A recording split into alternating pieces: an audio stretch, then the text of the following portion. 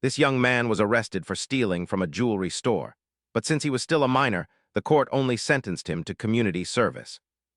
Unexpectedly, he flipped the judge off, infuriating the man so much that his sentence was changed to a juvenile reformatory. Upon hearing the verdict, he bowed in gratitude for finally being sent away.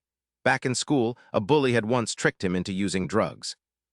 While he was high, they forced him to put a towel in the microwave, which accidentally burned his house down, yet the police blamed him for the fire and left his family in debt. His grandmother lost her mind, and because the legal system was so useless, he resolved to master martial arts to seek his own brand of vengeance. On his first day at the Juvenile Detention Center, Yun Sung encountered one of the thugs who had bullied him during high school. Thinking Yun Sung was still weak, the arrogant fat bully grabbed his hair and demanded total obedience, but he was immediately met with a powerful knee to the gut. Without giving him a chance to react, he relentlessly pummeled the man and coldly broke the fat bully's leg despite his desperate pleas for mercy. Besides the man he just crippled, another enemy named Sang-chin was there, and to ensure he never forgot his grudge, he bore a tattoo of the grandmother who went insane after the fire. Yun Sung had already gained leverage over the warden, after discovering that the man had a history of harassing high school girls. To keep his secret buried, the warden was forced to comply with his demand to be placed in the same cell where Sang-chin reigned as the leader. As soon as he entered the room, Yun Sung challenged Sang-chin's subordinates to a fight, and in less than a minute, they were all left gasping for air on the floor. Despite the years, Sang-chin immediately recognized Yun Sung by the burn scar on his face, and though he knew the boy had grown stronger for revenge, he remained unafraid due to his own years of kickboxing training. Yun Sung declared that he only needed a single finger to defeat Sang-chin, a claim the man dismissed as nothing more than empty boasting. He truly did use only one finger, but it was to trigger a canister of pepper spray, blinding the man before he could even react.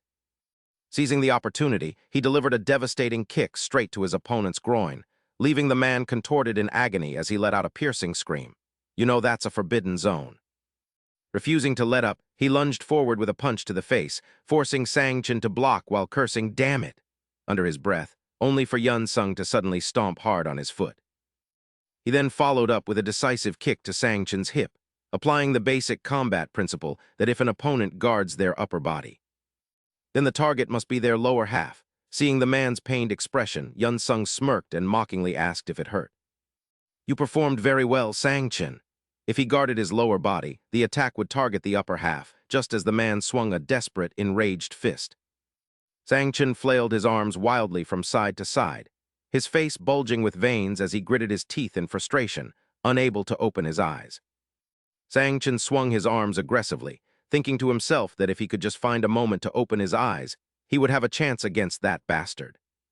Driven by that thought, he lunged forward, desperate to land even a single blow, until his arm suddenly struck something solid.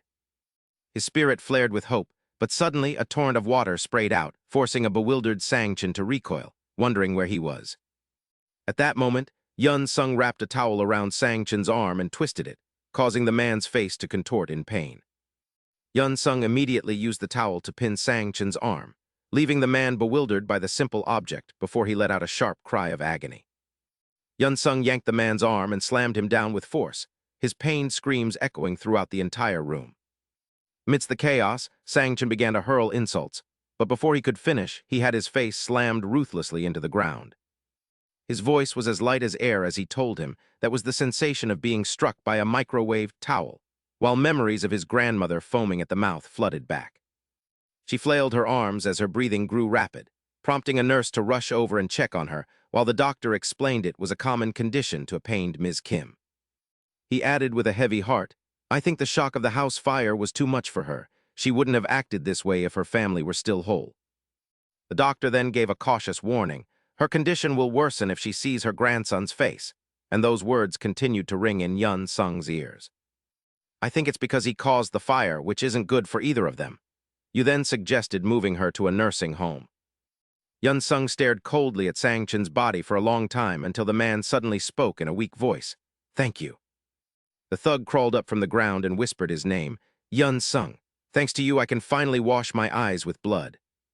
He immediately kicked him in the face, sending Yun Sung flying back, while Sang-chin wiped away the blood and chuckled like a predator, his eyes locked on him. I only took a beating because I couldn't open my eyes, you bastard, he roared, questioning the towel before charging forward aggressively.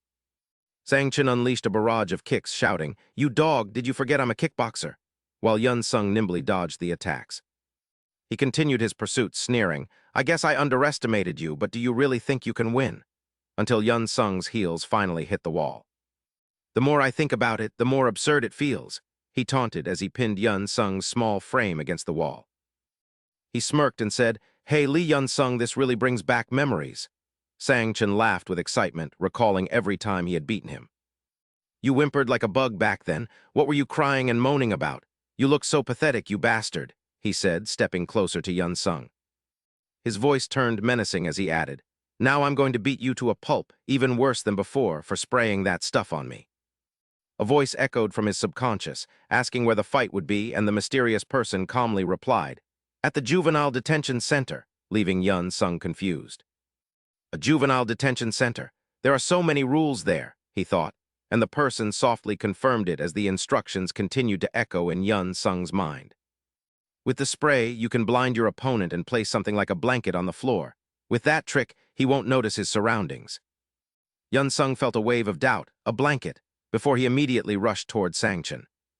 Yun-Sung grabbed the man's waist and drove him backward, catching Sang-Chen off guard, as a memory of the man's mockery surged into his mind. "Hey, Two-Face, look here, hurry up." Sang-Chen then turned to the crowd and shouted, "Everyone, look, here is the culprit behind the clock intersection fire." In an instant, he became a sinner as the crowd hurled bitter insults, calling him Two-Face and mocking him relentlessly with his old-school nickname. One of them struck him on the head and sneered, "How did it feel to burn down your house after getting high?" While another laughed, "Was it a good trip?" After a while, Sang-Chen waved to the camera and said, "All right, everyone, that's enough for today's stream. The next episode will be about his comatose grandmother. It's all his fault. I have a crazy idea. We'll go find her and live stream it for all of you." As those words faded, Yun-Sung's face twisted in horror, but snapping back to reality, he punched Sang-Chen hard in the stomach before raising his fist once more. Gasping for breath, Sang-Chen screamed, "You're fighting back." Hearing this, he showed no mercy and struck the man hard in the face. Yun-Sung lost all composure and struck out frantically, raining down one powerful fist after another. Trapped below, Sang-Chen could only shield himself, screaming in a panic, "Lee Yun-Sung, you bastard! I'm going to tear you to pieces." He suddenly seized Sang-Chen's fingers and twisted them backward with all his might, leaving the man writhing on the ground in intense pain. He continued to beat the man without a shred of mercy until Sang-Chen finally began to plead miserably, "Stop it! Stop, you dog!" He stammered as if he had lost his tongue, "I'm sorry, I said I'm sorry," as the memory of Sang-Chen cruelly filming Yun-Sung's grandmother flashed back. Despite her desperate attempts to flee, that man refused to let her go, and witnessing this made Yun-Sung's body tremble before he raised his fist again. Yun-Sung struck down repeatedly in a fit of rage, while Shang Tian feebly raised his arm and whispered a weak apology. The heavy thuds continued to echo violently until Yun-Sung finally stopped, gasping for air as Shang Tian muttered his name. His voice broke as he stammered that they were just reckless minors back then, claiming they were only playing around. Unable to stomach those excuses, Yun-Sung suddenly grabbed a handful of clothes hangers and shoved them into Shang Tian's mouth. Yun-Sung stared down at Shang Tian while gripping his jaw, telling him that he remembered everything and his words were nauseating. His voice dropped so low it made the man tremble as he ordered him to stay silent before ruthlessly striking Shang Tian's face. Words are meant for humans alone, and in that moment, a guilty memory of accusing Lee Yun-Sung of arson flashed through his mind. He struck Shang Tian again as he recalled Ms. Jin's agony and her despair over being unable to claim insurance. Fearing a fraud lawsuit, the memory faded as Yun-Sung, his hands now stained with blood, continued his relentless assault on Shang Tian. Yun-Sung recalled the man's cold gaze and voice from the past, while the current Shang Tian gritted his teeth and cursed at him. That man had once told him to stop trembling, but now it was Yun-Sung's arm that refused to stop swinging down. If anyone asked why he remained trapped in the past and allowed others to torment him before eventually choosing to leave in silence. Regarding things that should have been forgotten over time, as most people do, Yun-Sung would simply respond with a curse. Because he refused to live that way, he learned how to fight, and 5 months later, a gloomy sky hung over the high-fenced prison. Inside Yang Tian Reformatory, room 204, Yun Song was seen violently throttling Shang Tian with his bare hands. Despite the size difference, he held the upper hand as his grip tightened, and he cast a freezing glare at a nearby inmate to give an order. He ordered the inmate to check on the man, and the prisoner complied immediately, using a piece of chalk to mark a tally on the board. While writing, he muttered that it was the 4th time the man had fainted today, before reporting a total of 898 times. The inmate's dry voice echoed as he noted they would soon reach 900, having made him lose consciousness daily for 5 months. Yun Song barked at him to shut his mouth and keep watching just as a stout inmate, peering through the small window, let out a gasp. With a panicked expression, he urgently announced their arrival as the sound of rapid footsteps began to echo down the corridor. From a distance, Zhang Wo approached quickly, his angry roars demanding to know the boy's location as his voice filled the hallway. He demanded to know the cause of the noise, and when the inmate in room 203 denied involvement, he irritably asked who was responsible. The prisoner questioned why he was being interrogated when it was obvious room 204 was the culprit, yet nothing was ever said to them. As the inmate complained, Yun Song watched from the opposite cell with a dark expression that Zhang Wo immediately noticed upon turning around. Struck by a sudden wave of terror, Zhang Wo found himself speechless and quickly hurried away while grumbling about the lack of order. He ordered everyone to be silent while they checked the cameras, and another guard watched him leave, acknowledging his hard work. Amidst the tension, he suddenly spun around and shouted that he couldn't understand why room 204 was receiving such special treatment. The guard quickly explained that they were following the commander's orders, as he had personally requested that they help the boy. "What should we do? Regardless, that bastard will be released in less than a week, so we just have to endure him for a bit longer." Yun Song had been watching the entire time when he suddenly remembered that in 6 days, he would finally be leaving this place, and he made a silent vow. "If I want to proceed with my next plan, I must start preparing now," he thought, just as the loudspeaker crackled to life, shattering the silence with an announcement. "Attention, there will be visitors today," the monotonous voice reminded them. "When your visitor arrives, please proceed to the meeting room and follow the instructor's directions." Repeating the announcement, while the voice echoed, a woman hurried along until Anna reached the gates of the dark detention center, where she removed her sunglasses and complained about the heat. Anna continued to grumble to the surprise of those nearby, muttering about the heat even in the shade. She was indeed the visitor mentioned earlier, and she looked into the distance with a smug grin. "I wonder if my Yun Song is doing well," she mused, while inside, Yun Song stared back with an expression that was 30% disgust and 70% indifference. In contrast, Anna tilted her head and gave him a radiant smile, ignoring his coldness, until Yun Song finally broke the awkward silence by bluntly telling her to stop her fake smiling. She teased him in response, asking if his heart was fluttering for his big sister, before her tone shifted into a more cautious reminder. "We're supposed to be playing the role of siblings, so shouldn't I smile to make us look like a family?" she asked, but he questioned her choice of attire, wondering why she'd wear a suit to pose as his relative. Yun Song then spoke with an indifferent tone. "Forget it. Bei Xiangshan is almost dealt with, even if he has become a bit of an idiot now." She giggled at his words, remarking on how refreshed Yun Song looked and asking if it was because he had finally achieved his revenge. "Has your heart found peace?" she asked, but he cut her off without hesitation, demanding she stop the nonsense and tell him about the next target, causing Anna to pout. "Are you always this rude?" she grumbled, but didn't keep him waiting long as she quickly informed him that his next target had already been identified. "He moved to Gangnam and is living there now," she said, leading Yun Song to guess that the man must be wealthy, which Anna confirmed with a simple, "Yes, very rich. He's apparently the grandson of a hospital director, but he doesn't seem like anything special," she added, just as Ms. Wu's gaze landed on Yan Fan. "Oh, Yan Fan, your grades have improved once again. It's truly impressive," Ms. Wu remarked, causing the boy to offer a slight smile.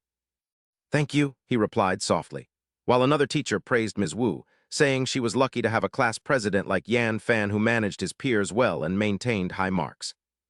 Later, she handed him a stack of documents and instructed him to take them to Class 3 and bring back their completed homework assignments for her.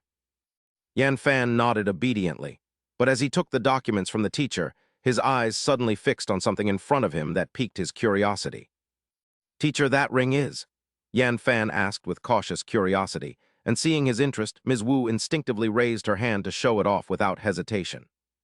Ms. Wu is going to marry me," Mr. Jin suddenly interjected, popping his head in and joking that many students would probably be heartbroken by the news. Ms. Wu gave an awkward laugh at Mr. Jin's comment before turning back to Yan Fan and promising to tell him more about it later. "It's true that I'm getting married," she admitted, causing Yan Fan's tone to shift as he congratulated her, to which she responded with a gentle smile and a thank you. "Please keep it a secret for me," she requested, and he immediately agreed, earning a soft smile from her as she dismissed him to go on his way. As the door closed behind him, Yan Fan turned to leave, muttering under his breath about the teacher's upcoming marriage. He licked his lips with a sinister, longing expression, whispering to himself how wonderful it would be once she became a married woman. Back with Yun Song, Anna looked him in the eye and remarked that, on the surface, the target truly seemed like a model student. She praised the target's high grades, competition awards, and student council membership, while Yun Song, unfazed, quietly asked about the boy's daily routine in the crowded room. Anna paused before reporting that his schedule consisted only of school, cafes, and home, a perfectly clean record that made her feel instinctively suspicious. "Is he really the person you mentioned? I've checked his student records, but nothing seems out of the ordinary." Despite her incessant talking, Yun Song's gaze remained fixed on the photo of Yun Fan as he sat in deep thought. The photo captured Yun Fan's friendly and approachable expression, causing a wave of memories to instantly flood Yun Song's mind.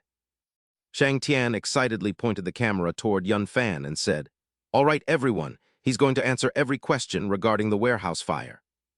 He chuckled and added, "He was high when he burned the house down. He's basically human trash, isn't he?" Just then, he suddenly called out to Yun Song. Sitting nearby, Yun Song heard a loud shout. Yun Fan leaned in close, his eyes filled with malice as he pressed his face against Yun Song's and asked, "You said you have an older sister, right?" He continued to pry without any intention of stopping, asking how old she was and if she was pretty, returning to the present. Yun Song decisively pushed the photo of Yun Fan back toward Honor and spoke harshly. "Fine, that bastard completely ruined my life." Yun Song looked up and spat out a few words. The name he uttered through a haze of hatred was Du Yun Fan, who surely appeared to be a model student to everyone else. In that moment, Yun Song growled under his breath, "That scumbag! He hides behind the mask of a normal person." He then fell into an eerie silence. His eyes were filled with resentment. After a long while, Yun Song returned to the prison cell where the other inmates were waiting, kneeling timidly. As soon as he entered, they all shouted in unison, "You're back! You've returned!" He ignored the prisoners and spoke in a cold voice. "Pu Shang Tian." The stout prisoner's eyes darted back as he whispered his report. "He skipped lunch in that condition." Hearing this, Yun Song instinctively glanced at the man trembling with a pale face in the corner and asked skeptically, "He skipped lunch?" He immediately rushed over and tightened his grip on the man's neck, saying, "You shouldn't have done that, it's mandatory." Shang Tian's face twisted in agony. His veins bulged as his voice trembled, caught in the throat of a man driven to utter despair. "I'm sorry," Yun Song replied calmly to Shang Tian while firmly squeezing his throat. He spoke sternly. "I told you to keep your mouth shut, didn't I?" Yun Song coldly added, "I told you that only humans are allowed to speak." Meanwhile, Shang Tian used his final moments of clarity to beg for mercy. The man struggled frantically. "Stop! It's causing a loss of focus and shoulder dysfunction." Due to repeated injuries, he was suffering from trauma. His brain was being ravaged by a lack of oxygen. Yun Song remained unmoved despite Shang Tian's frantic pleas. Pu Shang Tian was no longer conscious. He tried to reach for the emergency cord. "I really—" Soon after, Shang Tian's arm went limp and his body slumped into Yun Song's arms. This marked the end of the 899th strangulation by Li Yun Song. At that moment, he called out loudly, "Hey!" A terrified prisoner responded. "Yes, there are only 6 days left until Yun Song is released," he ordered sternly. "Check the count and bring me some paper towels." At that moment, Yun Song wished he could accelerate the remaining time. He then turned around with a composed expression and remarked, "He's soiled himself." Hearing this, the crowd began to panic. "Yes, sir, that smell is terrible." The scene shifted to 6 days later as Yun Song lightly pressed the seal onto his release papers. Immediately afterward, he walked out of the dark prison toward the bright gates ahead, which seemed to be mocking him. He looked up at the distant sky and scanned his surroundings. He stood there in a daze, and the world around him fell silent. Lee Yun-song was finally released after his 1,200th time. Lee Yun-song was now a free man. He looked ahead with indifferent eyes and asked, "Have you been waiting long, Ms. Anna?" Anna, who had been waiting for who knows how long, coldly pushed her glasses aside and questioned him. "I told you to call me sister, didn't I?" She then walked up and put her arm around Yun-song's waist, urging him. "We have to go right now, okay?" he asked in return, "right now." A moment later, Xiu Zhai suddenly spoke up. "All right, I'm all set." She stared ahead and added, "The model is quite good, so there shouldn't be any issues." Xiu Zhai tilted her head to observe him. "Anna, where did you find this model? In my 12 years as a makeup artist, this is the first time I've worked on such a magnificent face." Anna couldn't help but feel a bit proud of the compliment. "That's right, he still looks like a child, doesn't he?" Sujin's voice called out from outside the car. "Now put on this wig, there, finished." She turned around to boast, saying that they had hidden the burn mark with a bit of makeup, turning him into a total heartthrob. Anna couldn't help but marvel at Yun Sheng's appearance, remarking on how handsome he looked thanks to her help. She told him to be a good student at school, and he agreed. At that moment, Yun Sheng softly replied that he was ready. Thinking about the class he was about to join, he silently steeled his resolve. Yun Sheng stared straight ahead with a serious expression, declaring his return. Observing his new appearance for a moment, he muttered that this would suffice. He raised his head with a slight smirk, noting it wasn't bad. Hearing this, Sujin turned to Anna and giggled, remarking that he had no manners at all. She smiled and agreed. Anna then looked at Yun Sheng with a gaze full of trust, whispering that it would be fine while stealing a glance at him. He sat there with his head tilted, looking outside. At that age, everyone is like that. Meanwhile, in a classroom, Yang Bin was lost in thought, frustrated by the news of his teacher's upcoming marriage. He looked down at the phone in his desk, feeling he couldn't just sit idly by. Suddenly, a piece of news began to spread like wildfire through the school. "Hey everyone, did you hear? A transfer student is joining class 3. Another student asked in confusion, "A transfer student?" The other confirmed they had seen him and that he was very handsome.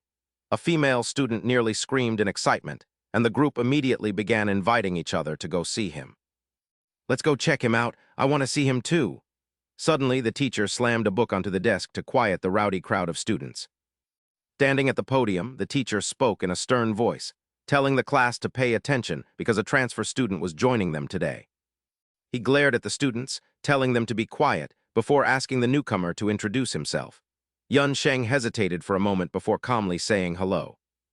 "My name is Li Yan Sheng. It is a pleasure to meet you all." After a brief silence, the confused teacher asked if that was everything, and he quickly confirmed it was. "Yes, sir." The teacher rolled his eyes and remarked on how brief it was, then told him to take an empty seat. Yun Sheng then walked to his desk. Under the watchful eyes of his classmates, the teacher at the podium began speaking in a serious tone about the mock exam papers in the corner. He explained he would provide counseling after grading the exams, so they needed to take it seriously. He urged them to study hard, and the students shouted their agreement. Suddenly, a male student walked right up to Yun Sheng and began hurling insults, saying his introduction was incredibly annoying. As he finished, a sneer followed. Laughter erupted from the back of the room while he silently watched the teacher depart. Then, Sheng Hao shouted mockingly, calling him a loser and telling him to speak up. "Hey, are you deaf?" Sheng Hao growled, demanding to know why his introduction was so irritating. Without hesitation, Yun Sheng delivered a direct kick to the man. Seeing this, the lackeys rushed forward, calling him a bastard. In response, he swiftly slapped the male student across his left cheek. Yun Sheng then unleashed a barrage of slaps. Meanwhile, Sheng Hao scrambled to his feet and charged at him from behind in a fit of rage. At that moment, Yun Sheng grabbed Sheng Hao's arm and hoisted his entire body into the air. The students watched in stunned silence. Afterward, he calmly brushed the dust off his clothes. Yun Sheng looked down at the unconscious Sheng Hao and asked if his introduction had been too brief. He then announced loudly that he would do it again. "My name is Li Yan Sheng and I am 18 years old. My hobbies include reading and exercising." He suddenly paused there, his eyes wide and intense. His gaze seemed to burn with intensity as he emphasized every word, stating that what he hated was not present there. Outside, the school hallway was buzzing with gossip. "Hey, did you hear the news about the transfer student?" Others chuckled, remarking that this was going to be a major incident. They predicted his school life would become a total mess. At that moment, Yixuan slowed her pace and glanced back over her shoulder. Yixuan tilted her head toward Yang Bin, noting that everyone was talking about the incident involving the transfer student. She asked him if he had heard about it, too. He shrugged slightly, his eyes cold. No, I'm not interested. He's just some thug from a random corner. Hearing that, she couldn't help but feel curious. Yun Bam, you really don't care for this sort of thing, do you? You're so mature. He replied nonchalantly, I just don't want my school life to become noisy. Why should I care who's fighting whom? A moment later, Yun Bam acted gallantly. Give me those prints. Don't carry anything too heavy. Meanwhile, in another development, a group of boys began to surround Yun Sung. The leader stepped toward him. Hey, transfer student, is it you? The one who dared to thrash my subordinates. He then turned to speculate. Are you an athlete? Outside, a boy shouted aggressively. Hey, watch what you're doing. This restroom is out of use right now. He continued loudly. Go find another one. Suddenly, a student was sent flying out. On this side, the scene turned chaotic as ear-piercing screams erupted. What's going on? What is that? Back with Yun Sung, he swiftly knocked everyone aside one by one. For a split second, Yun Sung suddenly glanced behind him. He immediately swung his leg, delivering a powerful kick to the boys rushing at him. In the blink of an eye, Yun Sung moved through the group, leaving everyone battered and bruised. After a while, the leader roared in a fury. You bastard! Yun Sung suddenly grabbed his ear. The leader writhed on the ground in agony, screaming frantically, Let me go! The other boys began to hesitate. Seeing that Yun Sung wouldn't let go, the leader shrieked in pain. I said let go, you bastard! He muttered under his breath. Is it because this is Gangnam? Your clothes are all designer brands. Immediately after, Yun Sung decisively kicked the person next to him. There are so many rich kids here. Your wallets must be loaded with cash, right? He vented his rage on the group, hissing through his teeth. I'm jealous. If I knew someone that wealthy, I'd buy those clothes too. At that moment, Sang-gu approached Yun Sung from behind. He looked down at him and asked, Who the hell are you? Sang-gu smirked, spitting out harsh words. I came because I wanted to see who dared to touch my men. Outside, Yun Baeum watched silently. Instantly, a terrifying sound echoed from within. At the same time, Yixuan panicked and covered her mouth. Oh my God, we have to do something, she called out urgently. Go get a teacher, Yun Baeum. On the other hand, he wore a look of utter bewilderment. Back to Yun Sung. Yun Sung cast a cold gaze at the crowd. His eyes seemed to be looking directly outside to where Yun Baeum had just been standing. Yun Sung maintained a cold, expressionless face. In another development, Yixuan hurriedly chased after Yun Baeum. Yun Baeum. She panted heavily while questioning him. Where are you going, Yun Baeum? You're leaving me with these prints. At this point, Yixuan seemed to realize something. Is it because of that fight just now? Yun Baeum suddenly shouted, Yixuan! He stopped, his gaze shifting as he spoke in a low, cold voice. Yun Baeum continued without any hesitation. I have things I need to think about. Can you go to the teacher's office instead? Hearing this, her body stiffened and her lips trembled. Yeah, okay, see you later then. The scene shifted to the school grounds. Yun Sung walked coldly past the group. At that moment, a voice reached his ears. Hey! As Yun Sung looked back. Sang-gu stood before him and commanded sternly, Follow me. I'll give you whatever you want. Yun Sung stared at Sang-gu with a frozen expression. After a while, he stopped on a patch of ground. Before Yun Sung stood a familiar figure, Yun Baeum. He indifferently repeated, Everything I want. On the other side, Yun Baeum smiled kindly. Hello. He kept talking incessantly. Are you the transfer student? You took down several guys right after arriving. Yun Baeum slowly approached Yun Sung. You're quite the fighter. How about your studies? Faced with Yun Sung's indifference, he gave an awkward laugh. Ah, okay, you must be the quiet type. Finally, Yun Baeum admitted bluntly, I'm a sponsor. I sponsor kids who are good at fighting. He then looked Yun Sung in the eye. How much do you want? Later, he bragged excitedly, Don't overthink it, just name your price. This building belongs to my family. We'll have many more like this in Gangnam. Facing his emotionless gaze, Yun Baeum added. Oh, do you know the hospital in Gangnam? That's. A few years ago, Yun Baeum leaned close to his ear and whispered.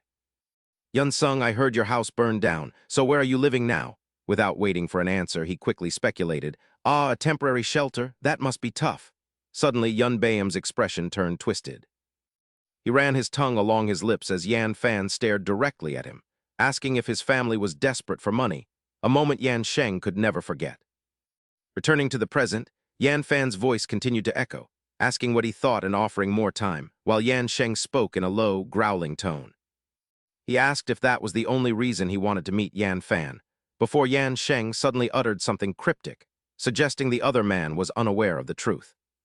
He declared he had done everything to find Zhu Zhongfen and suggested they begin, before turning his gaze toward Yan Fan. He identified himself as Li Yansheng and asked if he was remembered, marking the start of his second revenge as Yan Fan's face contorted at the sound of the name. Memories flooded Yan Fan's mind as he smirked and asked mockingly if Li Yansheng still had his sister, crudely questioning her well-being. Back in reality, Yan Fan turned pale and tremulously asked if he was referring to that bookworm, Yansheng.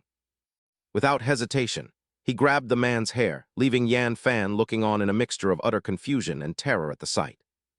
He gripped the hair tightly and whispered a question about the plan before eventually shoving Yan Fan's arm away, confirming he was indeed Li Yansheng. His voice grew low and sharp as a blade as he recalled how they bullied others on TikTok, mentioning that a boy named Li Yansheng had once appeared in that livestream. He stated that he shared the same name, as the scene shifted to Shang Tian, who smirked and announced that his righteous education channel would expose the truth today. He intended to reveal the barbaric actions of the bookworm Li Yansheng from their class, while Shang Tian's voice remained steady yet laced with malice. He mentioned that Li Yansheng first wanted to apologize to the nation, noting how frequently people had been cursing that name lately. With a sneer of mockery, he remarked that having the same name as a nerd was entirely the fault of the boy's mother. Shang Tian laughed dismissively, stating it wasn't his problem and telling others to report his account if they wished, as he could easily start a new one. Yan Sheng's voice dropped as his cold gaze pierced Yan Fan, declaring his long-standing desire to meet them and asking if he had been present back then. His eyes widened as his voice echoed through the area, demanding to know if they realized how much trouble they had caused him. Yan Fan stammered in confusion, questioning if that was the only reason, but Yan Sheng cut him off and stepped closer.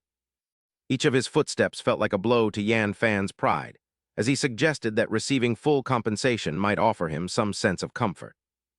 Yan Sheng narrowed his eyes with a calculating smile, noting the other man's wealth and demanding he show some genuine sincerity. He warned that he wasn't making empty threats and challenged him to provide support, prompting Yan Fan to eventually let out a soft laugh. The chilling laughter continued as he looked at Yan Sheng with a smirk, calling him an incredibly stubborn and exasperating bastard. Yan Fan mocked him without restraint, assuming he wanted an equal relationship while stating his own refusal to ever be subordinate to anyone. He remarked that the boy seemed to be more than just a good fighter before smiling with satisfaction and suggesting they head downstairs. As they descended the stairs, Yan Fan arrogantly boasted that the building belonged to his father and was entirely under his own management and ownership. He maintained his superior air as he explained that the second through fourth floors were study cafes, while the fifth floor housed a single-room hotel. He noted that runaways occasionally stayed there before stopping at a room and turning his attention back to Yan Sheng. He described the first floor as a simple cafe and the basement as a sauna for resting after studying, just as a door swung open. The massive Jiang Min stepped out and looked down at him, noting Yan Fan's late arrival, to which Yan Fan quickly replied. He softly asked if Jiang Min had been in the sauna, receiving a brief grunt in response as Jiang Min shifted his gaze toward Yan Sheng. "Who is that guy?" He fell silent for a moment before replying. At that instant, Anna's voice echoed continuously, "Yun Sung, don't worry too much." Her voice continued to ring in his ears. "I'll handle everything myself, all right?" Suddenly, Yang Bayam shouted 3 short words. "Li En-sung," Ching Min wore a stern expression. "Li En-sung, that's the same name as that nerd back then, isn't it?" He tilted his head to look at the man. "Right, I was shocked when I heard it too." Yang Bayam suddenly turned around and jerked his chin toward Yun Sung, but he's the complete opposite. "He's a decent fighter and quite stubborn." Ching Min looked skeptical. "Is that so?" He confirmed again. "Yeah, so I'm considering a few things, though I'm not fond of it. Because his name is identical to that nerd's, and even the way he covers one eye is just like that idiot." Yun Sung interrupted and slowly stepped forward. He spoke in a low, deliberate voice. "Do you know me? Why are you looking for trouble the first time we meet?" Yun Sung questioned him bluntly. "What if I'm not satisfied? What then?" Chaos erupted as a voice screamed, "Are you crazy?" Ching Min pressed his large frame against Yun Sung.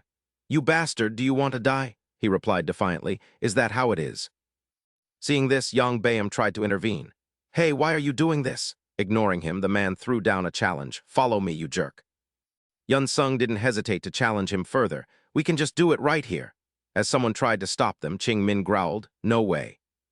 At that moment, Yang Bayam spoke slowly, his voice carrying an unusual authority. "Hey, I told you to knock it off." His final shout rang out like a command. "Stop it, you brats! Are you ignoring me? Do you not want to work anymore?" Yang Bayam's face tightened with rage. "Or maybe," he glared directly at the group. "Am I overdoing it?" After a brief silence, Yang Bayam added, "Fine, let's go. From now on, Yun Sung has work to do as well." He looked directly at Yun Sung with a cold gaze. "It's simple, let's do a little test. I don't trust you completely yet." Yang Bayam's lips curled into a half-joking, half-serious smile. "Just go to the place in the photo and bring the kids along. Got it?" Without waiting for Yun Sung's reply, he stated firmly, "I'm counting on you then." The scene shifts to a familiar street where a group of schoolgirls has gathered. After a while, a figure suddenly appears, none other than Yun Sung. He stared at them with a cold gaze. Upon seeing Yun Sung, the girls grew excited, exclaiming, "Oh, a handsome guy." Back with Yang Bayam, he asked curiously, "Oh, that was fast." Yun Sung nodded slightly, as if everything was going according to plan. "Yeah, I told the kids they could stay there for the day.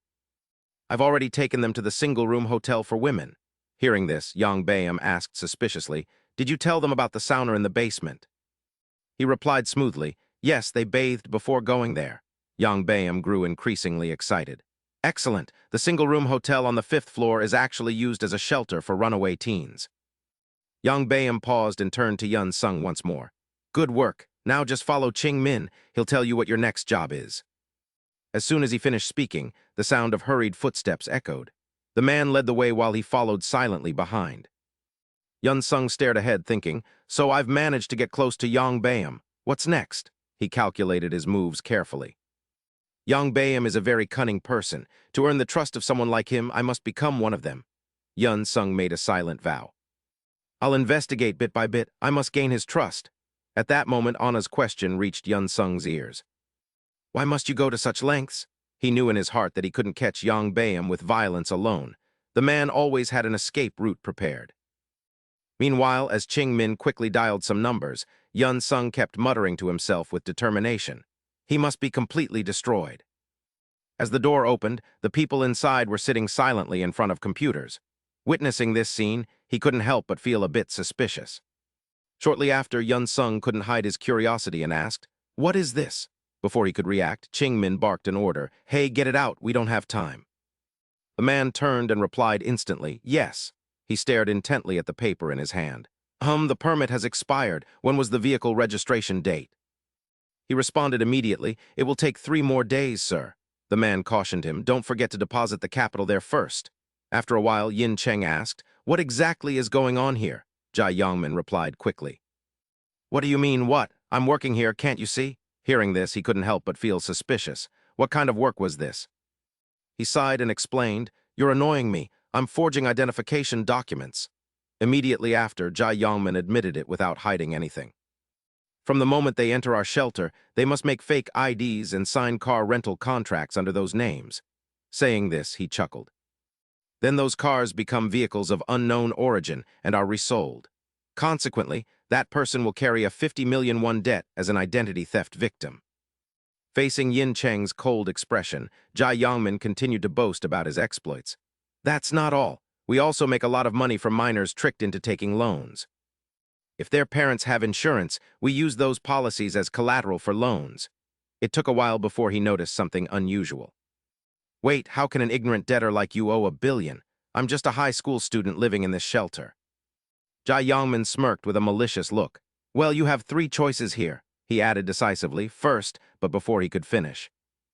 Yin Cheng boldly interrupted, "Return the money to my parents, right? Because that's the easiest way." He turned to look directly into the man's eyes. "And second, I'll work under you." Hearing this, Jai Yongmin couldn't hide his admiration. "You're sharp, how about that?" Yin Cheng bluntly exposed the truth. "The kids I just brought with me. I don't think they're being paid to work." He continued to analyze every detail. "Their clothes are all knockoffs. It seems they have no choice but to work because of their debts." Facing the questioning, Jai Yongmin felt a spark of interest. "You're quite clever. Yes, that's right." At this point, he didn't bother hiding it and admitted truthfully, "Any kid in this area who enters the shelter even once ends up in debt to Zhao Yingfen." Jai Yongmin's voice droned on. "Everyone, from runaways to those who have grown up." If Zhao Yingfen gives the order, countless kids will want to work. He paused and continued. You could say almost everyone has been devoured by an untouchable person. Poor things. For those kids with no money and no backing, you understand the situation without me having to explain, right? I wish I could just take in girls, that would be great, especially in cases like Zhao Yingfen's. He continued to mock relentlessly. His taste is for older ones, so he never touches children. Yin Cheng knew that well. Meanwhile, Jia Yongmin suddenly placed a hand on his shoulder. So sometimes I run away from the truth. He glanced at the female student with a lecherous gaze. Jia Yongmin spoke with blatant sarcasm. You're Yin Cheng, right? Yin Cheng, your sister is truly beautiful. That's why you came here. His voice echoed continuously. No money, no backing, yet still this beautiful. He gritted his teeth, his lips pressed tightly together. He stared at the man as resentment began to fester. That disgusting laugh of yours? Today will be the last time. Immediately after, Jia Yongmin held something up. He held a piece of paper before Yin Cheng. His lips curled into a bizarre smile. You understand everything now, don't you? Go to those people from earlier and get their fingerprints. Jia Yongmin's voice remained steady. You're in charge of them now. At the same time, Yin Cheng carefully examined every line of text. This contract, at a glance, it seemed like a simple shelter protection agreement, but it cleverly concealed several fraudulent loan clauses. Regarding loans, if one just skimmed and signed it, at that moment Jia Yongmin smirked. If you just glance through and sign the contract, that paper will turn your life into an express train to hell.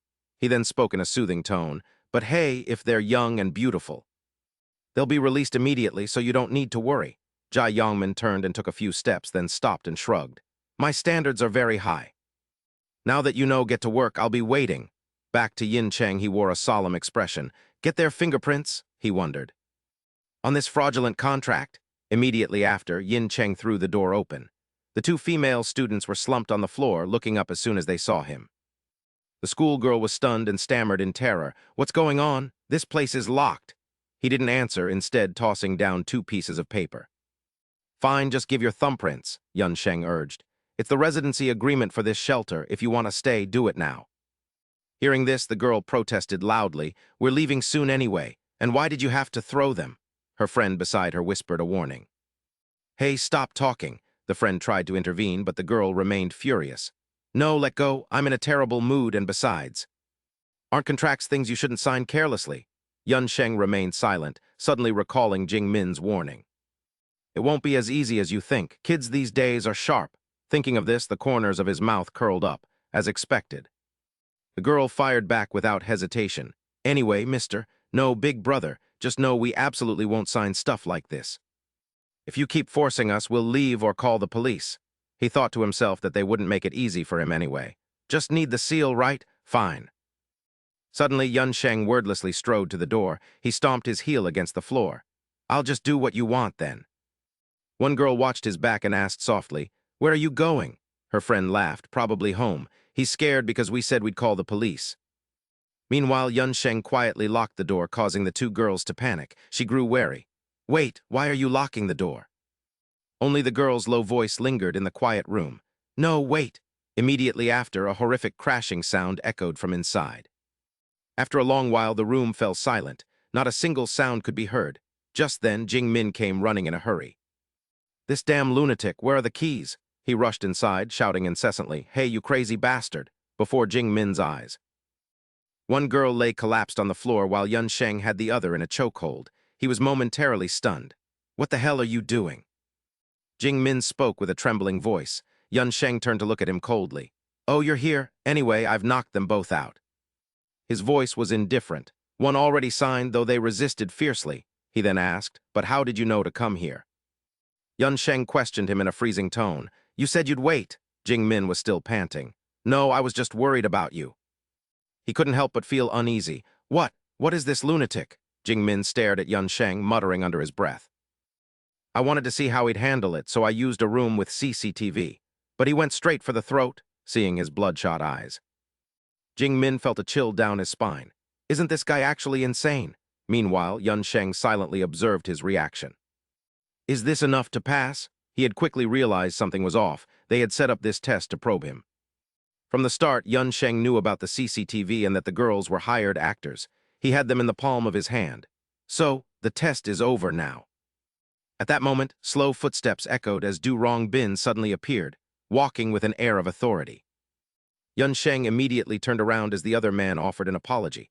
"Ah, sorry about that." Du Rongbin gave a smug smile.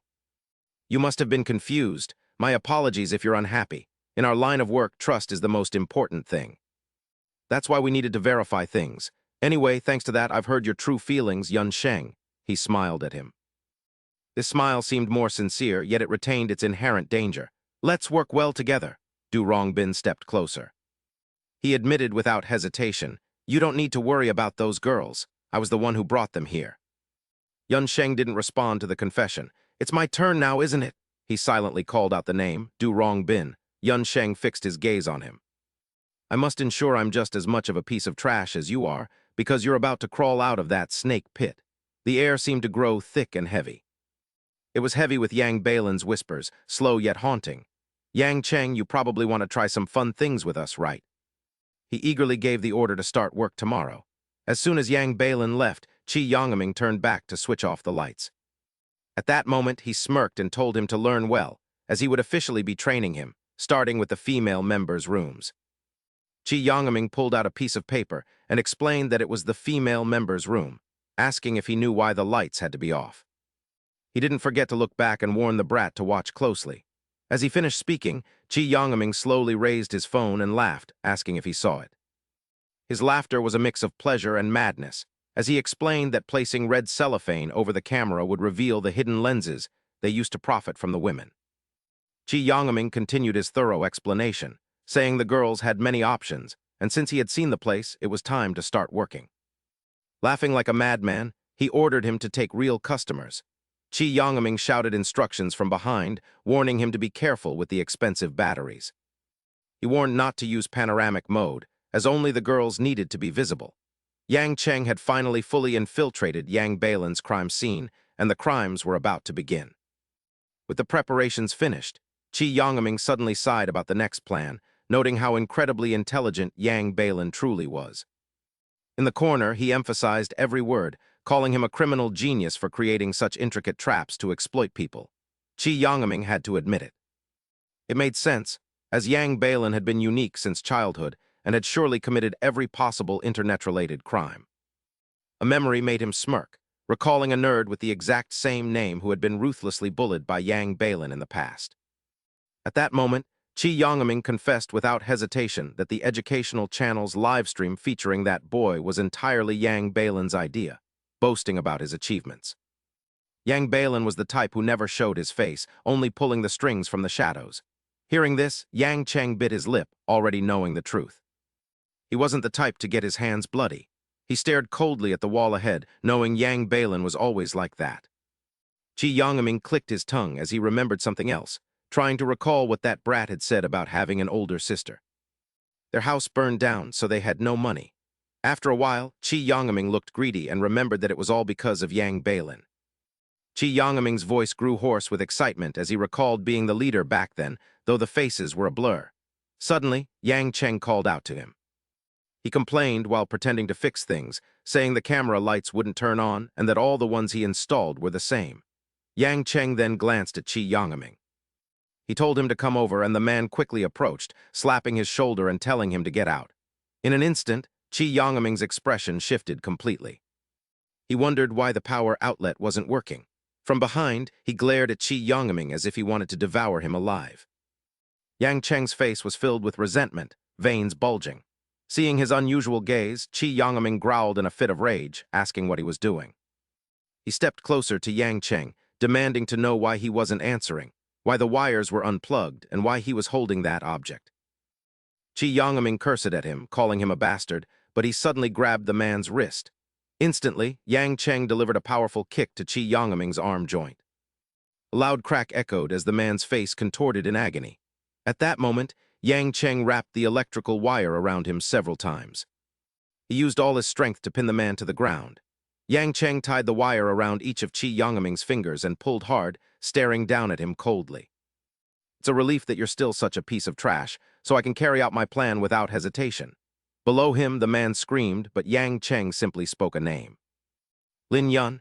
In that moment, his voice seemed to echo as he revealed that this was the name of the sister of the nerd. the man had mentioned earlier. Hearing this, Ching Min struggled frantically and barked, "So what, you bastard?" as he incessantly questioned why he was acting this way. Nearby, Yun Cheng used his legs to lock Ching Min's neck and spoke indifferently. "What do I mean? Don't you already know?" before slowly leaning closer to the man's ear. "Let me tell you an interesting story," he said before decisively yanking the electric cord. "Li Ru-en is my older sister, you bastard." Upon hearing this, Ching Min was overcome with confusion and stammered, What? While Yun Cheng emphasized once more, "I said Li Ru-en is my sister." "And I am that nerd of a younger brother," he said, pressing closer to the man and challenging him loudly to try laughing like he did before. That scoundrel. Yun Cheng and Ru-en had been apart for 3 years. He was smaller than his peers and had relied on her heavily, remembering that. Even though they were only apart for 3 years, Ru-en had constantly encouraged Yun Cheng during those miserable times before the fire occurred. The group had moved from a temporary shelter to a public housing complex, even though it was a semi-basement apartment with terrible living conditions. Fortunately, the settlement with the victims went smoothly, and his sister moved to a dormitory as a teenager while Ms. Jin looked up at Yun Cheng. She asked in a soft, low voice if something had happened at school, leaving him dazed and feeling strange for a moment. At that moment, Ms. Jin could not help but feel suspicious, unable to believe he could use drugs and set the house on fire. "My son could never do that," she said, staring intently at Yun Cheng with trembling eyes and asking him to tell her the truth. Ms. Jin's voice cracked as she asked if his schoolmates had pressured him into doing it because they thought it would be fun. Yun Cheng could only lower his head and listen without talking back as she asked if he was being bullied at school. At that moment, he was in extreme agony, wondering if she would believe him if he told her the truth about what happened that day. In that instant, Yun Cheng swallowed hard and after a brief hesitation muttered under his breath, "Mother, to be honest." Just then, Ru-en threw the door open from outside, and her voice rang out from behind them, asking what had happened. Ru-en questioned them loudly about why their home was in such a state, and Yun Cheng froze when he saw his sister had truly returned. Yun Cheng intended to explain, but Ru-en suddenly swung her arm forcefully, causing him to reflexively shield his face with both hands. Her gaze swept over the scar on Yun Cheng's cheek in a panic before she looked at Ms. Jin with pity, noting how thin and overworked she looked. She hesitated before mentioning they were just talking and asked if she had eaten, but Ru-en immediately interrupted with an annoyed expression. "Do you think I could even swallow food?" his sister asked. She had become the pillar of the family and realized their house had burned down. She was a physical education college student with a cheerful spirit, and the school had given her a week off to help out. That optimism was always on her beautiful face, while Yun Cheng looked at Ru-en with admiration for remaining calm despite the dire situation. "That's amazing," she said, her voice suddenly dropping as she pursed her lips in anger and turned toward Ms. Jin. When she asked if Grandma was living alone for psychological treatment, she nodded, leading Ru-en to conclude it was due to the shock of the fire.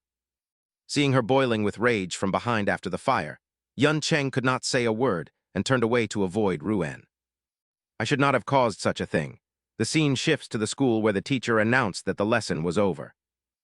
Before leaving, he reminded the assigned students to collect materials from the faculty room, and Yun Cheng replied that he would. At the same time, his phone vibrated, making him startle as he typed each letter forcefully to reply to the group chat.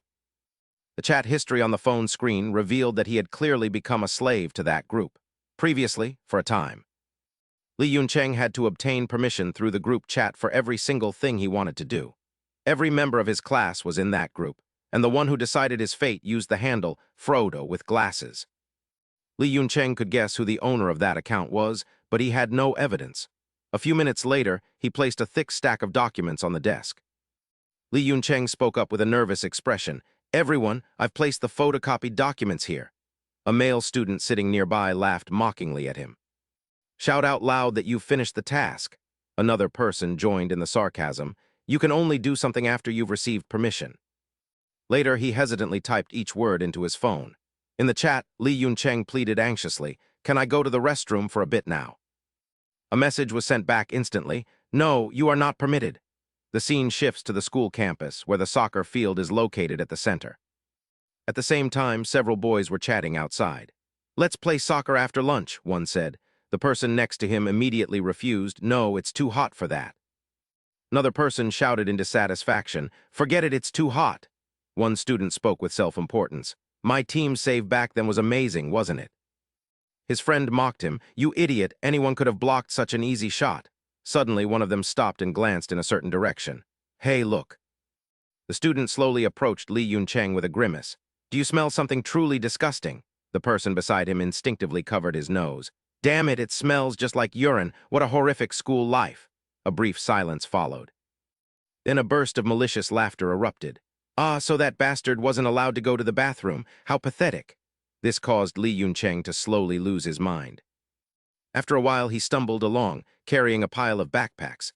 In contrast to Li Yuncheng, the group of boys walked ahead leisurely without looking back once. At that moment, a student quietly kicked his leg hard. "Li Yuncheng, carry these higher." Another immediately chimed in. "That's right, carry this bag higher too." In an instant, Li Yuncheng's body collapsed to the ground and the group began to jeer. "That dog Li Yuncheng fell down." One of them shouted a warning. "Be careful, there's an iPad in my bag." Meanwhile, a student suddenly had an idea. "He didn't do his job well. Punish him, guys." That man quickly kicked him hard. "As you wish." In a flash, Li Yuncheng became prey, beaten mercilessly. Amidst the excruciating pain, his gaze suddenly shifted forward. He saw Jean staring at the horrific scene with wide eyes. In that moment, her face contorted with rage. Turning back to the group, they were gleefully stomping on him. "Li Yuncheng, get up, if you break anything." Right at that moment, Jean didn't hesitate to slap him across the face. Immediately after, the sounds of impact rang out sharply. The male student began to panic. "Who are you?" In the blink of an eye, everything was resolved. Many bastards had bullied Li Yuncheng that day, and somehow Jean had found out. She was so angry she couldn't think straight. Jean screamed in a rage, "What on earth do you think you're doing, you bastards?" "I asked what you think you're doing." It was difficult for middle schoolers to fight back against a college student. The physical difference was simply too great. She continued to scold them. "Are you all thugs? Huh, where do you think you're running? Stop right there." Whenever Kailong saw Jean, he felt a sense of peace. On the other hand, Yin Fan exhaled hot breaths, his eyes fixed on her in shock. At that moment, Li Yuncheng instinctively turned to look at Yin Fan. But that was in the past. Because Yin Fan had noticed Jean, he had almost fallen for her, muttering under his breath, "Damn, she's so cool." Immediately after, Yin Fan ordered in a low voice, "Li Yuncheng, from now on I'll allow you to do everything." He suddenly snapped out of it. "Wait, no. I meant I'll forbid you from doing anything at all." Li Yuncheng felt that something terrible was about to happen, and that bad omen actually. The scene shifts to a familiar house where the lights were still on. At the same time, the phone kept vibrating incessantly, sending Li Yuncheng into a near panic. After a long while, he reached for the phone with trembling hands. At that exact moment, Jean appeared out of nowhere and snatched it from Li Yuncheng's grasp. She looked at the screen with a stern expression. "What is this?" he murmured in fear. "Sister." Immediately, Jean thrust the screen in front of his eyes. "Li Yuncheng, I'm asking you. What is the meaning of this?" Seeing the situation, he hurriedly tried to explain. "It is not what you think. My friends were only joking around." Hearing those words, Ru Yun could no longer restrain herself and called his name, Yun Sheng. In that moment, she did not hesitate to pull Yun Sheng into a tight embrace. Finally, Ru Yun spoke in a gentle voice while softly patting Yun Sheng. "You are exhausted, aren't you? You must have suffered greatly all alone." She continued to reassure him. "It is all right now because I am here." Yun Sheng's tears began to flow involuntarily. At the same time, Ru Yun's lips trembled slightly as she spoke with firm conviction, her eyes filled with resentment. "Trust me, Yun Sheng." Ru Yun's voice seemed to carry a heavy weight as it echoed through the damp house. "Everything will be fine." Ru Yun glared straight ahead. "Let me settle the score with all of them." In that instant, Ru Yun stepped forward without reservation to confront them. "Is it you, the bastard who instigated the bullying against my brother?" From this point on, she would be the one to handle them. Ru Yun's voice was not loud or harsh, yet it was cold enough to cause shivers. To think a mere high school bastard would dare. Jin Ming gave a faint, indifferent smirk. "So you're unaware," he quickly explained. "I was expelled and this is the first time I've met Yun Song here. I'm just running errands now." Then, as Jai Xingmin's expression shifted, "They ordered me to bring you to that guy." Outside, Yan Fan was already waiting, humming his favorite song. Yan Fan wore an excited look, thrilled that everything was going according to plan. He snorted with anticipation. His father's car, perfume, and aromatic oils were all ready. Yan Fan grinned broadly, his lips curling like a young fox. It was so exhilarating. he knew he'd be in trouble if he actually did it in there. Yan Fan was deeply intrigued by the idea of a mature woman, especially his classmate's older sister. To a boy going through puberty, the allure of a grown woman was incredibly stimulating and hard to resist. Just then, Nian opened the car door and peered inside as soon as she noticed someone approaching. Yan Fan could hardly hide his excitement. "Miss Li Nian, you've arrived." Her eyes narrowed as she snapped. "What? How do you know my name?" He paused before teasingly repeating her. "What's the big deal? It's not strange to know my classmate's sister. I'm very close with Li En Song," Yan Fan continued, rambling on incessantly. "I only told Li En Song," Nian cut him off, immediately grabbing him by the collar. "Are you messing with me? You're that guy with the pro glasses nickname, aren't you?" She violently hurled him out of the car. Without giving Yan Fan a chance to react, she stepped forward to confront him. "Trash like you only knows how to bully your peers. Do your parents have any idea what you've been up to?" His fantasies of a mature woman crumbled into dust as Nian glared at him, her voice sharp. "And what's with that car? Are you actually a high school student?" Yan Fan's fragile facade began to shatter. He wondered if he should apologize or simply run away. Nian stared at him with a furious gaze. "Can you even drive?" he stammered. "Sister, I mean Miss Li Nian." Yan Fan scrambled to his feet and began to mock her. "You clearly don't understand how kids live these days. For today's youth, this is no big deal at all." He knew he had to stand his ground. His gaze turned arrogant as he added sarcastically, "I guess you haven't heard of the juvenile justice laws, have you? No matter what we do, we won't face any consequences." Yan Fan smirked, his voice dropping to a whisper. "If you keep treating me like this, then your little brother won't have a moment of peace. You understand what I'm saying, right?" Internally, he was grateful that he was still a minor. And so, at that very moment, Nian didn't hesitate to slap Yan Fan's deceitful face. She continued to swing her hand while roaring in a fit of rage. "You lunatic, have you lost your mind? Let me help you find it." Nian rained down thunderous slaps. "What was that? Miss Li Nian, no matter what we do." "You think nothing will happen," she screamed in fury. "You're lucky today. Even if what you say is true, you're still going to be investigated." Yan Fan's plans had always been meticulous, until someone far more formidable appeared to teach him a harsh lesson. A while later, Nian poked her head inside. "Hey," she said, and he tremblingly replied, "Yes, yes, boss." She curtly ordered, "I'm calling a driver for you. Now get lost." "Okay, I understand." Before leaving, she cursed under her breath. Nian walked away, then paused for a moment to call back with a voice as sharp as a blade. "I've said my piece," she emphasized. "I'll be keeping an eye on you." Yan Fan hung his head in absolute humiliation. As a leader, he couldn't help but feel enraged. It was so humiliating to be beaten by a woman. At that moment, resentment surged within Yan Fan like a storm. Elsewhere, Jai Xingmin stepped out looking exhausted and complaining. "My stomach hurts so much. I must have eaten something bad for dinner." Jai Xingmin looked up at Nian and was suddenly struck by confusion. "What? Is she already done? For real?" he chuckled softly. From inside the car, Yan Fan poked his head out and screamed, "Get her!" Hearing this, Jai Xingmin repeated in bewilderment, "What? What did you say?" Yan Fan kicked out in a rage and nearly shrieked, "Grab that woman! Did you hear me?" In an instant, the car surged forward as he roared maniacally. Witnessing the scene, Jai Xingmin was left utterly stunned. He lashed out in anger, "You've lost your mind. Are you trying to kill both me and her?" He incessantly insulted the lunatic, while Ru Yun remained in a daze. Yang Fan turned to her with a vacant stare and asked if she thought she could dodge it. Without hesitation, he turned the car around, daring her to keep dodging. Before she could recover from the shock, Yang Fan shouted excitedly, noting her athletic background and threatening to take her legs to cripple her for life. As soon as he finished speaking, Yang Fan drove like a madman toward Ru Yun, who was frozen in place by sheer terror. Unfortunately, tragedy struck. Following that incident, Ru Yun lost both of her legs and had to give up track and field to learn swimming, but she was murdered shortly thereafter. Returning to the present, Yun Sheng leaned in close to Jai Xingmin and whispered, asking if he remembered now as his gaze pierced through the man's memories. He accused them of being beasts who did horrific things to his sister, causing the man to look up at Yun Sheng with a terrified expression. Jai Xingmin's voice trembled as he realized he had returned for revenge against both him and Yang Fan, yet he still tried to act contemptuous, warning him not to try anything. He screamed in resentment, calling him a son of a bitch and asking if he thought such tricks would fool him, but Yun Sheng responded by yanking the rope hard. The agony drove Jai Xingmin to scream frantically. while Yun Sheng coldly remarked that his resistance would be entirely futile. He stood there with his eyes fixed on the man like a hunter, stating that everything has its limits as his words felt like they were plunging into an abyss. He declared his intent to destroy everything the two of them owned, one by one. Meanwhile, Yang Fan's phone suddenly vibrated, and he read the message in confusion. Wondering if it was a cyber scam, Yang Fan stared at his screen as notifications arrived incessantly, informing him that his accounts were suspended, leaving him dazed.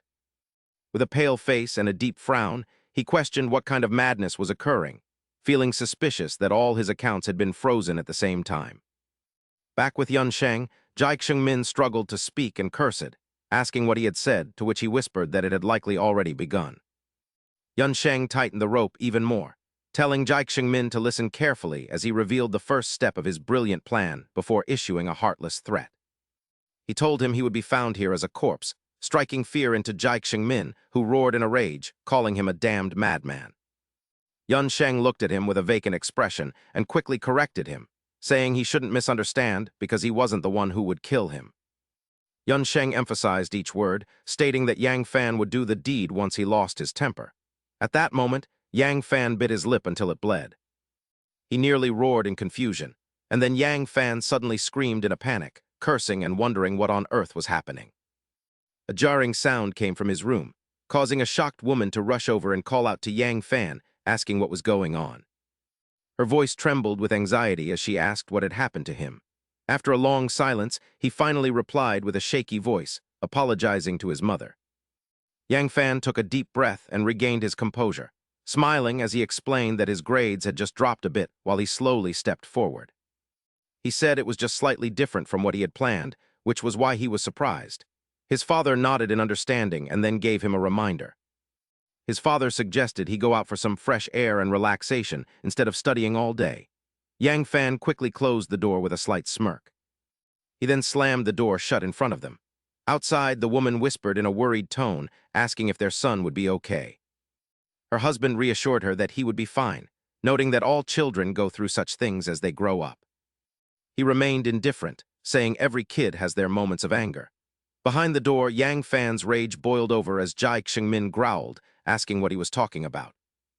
He demanded to know why Yang Fan would kill him, but Yun Sheng didn't bother explaining, only hinting that he was certain the man was on his way. His voice grew low like a call from the underworld as he asked if he remembered the bank book he had given him, admitting he had messed with it a bit. Yun Sheng looked down at him and whispered, asking if all the accounts weren't linked to that bank book from a few hours ago. Rong Fan looked directly at him and smirked. Yun Sheng, you truly want to do something exciting with us, don't you? Without hesitation, he handed the bank book to Yun Sheng and instructed him that he could start working the following day. Rong Fan explained that this was the bank book he would use, where his wages, operating costs, and bonuses would now be transferred. Noticing Yun Sheng's skeptical look, he added that the account was in a homeless person's name so the police couldn't track it, while Yun Sheng laughed, noting he had seen the deleted transaction history. I have already recovered them, and all your accounts are laid bare. It appears you have embezzled a great deal of money from Zhao Rong Fan. Jing Min immediately admitted to it, which was why Yun Sheng stated he had reported and frozen every account linked to him. Jing Min panicked upon hearing this and called him a fool, while Yun Sheng feigned ignorance and asked why he was so worked up. After all, those are just accounts using the identities of the homeless, right? And naturally, I used your name to file the report, he said, calmly adding that there was no need to worry unless he told the police. If you tell them all our fake accounts are frozen, Zhao Rong Fan will never understand the reason behind the freeze. Jing Min was enraged by Yun Sheng's indifference and cursed him, while the latter smirked and wondered who Zhao Rong Fan would suspect first. Yun Sheng looked down at him with a piercing gaze that seemed to cut through his soul, advising Jing Min to make a wise choice as he was offering him an opportunity. He lowered his voice and asked if he truly thought Zhao Rong Fan would show mercy, noting that revealing the truth would also expose his own embezzlement. Yun Sheng's voice grew deeper as he warned that a wrong choice would leave him responsible for the frozen accounts, and that man would surely hunt him down. In that moment, Yun Sheng's shadow seemed to swallow Jing Min as he continued to threaten the man known as the Sword of Zhao Rong Fan and the fourth generation of Gao Li. Suddenly, Chang Zhu appeared and approached Kui Jing Min, mockingly calling him a fool. He accused him of freezing the accounts while feigning ignorance, to which the man desperately protested that he had done nothing of the sort. Chang Ziu ruthlessly exposed him, claiming he could smell the lies, and stared intensely at Jing Min. With a voice full of murderous intent, he remarked that from the moment they met, Jing Min's stupid face had always looked like that of a traitor. He declared that the man had no right to stand beside Rong Fan, and then turned to ask the leader if he agreed. After a long silence, Zhao Rong Fan spoke coldly, stating that if there were a traitor within the organization, he would be the most suspicious. As he finished speaking, he stepped toward Jing Min and pointed out that this wasn't his first offense, and that only his accounts had been frozen simultaneously. He leaned down to look into the man's eyes, saying he didn't want to doubt him, but all the evidence pointed directly at him. A chilling silence filled the air like a cold wind, as Zhao Rong Fan grew impatient and demanded that he confess the truth. Jing Min broke into a cold sweat, wondering if that bastard Li Yunsheng wanted him to pretend he knew nothing. He felt a surge of doubt and clenched his fists, filled with rage at the thought of that man. He thought to himself that the bastard better keep his word, while Yunsheng stared sternly at the door, recalling their conversation from a few minutes prior. Jing Min had asked in confusion what kind of plan he had, cursing and calling him a madman for doing something so pointless.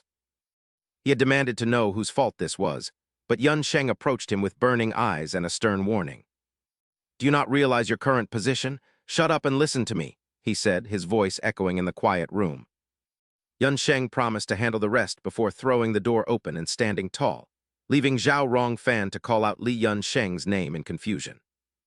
He turned to watch Li Yunsheng's every step as Qi Jiang Min scrambled up from the ground and looked at him.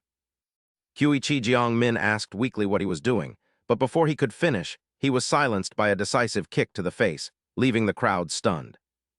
Li Yunsheng seemed to have lost his mind as he relentlessly attacked Qi Jiang Min, aiming specifically for his vital spots. Meanwhile, Zhang Ziu looked concerned, but Zhao Rong Fan stopped him, praising the newcomer for his interesting actions until Li Yunsheng finally turned around. He stared directly at Zhao Rong Fan, clenching his fists as he demanded to know if the man intended to drag him into this mess. Zhao Rong Fan shouted in shock, questioning what he was talking about, but Li Yunsheng pulled a slip of paper from Qi Jiang Min's pocket. He revealed that the useless man was an addict and questioned if the organization should be endangered by him, leaving Zhao Rong Fan in disbelief. He pointed out that the person managing the money was an addict, then turned back to grab Qi Jiang Min's hair. He blamed everything on that bastard Qi Jiang Min and began beating him savagely while the victim inwardly cursed Li Yunsheng.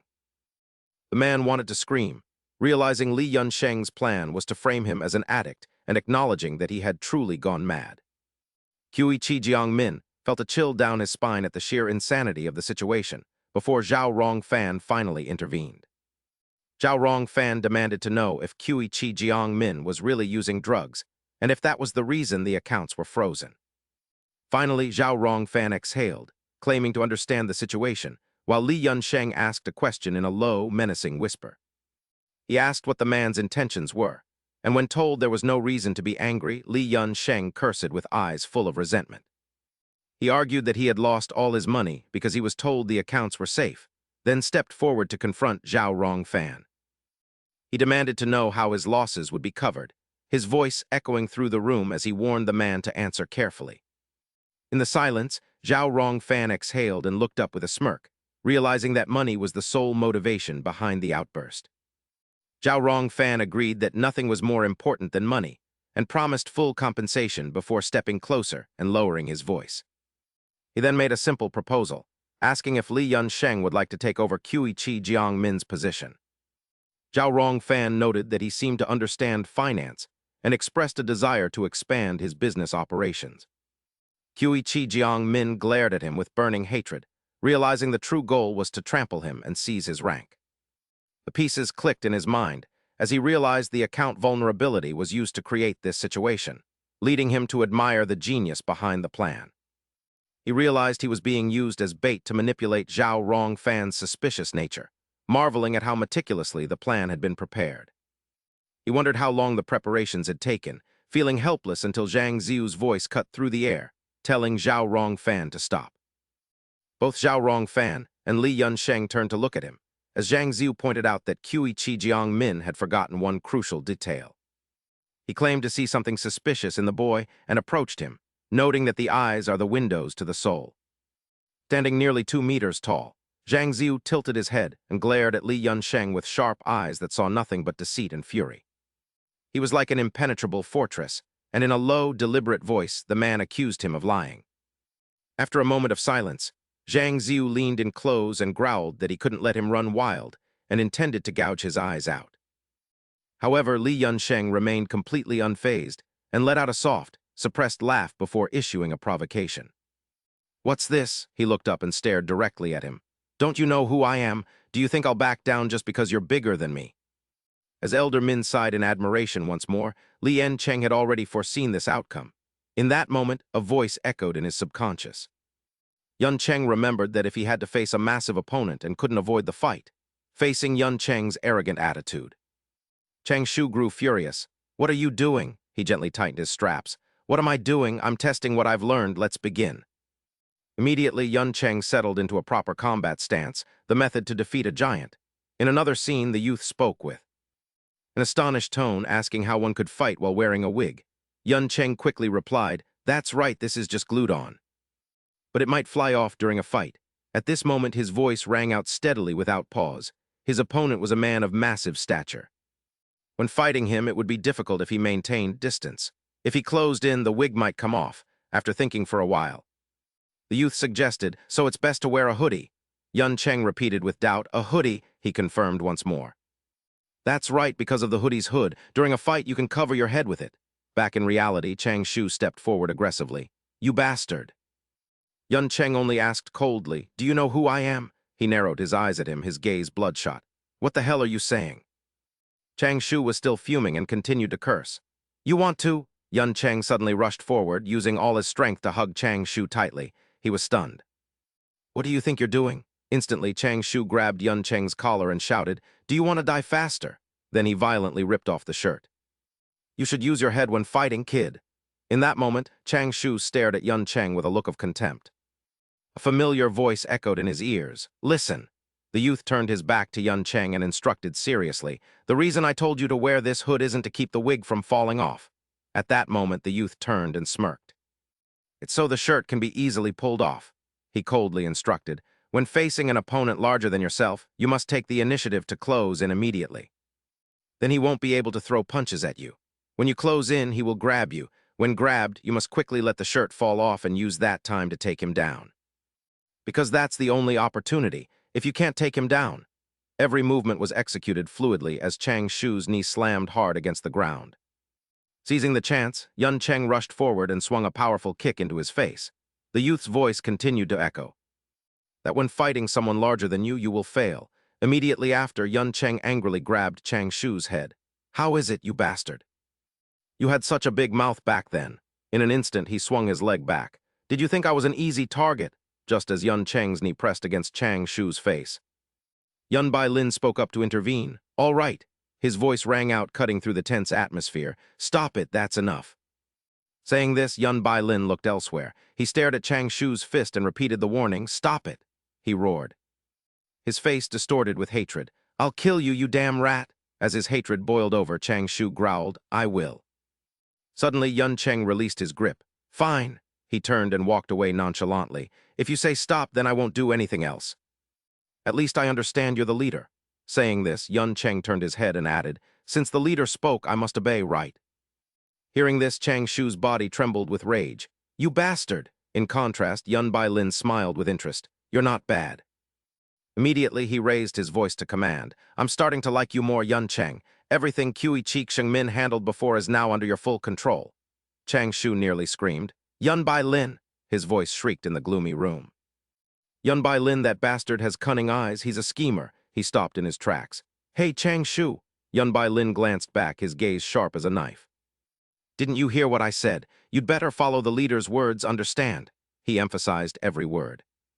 "Now that you understand, go clean up that idiot Qi Jingmin. He's completely useless." Meanwhile, Yuncheng finally dared to let out a breath. That was far too dangerous. He couldn't help but shudder, realizing that if he had been even slightly slower or less decisive, he would have been easily beaten. He knew he had to be more careful from now on. With that thought, Yun Cheng walked straight out without hesitation. The scene shifts to the next morning, with sunlight illuminating the entire school campus. From the podium, Ms. Wu gave a careful reminder. "Hello, everyone, have you finished your homework?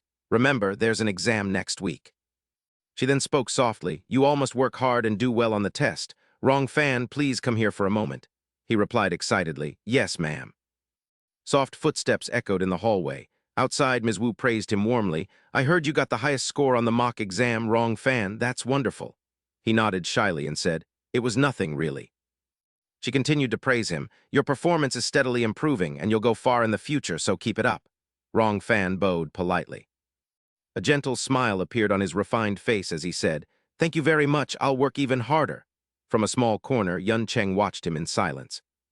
Wrong fan was an outstanding student at the school. More accurately, he was putting on a facade, blending in as a truly elite student. He kept all his misdeeds hidden away. He was a perfect two-faced individual, a total scoundrel on the outside.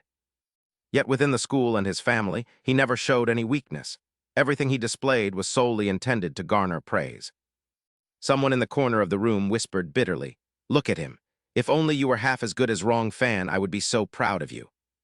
At the same time, Yun Cheng clapped his hands to get everyone's attention. "All right, listen up," his voice echoed in the dark room, far removed from the classroom outside. "Everyone gather around." Yun Cheng had earned his trust and was now managing Wrong fan's dirty business. He lowered his voice and announced, "Listen up, Li and Cheng will be taking over Qi Jingmin's duties here from now on." He stared directly at the group and said it might be complicated, but they should keep it simple. Yun Cheng then summarized it. "Basically, I'm the boss here now." The scene shifts back to the school where Wrong fan was receiving his grades. Ms. Wu looked at him with pride and said, "Wrong fan, you're so talented. You ranked 10th in the whole school this time." He scratched his head bashfully and said, "I just put in a bit of effort." Wrong fan's gaze suddenly shifted as he hesitated for a moment before responding. "It's all thanks to your dedicated teaching, ma'am." The class broke into loud applause with admiring eyes fixed on them. "Look at those two, they look so good together." Another student joined in excitedly. "It's just like a scene from a movie." Ms. Wu shyly chided them. "What are you saying? Don't make jokes like that." Later, her voice became firm yet remained gentle. "Everyone, please return to your seats. We're starting a new lesson," Ms. Wu asked softly. "Which lesson are we on?" The class replied in unison, "Lesson 12, ma'am." She nodded, "Ah, the one about the Bronze Age." Suddenly, Mr. Jin burst into the classroom. Ms. Wu was startled to see him and asked with a concerned expression, "Mr. Jin, is there something wrong?" Mr. Jin stepped inside and said, "Please continue with your lecture." The entire class watched as the room fell silent. Then he suddenly spoke. "I need to see Wrong fan for a moment." At that time, his voice could be heard from outside saying, "Yes, sir." Mr. Jin's voice grew low, stripped of its usual friendliness. "Why did you do that?" He tilted his head slightly, his brows furrowing. "I don't understand, sir." The man shouted angrily, "You're asking me?" Mr. Jin shoved his phone screen in front of Wrong fan and growled. "I told you not to let anyone find out that I gave you the exam papers." He shook the phone in frustration. "But what on earth is this?" Wrong fan glanced at it, his lip twitching. "It's nothing, I didn't do anything. Or perhaps you gave the exam to another student as well." The man's voice trembled as he snapped, "Don't talk nonsense." Mr. Jin angrily closed in on Wrong fan. "I didn't give those papers to anyone but you. If this is exposed, we're all doomed." He didn't forget to threaten him. "I won't be going down alone. Do you understand? I will." He was interrupted. "You will what, sir?" Wrong fan's gaze had completely transformed. He questioned him loudly. "I already told you it wasn't me. What is wrong with you, sir?" He didn't flinch, bluntly warning the teacher to think carefully before speaking, and not just say whatever he pleased. He mocked him without hesitation, asking if he forgot how much money his junior had sent. A few days ago, Yun Sheng had called that teacher. The man was taking money from Yang Fan, as Yun Sheng's voice continued over the line, saying it was just a student matter. Teachers must be very careful, as students often post various things anonymously during their free time. Anna quickly typed the article and remarked that she only just learned about the relationship between those two while staring at her screen. She asked if he wanted an anonymous post, and Yun Sheng cautiously replied that the students would handle the rest. Yang Fan didn't notice anything and only grimaced, telling the teacher to delete the post immediately before things got out of hand. Ms. Wu had been standing next to Yun Sheng listening to everything. She was confused, but he calmly asked if she had seen it. Yun Sheng turned to teacher Jin and Yang Fan, telling her this was Yang Fan's true face. She was shocked that even teacher Jin was involved, making him smirk. Yun Sheng secretly resolved to spread the news further, constantly challenging himself to find the best way to do it. He considered the media but decided it wouldn't be fun, then spoke up firmly as he returned to reality. He told her not to be surprised yet, hinting that there was even more shocking news coming that he would handle his way. He leaned in and whispered to Ms. Wu, asking if she knew Yang Fan had hidden a camera at her desk as memories resurfaced. Ms. Wu had happily thanked Yang Fan for the humidifier, smiling brightly as she looked at the device. She thanked him for the aroma oil feature, and he stood before her desk with a polite smile, saying it was nothing before leaving. Yang Fan had kindly reminded her to let him know whenever she ran out of essential oil. He offered to replace it since it ran out quickly. Back in the present, the humidifier was still running. Ms. Wu stared at it for a long time until her expression changed, and a sudden chill ran down her spine. Yun Sheng's voice echoed in her ears as he bluntly exposed that the device was actually a hidden camera, unmasking Yang Fan. He explained that all her actions were being recorded by that surveillance device. Shocked, she asked in disbelief as he continued. He said Yang Fan wanted to stalk her and installed a hidden camera, causing her to panic and consider calling the police. He looked at her sternly and warned that reporting it would only hurt her, as that bastard had already planned for everything. He told her to let him handle it, confessing that he had already posted an anonymous thread on the school forum that day. He planned to deal with the lackeys first, while Yang Fan complained to his group, wondering if the supervisor or some other bastards exposed them. Chang Su suggested that, regardless of who it was, they should just beat everyone up until their mouths were broken. He growled that only a beating would make them talk, while Yun Sheng interrupted and called him a complete idiot. He mocked Chang Su for relying only on violence and wondered why Yang Fan kept such a person as his assistant. He asked who Chang Su intended to hit without knowing the culprit, causing the latter to clench his fists and charge forward.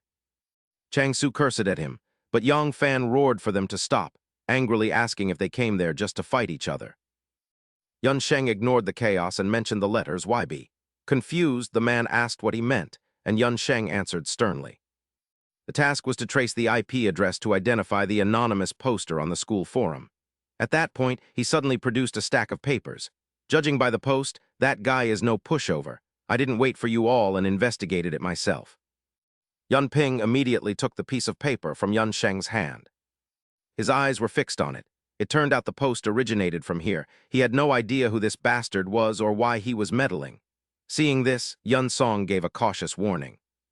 That doesn't matter. We need to catch him first. Since we know he's a high school student and have his home address, it will be simple. Immediately after, he glared at Chang Ziu. Hey, you idiot. Now it's your turn. Yun Song tilted his head and looked at him with a provocative expression. Go find him and bring him back here. Don't let Yan Bin be disappointed in you.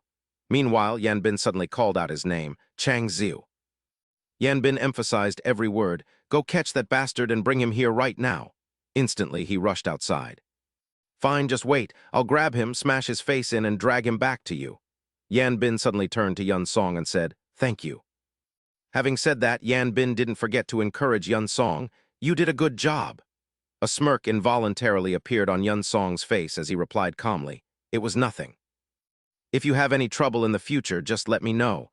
I'll find a way to handle it for you, he suddenly emphasized. And of course, it won't be for free. Hearing this, Yan Bin chuckled softly. That's fine, money is no object.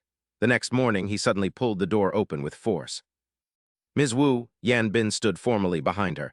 Did you call for me? Is there something I can help with? Ms. Wu called out softly, then turned around with a radiant smile. Could you help me for a bit? Hearing this, he couldn't hide his excitement.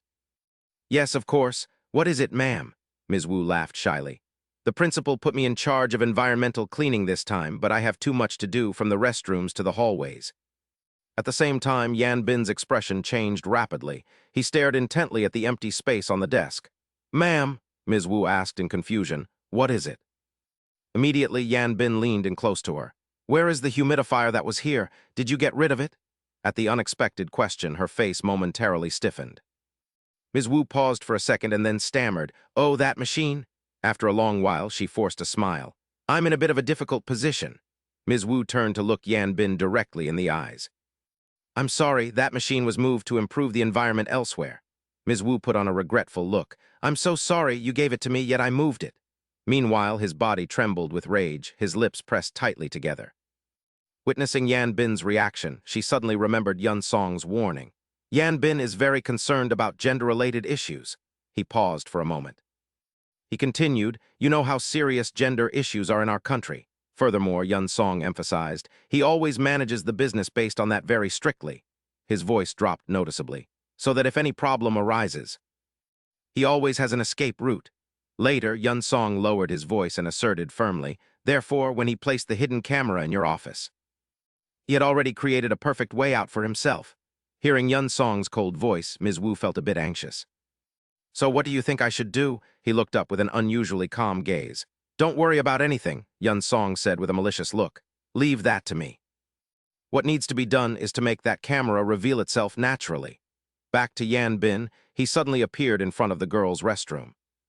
Yan Bin stared intently at the door in silence. If someone were to accidentally discover a camera hidden inside the humidifier, then there would be no way to deny it. At that moment, Yan Bin clenched his fists so hard that cold sweat broke out. He suddenly felt a surge of anxiety. This isn't good. This is beyond my calculations. I don't understand why that bastard principal moved that machine into the restroom. Just then, a group of people walked out from inside. Someone greeted her brightly, hello, ma'am. The woman turned slightly. It was Ms. Cui. Suddenly, she looked up at Yan Bin. What are you doing here during class? Ms. Cui interrupted. Ah, this is Yan Bin. He ranked first in the school exams. Hearing this, the woman was briefly surprised. Yan Bin couldn't help but shudder. Damn it, do I have to find a way to sneak away now? The woman then said, go back to your class. He kept wondering to himself. How can I get in there? Before she left, Ms. Cui's voice echoed in Yan Bin's ears. It looks like the humidifier in the restroom has been replaced. The woman quickly replied, you're right, no wonder it smells so good. I should buy a new one for my house, too. Yan Bin froze, his eyes widening as if he had just been struck in the head. I'm screwed, this has gone too far, this isn't good. Yan Bin's eyes darted toward the girls' restroom. I can't let this be exposed. I have to take that machine away immediately. His hand slowly moved toward the doorknob. He felt like he was going crazy. Hurry up, he thought. At some point, Yang Fan's palms had become drenched in a cold sweat. His face was also soaked with salty perspiration. After a brief moment of hesitation, Yang Fan gripped the doorknob tightly. He then decisively threw the door open. Elsewhere, Anna asked cautiously, so my task is to expose that hidden camera in the restroom. Yun Cheng's low voice echoed from the other end of the line.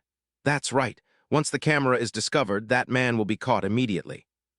Cases like this are currently making headlines, so they will be handled very strictly. At this point, his tone turned somewhat gloating. If he's caught planting a camera there, then that bastard's life is over. Yun Cheng chuckled softly, thinking that being caught wouldn't be pleasant. She nodded, her fingers flying across the keyboard. Fine, I'll post it anonymously to make it public. Just then, he slid a drawer open. No, Anna paused, stunned. A moment of silence passed. Yun Cheng continued in a cold tone. Wait a second. Back in the present, Yang Fan had already sneaked into the ladies' room. He scanned the area, wondering where the device was. Yang Fan stepped toward the water shelf. It should be right here. What on earth? In another scene, a man gently shook a bottle. Is this mist sprayer new? I haven't seen it before, Dong Yu said, tilting his head to inspect the bottom. There's something here, his voice reached his ears. Something is blinking down here. Back with Yun Cheng, he smirked. Hold on. Yun Cheng wore a malicious expression. I never said I left the camera in the ladies' room. Just filming isn't enough. I have to turn that bastard Yang Fan into the ultimate pervert. Suddenly, a shout was stifled in a throat. Wait, Teacher Ming, I think that's a hidden camera. Dong Yu couldn't hide his rage.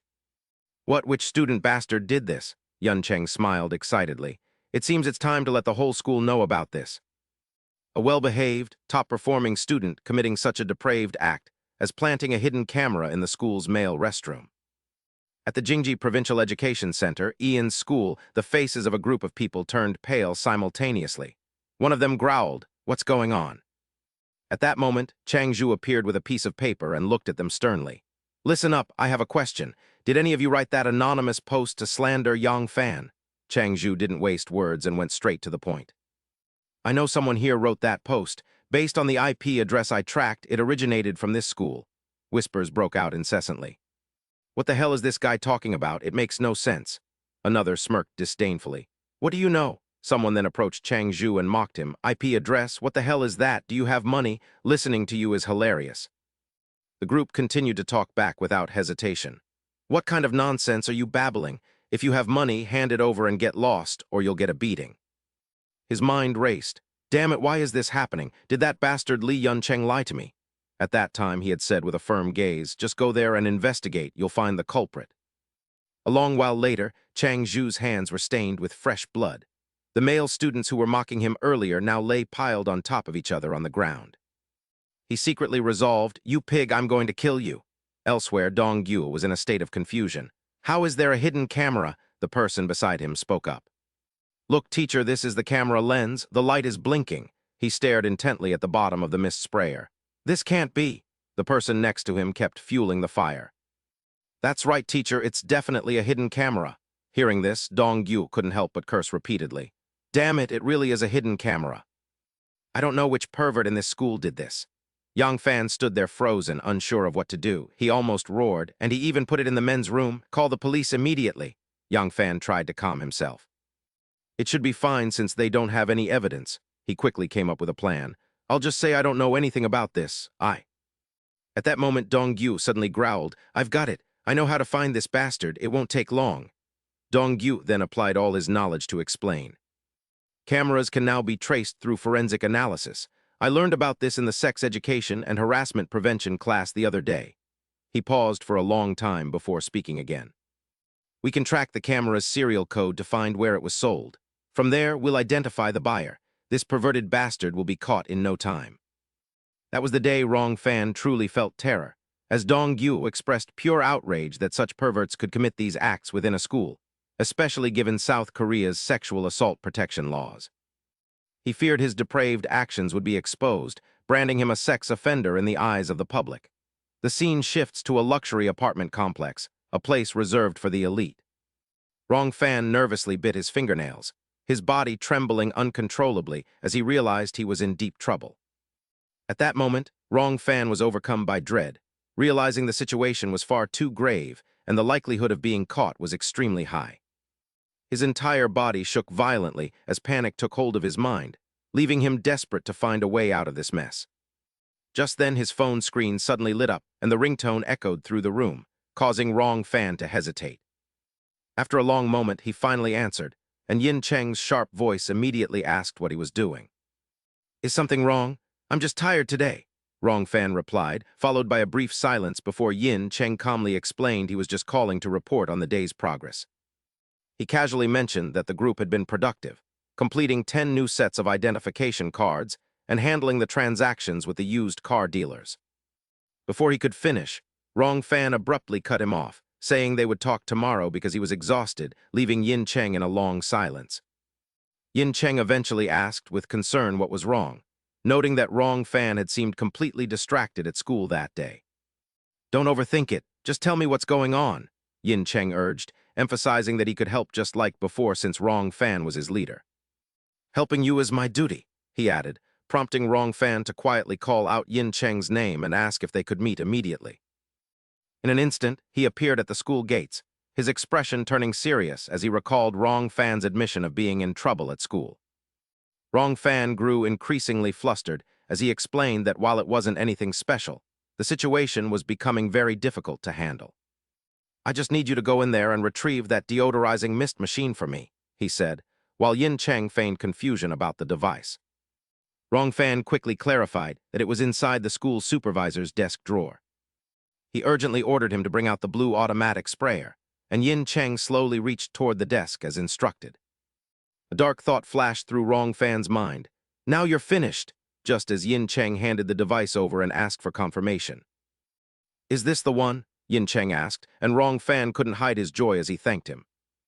Yin Cheng coldly reminded him that he didn't want to know the details, and considered himself uninvolved from that point on before walking away.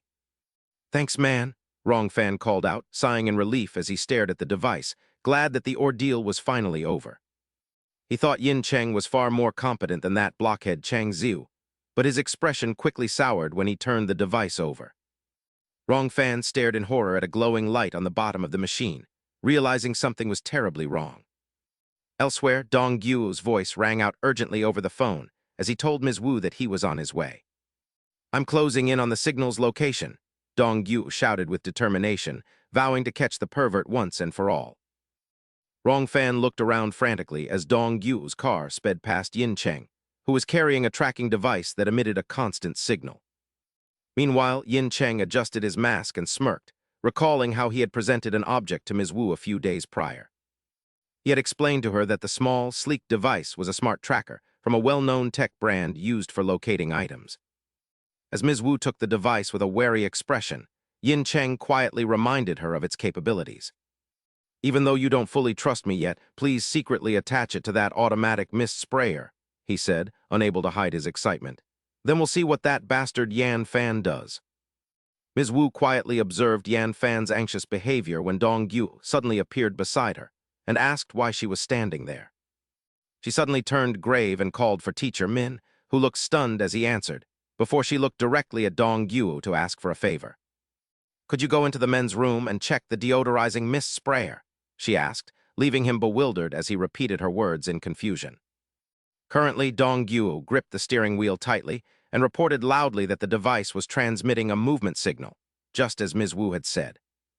Hearing this, she quickly deduced that the pervert had panicked and stolen the device, concluding without hesitation that the thief was the one who planted the cameras. Back with Yan Fan, he was desperately smashing the mist sprayer while cursing, then hurriedly bent down to search for the missing memory card. After a moment, he picked up a small metal fragment, but Dong Gyu suddenly rushed toward him, shouting that he'd been spotted before chasing him in the car. "Stop right there," Dong Gyu screamed from behind, causing Yan Fan to grit his teeth in fear as a terrifying thought flashed through his mind. "Is this the end for me?" he wondered as the man's voice thundered like a roar, calling him a sick bastard and ordering him to halt. He wondered why this was happening as the footsteps drew closer, fleeing frantically because he was too panicked to think about anything else. "I can't let them catch me," Yan Fan thought as he finally stopped, gasping for air and collapsing beside a car to wipe away his sweat. Dong Gyu's voice echoed through the area, calling him a perverted bastard and threatening that he was dead if he were found. Yan Fan shivered, shocked that the man had chased him this far, and looked at the object in his hand with a face full of rage. Blaming everything on the memory card, Yan Fan didn't hesitate to snap it, thinking that destroying the evidence would end his troubles before sighing in relief. He began to plot his next move, thinking he only needed to clean up the sprayer fragments, while Dong Gyu's voice continued to echo nearby. "I know you're hiding close by, you damn pervert," the teacher shouted, giving him one last chance to surrender before he was caught. Dong Gyu scanned the surroundings with his hand raised, announcing he would count to 3 for a final chance, starting with the number 1. Yan Fan was so scared he covered his own mouth, and when there was no response, Dong Gyu counted to 2 while his eyes searched the silence. He reached the final number and sighed, noting coldly that the boy still hadn't appeared, before stating that this was the choice he had made. Suddenly, Dong Gyu shouted for Siri, causing Yan Fan's phone to ring incessantly as he looked down in absolute horror, realizing he was finished. The mechanical voices continued to echo Siri and Bixby without stopping, making Yan Fan curse inwardly as he felt like he was going crazy. At that moment, a robotic voice responded from nearby, and a dark shadow suddenly loomed over the sweating Yan Fan. That day, Yan Fan felt it as Dong Gyu suddenly appeared above him and whispered a greeting, asking how it felt to be caught as a sexual predator, a crime that would cost him everything, as the man leaned down. "Found you," the man said as a wave of terror washed over him, while elsewhere, Yun Cheng answered his phone and confirmed he understood. He glanced at a dark corner and noted he was nearly there, while Anna typed away until Yun Cheng suddenly went silent despite her repeated calls. Anna grew worried and called out Yun Cheng's name just as Zhang Ziu appeared before him, his clothes covered in blood. He glared at Yun Cheng and snarled that he had finally found him, while Dong Gyu looked down at Yan Fan with a harsh and furious expression. "I've worked here for 10 years and never seen a pervert like you, you bastard," Dong Gyu roared in the tense atmosphere, his voice piercing the air. "Get out here, you're dead today," he yelled, and Yan Fan bolted in terror, cursing under his breath as he struggled to breathe. That was the day Yan Belm felt his worst, as nothing went according to his plan. It was truly infuriating. Returning to Yun Song, his feet were soaked by the rain while Zhang Su stood motionless. He spoke with a commanding voice, "You're dead today, you bastard." Hearing this, the young man turned and gave a mocking smirk. "You're actually quite sharp to have realized it so soon.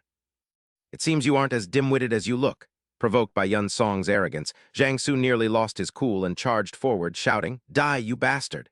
As the punch flew straight at him, Yun Song nimbly ducked low. In that split second, a tearing sound echoed as he delivered a powerful kick to the man's knee. Yun Song then seized Jiang Su's body and slammed him violently to the ground. He decisively smashed the man's head against the barren stone floor, muttering "stupid" with a tone of pure contempt. "Did you think I was as foolish as you and would fall for that same move again?" Jiang Su scrambled to his feet and spat out a challenge. "One of us dies today, you bastard." Jiang Su was seething with rage, yet his voice suddenly dropped to a low hiss. "I won't let my temper make me lose my composure, you bastard. You haven't even seen the full extent of my abilities yet." Immediately, he lunged forward frantically, his arms swinging wildly through the air. "Once I regain my calm, you're truly finished." In the blink of an eye, Yun Song swiftly grabbed Jiang Su's wrist and leaped back several paces. Yun Song looked up and asked with a voice dripping with disdain, "I have a question for you.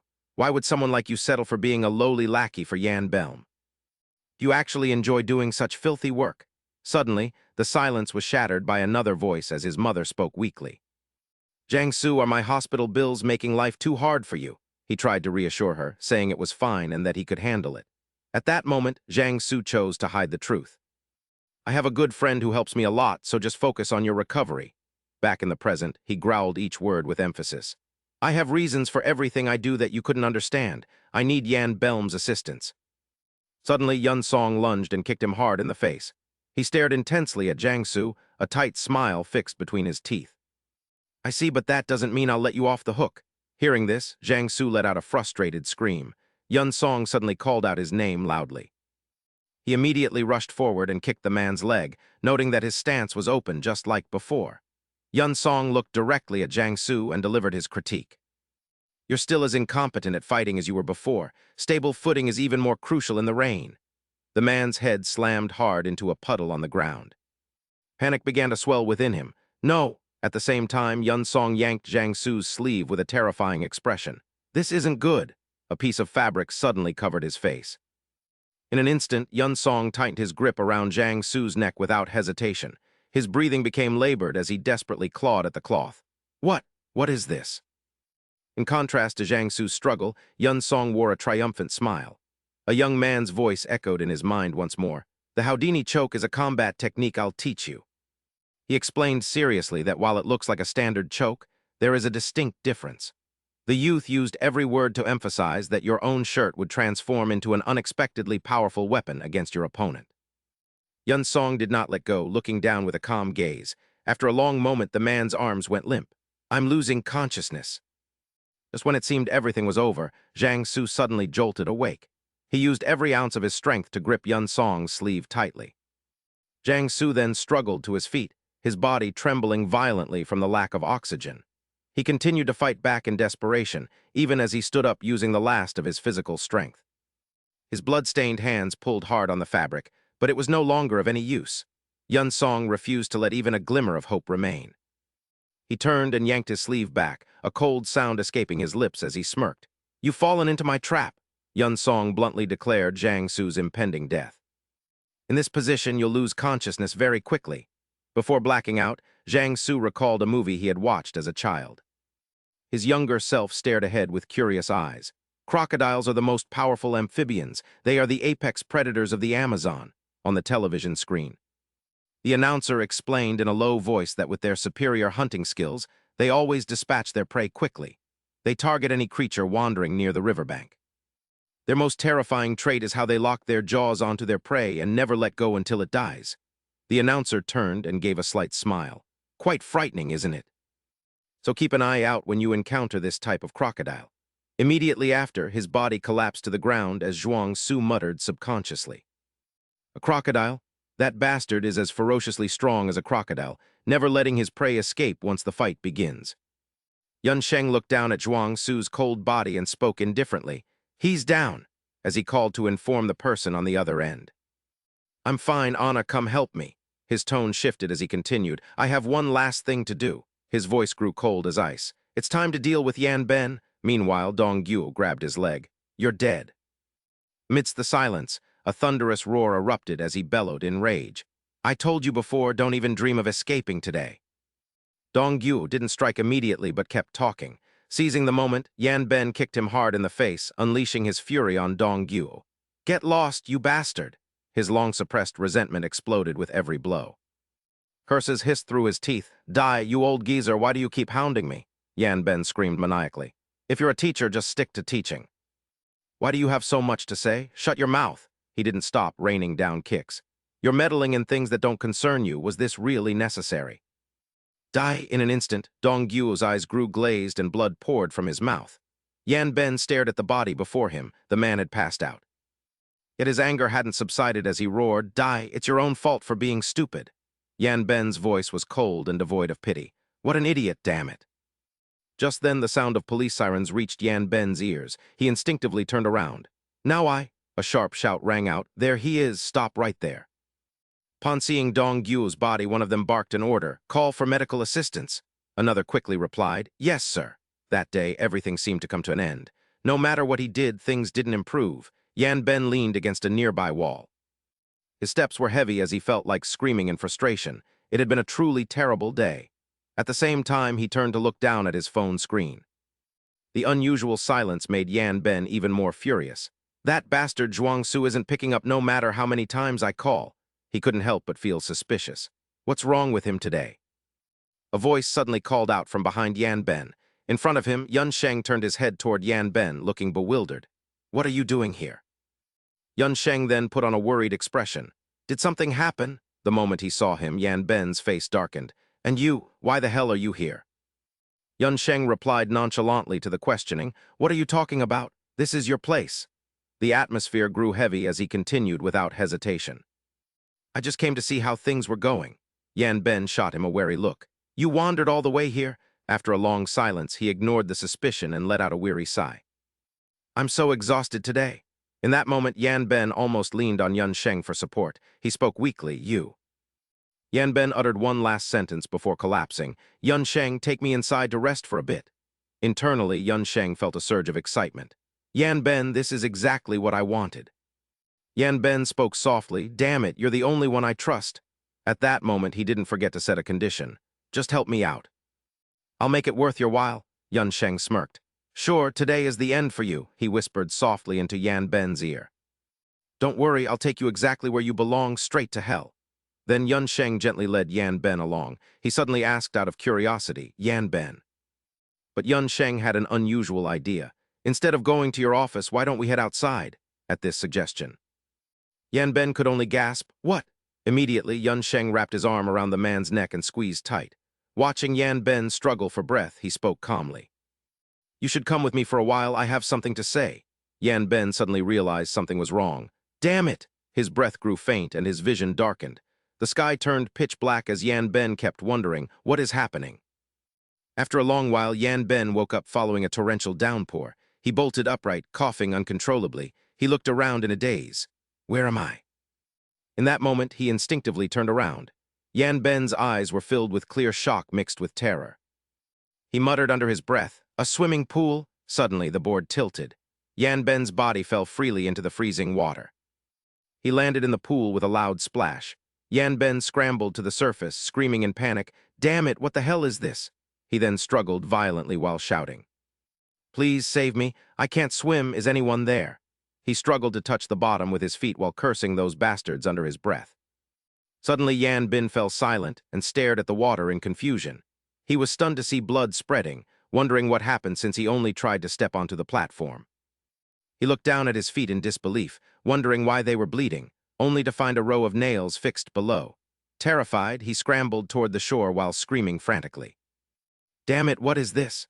Yan Ben swam as fast as he could in terror, his mind racing with questions about why there were so many nails on the pool floor. Just then, he instinctively whipped his head around to look the other way. A familiar figure stood before Yan Ben's eyes the moment he spotted him. Yan Ben roared like a wild beast, You bastard, Yun Song! Without waiting for a response, he continued to scream, You dog, why are you doing this to me? Yun Song suddenly called out Yan Ben's name in a cold, whispering voice. yet every word seemed to pierce through Yan Bin's ears. "Do you remember the story of the mermaid?" Yun Song abruptly changed the subject, mentioning that it was one of those old fairy tales.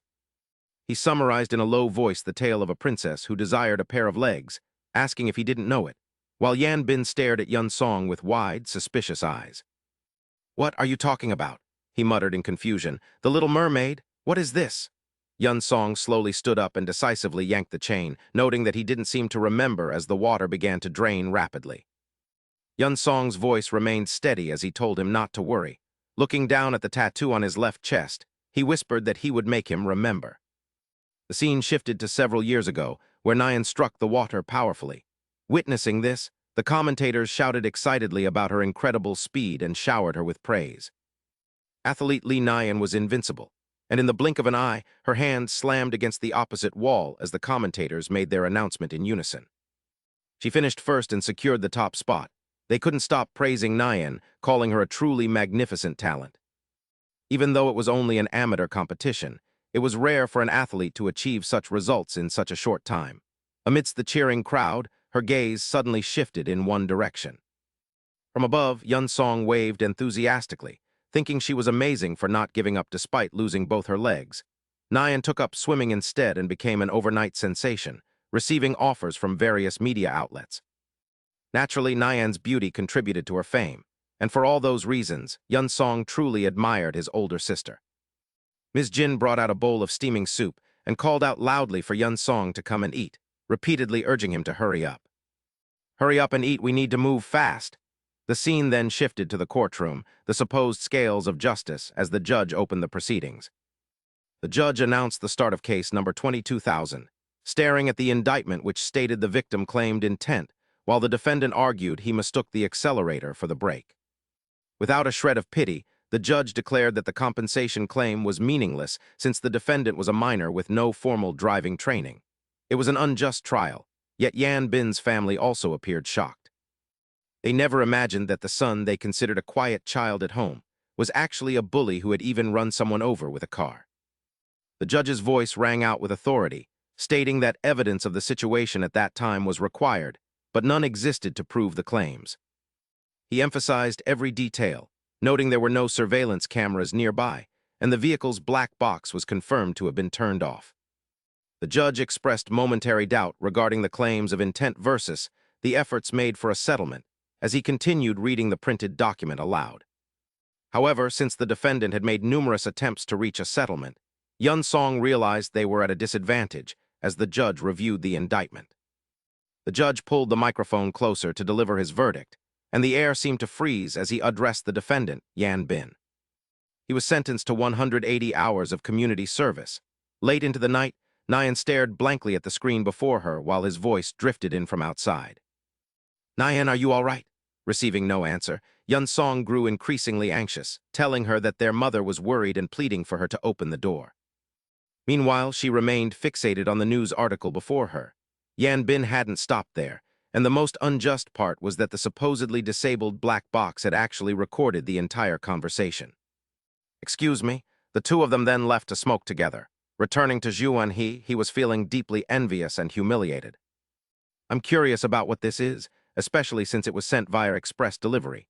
Minju struggled to maintain his smile as he opened the envelope to satisfy the A-list star. He decided to see what it was, but as the paper was revealed, Minju's face darkened, and he noticed his expression contorting.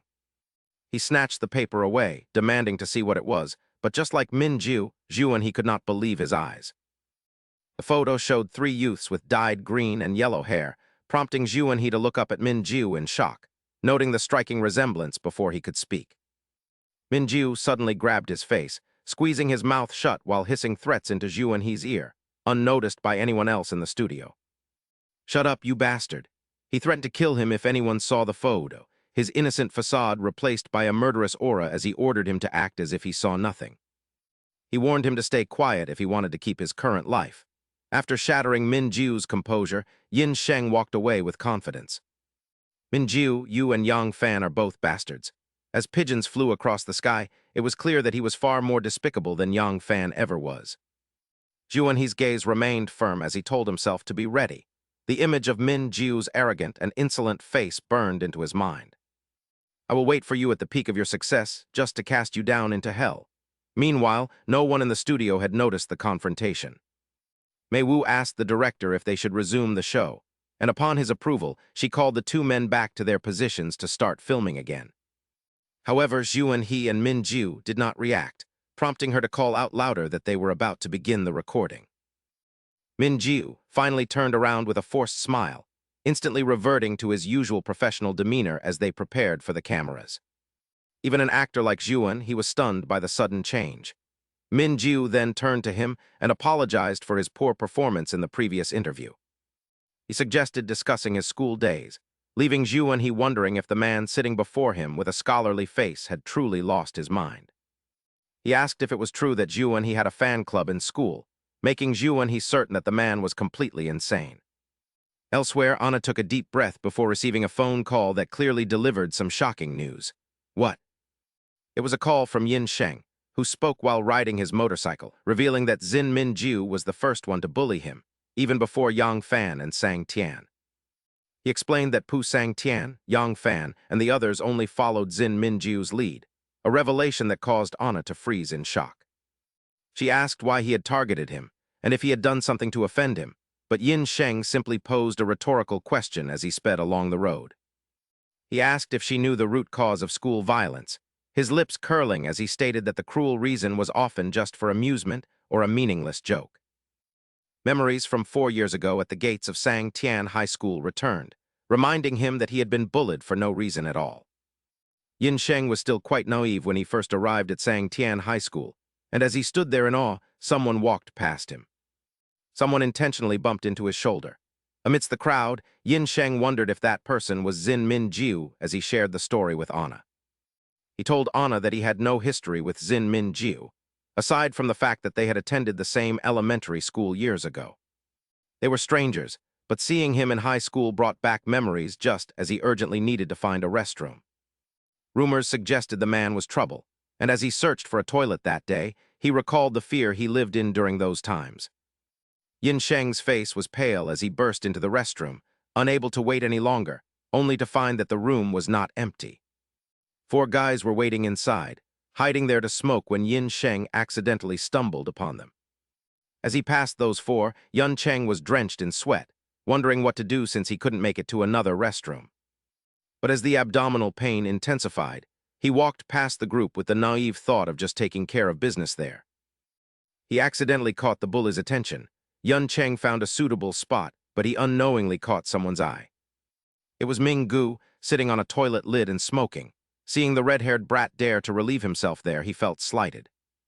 Ming Gu glared at Yun Cheng with a look of pure dissatisfaction, marking the beginning of everything as class resumed normally. While Yun Cheng was reading, Ming Gu sat down in front of him with a smile and asked to swap seats. Yun Cheng asked in confusion about swapping seats, as it was very strange for a school bully like Ming Gu to smile at him. Ming Gu explained he hated the upcoming English class, and Yun Cheng agreed since the guy had never spoken to him before. Yun Cheng picked up his bag and left, telling himself it was just a seat change, while Ming Gu waved behind him. Ming Gu suddenly acted like they were close friends, while asking for a favor as the teacher began the class. He regretted not realizing how strange it was, naively thinking it was a simple request when he was actually the one chosen. At 1:10, Yun Cheng's stomach protested while the teacher passionately lectured about the meaning of an autumn poem. The teacher told the class to mark the 3rd line, while Yun Cheng struggled, wondering why his stomach was hurting again. Unable to hold it any longer, he decided to head to the restroom until a hand suddenly landed on his shoulder. Ming Gu smiled and asked Yun Cheng to cover for him while he napped, giving the boy no chance to refuse. When Yun Cheng tried to protest, Ming Gu insisted he help him out, leaving the boy with no choice but to agree.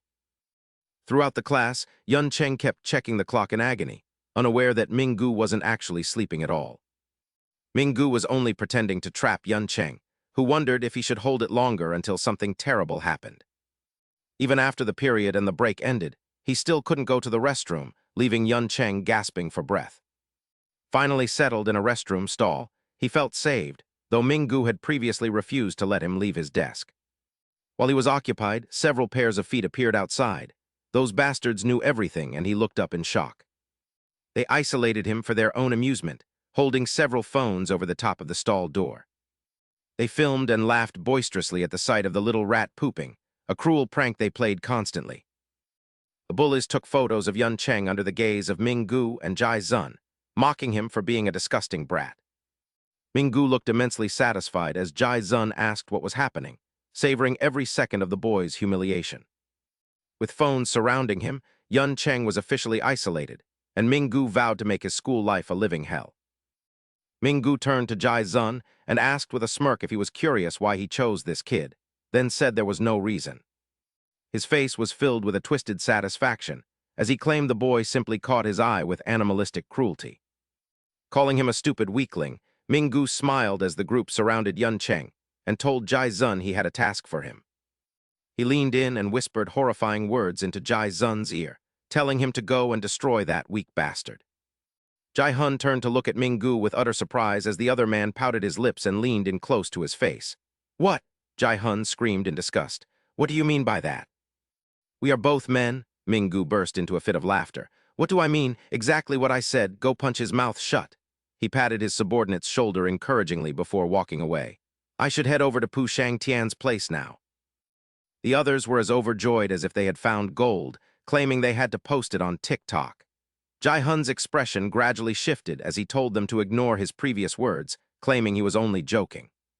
And so it began. I had to endure those hellish days, so naturally, I will make that bastard receive exactly what he deserves. Returning to Ming-gu, he was checking his phone while sitting in a luxurious, high-end car, cursing under his breath. Damn it to Yun Sheng, Ming-gu was even more cruel than Du Yan Bin. On the phone screen was a message from Ming-gu asking about a delivery package. But there were no orders, leading him to wonder who the hell had sent it to him. A moment later, he frowned in anger, questioning why Du Yan Bin had replied that way. He took another sip of coffee to soothe his throat before continuing his tirade. "This is so frustrating." Rong Tai smiled at him and asked if he couldn't find the sender. As the car sped down the road, Ming-gu replied that he hadn't even seen the delivery person's face.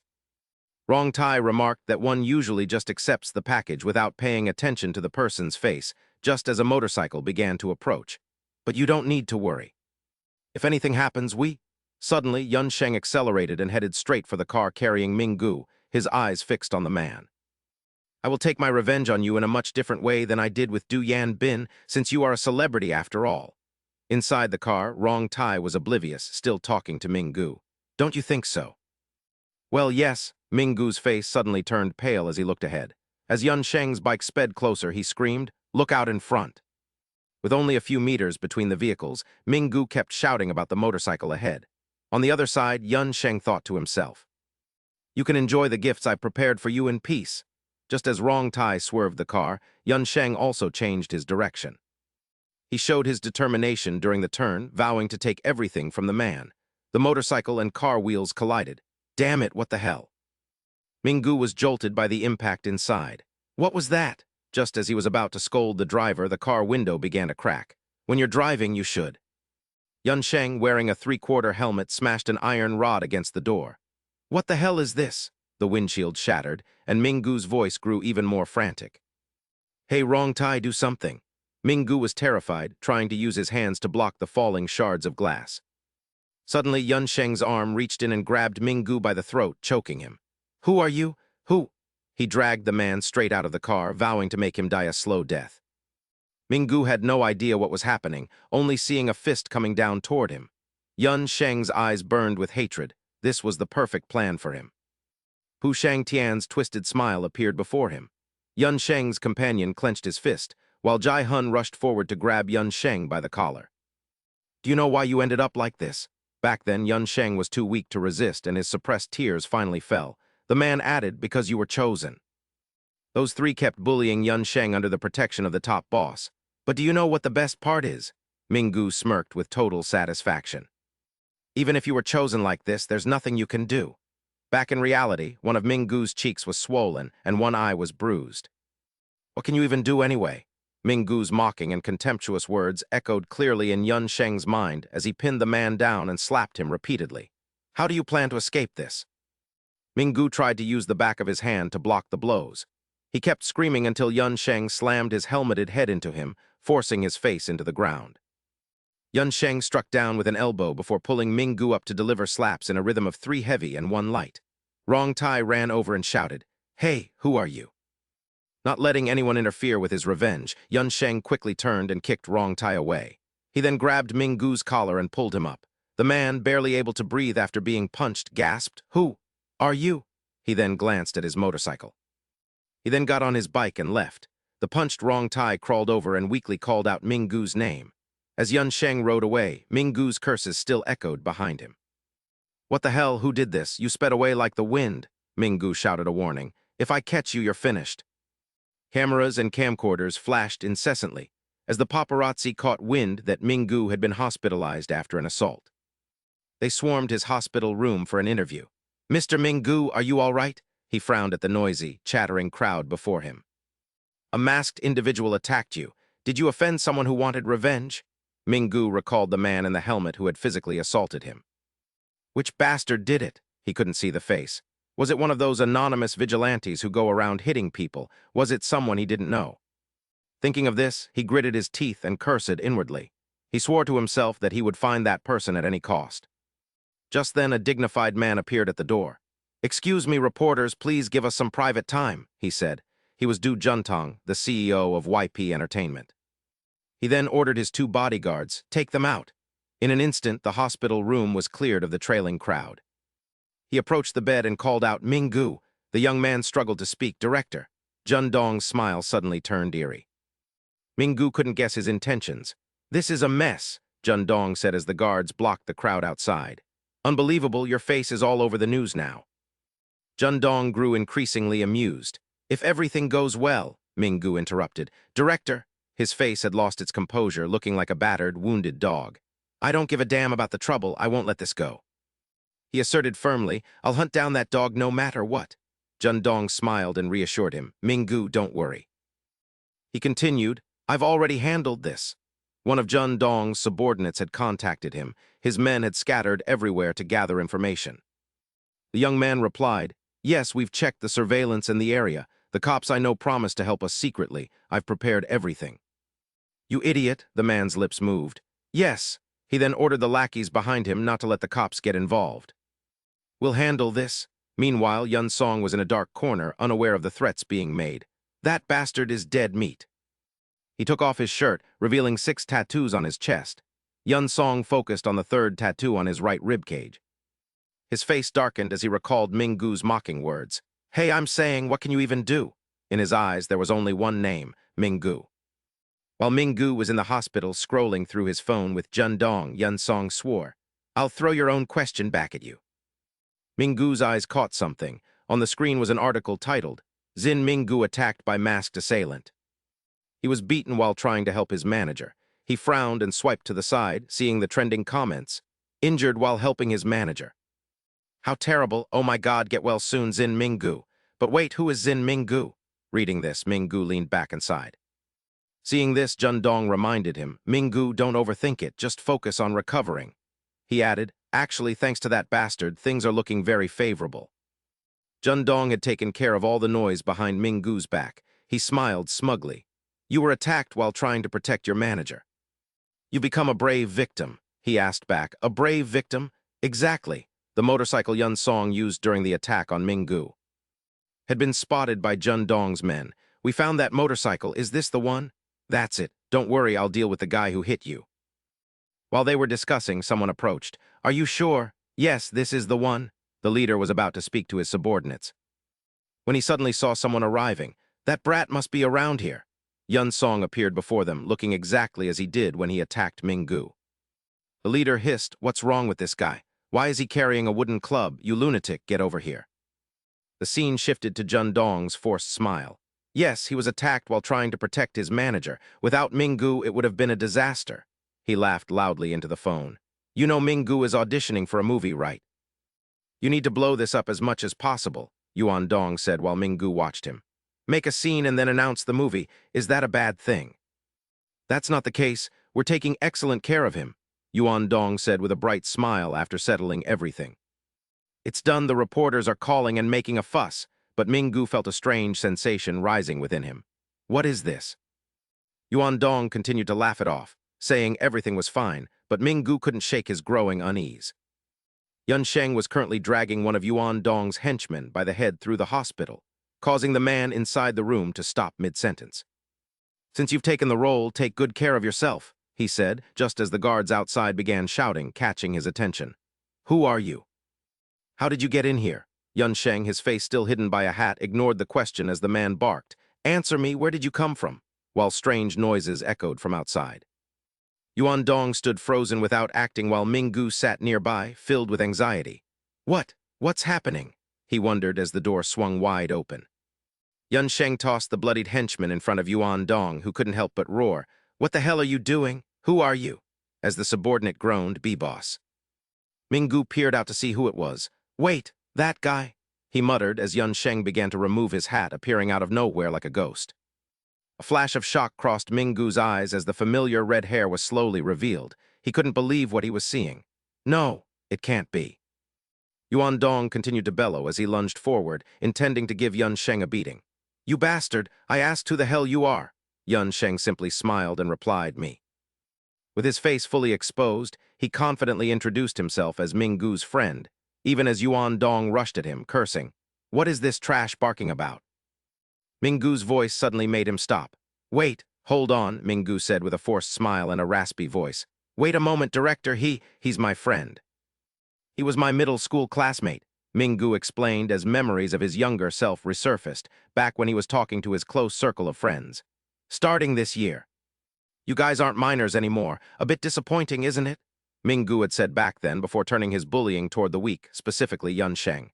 "So what I mean is, do you guys know Yun Sheng? Let's play nice with that loser. You can do whatever you want to him," he had told them as they devised their cruel games. Even those around him were corrupted by Minggu's words. "We should make some memories together, right? Is there a problem? Of course not." "Since we're still minors after all." Back in the present, Minggu trembled as he stammered, I'll explain everything." "Sit down first, Minggu," Yuan Dong barked. Yun Sheng smiled and suggested, "Close the door so we can talk." Internally, he thought, "I heard you're acting in a movie this time, from now on. You and I are going to do one last thing together. The victim of your school violence has arrived." Standing before Minggu, Yun Sheng was calmer than ever. Minggu tried to sit up and act friendly, asking, "Why did you show up so suddenly? Weren't we closed back then?" Yun Sheng sneered inwardly at the question. "Now it's my turn to ask you," he said with a joyless smile. Seeing Minggu drenched in sweat, Yun Sheng wondered curiously, what can you even do now?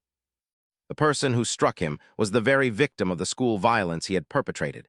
He thought back to the fame Minggu had built for himself in the industry. Yun Sheng wondered, now that you're famous, what can you possibly do? Even with Yuan Dong here, how will you face the public? His lips curled slightly. "You can't do anything anymore." Yun Sheng stood arrogantly before Minggu, "because I am about to officially open the gates of hell for you." The man slowly held a cigarette in his hand, swaying it as if lost in thought while time ticked away in the room. Yuan Dong stared silently ahead, the previous scene making him wonder, what is he talking about? Minggu's friend. Flashing back to a moment earlier, Yun Sheng had stood before him and announced, "That's right, I'm his middle school friend. There's nothing to worry about." A terrifying smile spread across his face as he added, "This is just how we communicate." Seeing Yun Sheng's insolence, Yuan Dong could no longer remain seated. "You bastard!" Minggu suddenly interjected to stop him. Minggu quickly stepped forward to explain to the director, promising to clarify everything later. "Just a moment, could you give us some privacy?" Minggu's voice echoed incessantly in Jun Dong's mind. "Please, director, just for a second," he pleaded, making the man feel extremely uneasy.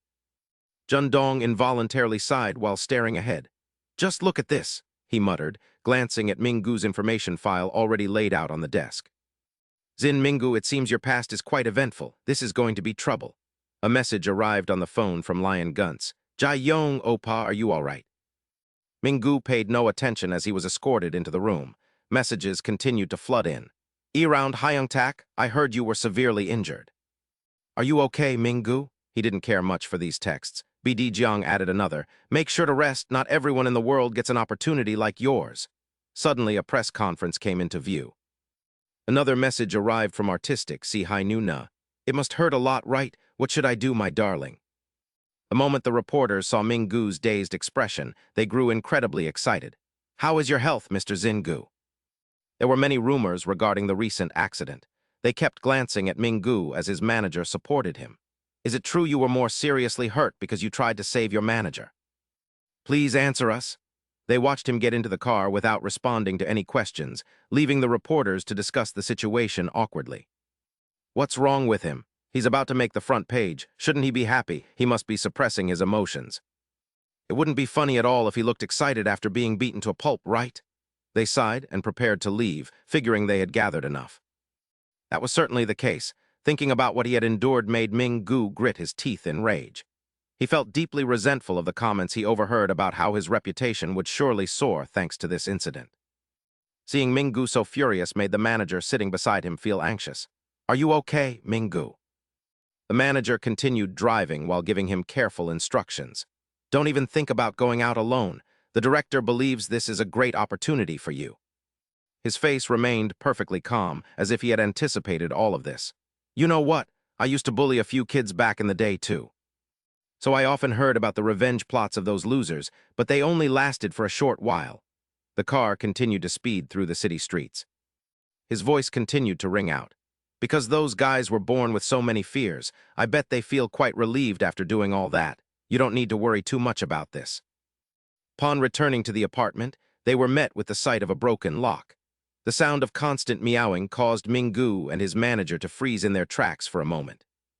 Before them was a trashed house, yet Yun Song lay there leisurely playing with a cat. Seeing the two appear, he showed no fear and even greeted them. "What's up? Oh, you're finally here." After wrecking the place, he slowly stood up and remarked, "You have a really nice house." Meanwhile, someone had to live in a semi-basement because they didn't have fire insurance. On the table were many happy photos of Ming-gu and his girlfriend. This made Yun Song even more excited. "People aren't wrong. The life of a celebrity is truly sweet. You're even dating a female star. I'm so jealous." Seeing him break in and appear there, Ming-gu could no longer restrain himself. His face betrayed a deep, trembling rage at those words. The manager felt a bit worried seeing his agitated state. "How nice, living like a celebrity. You've always yearned to be famous, haven't you?" He tried to comfort himself while thinking, "That bastard." Yun Song stepped forward gently and placed a hand on Ming-gu's shoulder. Ming-gu stood ready for whatever was coming. "You want to play it this way?" As if sensing Ming-gu's mood, he softly reminded him, "Relax your face. If people see you like this, they'll think you're the victim." He questioned himself. "Are you really going to treat me like this?" Realizing time was short, Yun Song turned to leave. "I'll be back. After all, we're friends, aren't we?" The string of destruction he caused drove Ming-gu to the brink of madness. Ming-gu already knew. He knew what Li Yun Song wanted. But in contrast to his fury, the manager calmly and quickly gathered the documents. Ming-gu remained rooted to the spot, wondering why Li Yun Song was doing this. He understood the reason perfectly. That bastard was trying to provoke him.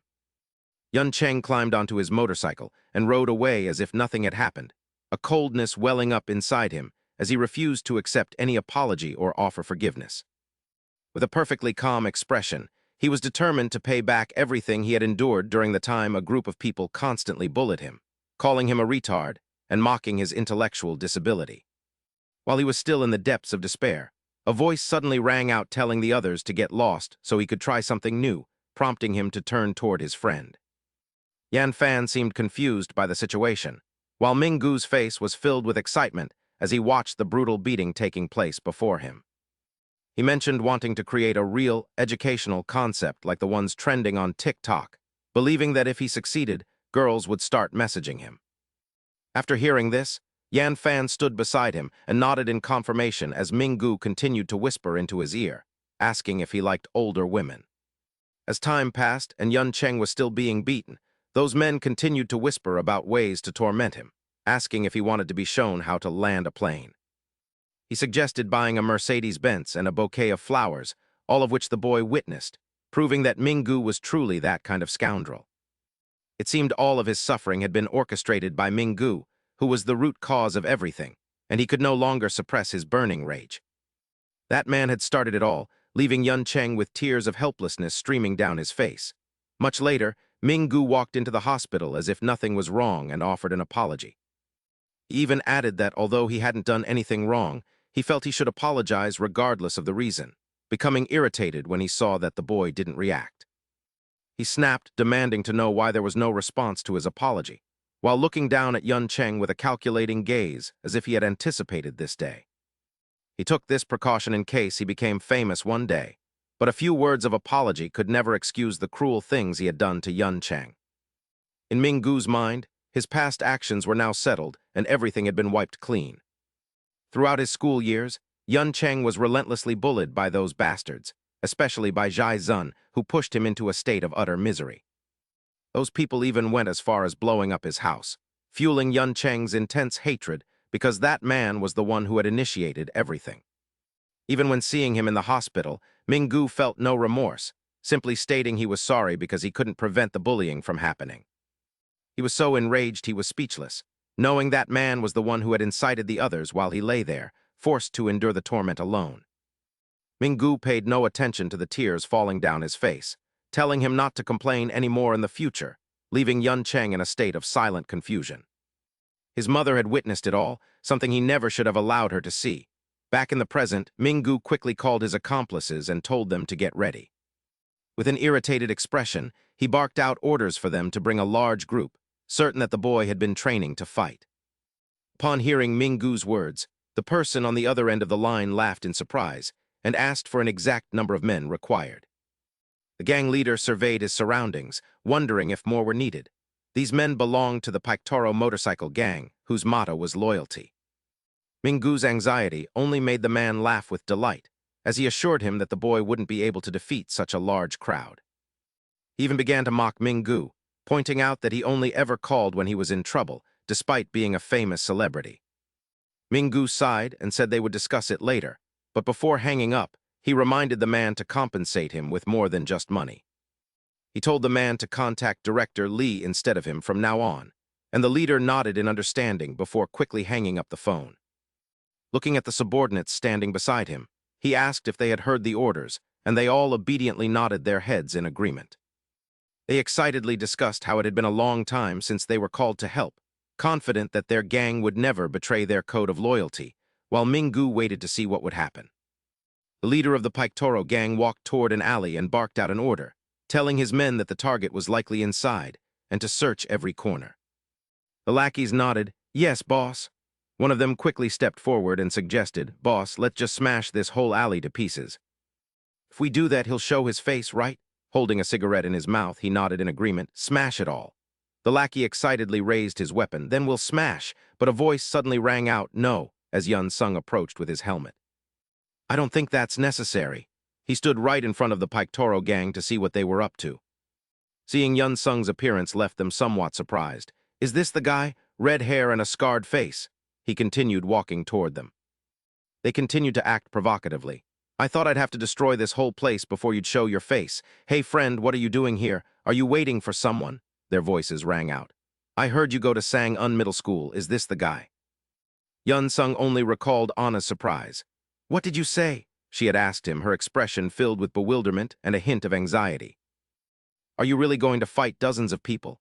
she asked with a hint of concern, wondering if that wasn't a bit excessive. Yun Sheng shared his thoughts, explaining his plan to lure them into a narrow alley for the confrontation. "When fighting a crowd, you must never turn your back on them," Anna warned with a heavy sigh of worry.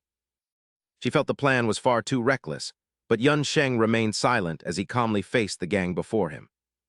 "It's fine," he thought, watching the armed thugs approach. Luring them into the alley served more than one purpose while they mocked him. "Are you sure it's him?" One lackey, unable to wait, raised his club to strike while Yun Sheng made his own calculations. The true reason for drawing them into the alley was revealed when a sudden noise forced the thug to stop abruptly. The gang members stood frozen in shock at the sight, realizing they no longer had any way to escape. A massive figure appeared as Zhang Ziu grumbled about being called just to deal with these pests from his hometown in Sakhalin.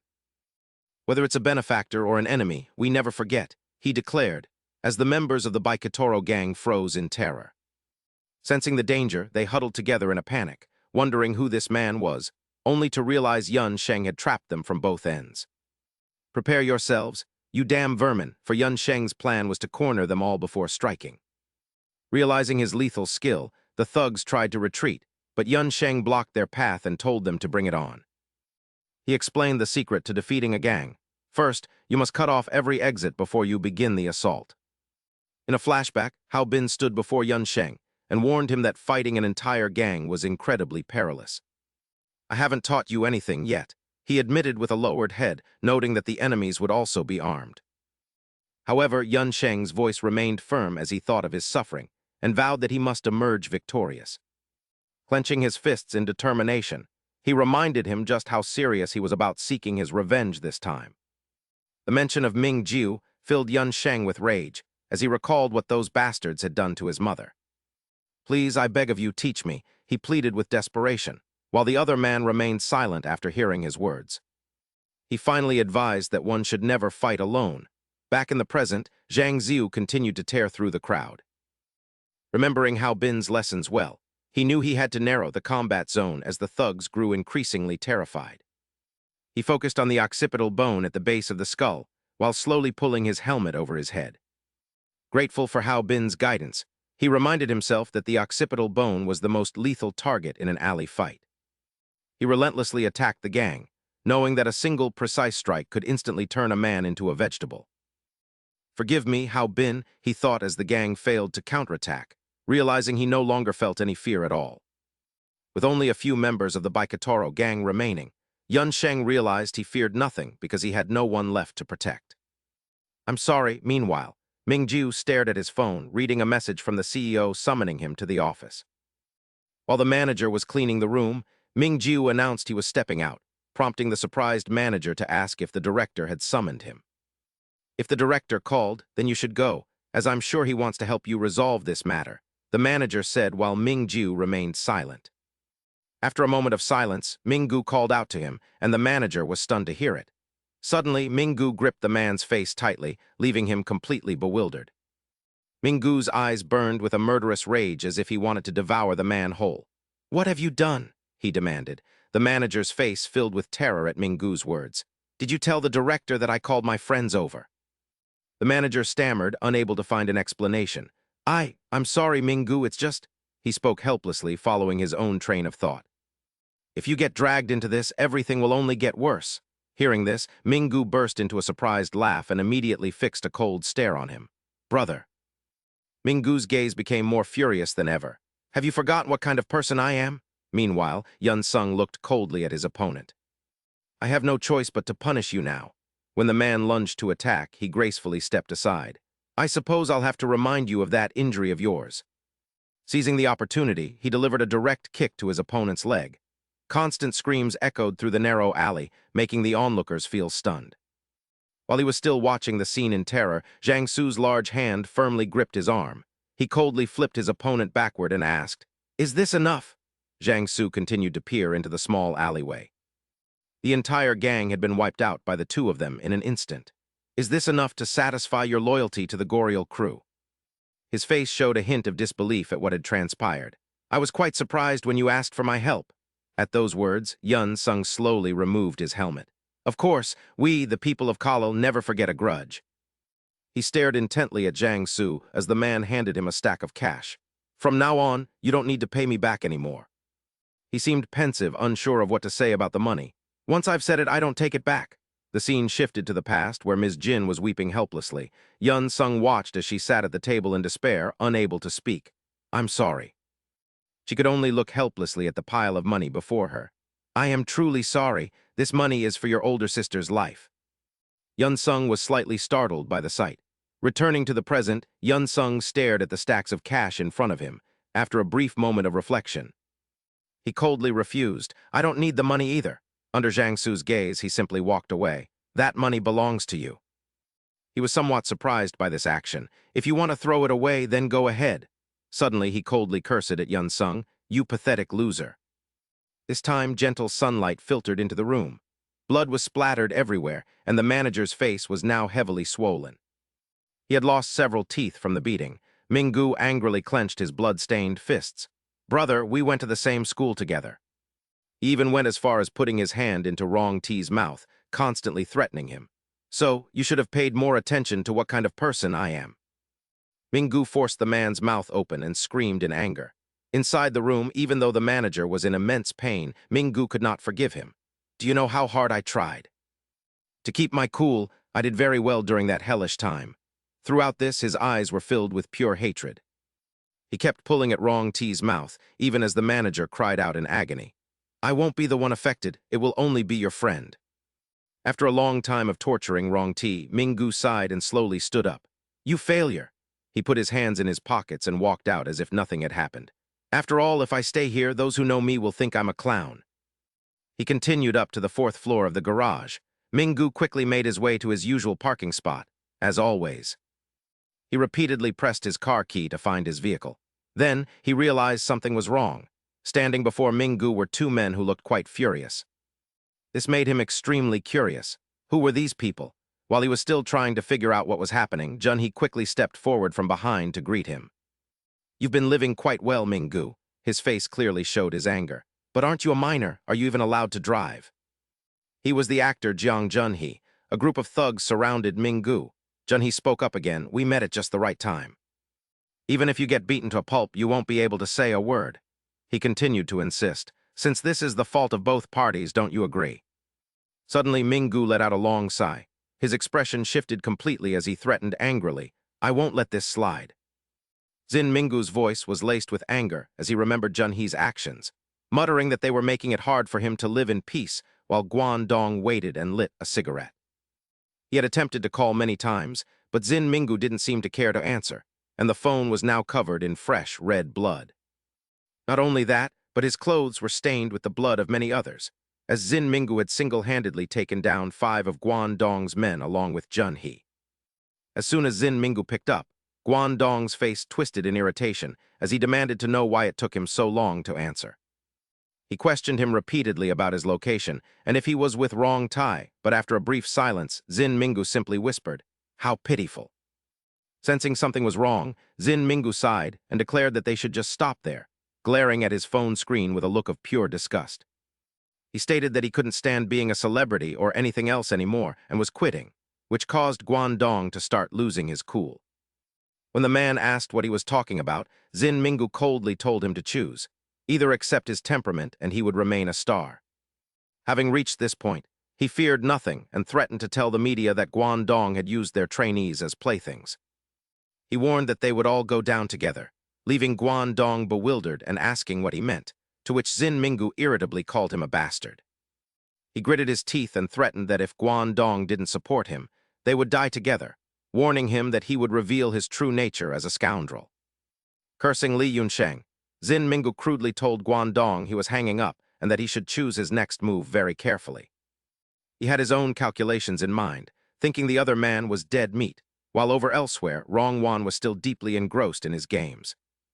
Seeing his phone ring made him annoyed, but Sun Rongwen froze in shock when he saw that the caller was Zin Minggu. His voice was full of surprise as he asked why he was calling after so long, but Zin Minggu calmly told him to listen carefully.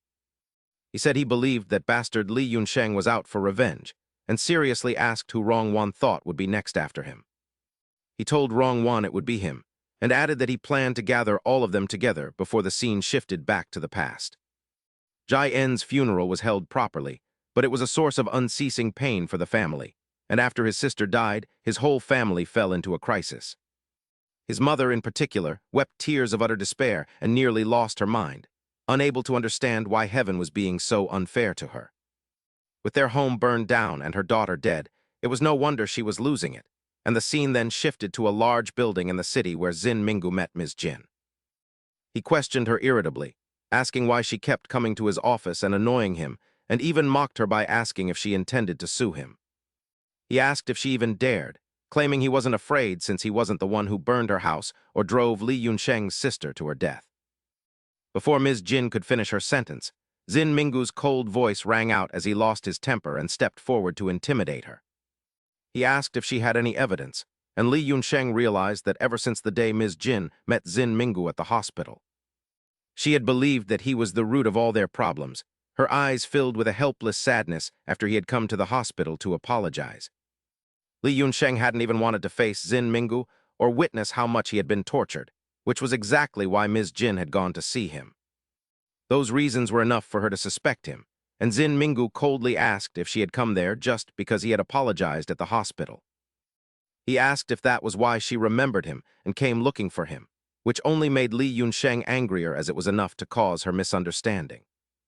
Zin Minggu lost his composure and threatened to sue her, which made Ms. Jin look worried, but he continued to interrogate her. He angrily asked how she got his phone number, and if she realized that it was a violation of his personal privacy. Our office is a legitimate organization, lady.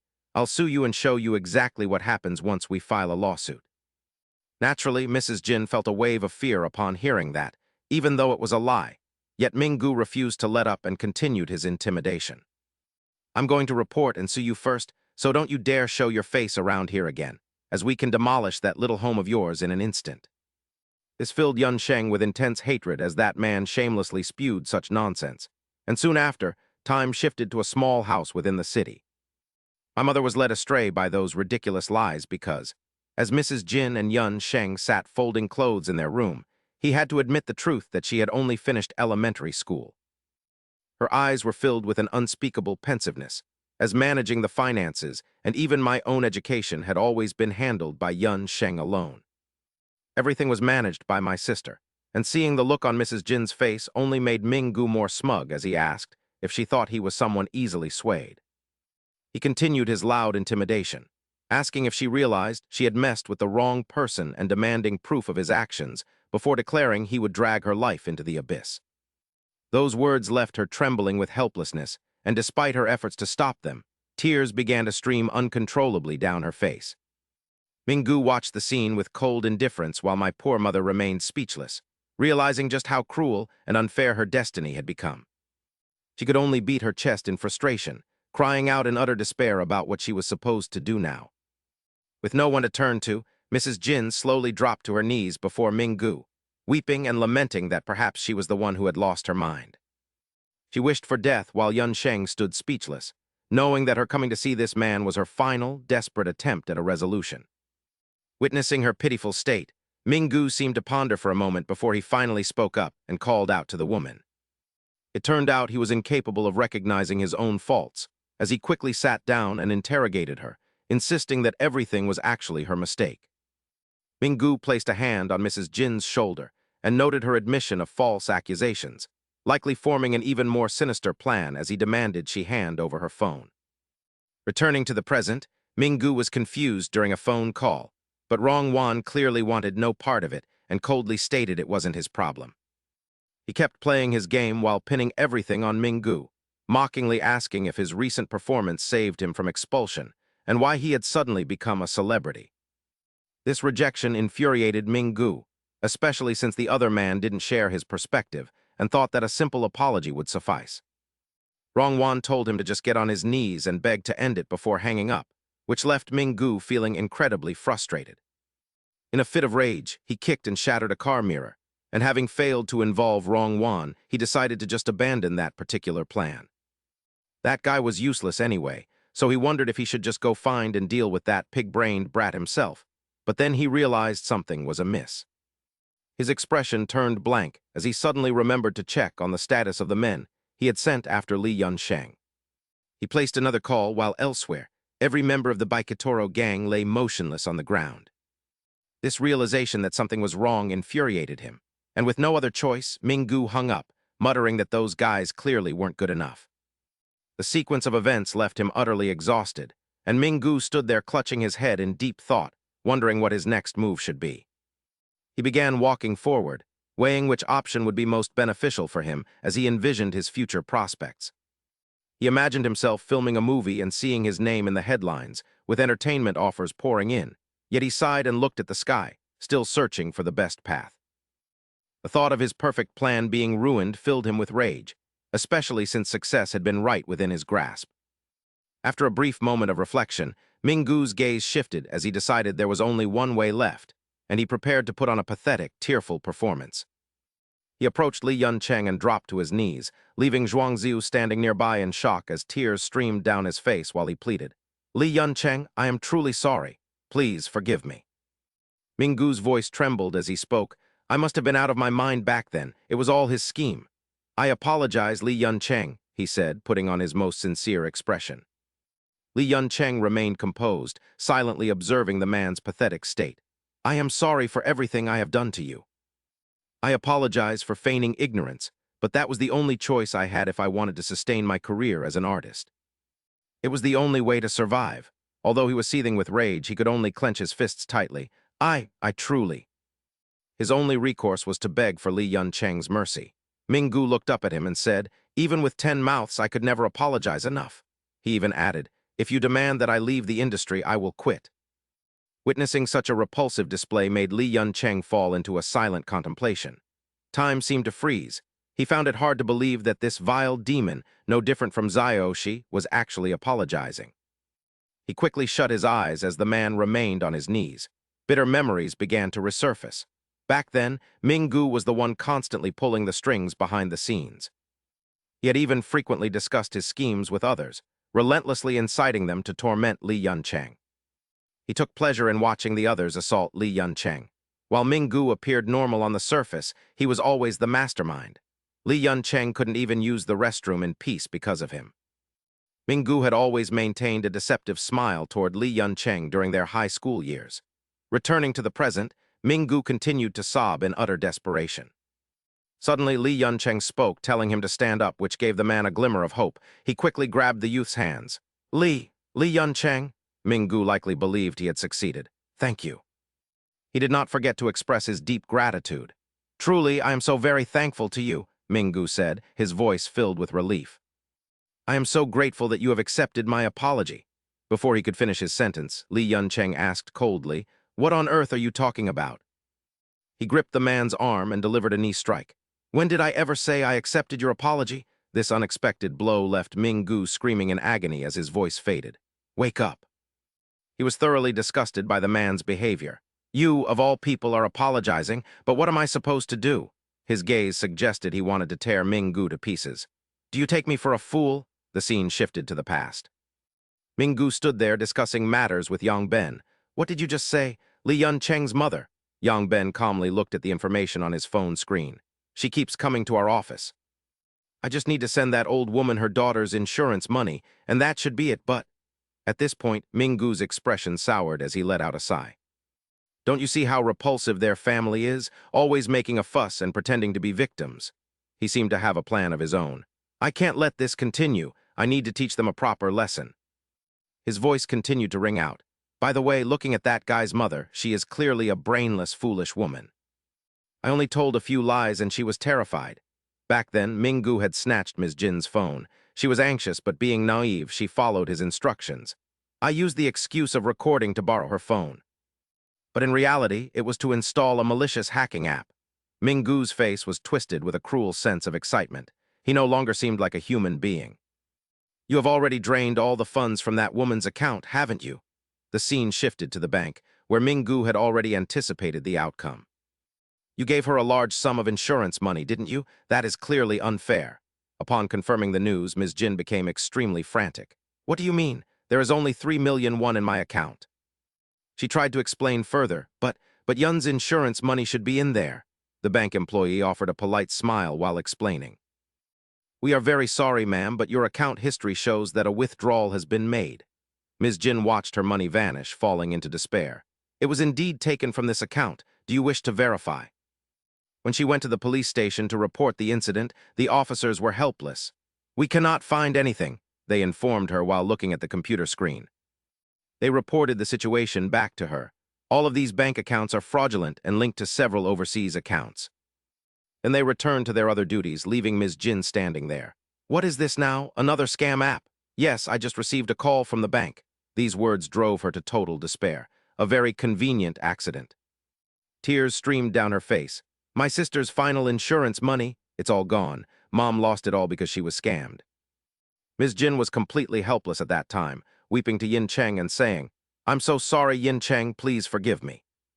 He looked in confusion at the meager stacks of cash in the bag, realizing his mother had been scammed and wished for death, as the authorities could not recover the money. That was the price of his sister's life. Returning to the present, Yin Cheng coldly asked, "Why on earth should I grant you forgiveness?" His eyes were filled with intense hatred as he recognized the monster before him, the very scum who had ruined his life.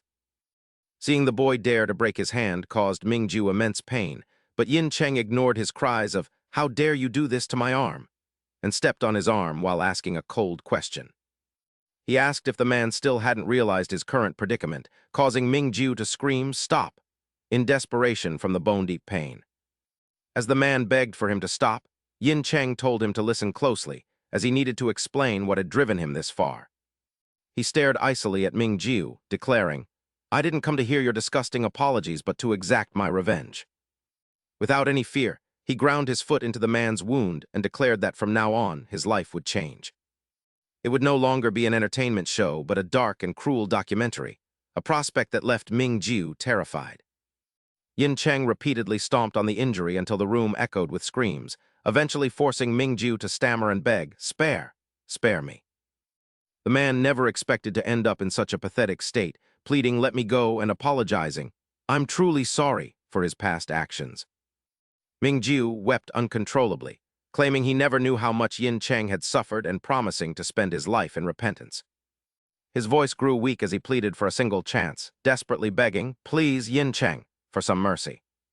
Yin Cheng was slightly surprised by the apology, and time seemed to stop as he silently processed the man's plea. He closed his eyes tightly, confirming his belief that a powerful fist is indeed more effective than the law. As the statues shattered, he realized that imprisonment offers no solace to victims and that those responsible must be forced to pay and apologize. Yin Cheng understood that these people would never apologize unless coerced, so after a brief moment of reflection, he made his decision. He slowly released his grip, letting Mingjiu's arm fall heavily to the floor while the man remained in pain and confusion.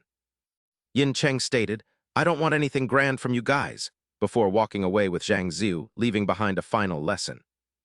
He remarked that a sincere apology was enough, but turned back to remind the man, "From this year on, you must visit my sister's grave every year." If he wished to continue his career as a celebrity, he had to comply, which filled Mingjiu with a sense of relief. He knelt before the boy in gratitude and thanked him profusely, saying, "Thank you, Yin Cheng, thank you so much," though it was unclear if he truly understood his mistakes. The man continued to cry, vowing, "I'll be a good person and repent for my sins against you," as his voice rang out. He said, "Thank you for your mercy, I mean it," but Yin Cheng simply walked away coldly while raising his middle finger. Mingjiu's voice echoed, "I'll never forget your kindness," before he was shown signing a new contract after some time had passed. The people around him cheered, "Do your best, it's an honor to work with someone like you," and he laughed while replying. He replied, "I should be the one asking for your help," leading them to ask if his injury was from the manager incident. He looked down at the scar with a faint smile and nodded, confirming their question with a cheerful expression. He claimed the wound was like a badge of honor, and the story continued with him being cast as the lead in a film titled The Era of Violence, with numerous news reports covering the story. He even accepted numerous television commercials and frequently appeared on game shows to further boost his growing popularity. In this manner, Minggu gradually ascended to the pinnacle of stardom, with reporters constantly questioning the man who had become the most popular actor of late. When asked what he expected the show's ratings to be, Minggu bowed before the gathered press and expressed his deep gratitude for their presence. This moment brought him immense joy as the peak of his life, and he showed his sincerity by stating he would always be thankful for everyone's support. To ensure he didn't fail those expectations, he devised a personal plan to swallow his pride just once, smiling as he made an announcement for all to hear. He vowed to improve himself in the future so his life could return to a smooth path, and his responses were widely circulated across various news outlets. It was truly magnificent, and as time went by, Jundong held a large glass of wine and laughed while looking at Minggu sitting beside him, feeling exhilarated.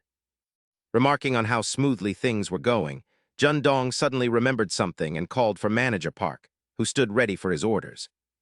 He inquired about Minggu's current schedule, which consisted of 3 television series, 4 commercials, 3 photo shoots, a lead MC role, and 2 radio programs.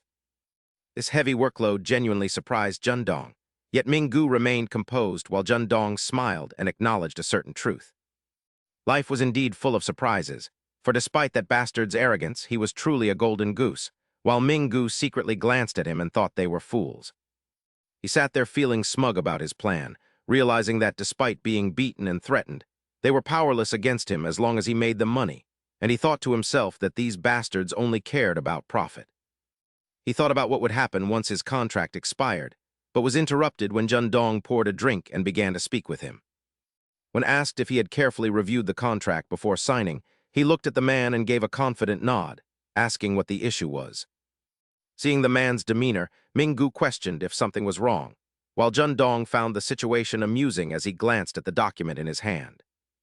His words carried a subtle hint, pointing out that since none of the actors' dramas had aired yet, there were many details he needed to verify.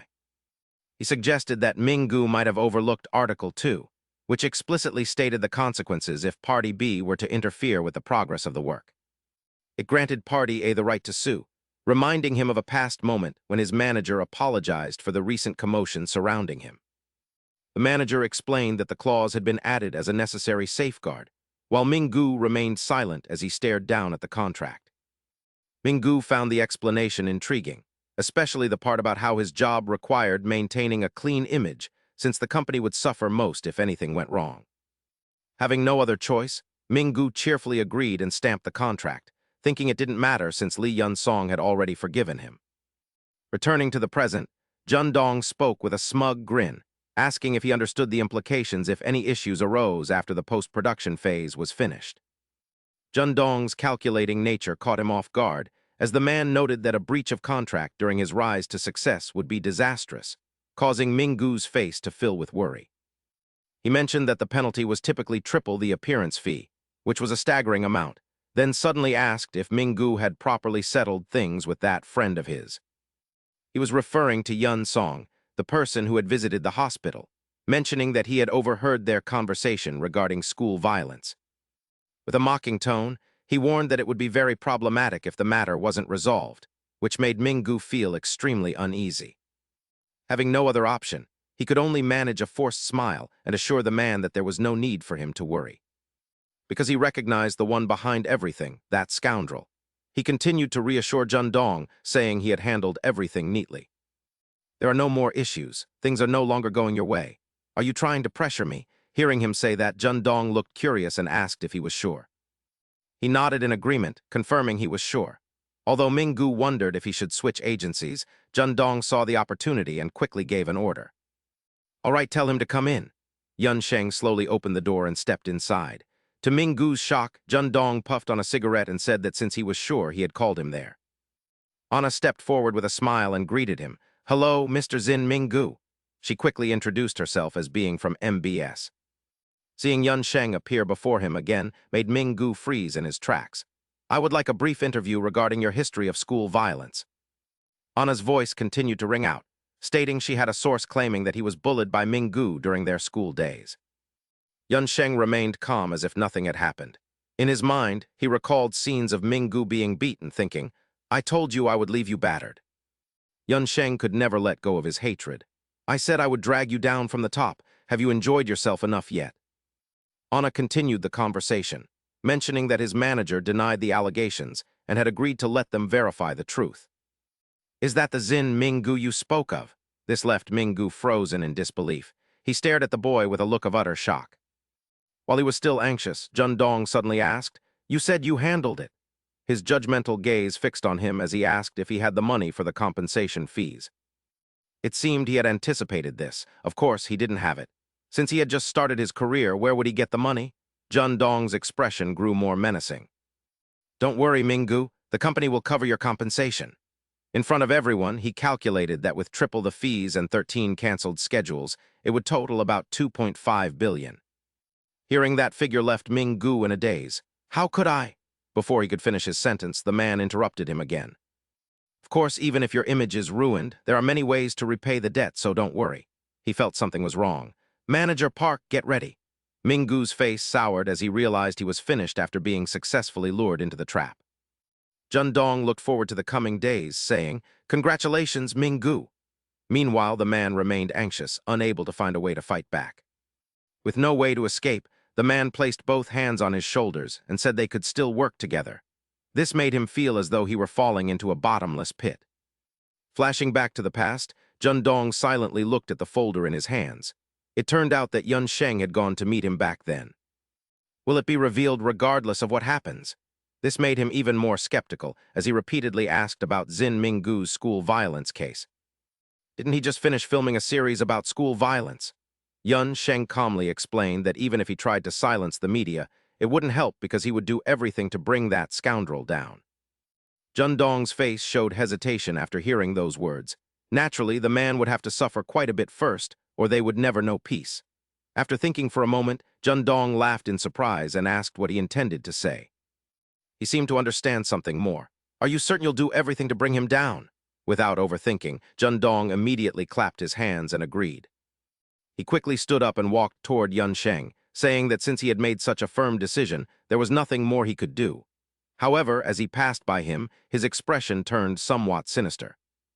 After speaking, he smiled and remarked that they shared the same interests, which left Yun Sheng feeling puzzled. He continued by saying that, in the end, he just wanted to see Zin Minggu lead a miserable life, didn't he? His voice was firm as he declared that he would help him with that. Yun Sheng remained silent after hearing this, knowing his only objective was revenge. And I just want Zin Minggu to make money for me. Jun Dong's face became more distorted than ever. If we join forces, I believe we can make his life a living hell. Returning to the present, Minggu smashed a wine bottle in an instant and held it up threateningly. His face was filled with irritation after hearing those demands. What did you say? Stop talking nonsense, you old bastard. He didn't forget to shout insults, warning him not to mention the penalty fees again. Hearing this, Jun Dong covered his face and sighed, Minggu. He was gradually losing his patience with the man's actions. What do you think you're doing in front of the reporter? He continued to scold him, saying, look at this rude scoundrel. Manager Park quickly struck him with a slap, and with such a frail body, he was unable to offer any resistance. Manager Park looked coldly at Minggu and arrogantly declared that he was a professional UFC fighter. He continued to use his large hand to pinch Minggu's arm, asking if he thought being a celebrity made him special or gave him the right to behave like such trash. Manager Park felt enraged by Minggu's series of actions and told him to listen closely. He was nothing more than a mere tool. Naturally, Minggu's face was filled with intense hatred, but there was nothing he could do as he was told he was just a tool to earn them money. Yun Sung and Anna listened to these words in silence. Park threatened that if he didn't obey, his school bullying scandal would be blown out of proportion. The fines were for compensation, and Yun Sung looked thoughtful as he heard Manager Park say that Minggu would remain until he found a way to pay them back. Minggu now appeared utterly pathetic. He was a tool whose value had increased significantly, and Quan Dong was extremely pleased with his plan to use that tool to maximize efficiency. The room gradually became more chaotic, yet everyone remained still. The CEO likely viewed this entire situation as an opportunity rather than a crisis. Returning to a previous time, Anna asked what was happening, and Yun Sung picked up his glasses to explain the situation to her. That old CEO doesn't want to lose anything, and I'm certain all businessmen are the same. He had silently deduced their plan to always choose the path of least harm while Anna listened intently. I bet that CEO will exploit Minggu until his very last breath, and as she slowly grasped the plan he mentioned, she realized the reason he had contacted the man. He nodded firmly, confirming that those in the same industry would know best how to tear him apart and force him to work until his final gasp. Back in the present, Minggu was sitting in a car heading to his next scheduled appointment, while Yang Ti's gaze toward him became increasingly strange. Exhausted, Minggu looked ahead. It had been 3 days since he had last slept, and he had done nothing but attend various shows. A series of schedules made him feel completely suffocated, including ridiculous events in the countryside. He wondered if the man was truly trying to kill him with these appearances as the luxury car continued down the long road. He felt like jumping out of the vehicle, wondering if he would finally find peace if he did, but seeing Minggu's lack of focus, Yang Ti quickly turned around to reprimand him.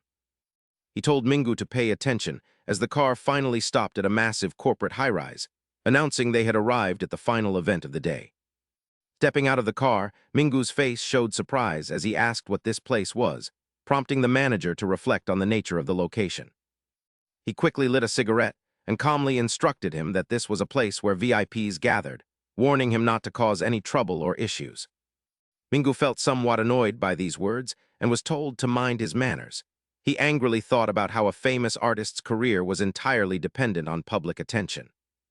In that world, unfair contracts existed, toxic agreements where every clause prioritized the company's interests above all else. Yet no one could refuse, not even Minggu, as girl groups continued to present themselves to the public. They felt that if they didn't sign the contract, they would never be able to debut, so they kept bright smiles on their faces despite their exhaustion. The company used support and investment as bait to force them into one-sided contracts, with directors standing behind them to supervise everything in a system that required massive funding. Slave contract was unavoidable, and naturally, there were unspeakable matters involving men and women if they worked in shady places during the contract's fulfillment. This caused Mingu to suddenly recall Kwon Dong's face. With just that one thing, the company would possess a powerful weapon against them. He slowly took each step forward, knowing it would become a lethal shackle that ensured they would never betray the company. Sitting inside the luxurious room, Mingu questioned what on earth he was doing there as he looked around the interior with a confused expression. The decor alone looked like it cost over 100 million, making him wonder who the guests would be. He imagined wealthy people with hideous appearances. He hoped it wasn't true, but he had heard many rumors about housewives who enjoyed playing with celebrities, which made Mingu feel quite anxious. While he sat there motionless, the woman slowly approached and asked in surprise, "So, are you Zin Mingu?" She was Hong Yura, 73 years old. Seeing Mingu appear, Yura sat down on the chair below and asked, "Are you here because of CEO Yu?" "I see I've heard about you," she said, smiling and repeatedly touching his arm as she spoke. "Don't worry, it will all be over soon." Looking at his current face made her feel incredibly excited. "Oh my, you're so handsome. Is this your first time here?" Mingu was so furious that he ground his teeth, remembering the 3 bastards who had caused all his misery. "Damn it, no matter what those bastards do, I will have my revenge," he thought, instinctively clenching his fists. "I will never forget these disgusting memories, no matter what happens," he screamed desperately in his heart. "I'll destroy every single one of you, no matter what it takes," Mingu told himself, trying to endure the situation. Just then, a group of people entered the room. Seeing the two sitting there, they cheerfully greeted Mrs. Hong. "I heard someone new was on his way," a man said, smiling in surprise as he walked over. "Well, who is this little cutie?" These men quickly stripped off their clothes as if they couldn't wait any longer. They were VIPs of Salon Butterfly's private entertainment firm. He didn't forget to praise the new face. Seeing their actions caused Mingu to freeze instantly. "I heard about you from CEO Yun," he said, unsure of what to do next. It was a certain way to control a celebrity, and he helplessly let everything happen. On the other side, Guangdong was puffing on a cigarette, exhaling a cloud of white smoke as he looked ahead. His face became extremely excited thinking about what was unfolding. That bold bastard Mingu was likely in danger. Filthy hands slowly reached toward him, marking the true beginning of his life in hell. These actions made Mingu bite his teeth in rage, his eyes filled with hatred as he stared forward. Guangdong gently called out to Manager Ba, who waited and replied, "Yes, sir." He pointed at Lee Yunsung on the phone screen and asked, "Do you know why I asked this kid to join hands with me?" His face showed some interest as he predicted what would happen next. In truth, it didn't matter how a celebrity was ruined. There were still ways to exploit them. Since it was an image-based profession, they could be used for money laundering or treated like mukbang meals to be consumed. He continued looking at the current stocks and the girl groups building their images. "We can use them as the face of investments or just have them attend some stupid events." This made Guangdong a bit puzzled. But why was I so insistent on sending Zin Mingu to the butterfly company? Who is the one on the verge of being ruined? Is it because of his school bullying scandal? Manager Ba listened in silence as Guangdong's eyes turned sinister, accompanied by a smirk. "I haven't given up on him yet." Everything Mingu had done had deeply impressed him. "Don't you think it's quite difficult to create a rising star?" He imagined the scene of Mingu being constantly cornered by those men. "I will discipline Zin Mingu with this and keep him by my side." One thing caused Guangdong a major headache. "The problem is that Lee Yunsung fellow, what can I do to keep his mouth shut?" Manager Ba seemed to have guessed something. "So after that you will," he nodded firmly. "Exactly." Guangdong's face was unusually calm because he already had his own plans. "The rule to fill a lotus leaf is that you must empty it first. We can never take any losses." He continued to give orders. "Now we can control Zin Mingu. Kill that brat Lee Yunsung." While Mingu was suffering on his end, Yunsung had no idea what was about to happen to him. Guangdong's mind was truly terrifying. "After all, I am a businessman." Time passed quickly, and Mingu walked forward dejectedly. His dazed face had become extremely unsightly. "What time is it?" He simply followed the manager without any reaction. "Know how many days have passed?" Mingu's eyes gradually became hopeless. What have I been doing these past few days? Seeing Mingu still standing there, Rong Tai quickly urged him, hurry up. If we're late for the next broadcast, the producer will lose his mind. He still seemed to have no other reaction.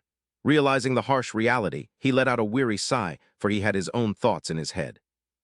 Now Mingu realized he was in too deep to turn back, living a life that felt like hell as Du Mu smiled and made an announcement to everyone. Human limits, endure with your body, start bottoming. Standing before the cameras, he spoke with excitement, announcing that the third quarter had begun. They were all laughing joyfully together, asking, Jinxing, what's wrong with your face? Is something the matter? While Mingu stood aside, looking soulless. As Du Mu continued hosting with great passion, he suddenly noticed Mingu standing there dazed and out of place. He repeatedly called out, Xian Mingu, Xian Mingu. But seeing no reaction, Du Mu immediately signaled for the cameras to be cut. He marched straight toward the stationary Mingu and called his name again, his expression turning sour as he barked. Are you mocking me? Mingu's behavior caused Du Mu to lose his temper, as he shouted that the boy's lack of focus was ruining the entire atmosphere. He kept yelling that if he didn't want to work, he should just say so, but Mingu couldn't understand a word and only felt exhausted. Wondering what the bastard was screaming about, he looked at the ranting Du Mu and felt a sudden urge to destroy everything and quit. Everyone on set was waiting for him, and just as he thought about the penalty fees, a message arrived that brought a long-lost smile to his face. Looking at the notification on his phone, he realized he actually possessed a significant amount of wealth. Since his brand value had risen, his appearance fees had increased substantially, prompting Mingu to quickly recalculate his situation. Naturally, most of it was taken by Yu Dong, as a series of web notifications arrived detailing the participation fee payments. There were web reports for event expenses, advertising costs, and revenue related to merchandise sales. Even the new market proposals required calculation, but it was certainly no small sum, causing a strange smile to creep onto Mingu's face. He told himself that since things had come to this, he would just focus on making a fortune and endure it for a little longer, all while his manager watched. Yu Dong quickly called the manager, who picked up to report everything, saying, Hello, boss, I'm with him now, and it seems he has finally given up. The manager noted that, as expected, the boy was accepting reality for the sake of money, and Yu Dong understood the situation perfectly. While relaxing in a sauna with his associates, he contemplated for a moment before curtly issuing a new set of orders. Department Head Pu, Xian Mingu has been handled and seems to be under our control, he said, to which Pu nodded in agreement. Inside the sauna, the group continued their discussion, mocking the boy by saying he was powerless to do anything against them. With a curious expression, Department Head Pu asked Yu Dong what his plan was to finally eliminate the brat. After a brief moment of reflection, Department Head Pu began to explain that under the current laws of the country. He noted that murder charges carry much heavier sentences, emphasizing that a crucial legal factor is whether the perpetrator acted with clear intent. Since it wouldn't be an accident, the punishment would be severe, with a minimum of 10 years for murder, leaving Yu Dong speechless. Department Head Pu informed everyone that this was why those in the underworld had developed a new method of killing. This piqued Yu Dong's curiosity about the new method, just as the scene shifted to a crowded street where Yun Song was walking with his backpack. His eyes were filled with deep thought as he recalled the realization that they intended to kill him, flashing back to the previous night. While soaking in the water, Anna asked in shock what he meant, and Yun Song patiently explained that director Yu Dong was originally a gangster. He was a former convict involved in organized violence, and digging into his past revealed he was a suspect in both intentional murder and solicitation of murder. Anna remained somewhat astonished, yet she wondered if they would truly go so far as to kill him. She immediately voiced her concerns, noting that it would become a major ordeal if such a thing occurred. He merely listened to her words in silence. Gazing at the object in his hand, Yun Sung suppressed a sigh and gave her detailed instructions. Since he had asked for her assistance, she calmly and gently reminded him that she would uphold her end of the bargain. She told him to pack his things, and he silently complied. He needed to move his belongings and change his address, as they were uncertain of what might happen. Her voice continued to resonate from the other end of the line, telling him not to forget this. Yun Sung continued gathering his things to relocate to a new residence. She explained that her reason for helping him wasn't solely based on that promise. With a small knife already prepared in his pocket, Anna's voice told him not to overexert himself if his life was in jeopardy. "Do you understand?" Yun Sung looked ahead with a serious expression and replied that he did. He recognized Anna's genuine kindness and the reason why she and everyone else were helping him. It wasn't just because of the promise. As he waited at a red light, thoughts raced through his mind. He realized that no matter what happened to him, he had to keep his word to them. His eyes were pensive as he looked forward, considering the reason. Yun Sung was still waiting for the light to change so he could cross the street. In front of him was another person also waiting for the signal, a man who was emitting strange and unintelligible sounds. The man continued to stare at Yun Sung, who was right in front of him, while making those peculiar noises. Sensing that the situation was wrong, he slowly pulled an object from his back pocket, telling himself it would be okay. He tried to reassure himself. Because he didn't know what kind of situation he might face, he had prepared a collapsible baton. Yun Sung continued to walk forward, believing everything would be fine. As soon as the light turned green, he and the strange man began to cross the street together. It seemed this man was far from normal, as he incessantly made bizarre noises. The scene shifted elsewhere, where Manager Bei's voice rang out, informing Jun Dong that he had recruited someone, which piqued the latter's curiosity. When asked what the person was like, the manager continued to share his thoughts, noting that the punishment for premeditated murder was quite severe. His expression turned cold as he declared that to receive a lighter sentence, one should opt for involuntary manslaughter or involve someone with mental or physical disabilities. Jun Dong listened silently to Manager Bei's ideas, noting that instead of hiring assassins, the current trend was to make a killing look accidental or like a staged mishap. The two continued their discussion, noting it would be easy to sever ties if something went wrong. As long as they could reach a settlement with the victim's family, even if it were ruled a homicide, the sentence would likely not exceed 3 years. Meanwhile, the mentally unstable man brushed past Jun Dong. Yun Sung continued walking forward, seemingly paying little attention to the man, as these days, people with anger management issues or those with mental illnesses often received shorter sentences. The man continued to emit those incredibly strange sounds. Yun Sung moved forward with extreme caution. He silently turned his head to look at the abnormal man, wondering if this person was the one sent to take him down. Among the various methods, the most frequently used was. Manager Bei's voice echoed, mentioning driving while intoxicated. A car suddenly lost control and veered straight toward Yun Sung while he was distracted. His eyes showed a hint of shock as he was caught off guard by this plan. "You don't need to worry, boss," the man in the car said, continuing to drink and drive as if nothing were wrong. At the same time, the image of Yun Sung standing there in a daze appeared, unable to believe this was happening. "I have created the perfect situation for it," the manager said. As the car drew closer, he realized this event was unavoidable. If the laws didn't change, there would be leniency toward drunk driving cases, as there were many loopholes. The man inside the vehicle kept drinking. Tomorrow, there would be a brief news report, and just like that, the car sped toward Yun Sung. Misfortune suddenly struck him. He realized his life was coming to an end. Yun Sung suddenly recalled the moments before death, thinking of his pitiful mother and then his sister who had always managed everything. He thought of his sister's suffering and her helplessness in the face of life, as well as his elderly mother who only finished elementary school and never knew she was being exploited. His entire life flashed before his eyes. Yun Sung's gaze grew desperate as he awaited his demise. This phenomenon is known as the Zuma Deng. The car drew even closer to him. Sadly, at the end of his life, there were no happy memories within Yun Sung's life review. There was only one person he worried about and remembered.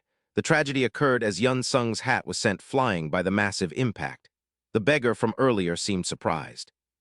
After turning his head to witness the entire scene, the man suddenly broke into a terrifying smile while looking at the motionless Yun Sung. At the scene, the beggar kept screaming that someone had been hit, while Yun Sung's blood flowed incessantly as he lost all consciousness.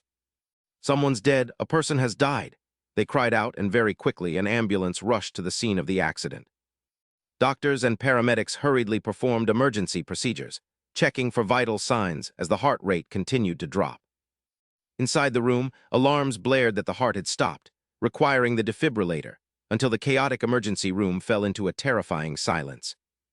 Finally, the emergency room light flickered off, and the doctor stepped outside, gasping for air after hours of intense, continuous work.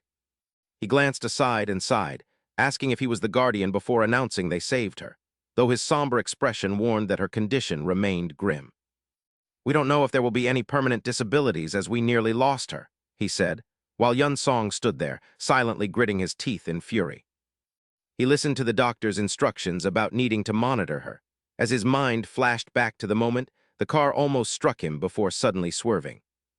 It turned out Anna had used her own vehicle to ram the car targeting Yun Song, and she felt no regret for her decision regardless of the consequences. The massive collision on the street left Yun Song dazed, and the force of the impact unfortunately sent him tumbling backward. He hit the pavement hard in pain, while the beggar slowly turned his head to watch debris flying through the air. The man wore a bizarre smile at the sight, as Yun Song suddenly recalled Anna's words telling him it would be all right and not to overexert himself. She had even teased him with a laugh, noting how precarious his life was and insisting that he didn't need to try so hard. Still disoriented, he desperately tried to open the car door to save her, but it was locked. Refusing to give up, he repeatedly slammed his fists against the glass.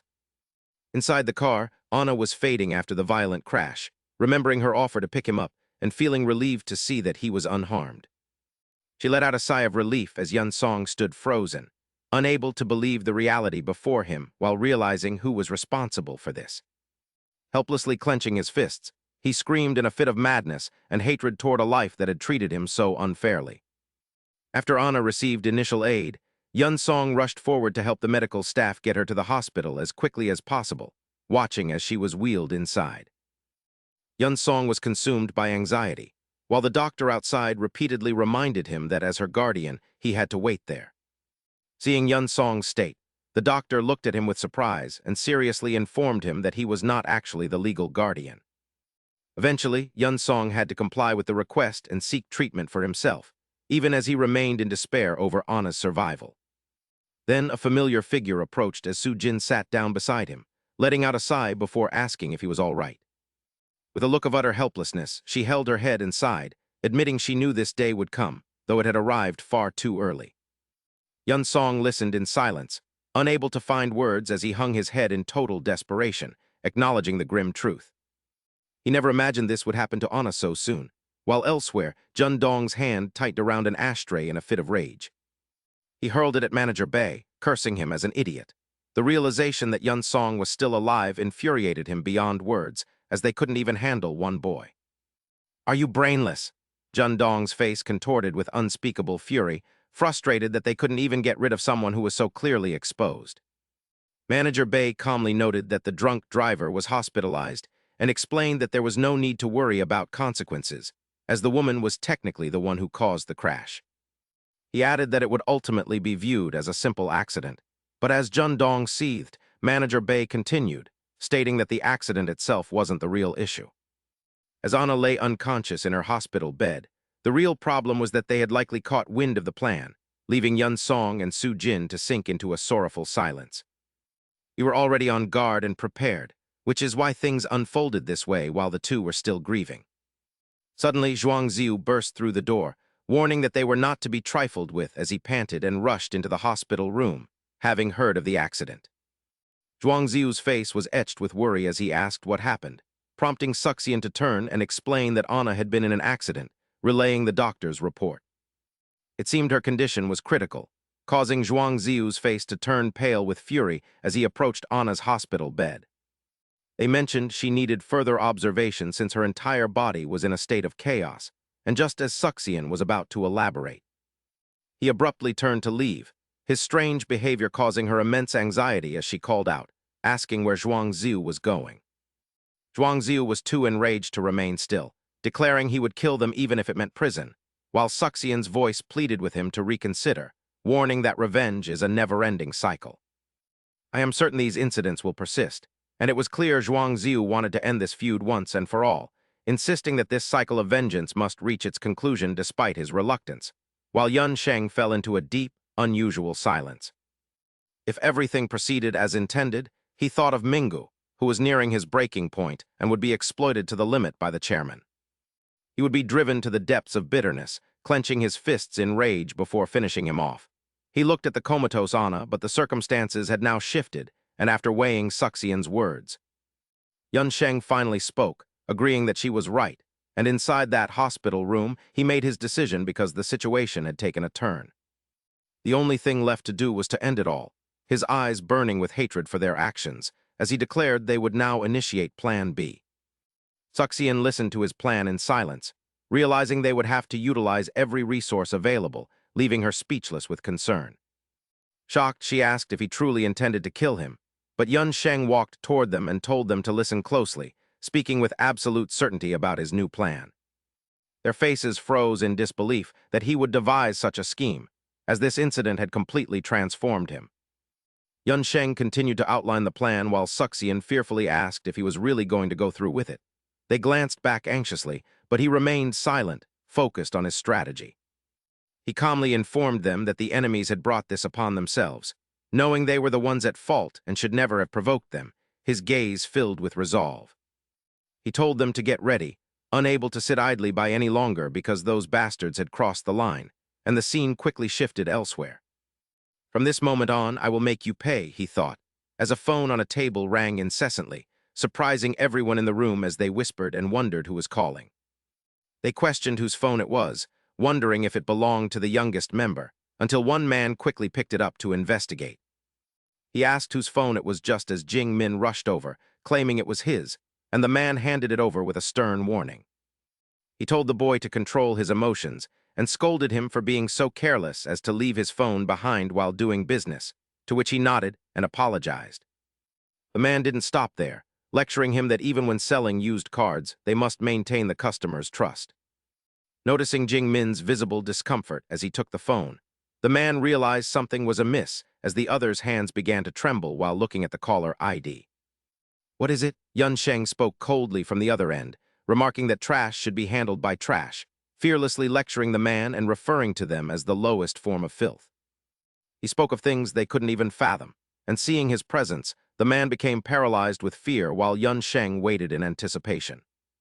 They would be meeting each other very soon, and as he stared at the caller on the screen, the man was left in a state of utter bewilderment. What on earth did Li Dasheng want? A memory from the past resurfaced, showing Jiangmin gently placing a hand on Uren's shoulder while praising Li Dasheng's control over him. He looked quite attractive, yet his face twisted into a grotesque mask as he committed those repulsive acts and begged for mercy. He was quickly forced to pay for his actions. Admitting his fault, Yun Sheng held the phone in his hand and made a declaration. He vowed to use that trashy name to ensnare Mingjiu and Yun Wendong, words that left Jiangmin trembling with fear. However, he remained unnervingly calm in a way no one could have anticipated or understood. Meanwhile, Mingjiu dragged his weary feet forward. He quickly entered his usual car where the driver was already waiting. As soon as he sat down, the manager reminded him to get some rest. He mentioned they were heading straight to the next schedule. Mingjiu tiredly checked his phone and saw a 4-day shoot on an island in Jiangsu province. He worried that 4 days on an island would be exhausting, thinking of those people and wondering if the payout would be significant. Mingjiu only hoped for the day he could escape his current plight, telling himself he had to endure it all for the money. Looking at his phone, he was warned that this was a documentary-style variety show, and he needed to be careful with his words. Suddenly, he shouted an insult, leaving the manager completely bewildered. Mingjiu froze as he stared at his bank balance. He was in a state of panic, unable to comprehend how the money in his account had simply vanished. After reporting it, the officer smiled at the situation. He glanced at Mingjiu and pointed to the transaction history, asking if he wasn't the one who had withdrawn the funds. This made Mingjiu incredibly uncomfortable. Unable to remain still, he stood up and screamed about the bank's negligence. The security officer continued to examine the statement and noticed something peculiar. He stared intently at the document and read out the evidence of a withdrawal during the time frame he had mentioned. He handed the paper to Mingjiu for confirmation, a gesture that left Mingjiu momentarily stunned and speechless. He stared at the receipt in disbelief, realizing something was wrong when he saw Yun Wendong's name written there. Realizing what that bastard had done, he went to a room where a woman was sitting on Wendong's desk, enjoying the luxury. Shan blushed and looked at Yun Wendong. She asked if he would definitely promote her this time, and he nodded confidently, mentioning a golf meeting with producers the next day. He told her to come whenever he called, which made Shan overjoyed. Yun Wendong laughed, saying it was time for everyone to admire her beauty. As she was about to say more, Mingjiu burst into the room, startling both Yun Wendong and Shan with his sudden appearance. Mingjiu called out to the director with a look of pure frustration as he quickly approached him. He stared at Yun Wendong and asked if he had touched his money, eventually losing his temper and screaming in rage when he received no answer. He demanded to know if Yun Wendong was playing games with his money.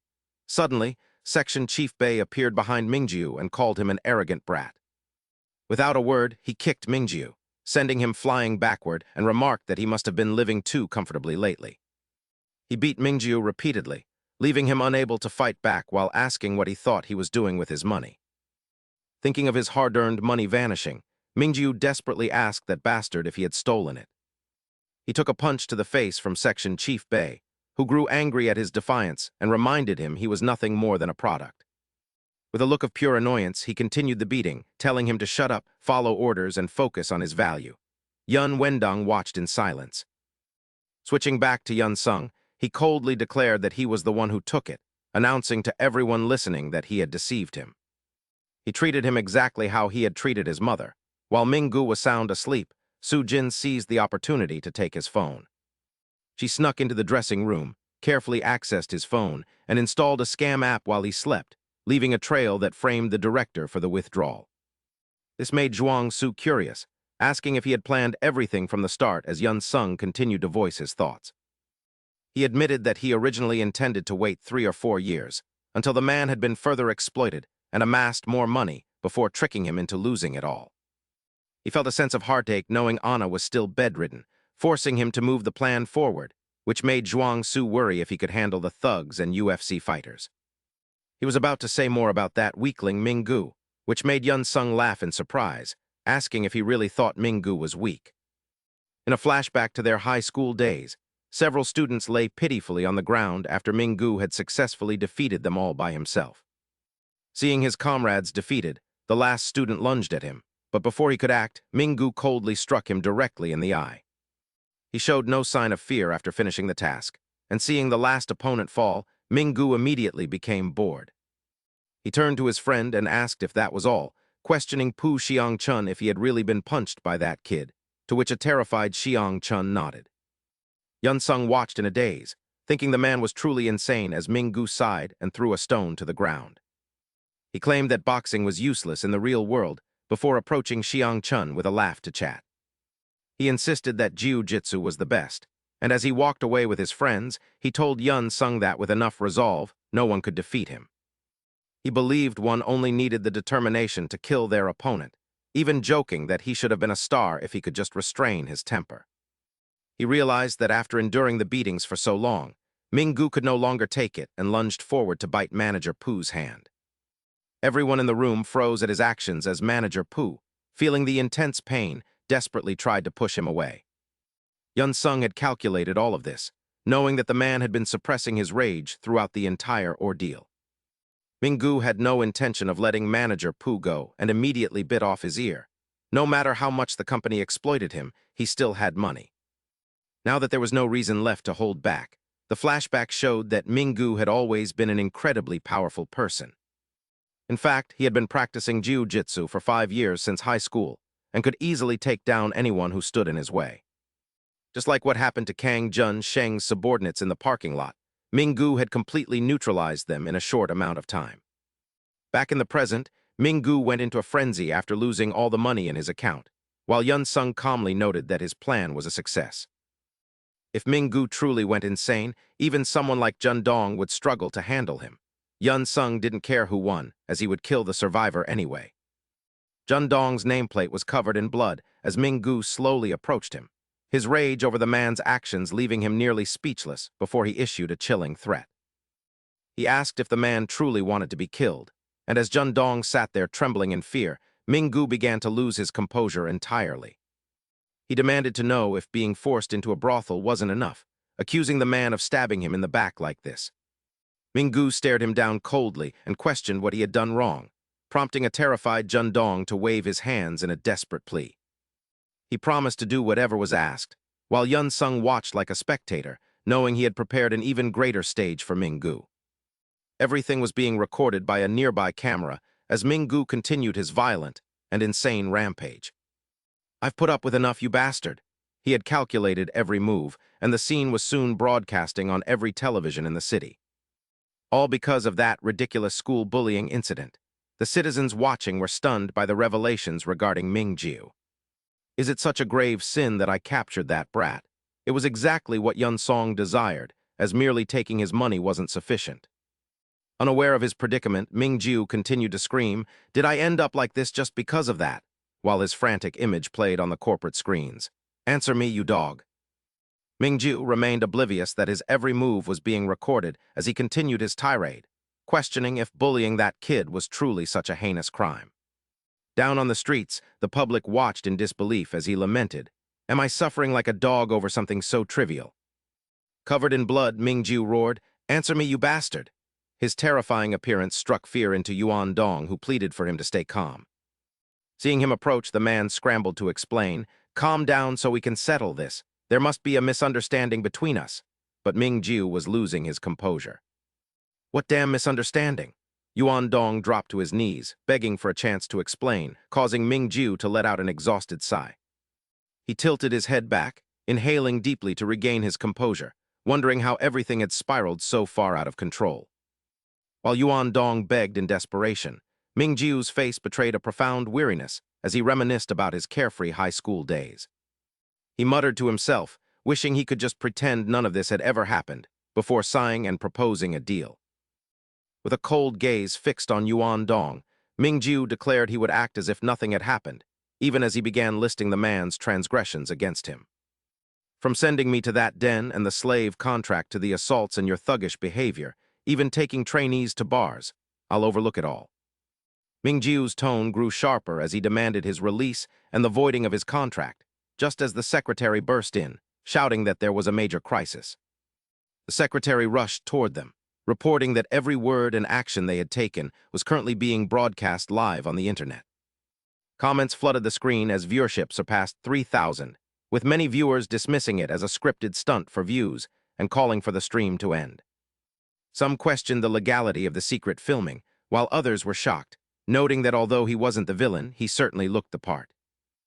The helpless secretary pointed to a hidden camera, explaining that someone had hacked the digital billboards to broadcast the feed live in Guanghuemen, while curious onlookers recorded the scene on their phones. Yuan Dong stood in disbelief, stammering, "What?" just as the security team rushed in to deliver more bad news. They anxiously informed Yuan Dong that the situation was dire, with a flood of reporters calling in for statements. TV producers were demanding meetings and investors were furious, all wanting answers as the company's stock price plummeted toward rock bottom. "Our company's stock is in a freefall, sir, and there is absolutely nothing we can do to salvage the situation at this point." Chaos erupted in the room as information spread at lightning speed, making it clear that someone had meticulously orchestrated this entire disaster. He gritted his teeth in fury as he realized Qi Yangman had orchestrated this under Yun Song and Chang Su's orders to expose him to the whole country, just as Yun Song placed a hand on the man's shoulder. Yun Song offered a sincere compliment, clearly satisfied with the outcome of the plan, remarking that choosing him had been the right move. However, the man felt utterly exhausted, thinking that this madman had only sought him out to perform such tasks as the scene shifted to the past. Yun Song had approached Qi Yangman, demanding to know if he understood why he had been summoned, leaving the man trembling as he tried to explain. "I don't know," he stammered, meeting Yun Song's annoyed gaze before breaking down in tears and confessing everything once he understood the situation. "Fake bank accounts, using Mingjiu's reputation for online scams. No, none of that matters," he said, stepping toward the man with a cold intensity. "Think about what you're best at." The man stammered, "Girls, I'm best at." After a moment of thought, Jai Ching-min asked nervously, "Doing bad things?" Lee Yun-sung laughed with satisfaction. Thus, Jai Ching-min had to follow Lee Yun-sung's plan to install hidden cameras since he was skilled at that. He remained calm regarding the plan he had set. Wherever Zin Minggu might go, a camera was placed. He would surely be shocked when he appeared on screen. Jai Ching-min's hands began to tremble strangely. He knew it, seeing everything proceeding successfully. Lee Yun-sung laughed and said, "It's done." This left the man in a state of panic. This bastard is truly a mad dog once he bites. When Jai Ching-min finished and turned back, he smiled and praised him. "Well done, you can leave now." The man felt anxious about his fate. Lee Yun-sung leaned down and whispered in his ear. "Next time I call, you'd better show up immediately." That was when he realized his life was over. Meanwhile, Yuan Dong was helpless against the unfolding events as staff members bombarded him with reports. "Sir, I think we should call the police first." Suddenly, a voice called out, "Hey, brother!" The man's face appeared, startling Yuan Dong. Jin Ju-myu walked in looking clearly annoyed. "Are you people joking with me?" he kept complaining. "What the hell is going on?" This man was the national TV host, Jin Ju-myu. Thinking about his massive investment vanishing into thin air, Jin Ju-myu couldn't sit still. He had just bought company stock yesterday. "Now look at what's happening to the company's image." Yuan Dong hurriedly tried to explain, "Brother Ju-myu, about that," but the man cut him off. "Please stay calm, the cameras are still rolling." Jin Ju-myu showed his irritation upon hearing this. Realizing the situation, his face grew frantic. "This is all that bastard's fault, isn't it?" He glared at Zin Minggu, who was still standing there. "That bastard spilled everything on the live broadcast, didn't he?" Jin Ju-myu rushed toward Zin Minggu and barked an order. "Come here, you bastard." He was about to say more when a punch suddenly landed on his face. Then Zin Minggu repeatedly struck Jin Ju-myu with a club while he was off guard. The more he hit, the more frenzied he became, screaming continuously. The thought of Jin Ju-myu constantly pestering him became unbearable. He swung the club at Jin Ju-myu over and over again. "Leave me alone." Inside the room, everyone froze, too afraid to intervene. "I'm just trying to live decently." Jin Ju-myu, taking blow after blow, was in agony and didn't dare to fight back. "Why won't you leave me alone, huh?" Zin Minggu no longer cared about anything. After the beating, he tossed the club aside. Nearby, Jai Ching-min, Lee Yun-sung, and Chang Su watched through the monitors. "Fine, I lose." His voice rang out in despair as he walked toward the hidden camera. "You won, Lee Yun-sung." Zin Minggu's face was covered in blood, but he didn't care, continuing to hurl accusations. "But did I do anything so terrible that I deserve this? You said you would forgive me."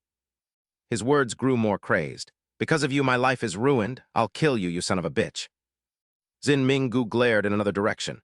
"You damn bastard." Suddenly, his phone rang. Recognizing the caller, he answered immediately. "Hello, is that Lee Yun-sung?" Yun-sung remained silent for a moment before coldly asking, "You really want to kill me that badly, don't you?" This frustrated Zin Minggu so much he was speechless. "You bastard!" Yun-sung's voice came through. "I'll give you an address." "Meet me there." He quickly pushed the door open and stepped outside. Yun-sung instructed him directly, "I'll be waiting for you." Seeing Zin Minggu run off surprised everyone. "Look, it's Zin Minggu, where?" Reporters swarmed Zin Minggu, firing questions. "Mr. Zin Minggu, what's going on?" Another reporter approached, asking if what he said in the video was true. Unable to take it anymore, he kicked the reporter in front of everyone. "Get lost!" With eyes full of hatred, he declared to the crowd, "Move, don't block my way, you bastards." Seeing Zin Minggu's rude exit left the reporters stunned. What was that? Did he just kick a reporter? But they wouldn't let him go. "Hey, keep filming him, Mr. Zin Minggu." The scene quickly shifted to a church in the city. A symbolic cross hung high above, as if to cleanse all sins. An eerie silence filled the room, devoid of any movement, as Lee Yun-chang sat there alone and speechless. He waited in silence for Ming-ju to arrive, his contemplative gaze sharpening as he realized his enemy had finally appeared. Ming-ju appeared at that moment, his face contorted with rage upon seeing the boy sitting there. "You bastard, is this all?" he spat, stepping forward. "Your childish retaliation has caused nothing but chaos for far too long." Ming-ju's voice boomed, "Do you have any idea what I've—" But Lee Yun-chang cut him off before he could finish, standing up slowly and speaking with a cold indifference. "I have tattoos on my body," he said, his eyes transformed from before. "I had them inked all over me so that every time I look at them, they remind me of the atrocities you people committed against me." His words forced the man into a stunned silence.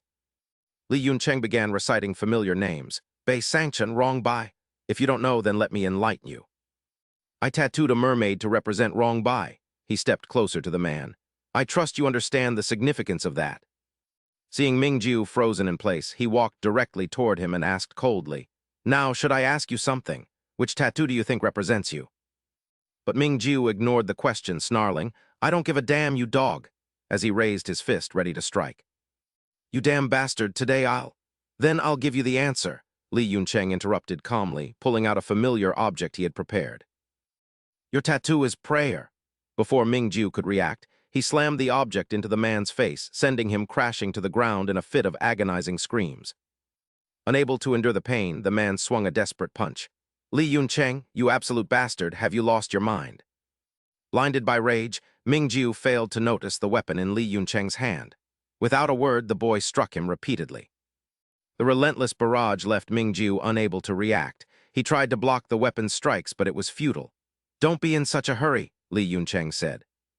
Mingjiu's fingers shattered under the weapon's force. "I'm going to tell you everything anyway."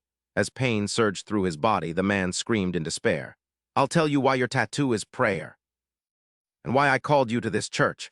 After the beating, Li Yuncheng spoke slowly. "So there's no need to be so impatient." He remained chillingly calm about his plan. "And why you are target number 3, he declared, his gaze becoming terrifyingly intense. "I'll explain it all, so brace yourself." Flashing back to the past, Mrs. Jin stood before Mingjiu, her hands clasped in a helpless plea. He watched her coldly, devoid of any emotion. "Please help me," she begged, her face etched with utter desperation. "Can you please return that money to me?" she pleaded. Li Yuncheng recalled the moment his mother lost everything. In a narrow alley, Mrs. Jin kept begging Mingjiu. That money was the price to save Run's life. He knew she was no longer in her right mind, yet Mingjiu just stood there staring at her. She had scrambled everywhere to scrape that money together. Mrs. Jin's strange behavior at the time had left Li Yuncheng confused. During that period, his mother didn't come home for days. He stared blankly at the money and the note left on the table. Initially, he thought she was off doing something pointless. The scribbled note read, "I'll be home late, buy yourself some dinner." But the scene shifted to the city police station, revealing a different reality. Mrs. Jin stared at the scene before her in disbelief, as the investigating officer continued his questioning. "I'm asking if anyone borrowed your phone." He showed her a QR code and explained, "It's possible your phone was hacked." "They use software like this nowadays to hide their tracks," the officer's voice continued.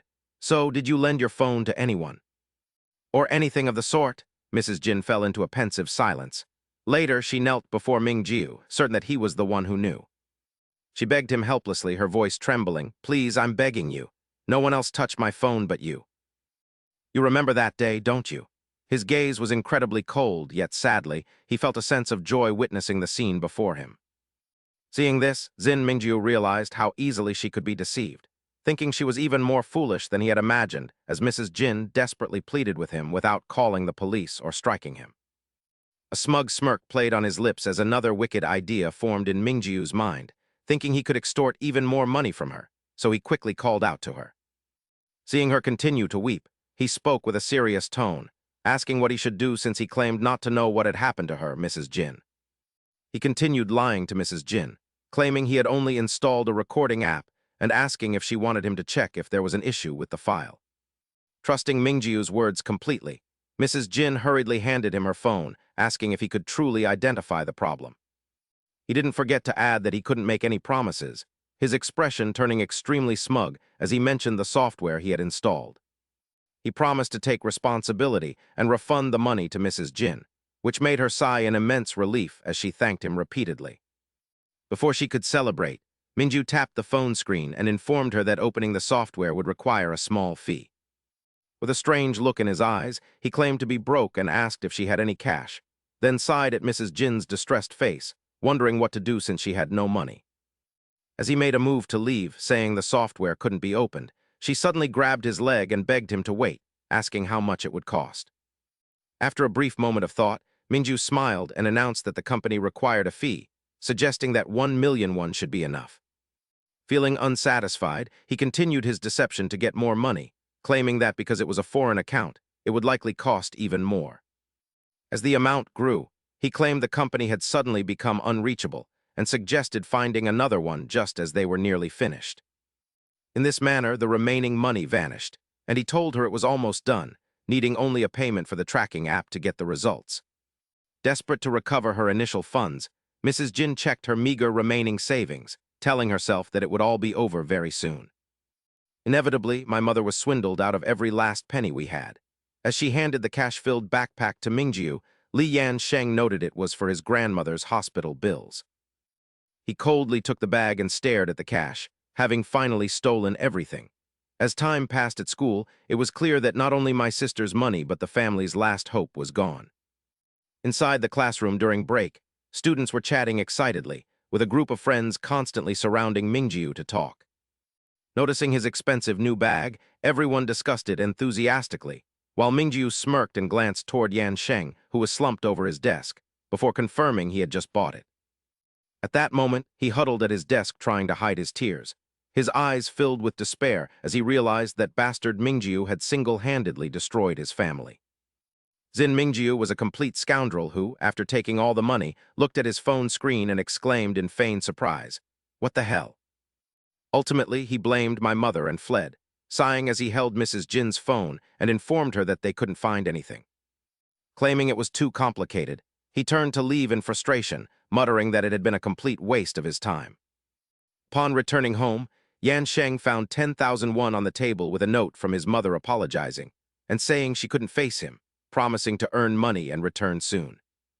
He slowly picked up the note and reflected on it, feeling deeply saddened within their small home as he could only blame his own misfortune.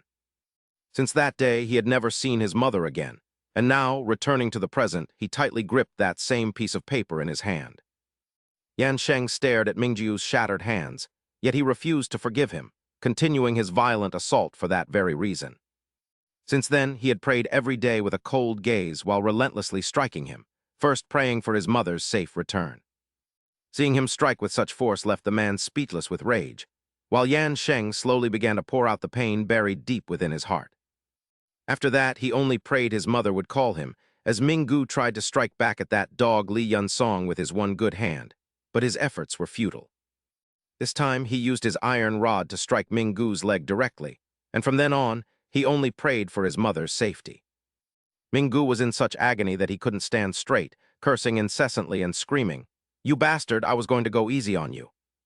The moment Minggu finished speaking, Yun Song struck him down with the rod, raising his weapon to declare the basics of combat. First, with a cold gaze that refused to show any mercy, he told him not to get too excited before knocking him back in pain. While Minggu was still dazed, a rope suddenly tightened around his neck. Yun Song seized the opportunity to tighten the grip around his neck, leaving him unable to react with a Houdini choke, though Yun Song's own eyes showed a hint of surprise at the sight. It turned out Minggu was using his broken fingers to resist, which surprised him as he stared at the man's remaining functional fingers, finding the situation more interesting due to his quick thinking. Realizing the man had anticipated the strangulation, Minggu clutched his bruised neck and battered body in rage, cursing Li Yunsong for playing games with him. He screamed inside the church, demanding to know why he was being treated this way, to which Yunsong laughed in disbelief, asking if he truly didn't know the reason. He looked up at him, thinking of the price of a life and how the memory of his sister's death only fueled his burning hatred.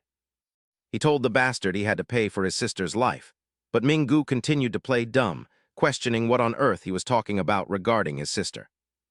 He didn't stop hurling insults, asking if he had touched his family's money, showing absolutely no remorse for any of his past actions.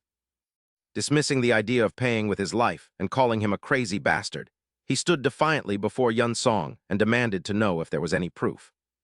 He repeatedly asked for evidence, suggesting that he was only being targeted because he had helped others deceive his mother.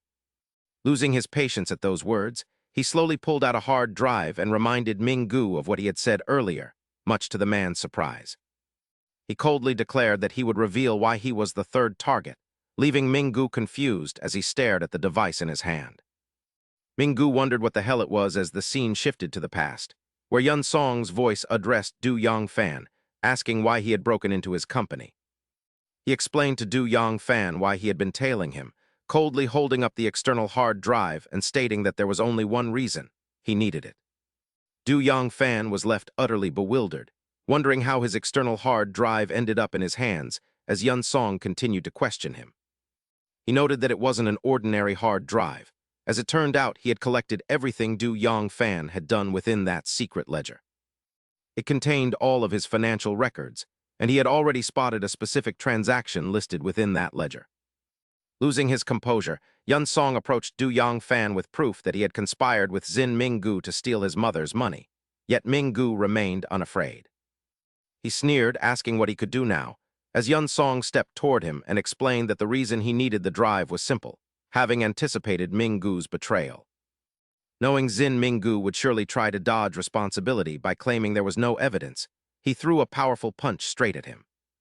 After landing a punch directly on his face, he declared that was why he was the third target, having copied all the data and swearing that he would make him pay everything back, with no mercy. With a look of absolute determination in his eyes, he vowed to make him suffer for everything he had been forced to endure. Whispers filled the air as they asked if anyone had heard the news, laughing mockingly while discussing the latest incident. Because An Yuan was sent to the Juvenile Detention Center under Article 10, Yun Sheng kept his head down, dreading the thought of becoming a punching bag if he were sent there. He clenched his teeth to hold back the tears, knowing that despite his efforts, people believed the fool deserved his fate. Tears streamed down his face as Yun Sheng hurried to the detention center to visit An Yuan, his voice trembling with concern. He asked if An Yuan was all right and tried to say more, but An Yuan suddenly cut him off. With a surprisingly cheerful expression, An Yuan recounted his experience, claiming the other inmates were actually quite kind. He explained that everyone was kept separate and that no one had bullied him since he arrived after the incident. Hearing those words brought Yun Sheng a sense of relief, glad to know his friend was safe, but then An Yuan asked about him. Yuan asked Yun Sheng how he was living, and if things were easier without him, causing Yun Sheng to clench his fists in silent pain while offering words of comfort. He told An Yuan that things had improved because of him, reflecting on how they both lived for the sake of others, and how their meeting had been a meaningful one. In reality, after An Yuan left, Yun Sheng was constantly beaten by Rong Huan for his own amusement, who looked annoyed while humiliating him in front of everyone for reporting the violence. Rong Huan grew more enraged, mocking Yun Sheng for thinking he wouldn't find out who wrote the statement before whispering a threat in his ear. He revealed that his father was the Chief Justice, which was why he was so arrogant and why anything a despicable person like Yun Sheng did would never affect him. He realized that nothing he did would ever affect that man, and he suddenly recalled An Yuan's pitiful face. He realized that life inside the detention center for those not of the upper class was a nightmare of constant abuse and suffering. Those born into privilege stood above everyone else, and they had beaten An Yuan mercilessly, mocking him for being the one who stabbed Rong Huan. The delinquent inmates looked down on An Yuan, spitting in his face and daring him to try stabbing them as well. They mocked An Yuan as he crawled up in pain, excitedly discussing how they would make him wish he were dead during his stay. The next morning, the guard walked the hallway for roll call, coldly checking each room and noting that rooms 1 and 2 were present. When room 3 remained silent, the guard grew suspicious and demanded an answer, but An Yuan had already chosen to end his own life, meanwhile back in the present. Cheng Cha took a long drag of his cigarette and thoughtfully asked if Yun Sheng had been close to the boy. He looked at Yun Sheng, who still had his head down, and asked if that guy was the son of the former Chief Justice, while Yun Sheng kept repeating his plea. Yun Sheng grew increasingly anxious and begged to be released, but Cheng Cha would not let him go so easily. He told Yun Sheng he could leave after giving his statement, but reminded him that as a minor, he would be handed over to his guardian. He explained that Yun Sheng couldn't leave until his mother arrived, making Yun Sheng worry about what Rong Huan might do as he pleaded that he was out of time. His voice was filled with helplessness as he worried about that bastard's next move, while Rong Huan was busy making a phone call. The inspector grew annoyed and reiterated that the law required him to wait for a guardian while staring intently at Yun Sheng. He urged Yun Sheng not to stay silent and asked if the situation was related to school violence, but Yun Sheng remained unresponsive. He continued to probe, asking if this was his way of resisting the bullying, while Yun Sheng sat in silence, realizing the truth after his friend's death as Cheng Cha pushed a paper forward. Cheng Cha suggested he write down the day's events for a thorough review, but Yun Sheng realized nothing would change and held the pen with a stubborn expression. "Detective, I am pleading with you one last time," he said, still driven by the motivation that had brought him this far, as the inspector lost his composure and repeated his words. "I said no," he replied, leaving the man bewildered by the scene as he refused to let this end as mere personal vendetta. Lee Yun-sung had used the pen to injure his own hands, pleading to be taken to the hospital while harboring a secret plan. With a gaze of absolute calm, he made his request, asking if the man knew the consequences of a suspect committing suicide and urging him to transfer him immediately. Unable to endure it any longer, he knew he had to escape that place, and seeing Lee Yun-sung's drastic actions, The inspector frantically shouted for someone to call 119. He realized how disadvantaged he was against the fearless children of the elite, while elsewhere, Rongwan watched his phone with delight, thinking that the boy had to die for the world to change after he injured his own hand. His expression turned remarkably serene as Rongwan eagerly anticipated the next development, cheerfully telling the person on the other end of the line that he had finished speaking with him. Walking down the street in high spirits, he remarked to his contact how that fool Lee Yun-sung was actually prepared to go through with it, then expressed surprise at the mention of the boy's mother, claiming he was only joking and knew nothing. He failed to notice that the woman who had just rushed past him was Lee Yun-sung's mother, dismissively wondering how he could possibly know that bastard's mother. As he continued to mock her as a useless fool who could do nothing, the woman hurriedly pushed open the doors to the police headquarters. Her face was etched with anxiety as she searched the room, prompting an officer to approach and ask how he could assist her. Ms. Jin frantically explained that her son was not that kind of child, though the officers seemed to have no idea what she was talking about. As she helplessly insisted to everyone that Lee Yun-sung was a good boy, the officers were stunned to hear the familiar name and asked if she was his legal guardian. The officer instructed her to fill out a confirmation form if she was indeed his guardian, noticing that Ms. Jin was acting quite strangely. Her behavior caused concern among those nearby who asked if she was all right, while she recalled the note from the time she had abandoned Lee Yun-sung. She had written that she was too ashamed to face him but would recover the money, and now she stood frozen and unresponsive, leaving the officers to wonder if she was okay. Tears began to stream down her face as she sobbed that she was unworthy of being Lee Yun-sung's guardian, overwhelmed by a profound sense of guilt. Lee Yun-sung's mother realized that since the time Ming-ju had swindled her out of all her money, she had been powerless to help her son. She had even followed Ming-ju's advice and taken all their savings, fearing that any intervention on her part would only lead to Lee Yun-sung getting hurt. Upon realizing she had been deceived, Ms. Jin was consumed by self-reproach and the terrifying thought that she had lost any chance to help him. Feeling inadequate, she could only grit her teeth and endure the situation, her overwhelming anxiety preventing her from speaking out. Inside the station, Ms. Jin began to stammer, testing the officer's patience until a voice suddenly called out, asking for a moment of their time. A young man stepped forward from behind and asked if she was Lee Yun-sung's guardian, suggesting that there was more to the situation than met the eye. She looked on in bewilderment at the scene unfolding before her, where a crowd of reporters stood ready to hunt for the latest news. Ms. Jin stood frozen as she realized these were people who unhesitatingly sided with the underdog and were prepared to fight against injustice. When she asked who they were, the man standing before her explained that they were individuals dedicated to doing whatever it took to spread the truth. He stated that they stood against injustice for victims of school violence like Lee Yun-sung, and that they had already begun to take action. Lin Zhengjun from the School Violence Committee handed her his business card and introduced himself, promising that they would provide assistance from now on. Finally, someone was standing up for Lee Yun-sung's interests, while Rongwan gleefully switched off his phone and continued walking, muttering to himself. Rongwan laughed as he thought about Lee Yun-sung, mockingly wondering if the boy actually believed he was some kind of movie protagonist. Calling him a fool, he stared at his phone and pondered the boy's actions, realizing that he likely wasn't working alone and wondering who was helping him. Or was it because of Anna? Indeed, that family also had a daughter. He continued to wander through the city, while over here Ming-gu remained lying motionless. It seemed Ming-gu was no longer showing any signs of movement, making one wonder if they should just ask him directly. His face had been completely disfigured. Lying still inside the room with a crippled arm, broken legs, and a ruined face, he no longer possessed any hope for survival. As the phone rang incessantly, tears streamed down Ming-gu's face. Recalling everything he had endured filled him with intense hatred for those bastards. He harbored a deep grudge over everything, swearing to have his revenge at any cost. The moment Ming-gu answered, Rongwan asked with urgent curiosity, "Hello, how is your body doing?" He laughed mockingly, saying, "I told you to just get on your knees and beg for my forgiveness." His voice continued to ring out. "You should have listened to me." Suddenly, Ming-gu cursed loudly. "Damn it." With a face consumed by hatred, he screamed, "I want revenge."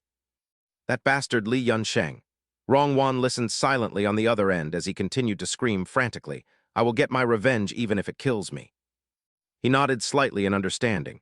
"I see," he said over the phone. "I called because I thought you might want this." It appeared Rongwon had devised a new plan as the scene shifted to the hospital.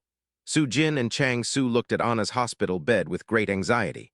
Rongwon looked toward Anna lying still and muttered, "That bitch Anna." It seemed Su Jin and Chang Su had no idea what was about to happen. Hearing those words also left Minggu feeling confused.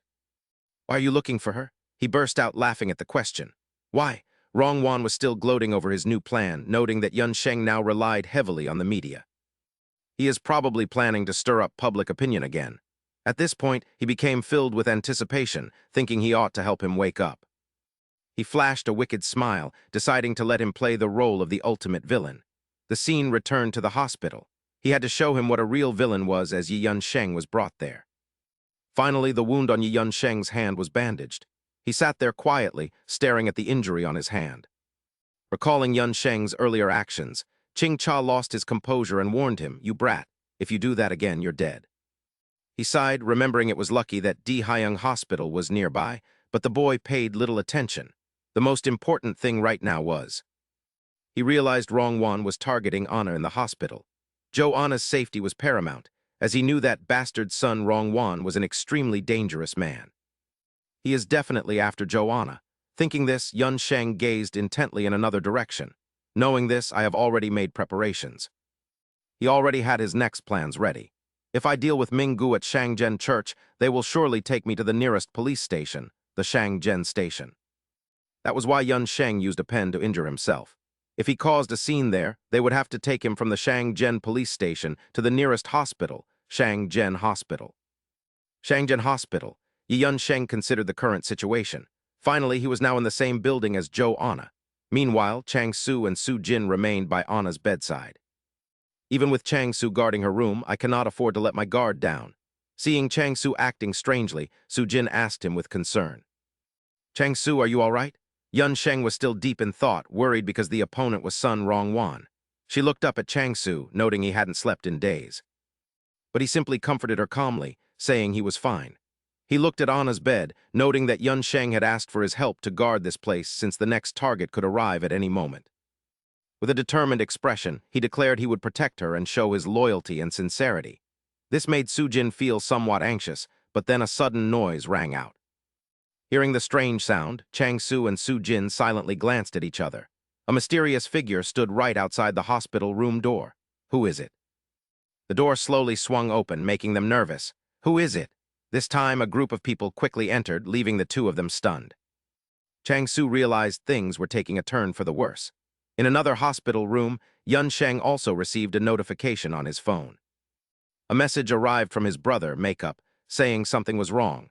Seeing the text before him, he realized the situation was becoming increasingly grave. "It has begun. Rongwon has located Anna's son's hospital room and taken action, but Yun Sung remains calm as he devises a plan. Is there anything to eat? I'm hungry," he says, though he is internally anxious to leave immediately as he looks at the two inspectors and adds, "I've been under investigation all day, so I'm starving," leaving them both bewildered. "What, you still have the appetite to think about food?" they ask. But he knows exactly what to do next now that the signal has arrived, his voice sounding like a plea. "Please hurry, I'm starving," he urges, causing the inspector to hesitate as he recalls the doctor's words about the boy narrowly missing an artery and being malnourished, making him realize the youth is at a growing age. The inspector finally turns to leave, instructing his subordinate to keep watch, while Yun Sung secretly glances over to see if he has gone far enough. "I'll be right back," the inspector says as the scene shifts to him shopping at a convenience store when his phone rings, and he answers to ask what is happening. Upon hearing the news, he smiles with joy and asks in surprise if Lee Yun-sung's mother has arrived, and where she is currently located. Walking down the long path, the inspector urges them to bring her as quickly as possible while he sends his location, hanging up happily as he thinks about finally going home for his daughter's birthday. The inspector rushes back to Yun-sung's hospital bed, only to find his colleague collapsed on the floor, and Yun-sung nowhere to be found. He frantically slaps his subordinate's head and shouts for him to wake up and explain himself until the man finally regains consciousness. Losing his composure, he anxiously demands to know where the boy went, while at that very moment, Yun-sung is already sprinting away as fast as he can. Gasping for breath and exhausted, he realizes he is out of time and uncertain of what comes next. yet he fortunately manages to reach Ana-sun's hospital room just in time. However, the scene before him leaves Yun-sung confused and bewildered as the doctor holds a medical file and continues to update the family. "There has been no progress, so we must continue monitoring her," the doctor says, prompting Yun-sung to look around anxiously and ask where Rong-won is and why he hasn't arrived. Sujin glances at her phone screen and then back at Yun-sung, her voice filled with a sense of helplessness as she shows him the device and says that something is terribly wrong. On the screen is an unbelievable news report regarding a minor, with the anchor announcing that the star Jin Mingu has committed suicide. After mentioning a minor arrested for drug trafficking, the MC announces to the audience the shocking news that Jin Mingu, the star linked to the controversial transfer scandal at Hong Hon today, has taken his own life. Yun-sung listens in silence as the report mentions a suicide note detailing injustices, making him realize those devils dared to sacrifice a human life. To manipulate public opinion, the scene flashes back to Rong-won sitting before Jin Mingu, whose plan leaves the star in a state of panic as he asks what was said, only for the man to nod with absolute certainty.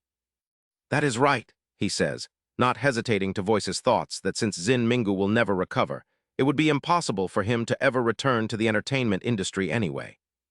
His voice continues in a manipulative tone, asking if it feels unfair and if he isn't furious that the situation has reduced him to such a pathetic state. After speaking, he holds a rope out to Jin Mingu, and while the young man still hesitates, relentlessly urges him to show the world his resolve. "Let them see the injustice so you can turn the tables," he says, and though reluctant, Jin Mingu takes the rope while weeping as the man remarks that he knew the boy was easily provoked. As tears of hatred stream down his face, the plan is to frame Lee Yun-sung as the villain once more to shift public opinion, before the scene returns to the present. Yun-sung stands frozen at the news, realizing that man is a true demon who silently watched as Jin Mingu took the steps to end his own life. He smiles with wicked satisfaction, knowing his opponent this time is a literal devil and the most ruthless of men, yet Yun-sung remains standing there with composure. With a face full of determination, he looks ahead and acknowledges that he must see this through, for the path of vengeance has never been an easy one. Yun-sung has endured immense suffering and horrific trauma in the past, yet he refuses to accept his fate, just as he personally defeated Jin Mingu, vowing to always fight and emerge victorious. Even if his hands are stained with blood, he will continue to pray and win this time as well, remembering that man's evil face and deciding that if his enemy is a devil, he will simply slay him. As Yun-sung and the others watch the news unfolding before them, a voice suddenly booms from outside, ordering everyone to step aside and get out immediately. The inspector sprinted forward, conferring with his subordinates about the deceased Ming-gu and the suspicious details on the body, which was covered in scars and bore a mark on the neck, leaving him bewildered. "What, is that so?" The officer walking right beside him nodded in agreement. "Yes, sir." He gradually realized something was wrong. Someone had either murdered him or driven him to a dead end. He looked at the miserable sight of Ming-gu's remains and spoke. "Ming-gu."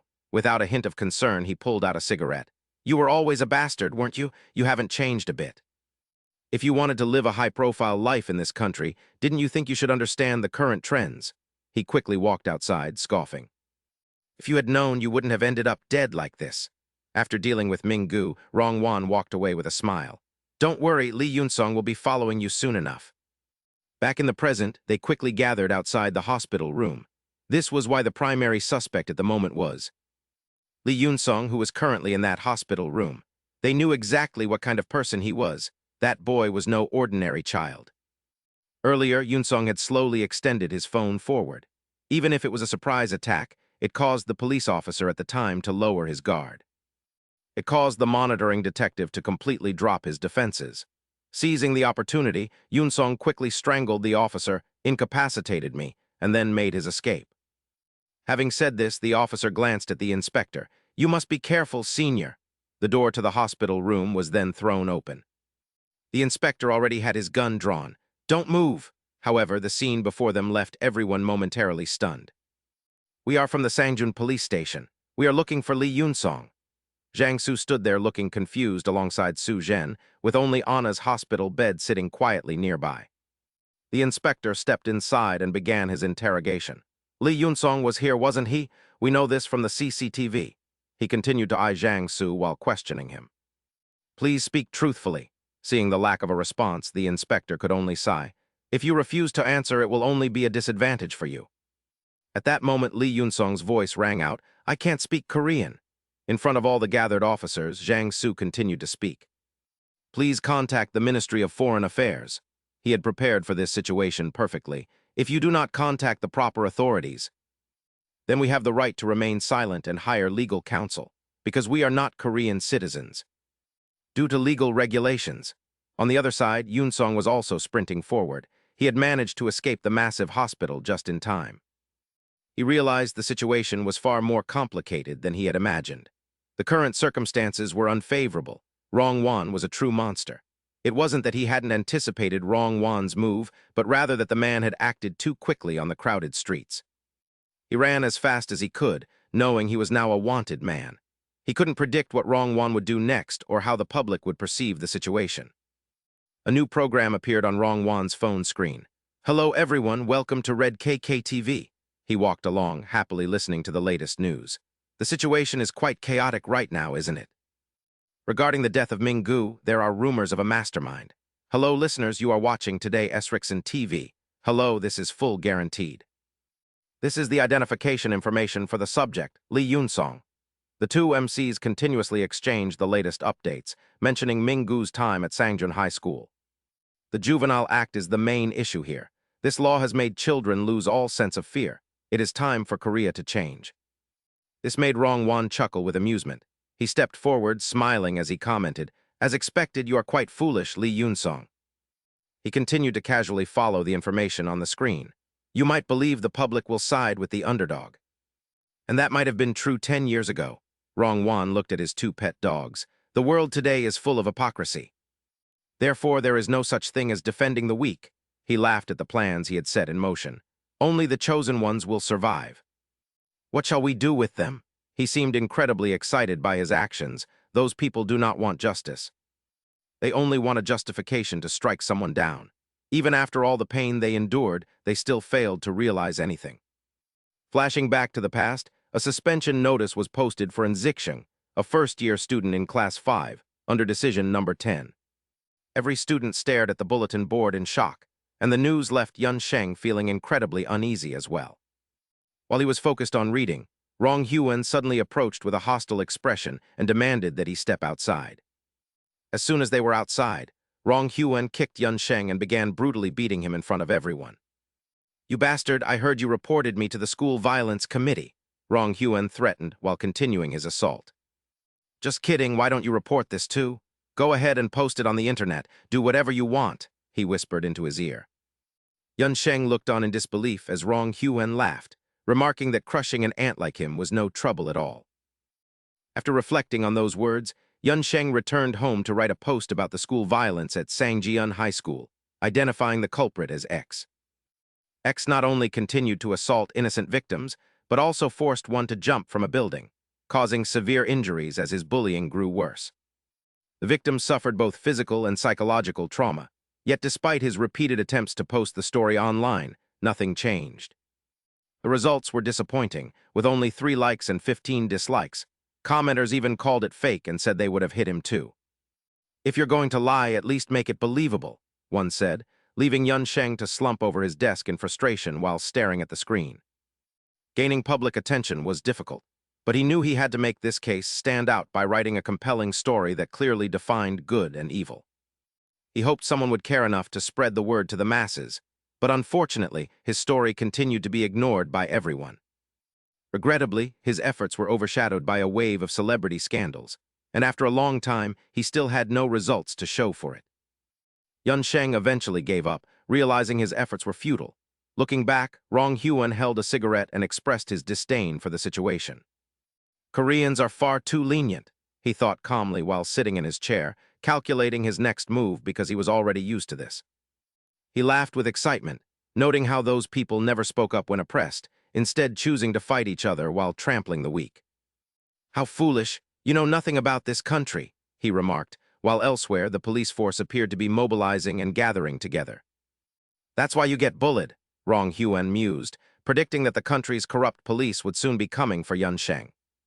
They'll find and catch you soon, he thought, as an inspector asked his subordinate for confirmation after receiving the latest data. Nothing had changed as the officers marched forward solemnly, constantly reminding each other of the suspect's current location. Having found evidence of the killer, Rong Huan laughed contemptuously, thinking that his stupidity was exactly why he was a target for bullying. The inspector inquired about the warrant, and as his subordinate reported it was on the way, Rong Huan felt certain that he had already won. Another officer asked why they weren't moving in yet since the evidence was clear and he might escape, but the inspector sensed something was off. He gently rang the doorbell, but the resulting silence surprised everyone, prompting the inspector to signal for another attempt. "Press it again," he ordered, and when a voice from inside asked who it was, the officer quickly introduced himself and offered a greeting. "We are from the Sangjian police station," he began to say, but the door slowly opened before he could finish his sentence. Rong Huan was baffled as the inspectors stared at him and asked if he was son Rong Huan, requesting that he accompany them for questioning. Their sudden appearance left him completely bewildered, and he demanded to know what they were talking about as the inspector continued to speak. "Everything is clear now, son Rongwen. We have uncovered the evidence." The inspector swiftly produced a phone and announced that they had just discovered a recording of his conversation with Zin Minggu at the moment of the latter's death. Rongwen never expected this to happen. A recording. Li Yuncheng stood below, observing everything as it unfolded. Watching the police storm Rongwen's residence, he quickly reported the situation, confirming that he was monitoring the scene and that the plan had been executed perfectly. Zhang Ziu kept his eyes on the phone screen and declared that the recording indeed captured the moment of death, and they would proceed to play it for the police. He glanced at Kui Jianglin sitting nearby. Jianglin was currently hacking into Zin Minggu's phone, and the constant stream of orders was making him extremely irritable. "Damn it, why does it have to be me?" It turned out that when Suxian stole Minggu's phone, she had secretly scanned a QR code for an app, allowing them to install hacking software on Zin Minggu's device. Fortunately, it was still recording. She had managed to do all of this while Minggu was fast asleep, though initially things were different. They had used it to investigate his private life, but as they noticed everything was turning out for the better, Zhang Ziu quickly offered some words of comfort. "Regardless, it is all over now. Li Yuncheng, you have worked hard." Hearing this, Yuncheng let out a sigh of relief while looking toward son Rongwen. He glanced at Rongwen, who was still acting belligerent toward the inspectors. The man likely believed he had already won, which went without saying. That man was so enraged he was speechless, thinking that Li Yuncheng was still the same person as before, as he tilted his head back and screamed the name Li Yuncheng toward the sky. Meanwhile, Yuncheng turned and walked away as Rongwen realized he had been outsmarted by him, cursing him as a bastard. He gradually lost his composure in the face of the schemes Yuncheng had laid out, with Rongwen still frantically howling. "Li Yuncheng, how dare you toy with me?" He was surrounded by a group of police officers, one of whom calmly stated that it was all over for son Rongwen, while Inspector Li stood before him, cleared his throat, and ordered him to move. Rongwen's face was now flushed with bulging veins, showing his extreme fury, while Inspector Li's threatening voice rang in his ears, telling him there was no way out now. He shouldn't expect to leave this place easily, but just as the inspector was about to continue, another voice spoke up and made him pause, claiming they had all the necessary information. From behind, several people were grumbling about how exhausted they were and questioning how many houses the man owned as they approached, chatting nonchalantly. They wondered if the purpose of buying these properties was for the upcoming rezoning, and as a man in a suit walked up with an arrogant stride, he spoke to the two people beside him. He told them to forget it since he could already smell the money, and upon seeing the police, he greeted them without a hint of concern, wishing the officers a good evening. The man approached and warmly shook Inspector Li's hand as if they were old friends, thanking the officers for their hard work in such sweltering weather, while the inspector stared at him and asked who he was. His assistant immediately presented a business card, introducing them as the official legal representatives for Sun Rongwen. The man, Kui Yuzhen from the SY law firm, acted with an air of hesitation, while Li Yuncheng ignored the crowd on the upper floor and walked away from that wretched place, deep in thought. He naturally knew exactly who the man's father was, and as he stepped into an alleyway, he thought to himself that the man was a scoundrel with both wealth and backroom connections. He did not believe this matter would conclude simply with a police arrest, even as a fake smile appeared on Kui Yuzhen's aging face. That thought resurfaced, that the man had to die for everything to truly end, and after finishing the introductions, he made a bold declaration. He announced that from now on, Sun Rongwon would be under the protection of the SY law firm's special VIP team, and Q Yuzhen reminded him to remain silent and let them handle all the questioning. Before he could even finish his instructions, the man began to walk away under dozens of watchful eyes, prompting Inspector Lee to shout and prepare to give chase. "Wait, stop right there."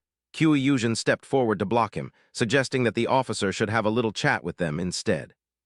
He immediately rejected the offer in anger, stating there was nothing to discuss since everything had been recorded, causing Q Yuzhen's face to darken as he repeated the word recorded in a low voice.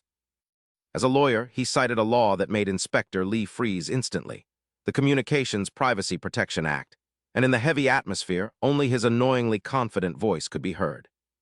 Should we verify if Sun Zhongwen consented to this, as proceeding without his permission would violate the Communications Privacy Protection Act? "Do you think I'll stab you with cameras watching?" This time he had figured out the crazy girl's plan. She was incredibly naive. Rongguan was about to say more, but despite his situation, he still dared to speak until Anna suddenly cut him off, saying she had given him a chance he failed to take. Her gaze was freezing as she looked up at him, declaring that the opportunity she mentioned was for him to end his own life. Upon hearing this, his face naturally turned pale, just like what he had done to her brother while holding the letters written by Ngsheng. Anna wept uncontrollably in helplessness over the words her younger brother had sent her, immediately noticing the lines he had written to her. She sat there in silence as if formulating a plan in her mind, and soon the scene shifted to a park during the late afternoon. Yun Sung slowly approached Anna, apologizing for his tardiness before looking up at her to introduce himself as Lee Yun Sung, a friend of Ngsheng, while she was still confused. He continued by apologizing for the wait and stating bluntly that her brother didn't commit suicide, but was driven to the edge and murdered, while Rongguan calmly played on his computer afterward. His face was filled with irritation from losing games repeatedly as he ordered the death row inmate, who was eating a delicious meal, to kill him. The inmate was stunned, but Rongguan irritably repeated the order to kill Ngsheng, his voice echoing and leaving the prisoner confused about how to handle it secretly. Rongguan kept pressuring him, promising to take responsibility for destroying evidence and cleaning up the aftermath as long as the man just committed the murder. He looked at the scars on his hands in rage, unable to let go of the humiliation caused by that brat in front of his subordinates, which led to Ngsheng being gagged while he slept. The death row inmates in the room intentionally covered up the incident that led to Ngsheng's death, with one prisoner using a cup to block the camera's view. In this way, the camera was completely obscured to hide the cruel act, under the pretense that a dog biting its master should be put down humanely. While Rongguan was still lost in thought, Anna stepped toward him and coldly asked if he finally remembered everything. She declared with a look of intense resentment that since he was the one who ordered Ngsheng's murder, he had to die as well.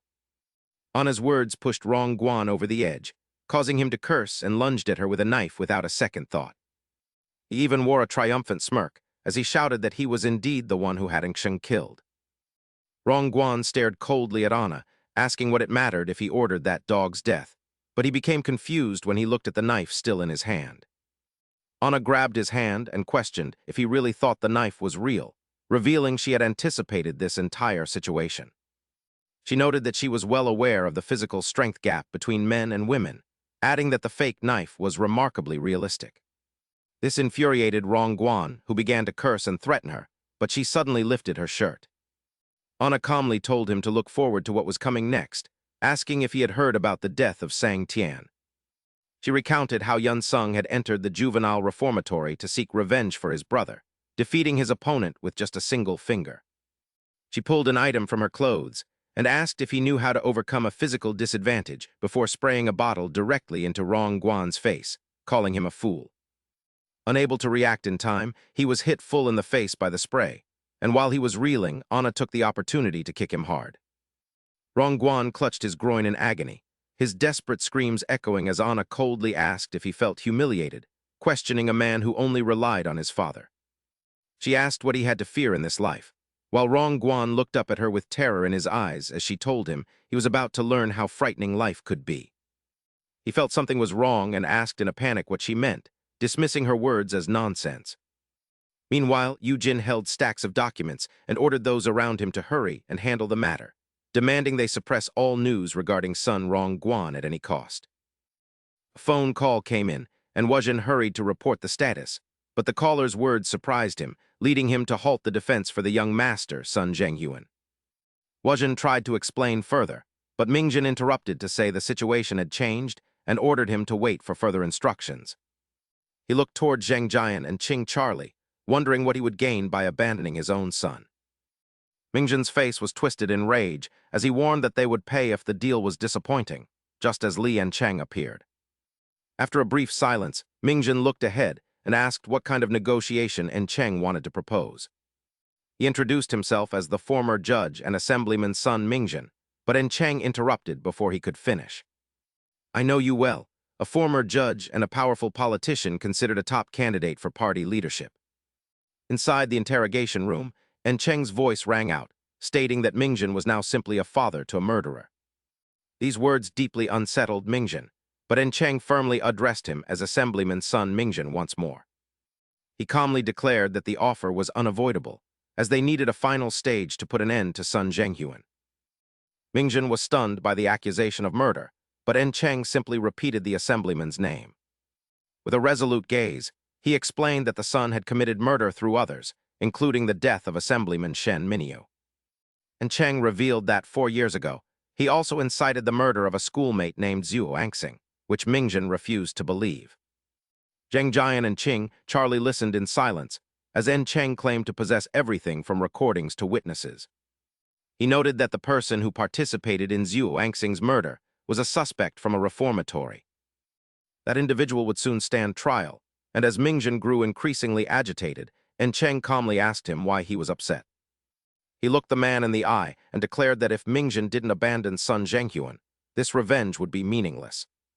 While the man processed those words, En Cheng reiterated his vow to change the world. He spoke of creating a world where predators lived in fear, and this time Mingjin listened in silence.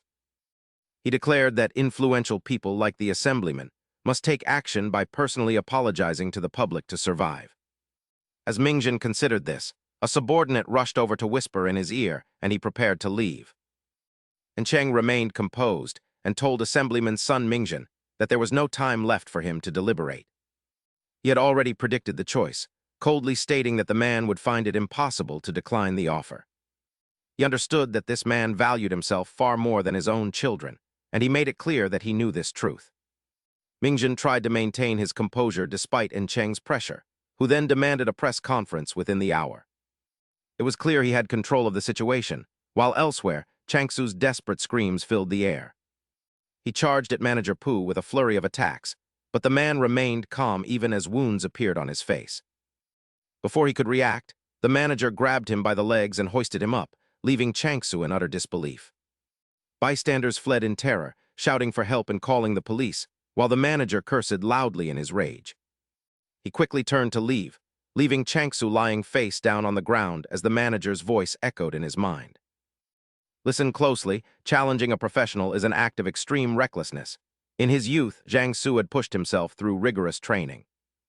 They are individuals who never cease their conditioning, so you cannot defeat them through conventional means. He always kept a certain saying in mind. If a fight is inevitable, you must win by using irregular tactics.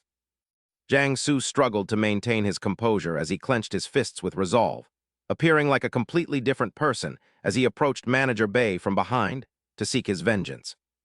For instance, one should target areas that cannot be hardened through training. Seeing him stand once more, the man was somewhat surprised that he still intended to resist until the very end.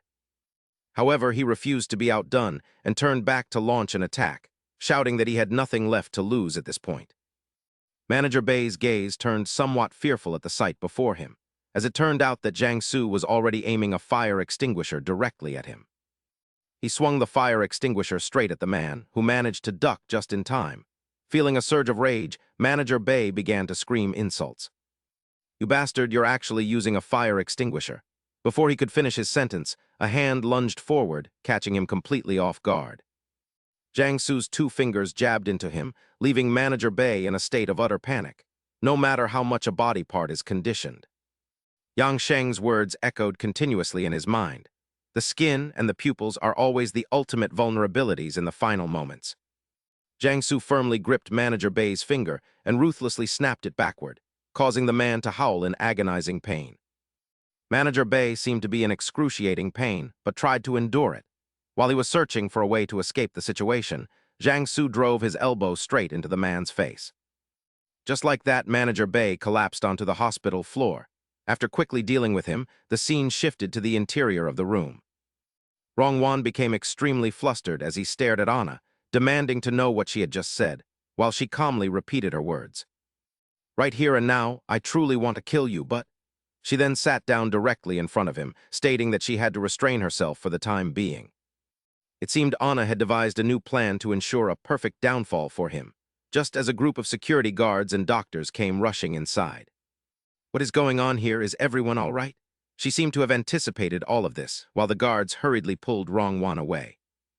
"Who are you? Call the police." He remained lost in thought over her words, wondering what she meant by a perfect ending for him. Rongwan's expression was filled with confusion as he processed her statement. Just then, a message arrived from lawyer Qiyuan that simply said, "Run away." He looked at the words on his phone in shock. The message from lawyer Qiyuan urged him to flee immediately as the scene shifted elsewhere. Reporters were busy filming and taking photos at the press conference, where Ming Jin announced to everyone that his son was a murderer. It appeared that if forced to choose between his son and his career, he would choose the latter, claiming his son had instigated a murder against a former schoolmate he used to bully. Tears even began to stream down Ming Jin's face. "I am so ashamed because I trusted my son all this time, completely unaware of such a horrific truth." He spoke these words in front of all the gathered journalists. He helplessly declared that all of this was his fault, but before his tears could even dry, his entire demeanor shifted. "To rectify this situation, I will actively cooperate in the apprehension of my son." Ming Jin walked outside and bowed to apologize to everyone, vowing to bring his son to court for severe punishment. His voice rang out as he offered a sincere apology to the victim's family, prompting another reporter to ask if the assemblyman truly had no knowledge of the past murder instigation. Ming Jin recounted with a helpless tone that he had only recently learned of the matter. The reporters silently recorded the story as he claimed he had investigated his son and obtained decisive evidence. Another person spoke up, noting that he was the assemblyman's only son and asking how he felt.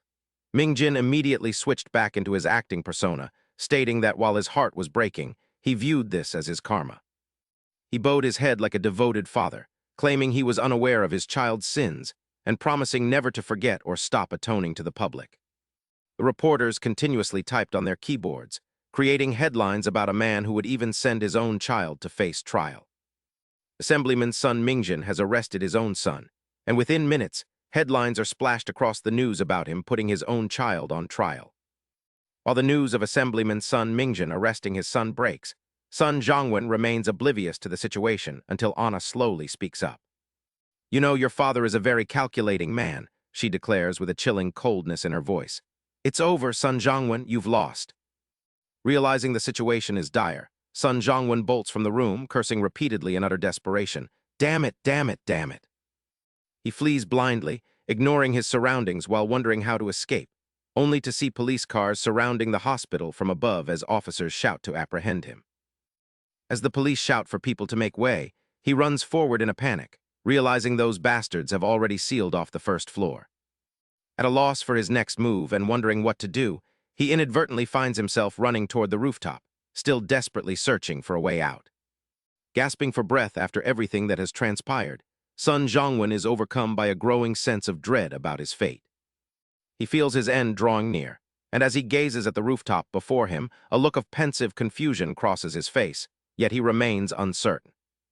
Suddenly, Anna's voice rings out from behind, telling him to give up. She had already cornered son Zhongwen without him realizing it before stepping forward to confront him. "How much longer do you plan on hurting others?" she demands, leaving son Zhongwen so consumed with rage he can barely speak as she realizes time is running out. Anna presses him, saying this is the end for son Zhongwen, as the memory of him forcing Ngsheng to jump from a great height flashes back. "Do you remember what you did to Ngsheng?" she asks, recalling how he had stood at the top back then, admiring the results of his cruelty. She condemns the vile, low-life acts he frequently committed at school, causing Sun Zhongwen to lose his composure and snap. "You crazy bitch, what are you talking about?" Suddenly, Anna utters the words Polar North, and seeing him frozen, she coldly asks if he didn't hear her, her gaze becoming as terrifying as his once was. "I said Polar North," she repeats, as the scene shifts back to when Sun Zhongwen was just a child living a privileged life with a father who served as the chief prosecutor. He watched as everyone treated Sun Mingjin with immense respect, and he actually preferred the associates who worked with his father, as they often gave him large sums of pocket money. "You must be Sun Renhao. You look like a bright kid," they said, glancing at Sun Mingjin while handing him money and praising his intelligence. He turned to see how Sun Mingjin would react, but the man simply took a cold sip of his drink and ordered him to get lost. His father even went as far as to mock him, calling him an ugly brat, leaving Sun Zhongwen with no choice but to walk away, resentful of the terrible man his father was. "He had married a famous actress in a lavish ceremony only because she was pregnant with me. Had I not existed, he could have had a much better marriage, a fact that led to endless arguments I witnessed as a child." The man often claimed he could have reached a higher position if not for his family, causing Sun Zhongwen to harbor a deep, silent hatred for the old bastard as the years went by. As Sun Zhongwen matured, he surrounded himself with a crowd of delinquent friends, addicts and thugs who would rudely demand lighters from strangers and tell them to get lost if they didn't comply. Seeing the group gathered there, a man scolded them irritably, ordering them to come over immediately, though the punks responded with nothing but attitude. "We're coming," they snapped back, but the teacher just glared at Sun Zhongwen, told them to put out their cigarettes, and ordered him to report to the disciplinary office later. He then turned his attention to the rest of the smokers and told them to follow him, sparking their anger as they complained about the blatant discrimination. With a smug smile, he felt like the world belonged to him, spending countless nights at internet cafes and doing whatever he pleased without consequence. His parents didn't care, and he felt the same way about the concept of family. Though he felt lonely at times, it was something he could endure. He looked at the fierce dogs he was raising, indifferent to everything as he led the 3 aggressive animals out onto the street. Power was all that mattered, and with a delighted smile, he knew that as long as he held it, he could live exactly how he wanted. But then, reality came rushing back. Rong Huan felt a bit uneasy looking at the scene before him. Everything was going his way until Anna quickly approached to warn him. He still didn't understand what was happening, asking, "What?" as she glared coldly before a sudden punch sent him reeling back without any defense. He scrambled up, trying to stay calm, while Chang Su approached with a terrifying expression to threaten him about the compass's North Pole. Explaining that a suspended magnet points north to the pole, Rong Huan stood frozen as another blow sent him flying through the air like a puppet. He tumbled across the rooftop in a pathetic state, his head slamming into the railing as he let out a cry of agony. His massive frame caused the railing to wobble as Anna stepped coldly in front of him, telling Sun Rong Huan to listen closely. Her face remained terrifying, and though he tried to stand and resist, Chang Su moved in and struck him repeatedly before he could speak. Not satisfied, he continued to rain blows upon Rong Huan, whose relentless assault left the man completely unable to fight back. He looked helplessly at Chang Su's fist, wondering how he ended up like this as memories of his past self began to surface. Back then, he was constantly praised by his classmates, yet he still chose Nzaicheng to be his target for bullying. After Nzaicheng was sent to reform school, he targeted Yun Song, blaming those bastards as Yun Song now walked forward. He walked with absolute determination alongside Cheng Chalai, who noticed his resolve and turned to offer a reminder. He explained he was only helping him escape and turning it into an open investigation without any coercion or threats. Yun Song finally spoke, thanking him for the release before offering to tell the detective a special story as they walked. This piqued the detective's curiosity, and Yun Song mentioned that among his tattoos, there was one of a specific animal. As their conversation continued, he revealed the tattoo was of Cerberus, the 3-headed hound of the underworld. It represented Yun Song facing the 3 hounds of hell, a fierce beast guarding the gates to drag people down to the abyss. This confused the detective, as it seemed to mirror Sun Rong Huan's life, but Yun Song noted with eerie calm that hell isn't just a facade. He recalled Rong Huan always walking his 3 pet dogs, which were just ordinary animals, while Rong Huan now struggled to resist. He glared at Anna and Chang Su, shouting that their actions changed nothing, and asking what more they wanted for that dead dog in Zaicheng. He even shifted the blame onto Zaicheng, asking if he'd rise from the grave, prompting a disgusted Chang Su to prepare another strike. He stepped forward, saying he had endured enough, but Anna suddenly stopped him, vowing to pay back everything she owed. Her eyes were filled with hatred as she told Rong Huan that if he made others cry, he should be prepared to shed blood. Losing her patience, she gave him one final warning and coldly ordered him to take another step back. Rong Huan looked behind him in terror, realizing the rooftop was incredibly high as she told him to step back and apologize to Zaicheng. His face twisted in frustration as he looked at Chang Su and Anna, feeling helpless against their apparent madness. Cornered and desperate, he realized he couldn't do anything and began calculating based on the police cars he saw earlier. He recalled pushing Zaicheng off before, thinking that even a fall from the 5th floor wouldn't be fatal if he found a landing spot. He told himself to wait for the police, then mocked them, claiming they would all regret their actions. He tried to reassure himself that they were only bluffing and turned his head back, swearing that one day he would get even. Strange noises echoed continuously, leaving him somewhat surprised as sweat poured down his face, realizing he was now in a dire predicament. Glancing at Zhuang Su and Anna, he made a silent vow that he would definitely kill those bastards, just as the police suddenly swarmed the rooftop from behind. They shouted for Sun Zhongyuan to freeze and put his hands up as more officers arrived to arrest him for Xing's murder, making him realize his life was over. A twisted smile spread across his face as he leaned back, thinking the Korean police were useless anyway, though the railing behind him seemed dangerously unstable. Before he could react, Sun Zhongyuan slowly tumbled backward, thinking they had arrived too late as shock filled his face at the unfolding disaster. As he plummeted through the air, he let out a weary sigh while everyone watched him fall, a strange sensation washing over him. Sun Zhongyuan realized he had completely lost this game, as it seemed Yun Cheng had meticulously calculated every single detail from the very beginning. His gaze remained incredibly cold while Sun Zhongyuan continued to curse everything, muttering about those damn bastards. He looked down at the ground rushing toward him, convinced he would survive, but he suddenly froze mid-sentence as he tried to speak. He saw Xing standing right there as if he had been waiting for this moment for a long time, staring intently at Sun Zhongyuan. His expression was icy and motionless, and there was a haunting, soulless quality in Xing's eyes. As Sun Zhongyuan fell, he noticed a pile of rocks right where Xing was standing and couldn't believe such a thing was happening to him. Whether by fate or coincidence, a rock sat exactly where he landed. Meanwhile, at the hospital, a doctor told the congressman the situation had been critical. Ming Jin and his wife wept helplessly at the news that their son had nearly died and was now unfortunately blinded. Sun Zhongyuan had completely lost one eye, and as he sat outside with the medical report, he looked like a man who had lost his soul. His face twisted in resentment over the outcome, as Sun Zhongyuan had barely survived the fall from the building despite the doctor's best efforts. He had lost an eye and was now blind on one side, while the public outcry over school violence grew as reporters clarified the facts and public sympathy shifted toward me. Even Xing's case was being retried, with a new decision pending based on witnesses who could testify about the past incitement to murder. Mingu's murder case was also reopened, and with all the evidence pointing to him, Sun Zhongyuan was sent to a juvenile prison under the public's contempt. As Sun Zhongyuan stood still, the guard urged him to move, prompting him to snap back irritably while the guard looked on in bewilderment.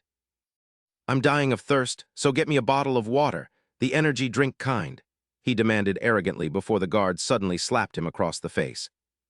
The guard scolded the lunatic, telling him this wasn't the outside world and he shouldn't be so insolent, leaving Sun Zhongyuan stunned as Yun Cheng walked forward. Thinking Sun Zhongyuan must be terrified by now, he entered a city internet cafe, knowing the boy would soon face treatment he had never imagined. Yun Cheng sat down at the computer with a pensive look, assuming the boy probably thought juvenile prison was no different from a reform school. He sipped his beer and reflected that if the boy was already this shaken, things would only get harder, before turning on the latest news. The reporter announced that to combat serious juvenile crime, the Sun Zhongyuan law must be enacted, which was exactly what Yun Cheng had planned for the beginning. Reporters noted that while passing the Sun Zhongyuan law was vital, the core focus was lowering the age of criminal responsibility for minors. He watched the news in silence, which claimed the current system was actually encouraging teenagers to commit crimes. "What are you thinking about?" Wu Yinyang asked with a smile, noting that Sun Zhonghuan's case had sparked a massive public debate. The discussion had become quite famous, but Sun Zhonghuan clearly didn't care about anything the psychological consultant, Wu Yinyang, had to say. "Hurry up and finish this so I can get my room," he demanded repeatedly. "I'm exhausted. Do you even know who my father is?" Yin Yang felt quite irritated by his attitude, but having no other choice, he simply signed the papers to let Rong Huan through. The guard led Rong Huan slowly forward, and though he was reluctant, he had to clutch his belongings and follow closely behind. He looked around pensively, wondering if he was being sent to some wretched cell and questioning the guard's motives until the man turned and announced they had arrived. The guard opened the door for Rong Huan to enter, warning him one last time to stay out of trouble and try to get along with his cellmates. A group of men looked on with clear displeasure as Rong Huan entered, and a scarred man, likely the leader, greeted him with a smirk. "Well, look at this bastard joining our room. Welcome," he said, as the others excitedly discussed how they had wanted to beat him up and asked who he was. Seeing that the others didn't recognize him, the scarred man reminded them that this was the congressman's son they were looking at. Rong Huan was surprised by their recognition, as they continued to gossip about whether he was the one who had fallen from the rooftop. "Ah, so it is that bastard," one remarked, and Rong Huan smirked, pleased they knew him, as the scarred man approached to speak. "A distinguished guest has arrived," the man said, making Rong Huan think prison life might be easy, right before the scarred man punched him. The inmates began to gang up on Rong Huan without mercy, cursing at him and asking who he thought he was now that he was behind bars. They laughed with delight at his initiation, while Rong Huan could only endure the pain in silence, realizing this was no mere reformatory. This was a place for vicious criminals, a situation orchestrated by Yun Cheng, where even for young offenders, power was the only currency. These men only respected the law of the fist, valuing nothing but raw violence as they continued their relentless assault on Rong Huan. The scarred man smiled mockingly, telling him that they hated arrogant, silver spoon-fed brats who acted tough despite being fools. They were dangerous men with nothing to lose, capable of anything, just as a wheelchair began to roll toward the group. The inmates continued to beat Rong Huan, promising he would wish for death, until a sudden voice caused them to stay their hands.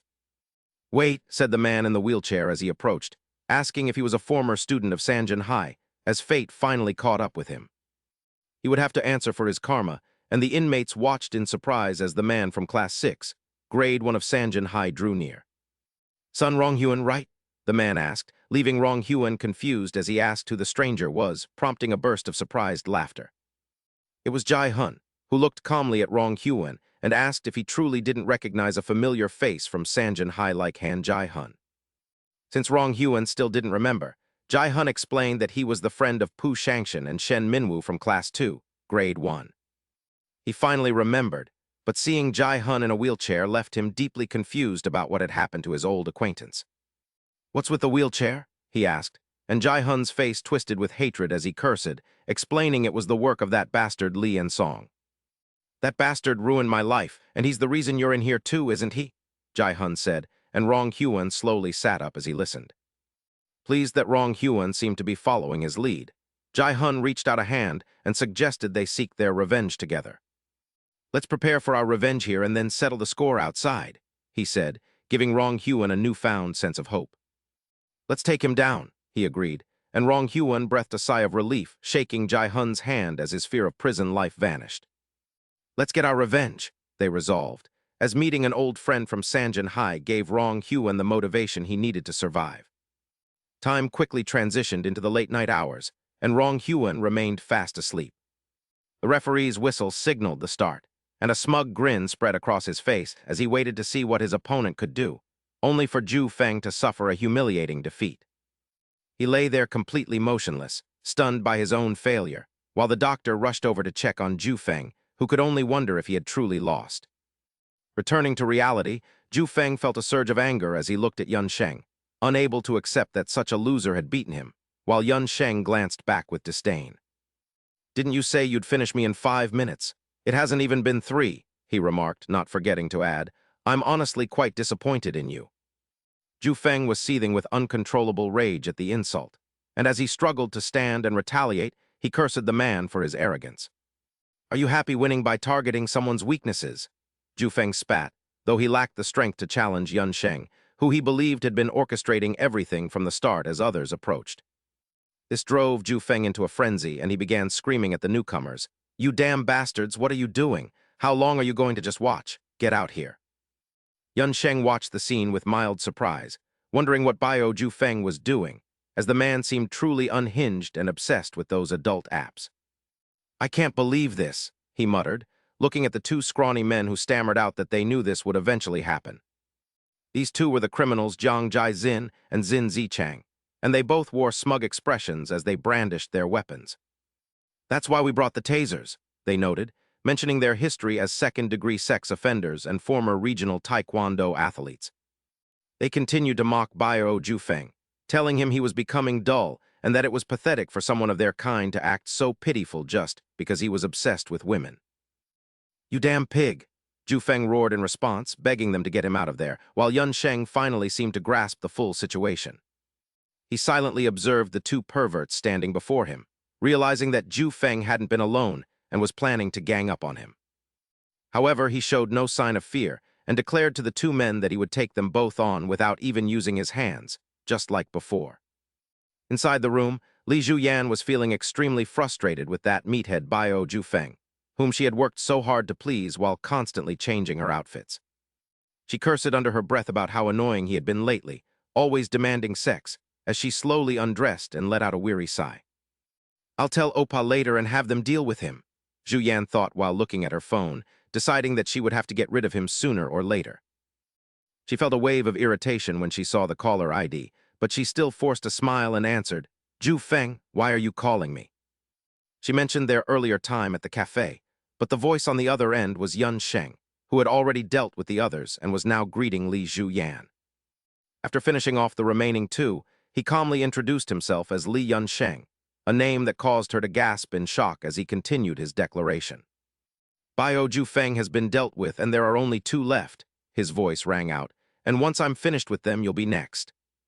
Zhu Yan listened in stunned silence before laughing in disbelief that it was really Yun Sheng, and she began to reveal her own intentions over the phone. "That damn pig kept saying he'd handle things, but I knew he'd lose to you," she said, while Yun Sheng's face remained unnervingly calm. "But Yun Sheng, why do you keep going after the people around me?" Zhu Yan asked with a playful smile, suggesting he should just come straight to her. She seemed to have deduced the motive behind his actions, asking if he was doing all of this because of what happened back then. When Yun Sheng remained silent, she expressed her surprise, asking why he wasn't saying anything. This only made her more excited as she continued from the dressing room, telling him she would be disappointed if that incident was his only motivation. The memory of Yun Sheng's distressed face from that day appeared, back when he had been sitting alone in the classroom with only Zhu Yan. "Wasn't I very sincere with you?" she asked, laughing gleefully at the memory of that day which she still remembered so clearly. Yun Sheng listened in silence to the events that had unfolded between them. The teacher asked Yu Zhen in shock, "No, Yu Zhen, what do you mean?" Sitting calmly before the teacher, she accused him. He asked in confusion, "When did I ever touch you? What are you saying?" But she continued her accusation. "At 3:27 p.m. on April 11th in the music room, you touched and hugged me. You even threatened me not to tell anyone." Li Yuzhen gave a smug smile. "What do you think would happen if I posted this online?" Her teacher panicked even more. "What, on social media?" "What are you talking about? You asked about the competency exam, so I just answered," he exclaimed anxiously. "I can't believe you'd make up such a story." Li Yuzhen suddenly cut him off. "Teacher, don't you understand the situation yet?" She emphasized her words. "I'm already a middle school student." She claimed her own teacher had harassed her. The teacher froze in fear if she insisted on reporting it to the police. Even if it were a lie, his image and reputation would be ruined, yet she laughed casually. "Teacher, you have a family, don't you?" "Will they believe you until the end?" He questioned her hesitantly. "What on earth are you saying? Why are you doing this to me?" After that conversation, he continued teaching as usual. "It's nothing serious, sir." The teacher's eyes scanned the classroom with difficulty. "There's a student named Li Yun Sheng in your class, right?" Yun Sheng was currently standing in the corner as punishment. "From now on, do as I say." The teacher then scolded him sternly. "Li Yun Sheng, can't you stand up straight? Is that how you act when being punished?" His anger was directed solely at the boy. What kind of student forgets their books? Are you looking for trouble? He looked aside with difficulty. Since his sister's funeral, Li Yuzhen and Pu Shangtian had been laughing triumphantly. Li Yuzhen began her bullying tactics. The punishment continued in the following periods. It wasn't just the homeroom teacher, other teachers did the same. When no teachers were around, others took their turn. It wasn't just Pu Shangtian and Kui Yang Fan, even people he had never met joined in. Yun Sheng knew exactly who the culprit was. Li Yuzhen had threatened them, forcing them to torment him. She stood by, watching it all with delight. Li Yuzhen happily sent a message on her phone. "I like this style." In the text, she demanded that Yun Sheng stay after school. Time for a good show. That afternoon, the classroom door was covered by white curtains. Yun Sheng backed away in fear from Li Yuzhen. She sat on him and began her games. "What are you doing?" he asked in confusion. "Why are you stopping?" Li Yuzhen smirked and said, "Li Yun Sheng. Do you know why I'm bothering you?" She looked at him with a twisted gaze. "This is the first time I've met someone as wonderful as you." Insults poured from her mouth. "Someone living such a miserable life with nothing to their name. I've never seen a child like you," Li Yuzhen declared softly. "So I've decided to make you my toy for the rest of your life." She ignored Yun Sheng's resistance. "Li Yuzhen, you—" She cut him off before he could finish. "By the way, Yun Sheng, I want to ask you something." Her perverted intentions became even clearer. "Let me lick your scar. I'm curious about how it feels." He broke into a cold sweat from fear. "Are you crazy?" An angry voice suddenly rang out. "What are you two doing?" the teacher shouted. "Your classmates called me here to see what you're up to." Only then did Yun Sheng realize Li Yuzhen's plan. A smile curled on her lips as the teacher ordered them. "Go to my office immediately." He stared blankly in that direction. "She's trying to get me expelled." Afterward, he was scolded severely. Fortunately, because of compulsory education, he wasn't expelled, only disciplined. Li Yuzhen stood outside the door and sighed. "This brat is quite stubborn." Another scheme formed in her mind. "Just you wait. I'll find a way to get you out of this school." Things continued like that, but the real problem happened later. The homeroom teacher held a plan in his hand. "You know the competency exam will replace the finals, right? Volunteer work has also been replaced by talent-based activities." A student asked, "Sir, what do you mean by helping neighbors?" He explained enthusiastically. "This will be recorded in your academic records, so use your strengths or try a career you're interested in." Li Yuzhen accepted the paper with a look of pure annoyance, as teacher Jiao suggested that those wanting to be chefs could donate meals, aspiring psychologists could offer counseling, and those interested in beauty could cut hair. Teacher Jiao further reminded them that they needed to document their volunteer work with photos and videos, warning them not to slack off, which made her sigh in exasperation. "Damn it," she grumbled to herself, wondering why she had to help struggling neighbors in the 21st century when she believed such unfortunate people no longer existed. Several boys nearby tried to comfort her, with one offering his video editing skills while Li Yuzhen stared intently at the paper, realizing she could stage the entire thing. Boasting that his filming skills were superior to Netflix, Shang Tian and the others were called over as she announced she had just thought of a plan. Li Yuzhen smiled and suggested that Li Ensheng was the perfect, unfortunate neighbor, while Ensheng was currently sprinting home in a state of absolute terror. He frantically thought of Li Yuzhen, remembering how she had previously held a pair of scissors and mysteriously claimed she wanted to become a professional beautician. He threw the door open and asked his grandmother if she was all right, or if anyone had come to the house, while he struggled to catch his breath. The sight of his grandmother's jaggedly shorn hair was revealed.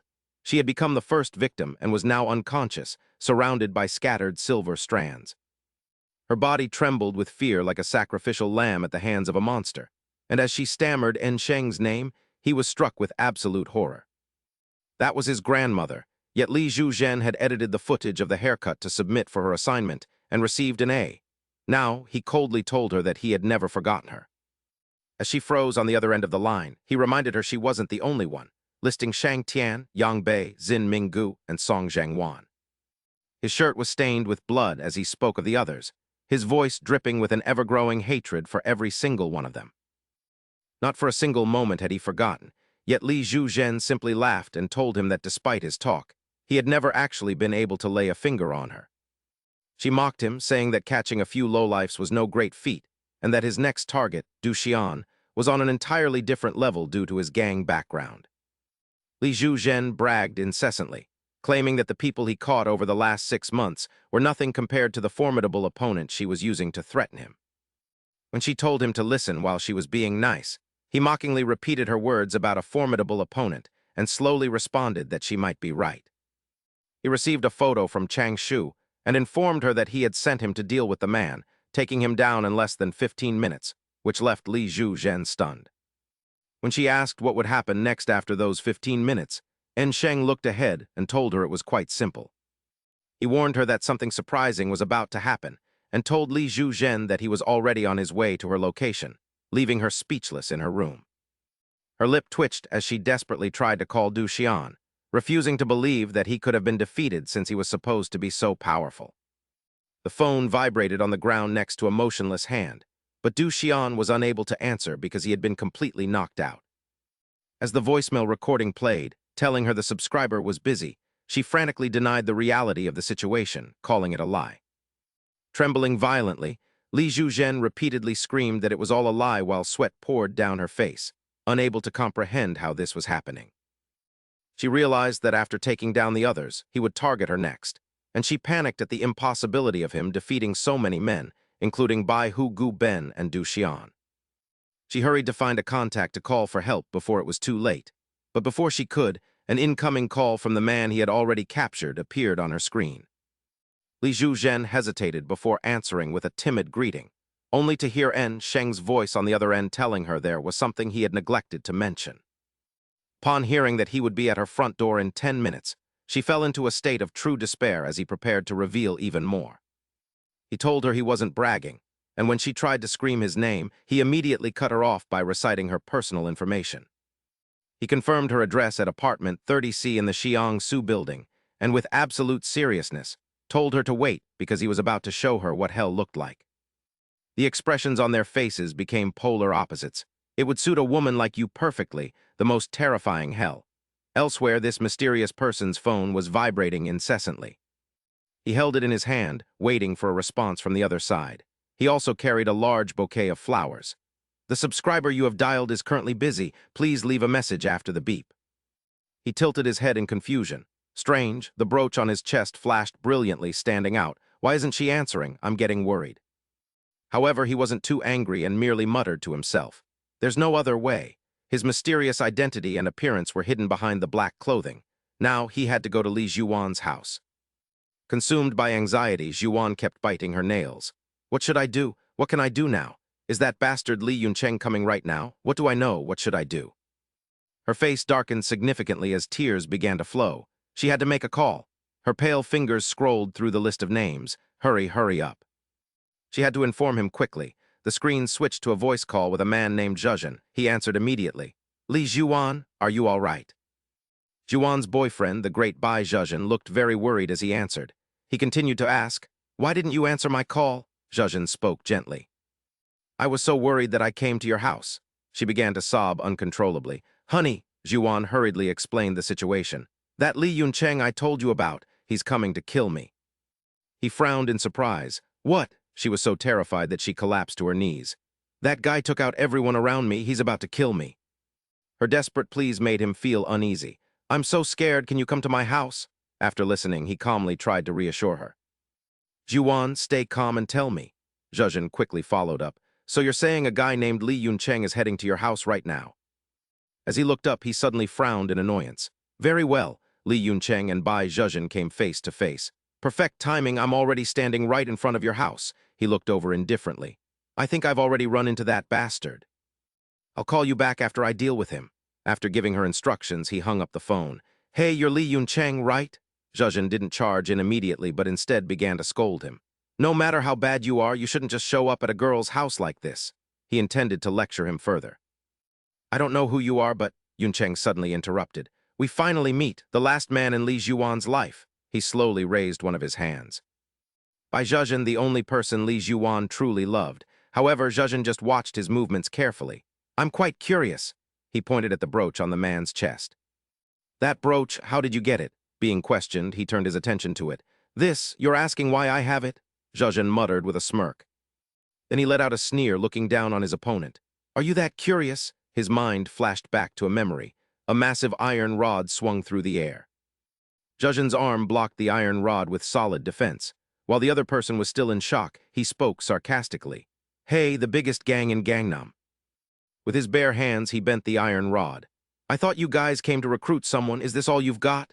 Jujin snatched the weapon and landed a direct punch to the man's face. The opponent was instantly knocked out. He tossed the rod aside. "Ridiculous, when you said that."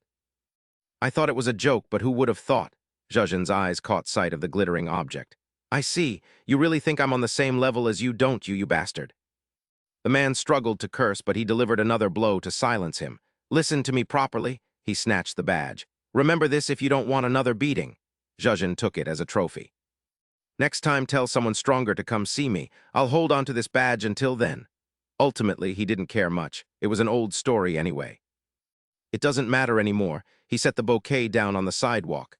"What matters right now is the girl you're targeting," he explained calmly. "She is the woman I love."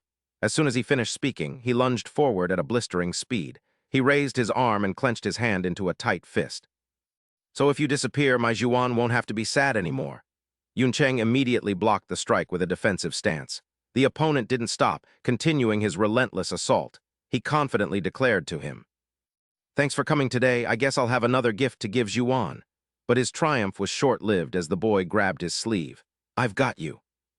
Yun Cheng spun around to pull him closer. He immediately raised his other leg and bent it at a 90-degree angle. He locked the man's head with both hands and aimed a direct strike at his face. After that blow, Jujin could still speak. "Strange, I've definitely seen this fighting style somewhere before." The boy's knee was pressed firmly against his face, but it caused no damage. "Who did you learn that from?" He quickly pulled his leg back and shifted into a different stance. "Could it be from YouTube?" This time, Yun Cheng extended his leg and kicked the opponent in the midsection. He then shifted his aim, targeting the back of Jujin's neck, bluntly remarking that it was surprising to see him struggling after only a few moves. Jujin brushed his leg aside and asked where he had learned that before countering with a punch. Yun Sung hadn't expected to hold out this long against such solid fists. The force of the blow sent Yun Sung reeling backward from the powerful strike as his expression darkened, wondering why a man like Jujin was suddenly with Lee Jae-in. He charged forward with a grim intensity, leaping high to deliver a powerful kick, but Yun Sung refused to let it happen and struck him squarely in the face. Two precise strikes to the chin and shoulder sent him flying back again, and he seized the chance to shift his stance, unintentionally radiating his master's aura.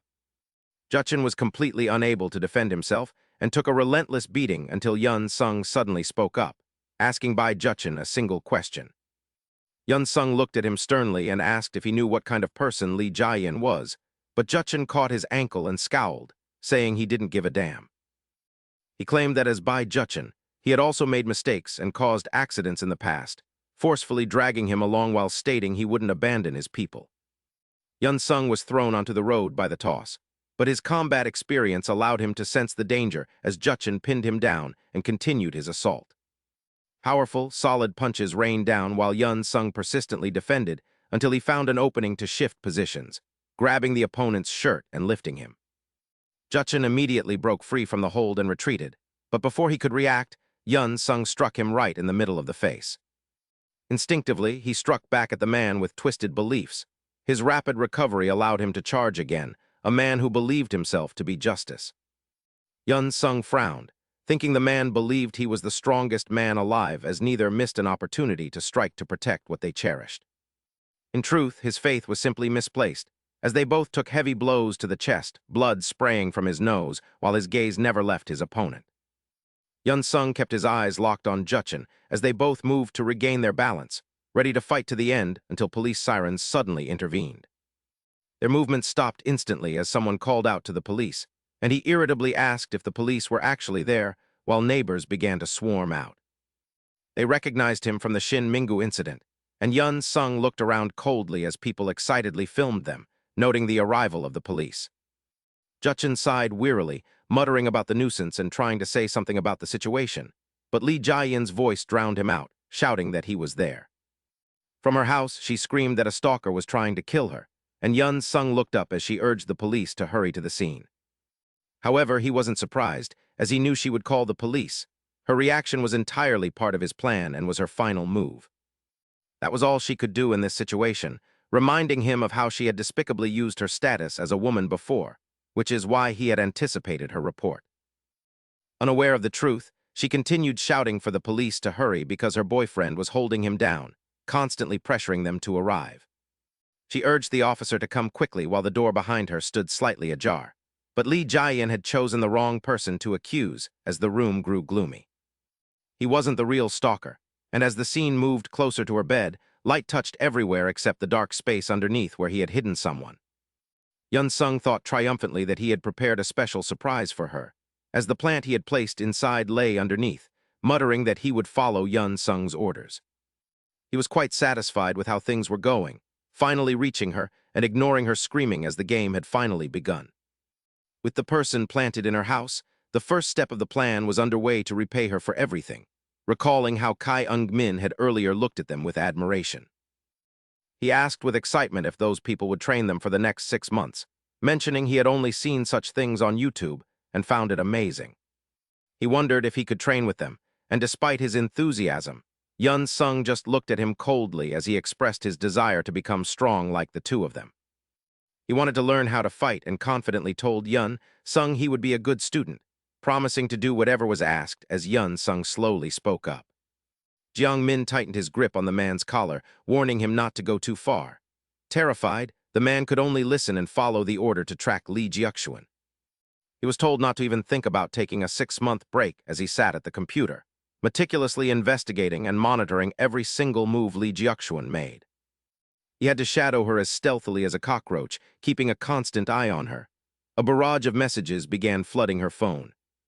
The stalker asked if she was home or if she was with her boyfriend, mentioning he also enjoyed coffee and had left a pizza at her door for lunch. He told her it was his favorite flavor and to enjoy it, which disgusted the reader.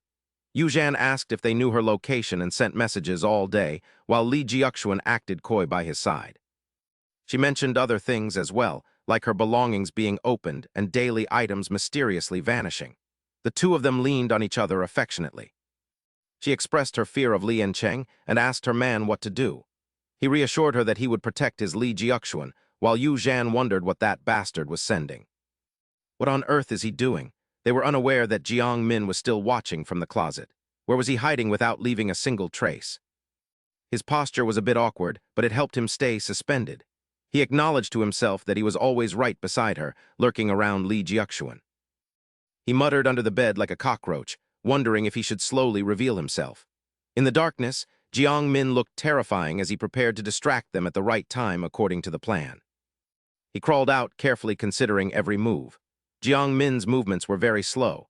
For the past 6 months, he had been stalking Lee Jiuxuan, keeping his eyes fixed on her to know everything. He had recorded her entire schedule, from when she woke up to when she ate dinner. Right in front of him was Lee Jiuxuan's back as he tracked who she dated. He knew what she planned to do and how. Jiang Min slowly moved his legs, tracking everything, and then whistled as he casually walked right past her. He had become her shadow, a task only a piece of trash would do. She was so busy rushing the police that she didn't even notice him. After a few more steps, he sighed, knowing his ordeal would end today. The police he called were already at the bottom of the stairs, as he had promised Li Yancheng. They passed each other, and this wretched stalking business would end today. Upon seeing the officers, she urgently cried out for them to hurry up.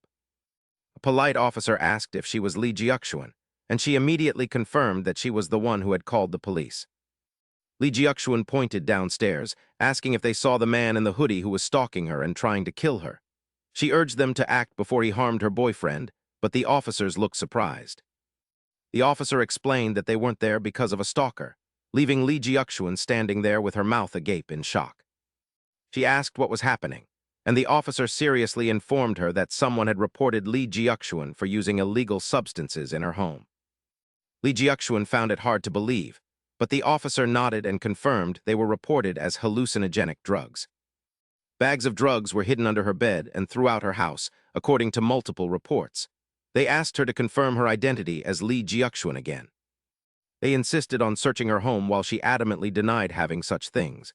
Jiang Min walked down the stairs, feeling triumphant that the mission was a success. Chaos erupted behind him as they found the items under the bed. A happy tear escaped Jiang Min's eye as he praised himself for a job well done, Jiang Min. Jiang Min was the one who had planted those items under the bed and throughout the house, knowing every corner like a cockroach. He spoke to himself inwardly. He wondered if Li Yancheng was watching, as he had finished the wretched task assigned to him. Li Yancheng was waiting below. Yu Zhan regained his stance, intending to fight again. He told himself he didn't have much time and should clean this up slowly before swinging a punch. He wanted to finish quickly before more people arrived, but to his surprise, the other man turned and ran. Yu Zhan stood there dazed, wondering what he was doing. While running, the man replied to him and gave him the middle finger, asking the dog if he couldn't see that he was running away. Li Yancheng calmly declared that he had achieved his goal and said goodbye, an attitude that infuriated the other man. Yu Zhan lunged forward to pursue him, shouting about where he thought he was going, but screams from upstairs suddenly rang out as his perspective shifted. "You lunatics, what are you doing in a single woman's home?" 2 police officers upstairs were currently in a standoff with Yu Xuan. They searched relentlessly for the drugs that seemed to be everywhere, while she continued to scream for them to leave or she would report the incident. Yu Zhan stood there, paralyzed by the shock of the scene, as she threatened to report them for sexual assault while he rushed toward Yu Xuan's building as Li Yancheng stopped running. "I have finally reached you," he thought, transitioning into a leisurely stroll as he addressed Yu Xuan in his mind, telling her not to worry too much. He was determined to return exactly what he had endured, which inadvertently reminded him of his grandmother and how that woman had forced him to suffer. The terror of that moment flooded back until it became a haunting obsession, and as Li Yancheng quickly left her neighborhood, he vowed to repay every single debt. At that moment, Yu Xuan's room was littered with strands of hair, mirroring her past actions, as her tears fell while she cursed the name of Li Yancheng. Yu Zhan stood behind her in a state of worry as she vowed to kill him, and never forgive him while she used her own hands to shave off her hair. "That bastard," Yu Xuan sobbed, asking her boyfriend what she should do now that the police had left and only they remained, relieved that his presence spared her from drug charges. Yu Zhan swallowed hard as she tearfully confessed to him that she had only tried it once because someone at a party gave it to her. Claiming she didn't know what it was, Yu Xuan hurriedly hugged him, panicking about what to do since no one would bail her out if she were arrested. He was left speechless as she desperately pleaded, claiming he was the only one she had while her state of mind was consumed by intense fear. She had heard that even a shaved head could be tested, and in her agony, her eyes caught sight of something that made her realize if the police called her back, she was finished. The sight of the shaved hair lying silently on the floor triggered a memory, and Yu Xuan began to realize the connection between this and Li Yancheng's hair. Memories of the day she and those young men stormed into Li Yancheng's house flooded back, specifically when they used scissors to cut his grandmother's hair and filmed it. Yu Xuan remembered the victim's helpless expression in the face of such cruelty, and her face turned pale as she buried herself deeper into Yu Zhan's arms, realizing the truth. "I once shaved the head of Li Yancheng's grandmother, and now he is taking his revenge," she said, her body trembling as she realized he planted the drugs to force her to shave her own head. Yu Xuan finally understood that he intended to return everything she had done, leaving her boyfriend with no choice but to pat her shoulder and tell her to stay calm. He told her not to worry, though in truth, he was becoming wary of Li Yancheng, who was proving to be far more terrifying than he had initially imagined. He realized the man would use any means necessary for vengeance, and their previous encounter had shown that his combat skills were at an invincible level. After a moment, Yu Zhan spoke up, saying they had to stop him before it was too late while he held her shoulders firmly and promised to intervene if this was indeed retaliation. She began to calm down, asking if it was true, while Yu Zhan continued by asking her a fatal question regarding her past actions. He asked her to tell him the truth about what she had done. "You pressed the doorbell on the wall, and the chime rang out to alert the residents while you waited in silence for someone to appear. Someone arrived and you spoke up, 'I've come, master.' A sign for the Yu Hao Bin company hung where Yan Cheng stood, 'The sixth person, I need help.' Shang Tian's face was crossed out with 2 lines, followed by Yan Bin being marked with an X. Every member of the former bullying gang was listed. Most photos on the board were completed, and 5. "We've made it this far," Anna said. "So who is the next target? Is it this hourglass icon?" He nodded in response. "That's right," Chang Ziu, and she listened intently. "Then I'll begin the explanation," Yan Cheng said, describing the 6th target. "The most crucial point about this man is..." A notification from a website appeared, stating the withdrawal was complete and to report any harassment. He began providing the details. He once operated an illegal website. The scene suddenly shifted to a man shouting in agony, "Hey, you bastard, give me back my money." The man yelled at the people there, "I won 10 million won from your site. Give it back now, you piece of trash." Despite this, they maintained indifferent expressions. "Do you think I won't find you just because this is a ghost site? Do you know who's backing me?" The man spat as he shouted, "Get your boss out here. Tell that bastard to come out." A second later, his face was bruised and shoved into the water. The man pulled his head out, leaving him coughing incessantly. The youth wept and pleaded, I'm sorry, please spare me." The man nearby reported to his superior, "Boss, someone is looking for you." He cautiously asked Shishian, "How should we handle him?" The man immediately turned around. "Really? Someone actually came here looking for me?" he muttered as he rose from his chair. "In that case, I should show my face, shouldn't I?" His tall silhouette emerged. "I suppose you don't like us taking your money, do you?" This only terrified the man more. "Please," he whimpered, begging them. "Forgive me," but before he could finish, his head was grabbed tightly. "But if it's money from our website," Shishian shoved his head back into the basin of water. "Then it belongs to us." The mastermind of the illegal site, Kilogram, Shishian scowled and said, "Listen up. I hate people like you who play the victim the most." He ignored the man's hopeless cries. "Go ahead and complain to the world about something that doesn't exist." The bastard Shishian frowned slightly. "That's right, I realized that myself a few years ago." Yan Cheng had gathered all this information, and just like that, if anyone needed money, they only had to call him. He would help at any time. You exposed all of his actions. He ran a gambling site primarily targeting students. He had ruined countless families. Anna concluded, "So he's probably just a man obsessed with money, right?" Yan Cheng expressed some agreement. "Not exactly. While he does love money, I know something else. The reason he needs it is a bit different." Behind that resentful face was an unimaginable reason: his daughter. He did it for his family. Anna and Chang Ziu began to frown. He also knew that what he was doing was illegal, so he kept it hidden from his own family. What you were about to say next made you pause for a moment. In the past, Shishian had also caused trouble for you. "Hey, Li Yancheng, are you looking for your father?" He held a search warrant in his hand. That voice echoed in your mind. "Do you need my help?" Yancheng continued with difficulty. "And it's for revenge, too." You intended to provide more details about this man's family, but Chang Ziu interrupted. "I've heard about it, Yancheng." "What he did to you?" Anna focused on her device. "That's truly cruel. We will get revenge for you, but it won't be easy." She reminded both of them. The person who taught Yan Cheng how to fight had said as much. "We must be extremely cautious," Anna concluded. "He might be more dangerous than we thought." Chang Ziu also began to worry. "So, extremely cautious means," he blurted out, "is he incredibly strong?"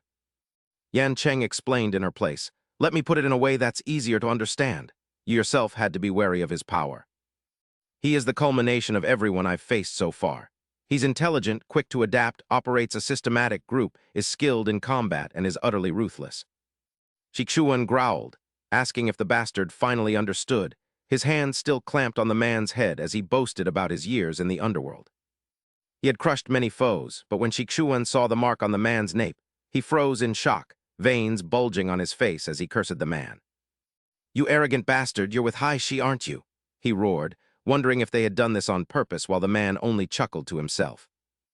"I told you so," the man sneered, mocking them and asking if they knew who his backer was, just as another figure approached amidst the confusion. The Haishi youth warned that regardless of the circumstances, touching a member of another faction violated their treaty, leaving a panicked Shikshuan to hurl desperate insults.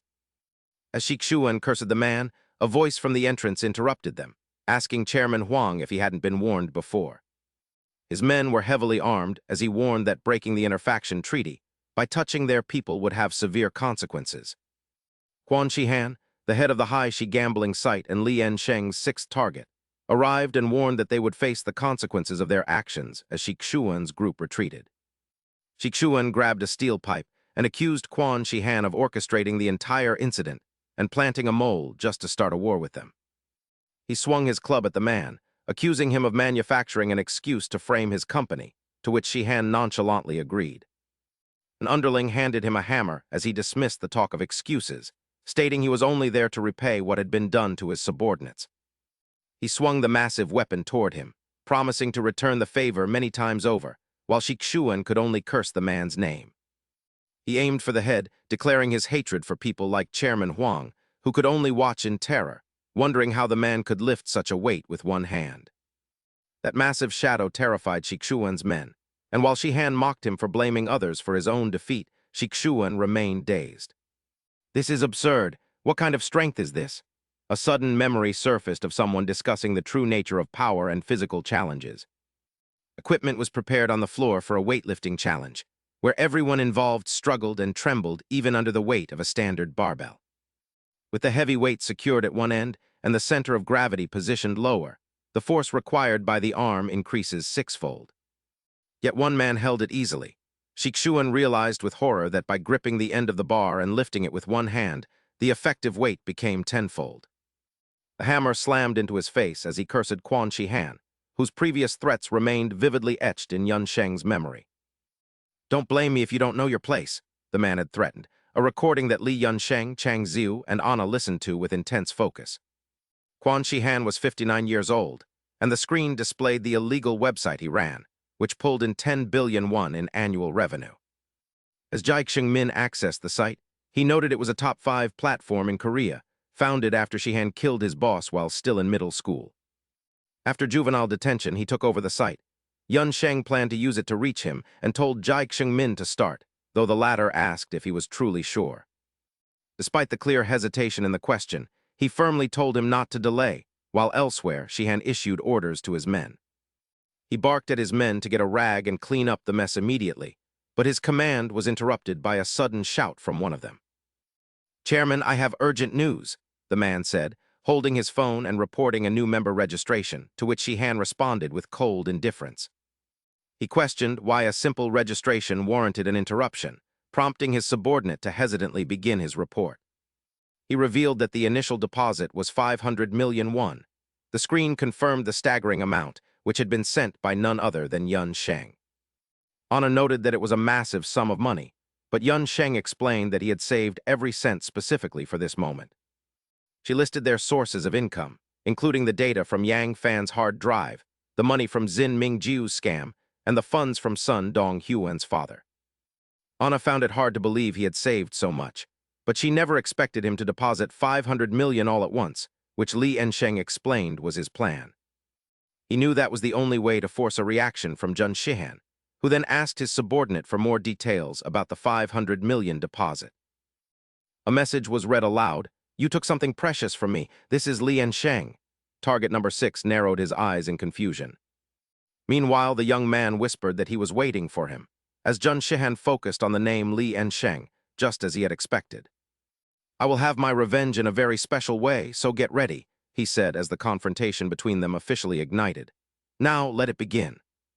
The 500 million was displayed on the man's web screen, and 2 weeks had passed since Li Ensheng made the deposit.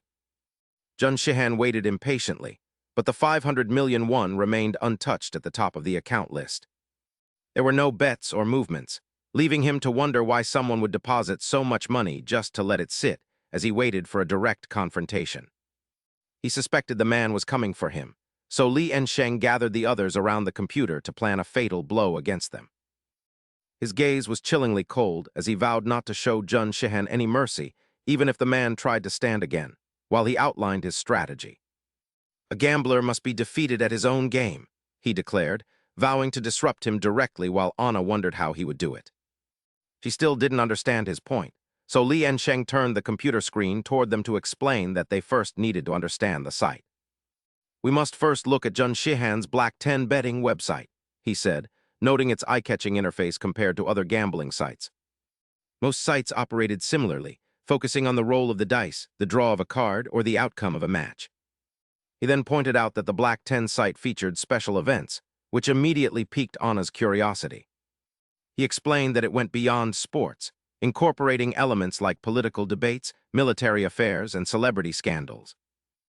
They even organized bets on social events, with the interface featuring 4 distinct categories next to a live football stream. Private betting began to surge in 2014, and a single provocative image was enough to send netizens into a frenzy. One controversy involved Sergeant Li Beijiang, questioning whether he died for justice or was merely a victim of a shooting incident. The debate centered on whether the victim in that gruesome incident from long ago had made a noble sacrifice, or was just an insignificant casualty. As the betting crossed the line of common sense, the constant arguing inadvertently generated massive profits for the website. Ironically, the more heated the debate became, the more popular the topic grew, fueling a massive surge in illegal betting. Li Ensheng recounted how they frequently bet on such tragedies, which left Anna feeling a deep sense of unease. He told them that the pain of others had been turned into entertainment, while Qi Yongbin worried about potential scams. He was concerned that the 500 million won would end up in Jun Shihan's pocket regardless, but Li Ensheng calmly reassured him. He gracefully poured water into a small glass, having planned everything, while Jun Shihan politely greeted the chairman. "Director Jun," the other man replied with a laugh, as Chairman Jin Jiuwang of JBTV asked how he had been lately. At the same time, Li Ensheng asked if they had heard of VBit TV, which Qi Yongbin guessed was a site for pirated movies. He agreed, noting it hosted everything from popular shows to international sports, which drew in a massive audience. Hundreds of thousands of people visited the massive illegal site daily, which was currently ranked third in Asia, as a young man cursed while typing. "This wretched team," he added, "gathers most of the gamblers in Korea, where they can practically bet in the open with large top-up packages featured on the side. However, JBit TV also offers guaranteed packages from a private betting firm that links directly to Shihan's website, Breaked." As Ming hesitated, he spoke up before the man could, revealing that he would exploit the situation as Yun Sheng targeted them both. He planned to leverage Breakton's established reputation and its connection with JBit TV, including the funds in the account and the 500 million he had invested. The plan was to draw in influential figures. By taking advantage of this, he would cause his own downfall while Gu Huang, his wine half gone, praised director Jun's talent. He continued to offer praise, wondering how a young man with no business ethics could suddenly become chairman, while Shihan listened with his head bowed. "You look more professional than you appear," he said, masking his thoughts, though he was already well aware of Jin Gu Huang's true nature. A pragmatic gangster, he began to mock him, pointing out that Breakton only reached its current position because of the advertisements he had provided. He demanded a 25% price increase in a playful tone, asking director Jun if that was acceptable, and the man, facing a greedy elder, had to agree. Shihan remained outwardly calm, stating Breakton would always support JBit TV, though he secretly wanted to strangle the man as he lit a cigarette. Knowing that crossing him would cause trouble, Shihan bowed formally and bid him farewell as Gu Huang waved and told him to take care. The sound of a ringing phone broke the tension, and he answered to hear Captain Bei urgently reporting that he had news. "Chairman, I have something to report," he said, explaining that Li Siang, the person he was monitoring, had finally taken action. Surprised, Shihan asked where and how much he had wagered, while Captain Pu checked the screen to provide the details. The charts before them showed massive fluctuations, as he had bet the entire 500 million on an event, leaving both Shihan and the captain stunned. It was the recent case of sexual assault and murder. Captain Bei briefly explained that the suspect had even disabled his tracker and fled. The police were moving slowly due to public pressure, and he nodded in understanding, noting that the high-profile case had drawn the police chief's attention. They claimed the criminal would be caught within 5 days, so Shihan asked if the bet was specifically on whether the perpetrator would be apprehended. The shock intensified for Captain Pu when he realized they had bet the full 500 million won on the criminal not being caught, a move by Yun Sheng that left him flustered. They had increased the betting odds, and Shihan quickly asked about the reactions of others, prompting Captain Bei to check the chat and exclaim. With 500 million won at stake, members talked of buying shares and dividends while placing small bets, causing veins to bulge on Shihan's forehead as the stakes rose. Ming remarked in astonishment that the dividend had increased 26 times, asking if they had waited 2 weeks for this, while Yun Sheng confirmed he had to time it perfectly. It was part of his plan to introduce a notable topic, yet Ming expressed concern, confessing that their waiting seemed to have been in vain. "Because I am the one who sparked this controversy," Yun Sheng replied calmly, his mind on other matters, while Lin Zhongjin asked in surprise about the school violence committee. There were many reporters, but when asked why, he smirked and suggested there was a great injustice, asking if he would fight for what is right as Lin Zhongjin listened.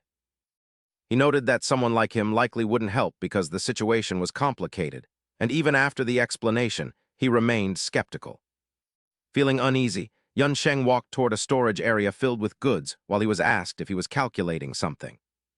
Chang Ziu was already waiting and guarding the room, realizing the plan only worked if he already knew the criminal's location, while Zhuang Rong screamed incessantly inside.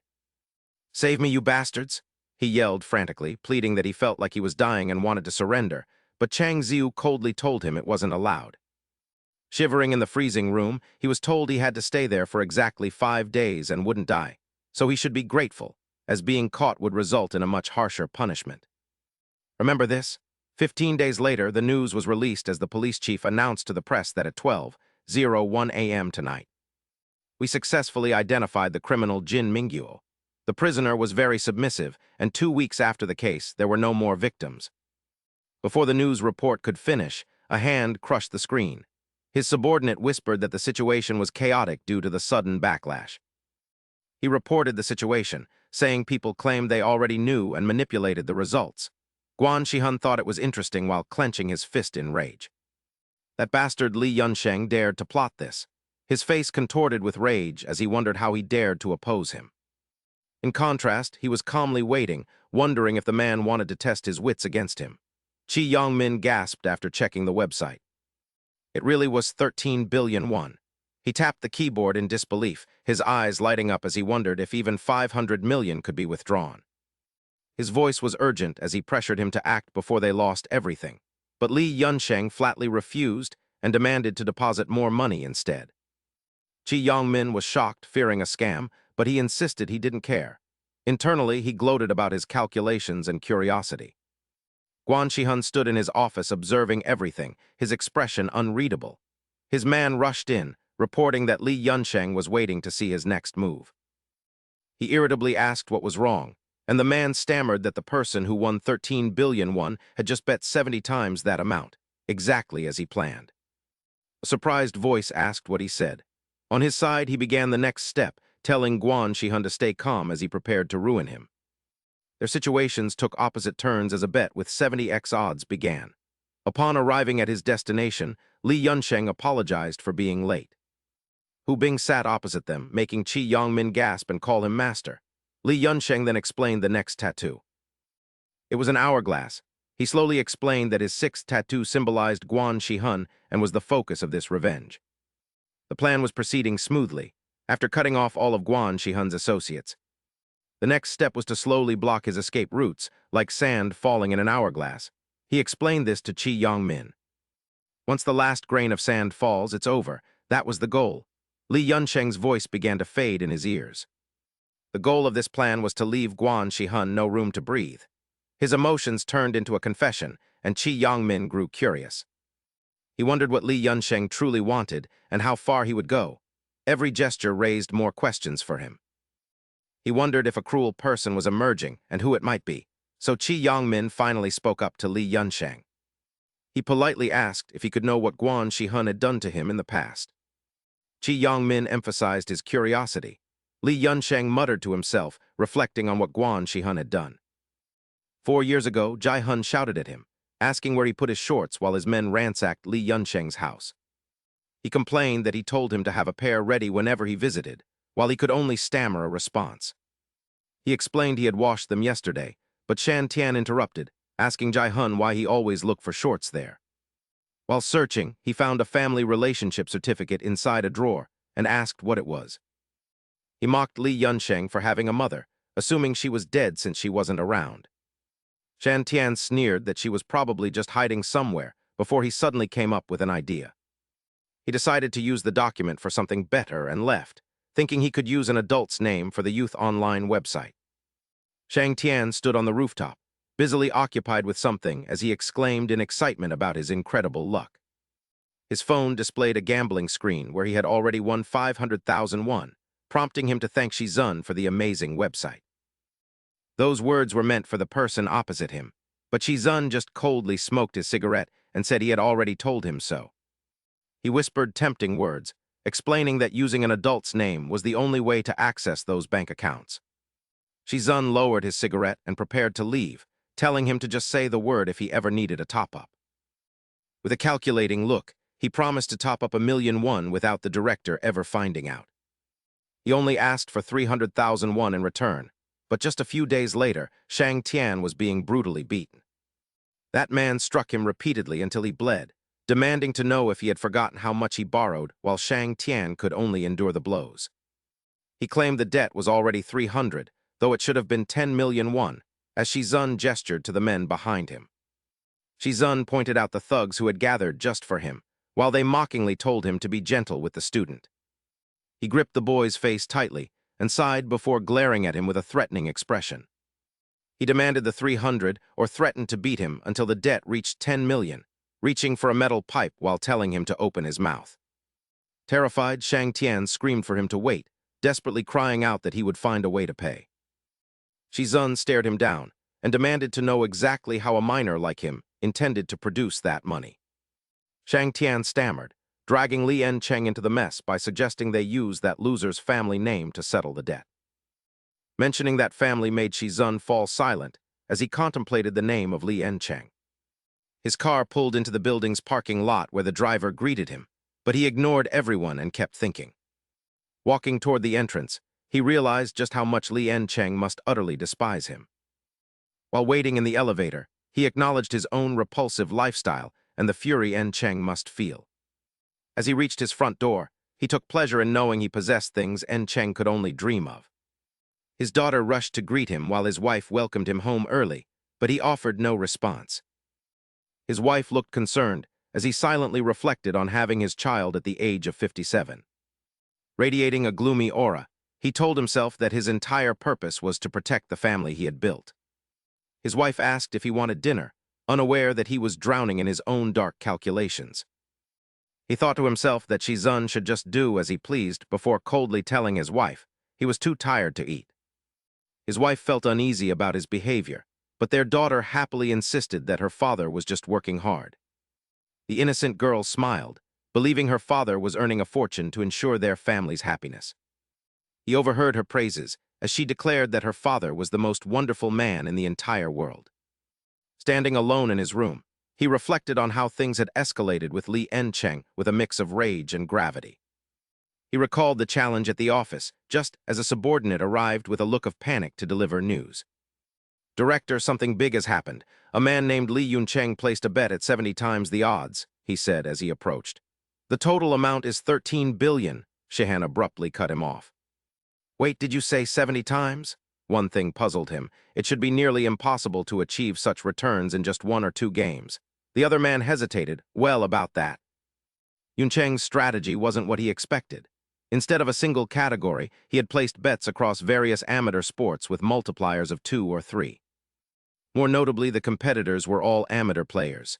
He paused before asking, "How are the other players reacting?" The subordinate replied quickly, "They've become much more active since the event, with many discussions breaking out regarding this battle plan." Shehan watched silently through his phone, desperately wanting to sabotage that man's plan, but interfering in amateur tournaments was difficult. His facial muscles stiffened. What if that guy actually manages to pull off a reversal? Despite the late hour, he remained at his desk. "What should we do, Director?" He cradled his head in his palms. 70 times? It's really 70 times, Shehan muttered to himself. "It seems this is a genuine gamble, isn't it, Li Yuncheng?" Afterward, Yuncheng's group continued their move. "Regardless, your idea this time isn't sound," one said. They were in a white car heading somewhere. "Gambling isn't that easy to win."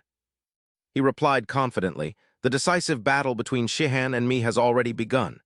Kixingmian looked at him anxiously. It wasn't just one event, but several different matches in amateur sports that the enemy had neglected.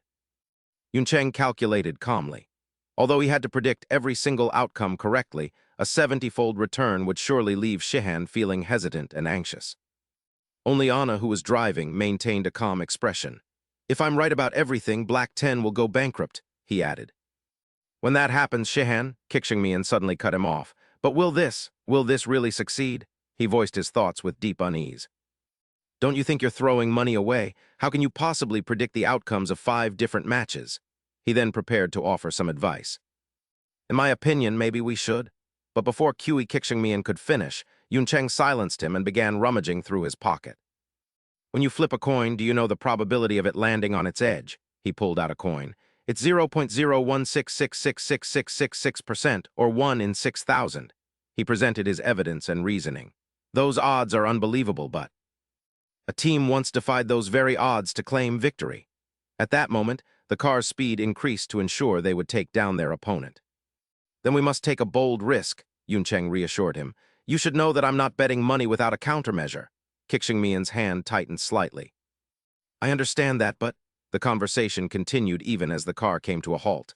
Will it really be all right? I know your entire plan, but still. The two stepped out of the vehicle, with Kixingmian still harboring doubts about the sports betting. He patiently tried to convince him, don't worry. Yuncheng turned to look ahead. That's exactly why we've come here to seek assistance. Though confused, he followed him inside. Assistance? Kixingmian reached out as if to call him back.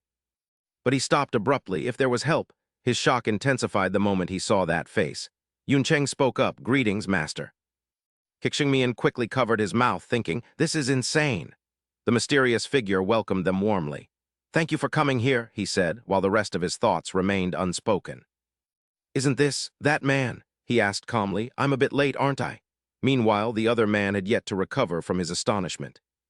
This was the person who had taught Li Yuncheng how to fight. Heibin replied nonchalantly, not at all, I just arrived myself. He began to scan the area around him. This was the man Li Yuncheng respected most. A slight smile played on his lips. The person you're dealing with this time is quite a handful, isn't he? Indeed, words of admiration echoed in his mind. Master Heibin leaned against the table and started the conversation.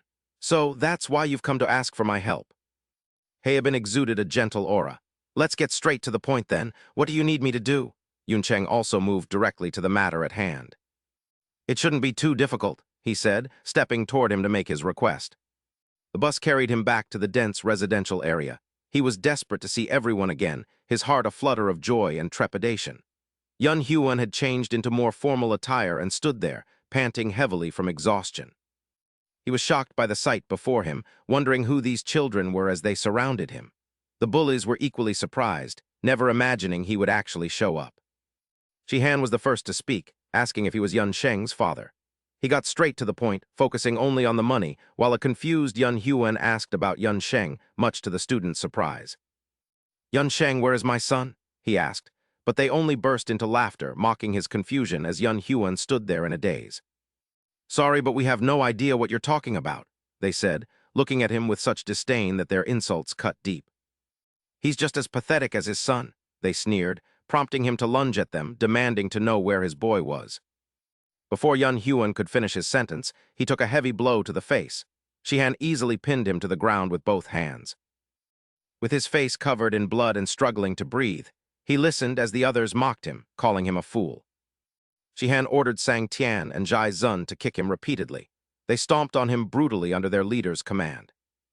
Yun Huan cried out in agony for them to stop, but the man continued, claiming his son owed 300 and demanding to know how he would pay.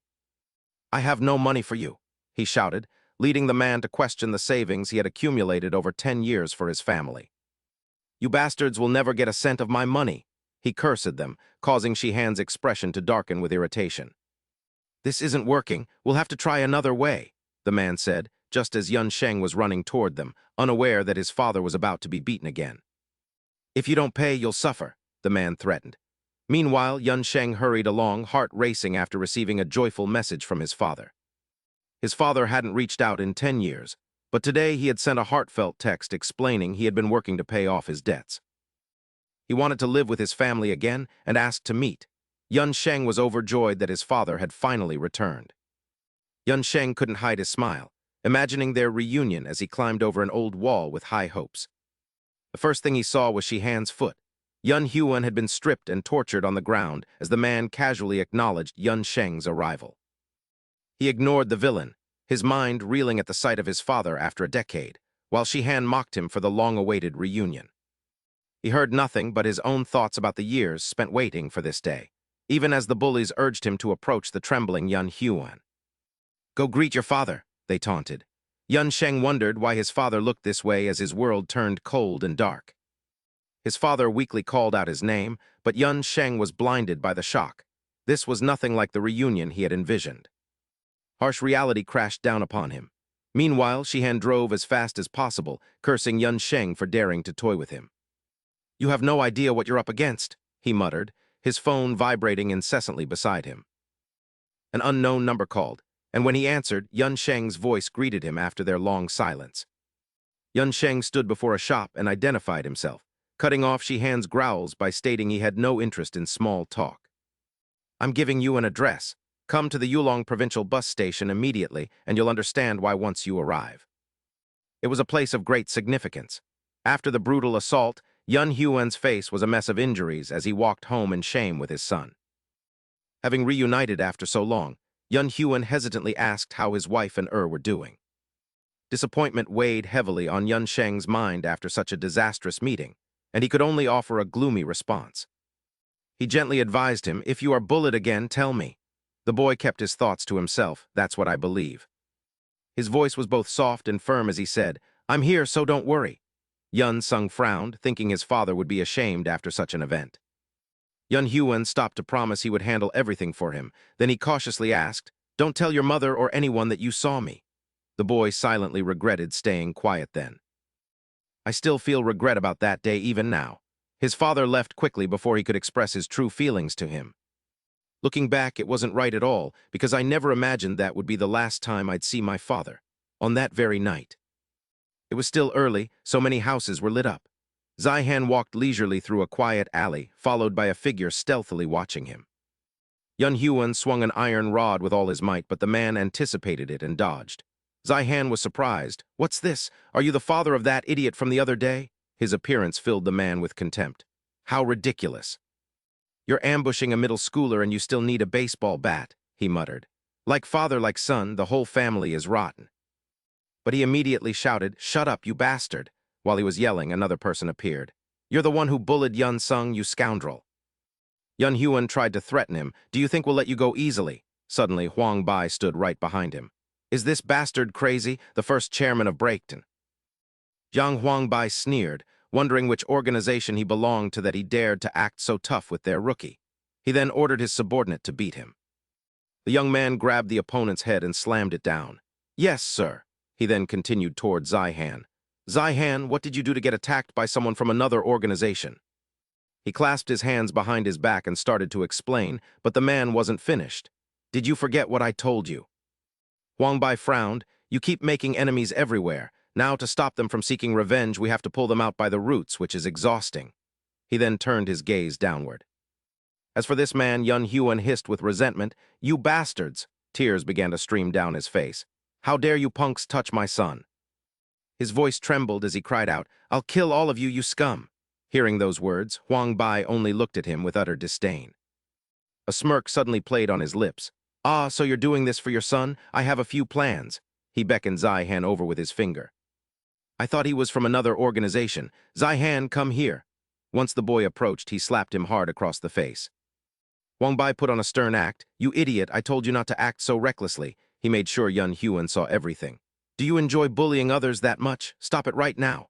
Zihan replied emotionlessly, "I'm sorry." Another slap landed, cutting off his words. His cheek began to swell. "You fool, if you ever do something like this again, I'll deal with you myself." Then Huang Bai turned to Yun Huan. "It seems my boy has caused you some trouble, which is why you came looking for him, right?" he said warmly. "I understand how you feel. I'm a father myself." Then he began to entice him. "I have a proposal. I'll give you some work opportunities. Consider it an apology and compensation. We'll make your son's school life much easier," he promised, while Zihan stood silently behind them, watching. "You can also earn a lot of money." Yun Huan looked up, listening intently. "Do you want to take this chance? Being a good man is quite simple." Huang Bai slowly manipulated his reasoning. "A good man must earn plenty of money to provide for his family. Don't you want to be a father your son can be proud of?" In the present, Zihan's tires screeched as he braked at the meeting point. He pushed the car door open, grumbling irritably. "Li Yun Sung, you bastard. It's late and there are buses parked all over the yard. Why did you pick this godforsaken place?" He scanned the area, but it was truly deserted. The doors were locked tight with closed signs posted as usual. Zihan grew impatient and began searching for him. "Where are you?" he muttered, passing between the buses. "You hiding little rat?" Just as he was cursing him, a beam of light suddenly shone out. "Until the day you are destroyed." Yun Sung stood right in front of that vehicle. The light made his silhouette clear. He faced the man directly without a hint of fear, and Zai Han prepared himself for the confrontation. "Come here, you bastard. Can't take it anymore." He immediately lunged forward like a gust of wind. However, the boy quickly dodged his kick. "What makes you think you can actually defeat me?" Next was a dangerous back hook. "Li Yunsheng, let me ask you something." Shihan used all 5 punches. It's been 5 long years since then. As the man lunged, he simply dodged. "Why can't you just let it go instead of taking it this far?" The man's mouth never stopped complaining. "Yes, I was young and naive back then, and my actions were a bit impulsive. I admit that." This time, he struck his head, releasing a terrifying pressure. But everyone makes mistakes. Shihan intended to justify himself further, but stopped in surprise. How could Li Yunsheng remain completely unfazed after that last blow? He frowned and repeated those words. "Everyone makes mistakes." While fighting, he also recalled the events of the past, the things you did. He remembered the moment just inches from the wall, and most vividly, the time Shihan stepped on his father. Was it really just a lack of thought in your youth? Li Yunsheng did not hide the rage on his face. "You consider that an impulsive act?" he asked in a stern voice, but the man's stubborn denial forced him to take action. "I'm just kidding, you idiot." This strike was delivered with full force straight to Shihan's face. After 5 years, Li Yunsheng followed up with an elbow to the head. "I've waited 5 years for this." He raised his blood-stained fist once more. "Just to punch you in the face like this, you will have to pay for everything you've done." Their speed was so great that only a trail of dust could be seen. He lifted the man with both hands. "I'm going to tear you apart right here." The man was completely helpless as his body collapsed. Li Yunsheng paused for a moment to speak. "Shihan, say whatever else you have to say." In his hand was a long cord, "Because I'm about to make it so that filthy mouth of yours can never speak again." The man groaned in terror. "What is that?" "A roll of tape." He glared and replied, "That's right. This is for what happened to my father that day and the reason why you are my 6th target." At that time, Yunwen had shown a rather hesitant expression. He placed those 2 rolls of tape next to his phone. The significance of this tape. Tears suddenly welled up in his eyes. "You will understand it soon." The tape was pulled tighter in his hands as the man struggled on the brink of death. Returning to the past, Hayabin was a bit curious. "So what do you plan to do with that 6th person?" Li Yunsheng replied that the bastard Shihan was quite difficult to deal with. "To finish him, I must first neutralize all his limbs." He didn't hesitate to recount the plan. "Only then can I slowly torture him, but he and I seem to be evenly matched, so I will need to work harder." Hayabin nodded as if he understood. "Is that so?" Hayabin frowned slightly. "Basically, I understand what you're saying. If you push yourself, you can take him down." Then he noticed what the boy was holding. "But how do you plan to use those bandages? How will you use them to fight him?" He offered, saying, "If you want, I can teach you a few more things." But the boy firmly replied, "I have a reason for using these."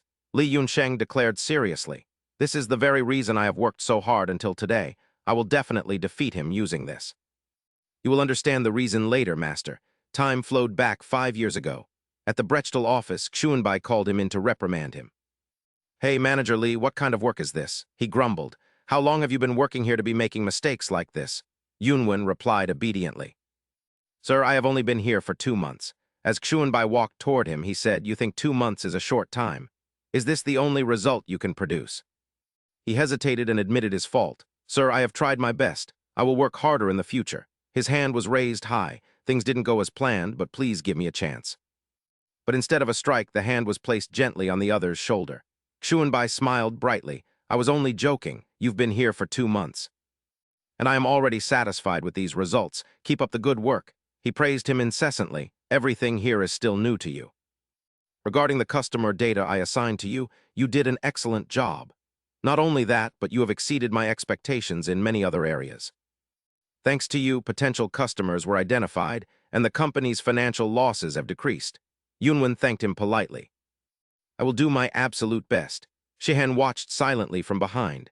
"You must be working this hard out of a sense of responsibility, driven by the burden of your family." Li Yunsheng began to reflect. "These were the things Xuanbai sincerely did to help my father get a good job. He promised warmly, thanks to you, my workload has been significantly reduced. I will gradually transition the business into legitimate trade and withdraw from these gambling activities, so please accompany me and assist me more, Mr. Li." Yunwan merely bowed his head slightly. "If the director says so, though I doubt I can be of much help." He realized it easily. He could see that my father was pitiable, so he sincerely wanted to help him. That meeting proceeded very smoothly. All right, I understand you. The company's future tasks will require much of your assistance. Thank you. Si-hun cursed under his breath. Damn it, Jung Xuan-bai, you're really infuriating me. He felt envious thinking about Yun-wan.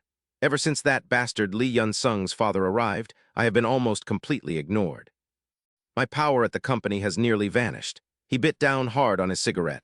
You want to gradually withdraw from these gambling games? He looked at Xuan-bai with contempt.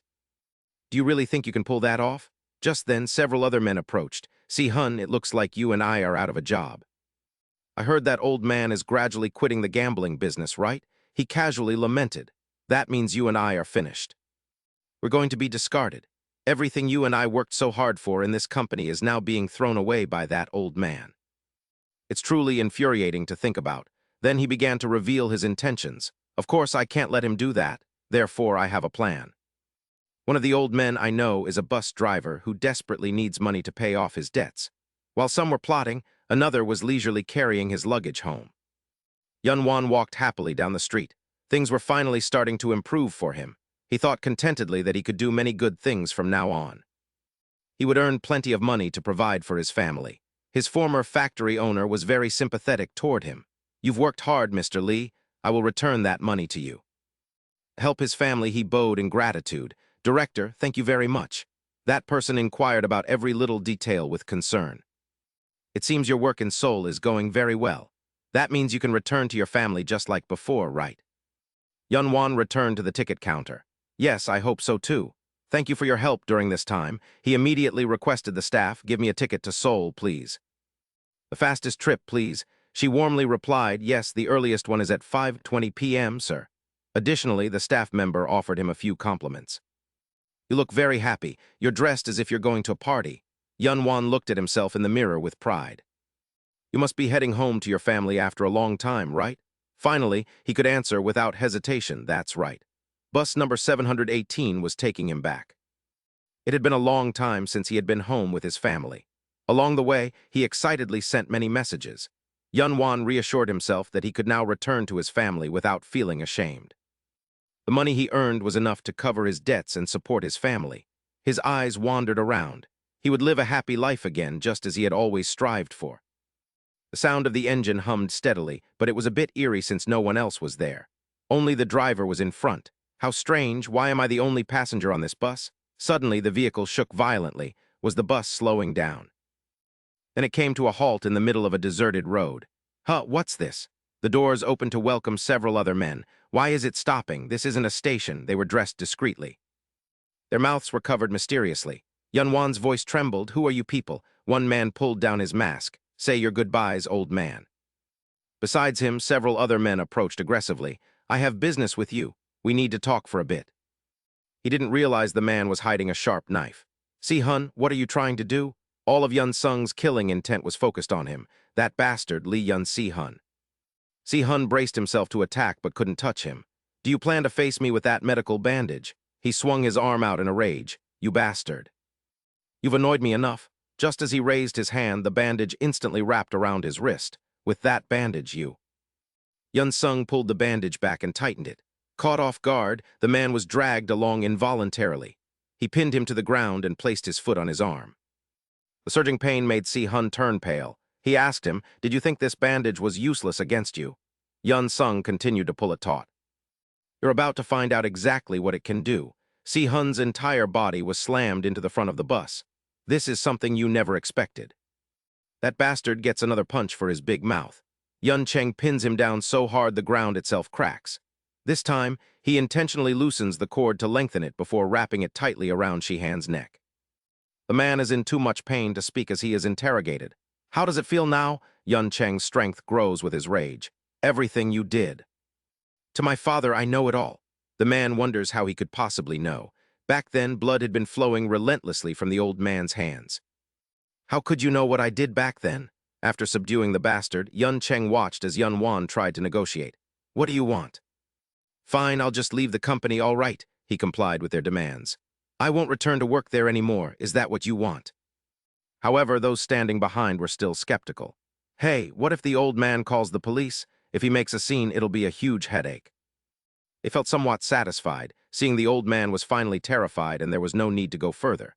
They took turns warning Yun Wan, "Old man, don't show your face at the company again, understand? Or next time won't be this easy. If you report this to the police, you and your family will suffer. Now get lost." That night, he was forced to stop at a medical clinic, luckily for him. The wounds weren't severe. The staff carefully bandaged him. My father was quite fortunate during that incident, escaping with only minor injuries.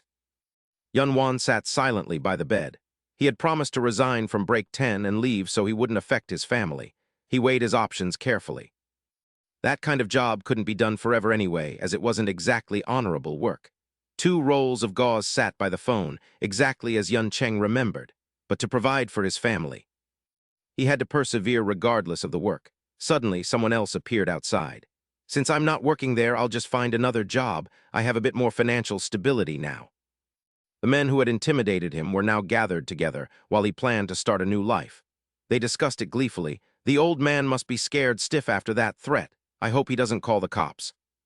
It's a bit nerve-wracking. It'll be trouble if he reports it, but since he went to the clinic, he's probably fine." One man frowned. "As long as he stays away from the company, everything will go back to normal."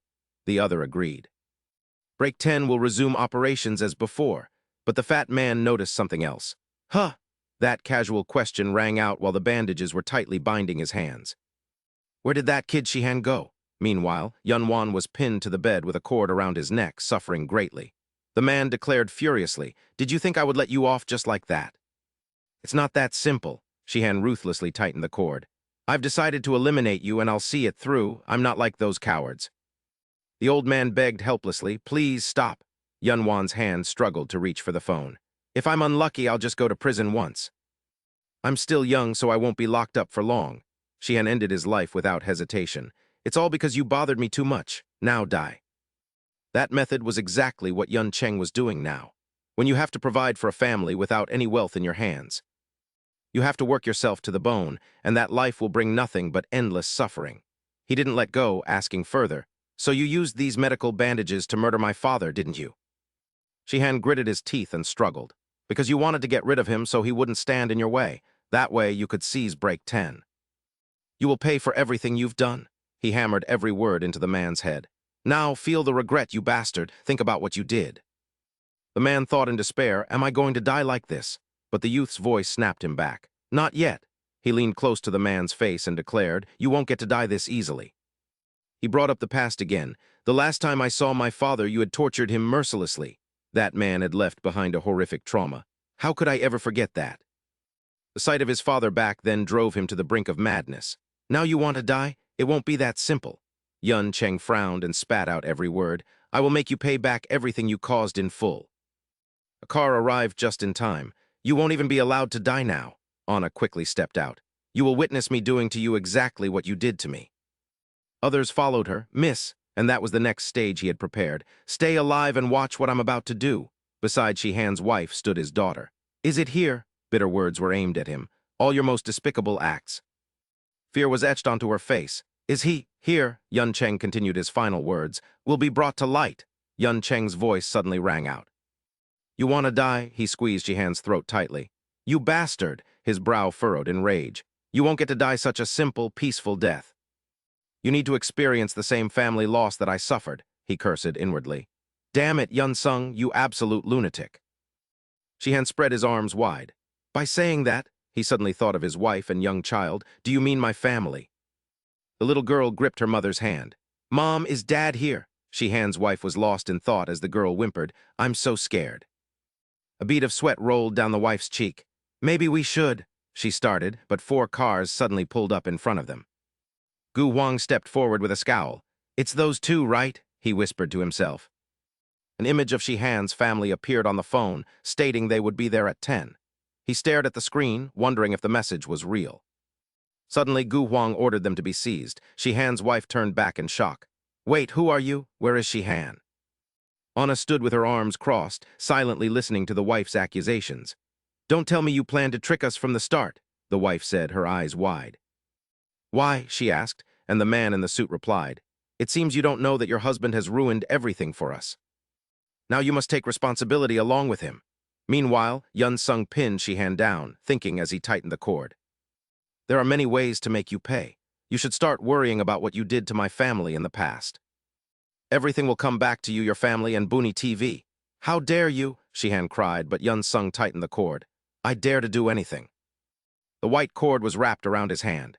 Yun Sung clenched his fist, willing to do anything to avenge what had been done to his family. Just like how you used every trick to kill my father.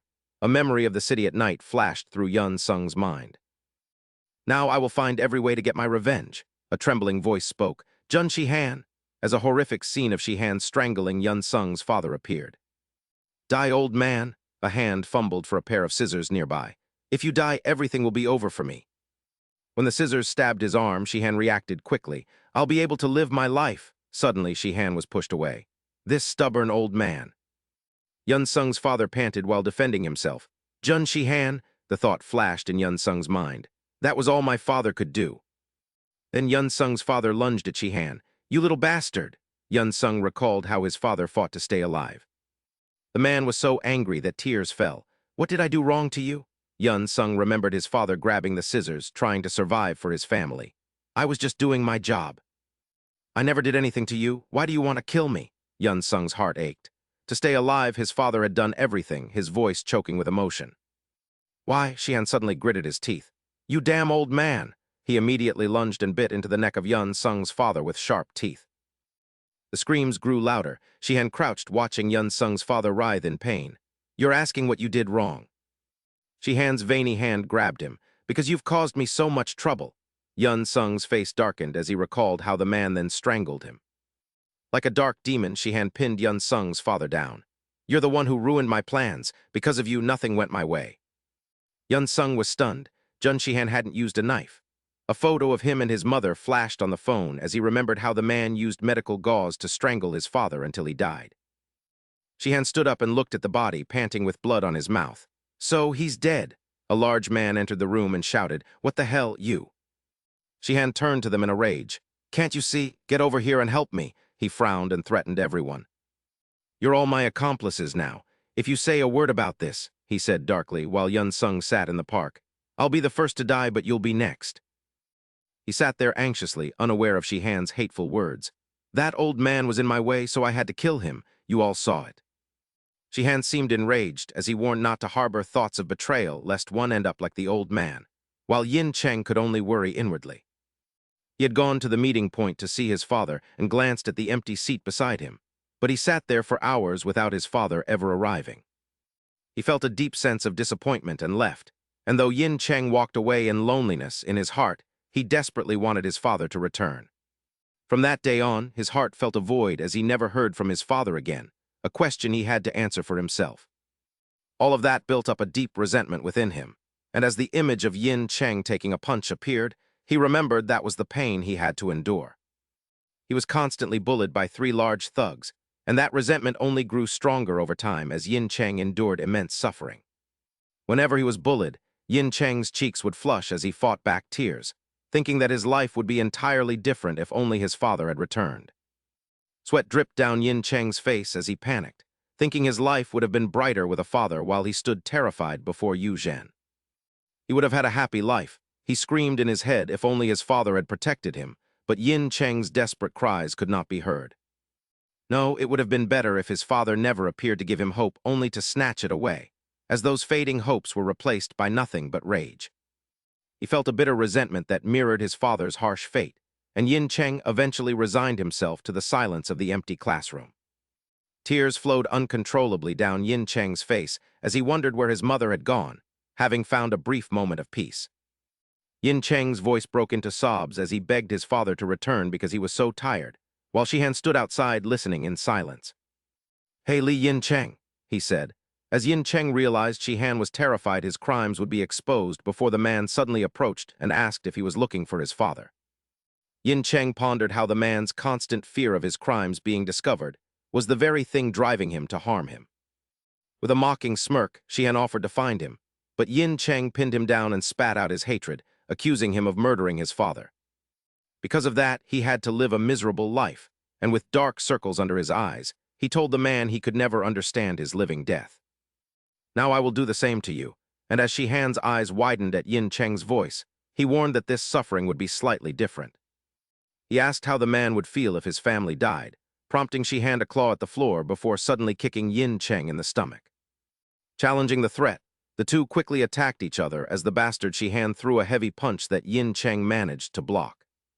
He shouted that Yin Cheng was no different from him as he sent the boy flying, screaming that a murderer like him couldn't threaten him.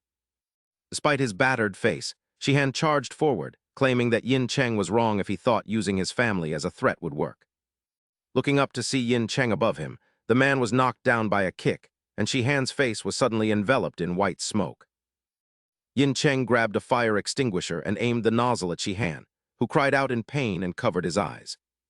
The coward asked what he could achieve with that, but Yin Cheng kicked his leg hard and declared he didn't care as the man writhed on the ground. A white cord appeared as Yin Cheng wrapped it around the man's neck and strangled him from behind, ensuring he received the retribution he deserved. As Shihan struggled for breath, Yin Cheng vowed to become a monster for revenge, while the man gasped, asking Li Yin Cheng if he really thought he could kill him. Shihan's hands gripped the cord around his throat as he trembled, warning that taking a life was not as simple as he thought. "You bastard," he thought as the image of the bald Yu Zhen flashed in his mind. "I already know what you did to that girl, Li Yu Zhen." Shihan thought of Yu Zhen slumped helplessly on the floor, remembering how he had turned her into a drug addict. As the transport vehicle moved toward the prison, he felt a strange sense of serenity while gazing up at the massive gates. The guard escorted 3 inmates into the facility, which was one of South Korea's 5 most secure locations, Namjong Prison No. 3. The corridor was deathly silent as Li Yun Cheng gripped his belongings and followed the guard's instructions to live peacefully and avoid conflict.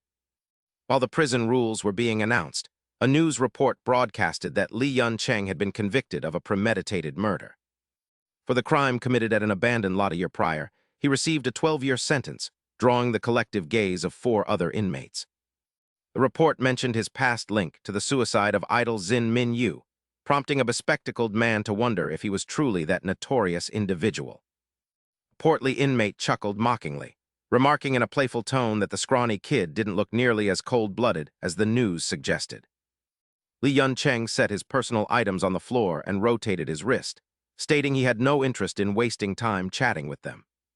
He challenged them to step forward for a typical newcomer's initiation, asking with a piercing gaze who the leader of the cell was. They burst into laughter as a short-haired man mocked his arrogance, suggesting the boy was delusional from watching too many action movies. Another man agreed that youngsters were all the same, while Yin Shi sat across from Li Yun Cheng and asked if this was his first time behind bars. With a broad grin, Yin Shi warned him that causing a scene would achieve nothing and only lead to trouble with the prison guards. He then approached and grabbed Li Yun Cheng's box, advising him to organize his belongings before sleep to avoid any unnecessary complications. As Li Yun Cheng watched him closely, Yin Shi offered to help arrange the items and called for the others to lend a hand. That night, the hallway grew even more ominous after the lights were extinguished, and Yin Shi ordered everyone to go to sleep. While the others slept, Li Yun Cheng opened his eyes to see Yin Shi looming over him with a sharpened metal shard raised high. With a repulsive smirk, Yin Shi, who was serving 4 years for rioting, declared his patience had run out and lunged the shard toward Li Yun Cheng's eyes. He gleefully shouted that he would teach that arrogant face a lesson, calling it a welcoming gift for the newcomer's first prison stint. Li Yun Cheng swiftly drove a plastic shard into Yin Shi's leg, calmly watching the blood spray as he remarked that they were all pathetic weaklings. After kicking Yin Shi across the room, Li Yun Cheng ignored the man's enraged curses and stuffed a piece of fabric into his mouth to silence him. He pinned the man down and raised his fist, warning him not to underestimate his target before telling him to stay quiet and take the beating. Sickening thuds echoed as blood splattered onto Li Yun Cheng's hands, while he noted that they could talk all they wanted during the day. He stood before the remaining 3 inmates, stating that their vile nature would never change and that it was now their turn. Looking at Yin Shi's battered face, he remarked that it was impossible for anyone truly decent to be found in a cell filled with dangerous criminals. Approaching 2 large inmates, he admitted that he never expected to lead a peaceful life once he stepped inside these walls, making the black-haired man laugh. The man mockingly praised his quick adaptation to prison life, but Li Yun Cheng bluntly told him to be quiet as he focused on his objective. Recalling the dark silhouette of a certain man, he revealed that he had committed his crime specifically to track down a particular scoundrel in this prison. Clenching his fists, he described the target as a complete lunatic while the scene shifted to him sitting before the other prisoners. He declared his intention to turn the prison into his own territory before the meeting, causing the portly black-haired man to break into a cold sweat. Li Yuncheng cut him off, calmly reiterating that he was on a tight schedule and ordering all of them to attack him at once. His arms were stained with blood as Yuncheng signaled them to charge, thinking that only then could his plan be realized quickly.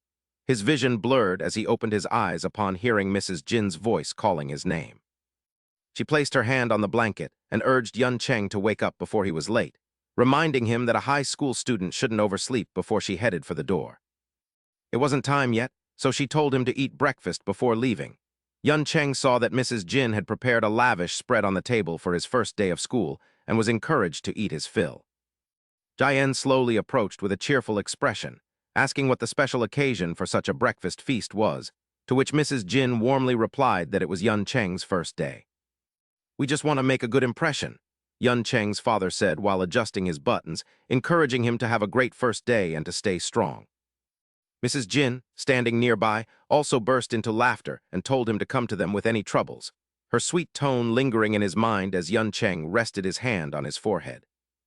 He squeezed his eyes shut when he heard the guard's voice shouting for all prisoners to wake up, prompting them to rise and begin tidying their blankets and pillows together. "Protect and maintain law and order, starting with the small things," the announcement echoed as sunlight filtered through the gaps and into the hallway, promising happiness through discipline. Amidst the hollow wishes for collective happiness, heavy breathing and bitter curses filled the prison cell, yet Yuncheng silently continued folding his blanket. After spending 2 weeks in prison, he looked down at the blanket in his hands, realizing he had finally grown somewhat accustomed to this lifestyle. Suddenly, someone snatched the blanket from his hands. It was Yinshi, who offered a fawning smile and insisted that the boss should just rest while he handled the chores. "We'll take care of the bedding for you," the black-haired man quickly chimed in, as Yuncheng watched them, wondering if they expected him to just go back to sleep. "I'm sorry, I'll set it back up for you," one prisoner stammered, leading Yuncheng to reflect on how survival here was simpler than he had imagined. He recalled kicking a terrified prisoner away before landing a heavy punch on another's face, his hand quickly reaching out to grab a book to use as a weapon. The black-haired man was stunned to see Yuncheng using a book to attack as sweat poured down his face while sitting atop a prisoner, while she timidly urged him to rest. "Hey, bring some warm water over here. The boss is feeling a bit cold," a voice called out as Yuncheng silently observed his surroundings, knowing their respect was born of fear. The cold prison scene unfolded, and he knew it better than anyone else, as Yinshi's voice rang out in front of a bowl of steaming hot rice. "Boss, I was going to ask Xiao Zhai for a favor, and I've brought a feast here for you. Let me know if you need more," Yinshi said, though Yuncheng only saw a simple meal after 2 weeks of incarceration. The prisoner said, "Enjoy your meal," followed by Yinshi's own polite encouragement, while Yuncheng remained composed, lost in his own thoughts. In truth, he had seized control of the prison's most violent cell in just a single day, and now Yuncheng watched every gesture the others made. Furthermore, after that day, their attitudes had become a bit too submissive, and as his white shoes scuffed against the floor, he knew everything was proceeding exactly as planned. Everything was proceeding very smoothly as he followed the crowd, though one prisoner mockingly questioned how such a person could control them all so easily. His companion glanced at Yuncheng, wondering who the hell he was to pull this off, while the black-haired man whispered that he was rumored to be a menace on the outside. The bald man immediately dismissed it, saying, "Nonsense, he's just a brat," causing Yuncheng to frown slightly at how quickly rumors spread within the prison walls. Sunlight streamed through the window frame of a place where inmates had no contact with the outside world, making provocative rumors the only form of entertainment as he reached for his tools. Yuncheng put on his glasses and operated the machinery, which was a favorable situation for him as he focused on his plan to take over the prison until a scarred man shoved him hard in the back. "I didn't see you because you're too short," the scarred man sneered, laughing as he told the bastard to watch where he was going and to share his work with the others. However, Yuncheng quickly used a sharp object to stab the man's eye, deciding he needed to be even more ruthless as the man collapsed to the floor and rolled around in agony. Whispers broke out asking, "Isn't he the boss of the most fearsome cell?" while another questioned if he was that same crazy bastard everyone was talking about. Guards swarmed in immediately, shouting, "Number 624, stay still and don't move," while another guard demanded to know what was going on over there. The guard's voice boomed, "624, get over here, you bastard." The prisoner was shocked. "Are you for real?" He broke into a sweat. The boss who had returned was a complete madman, a true lunatic. Yun Sheng stood silently and watched. This wasn't the first or second time. Every time he fought, he left his opponent half dead like this. Someone whispered that he must have someone backing him. Another person wondered. How did he plan to handle the consequences? The guard scrutinized Yun Sheng. "Hey, are you insane?" the guard shouted angrily. "Follow me." Hua Qian yelled so loudly that spit flew everywhere. "You bastard, seriously? Why did you do it again?"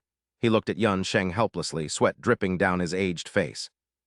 "I'm truly exhausted, Li Yun Sheng." Hua Qian frowned. This wasn't a juvenile detention center. It was entirely different from the time of Pu Shangshan, the instructor at the Yangchen Juvenile Training Center, Li Hua Qian.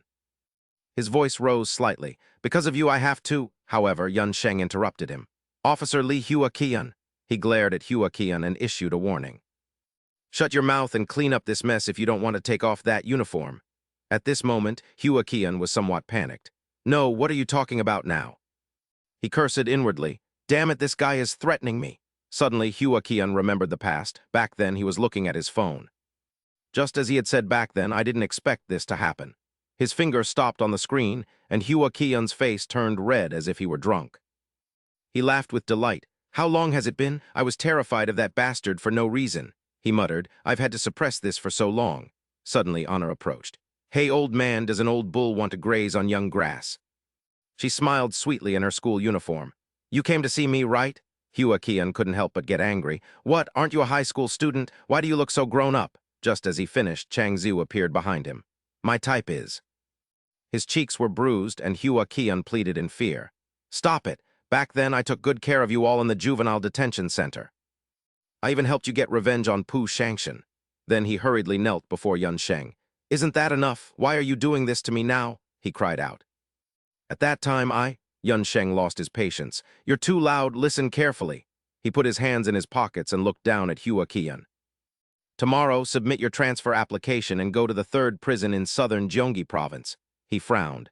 "With your experience, you'll be able to become an instructor as soon as you arrive." Hearing this, he panicked. "Southern Gyeonggi, isn't that where the most vicious criminals are held?" Hua Qian's voice trembled, and he broke into a sweat. "From the start, my field hasn't even been related to that place." "No, why?" Yun Sheng continued to ignore him. "You don't need to know the reason." "Just do as I say," he said coldly. "Don't ask any more questions." Hua Qian stared blankly at Yun Sheng.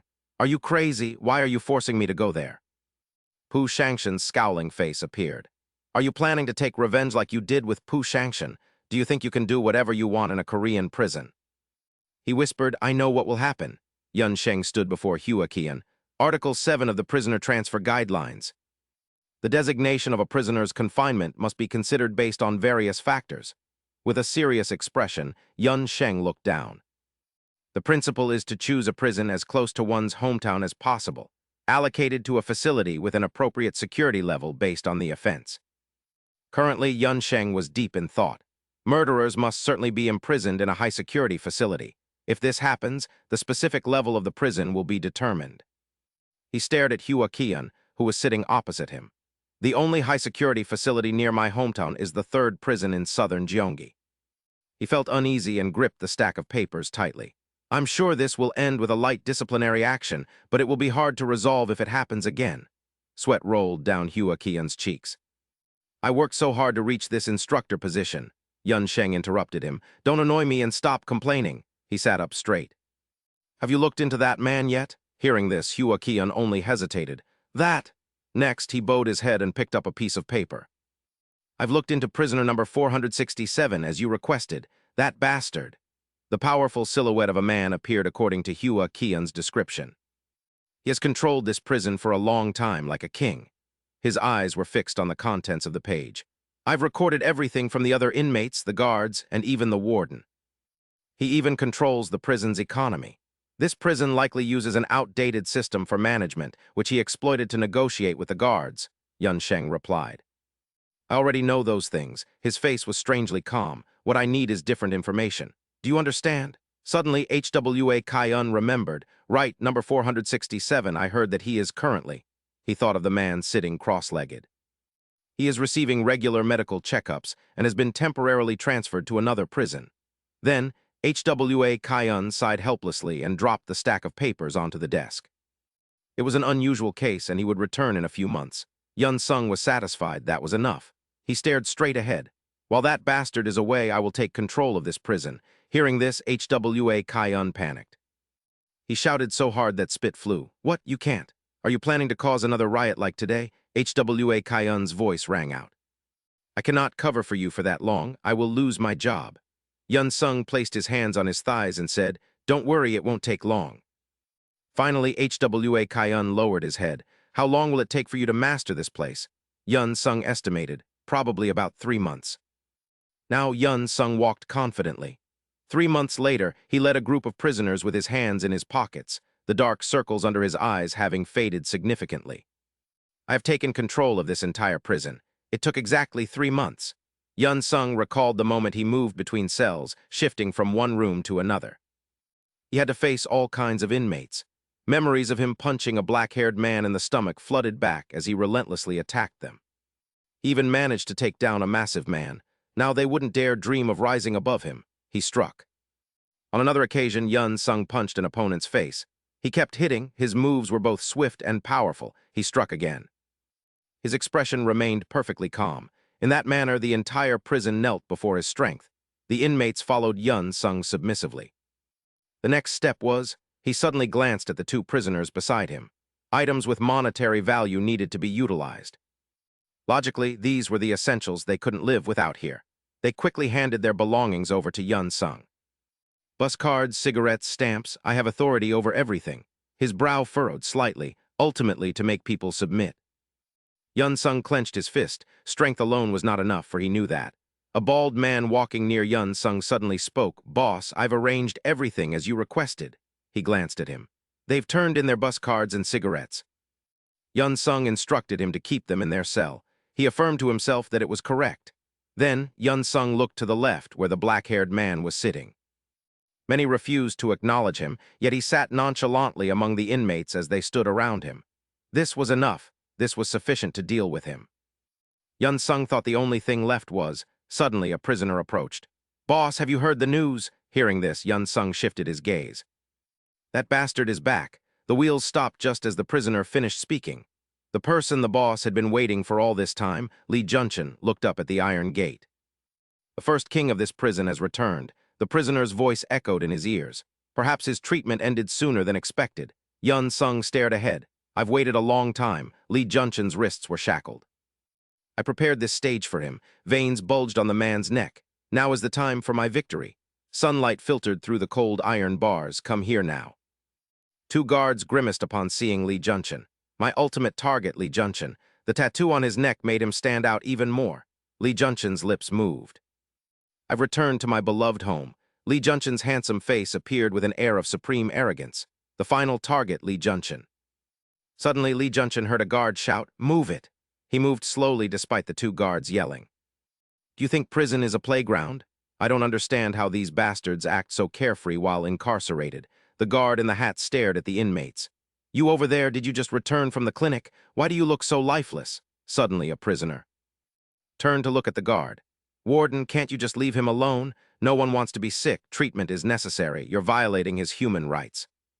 The prisoner's voice sounded suspicious. By the way, you're a new guard, aren't you? The guard's face contorted. What? The guard looked toward where Lee Juncheon stood dazed.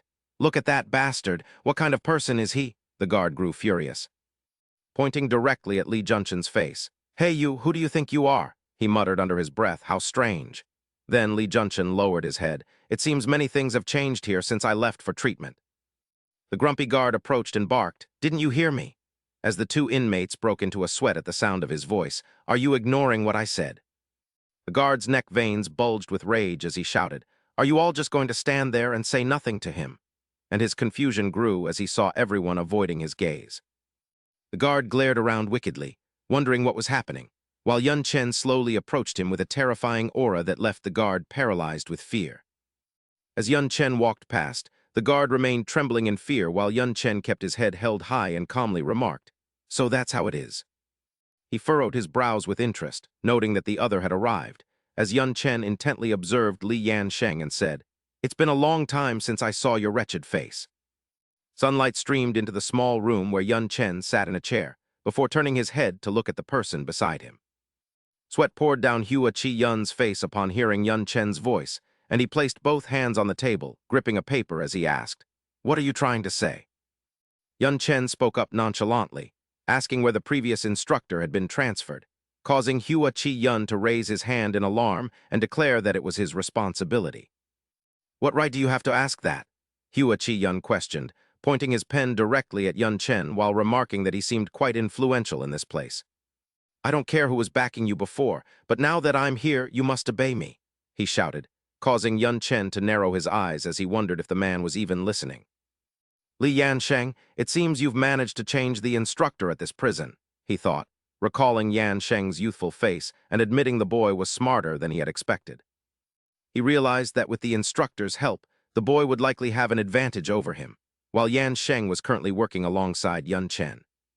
"He is my ultimate target," he thought before taking a wooden plank, knowing that the strongest held all the power in southern Gyeonggi Prison No. 3, where that man lived like royalty.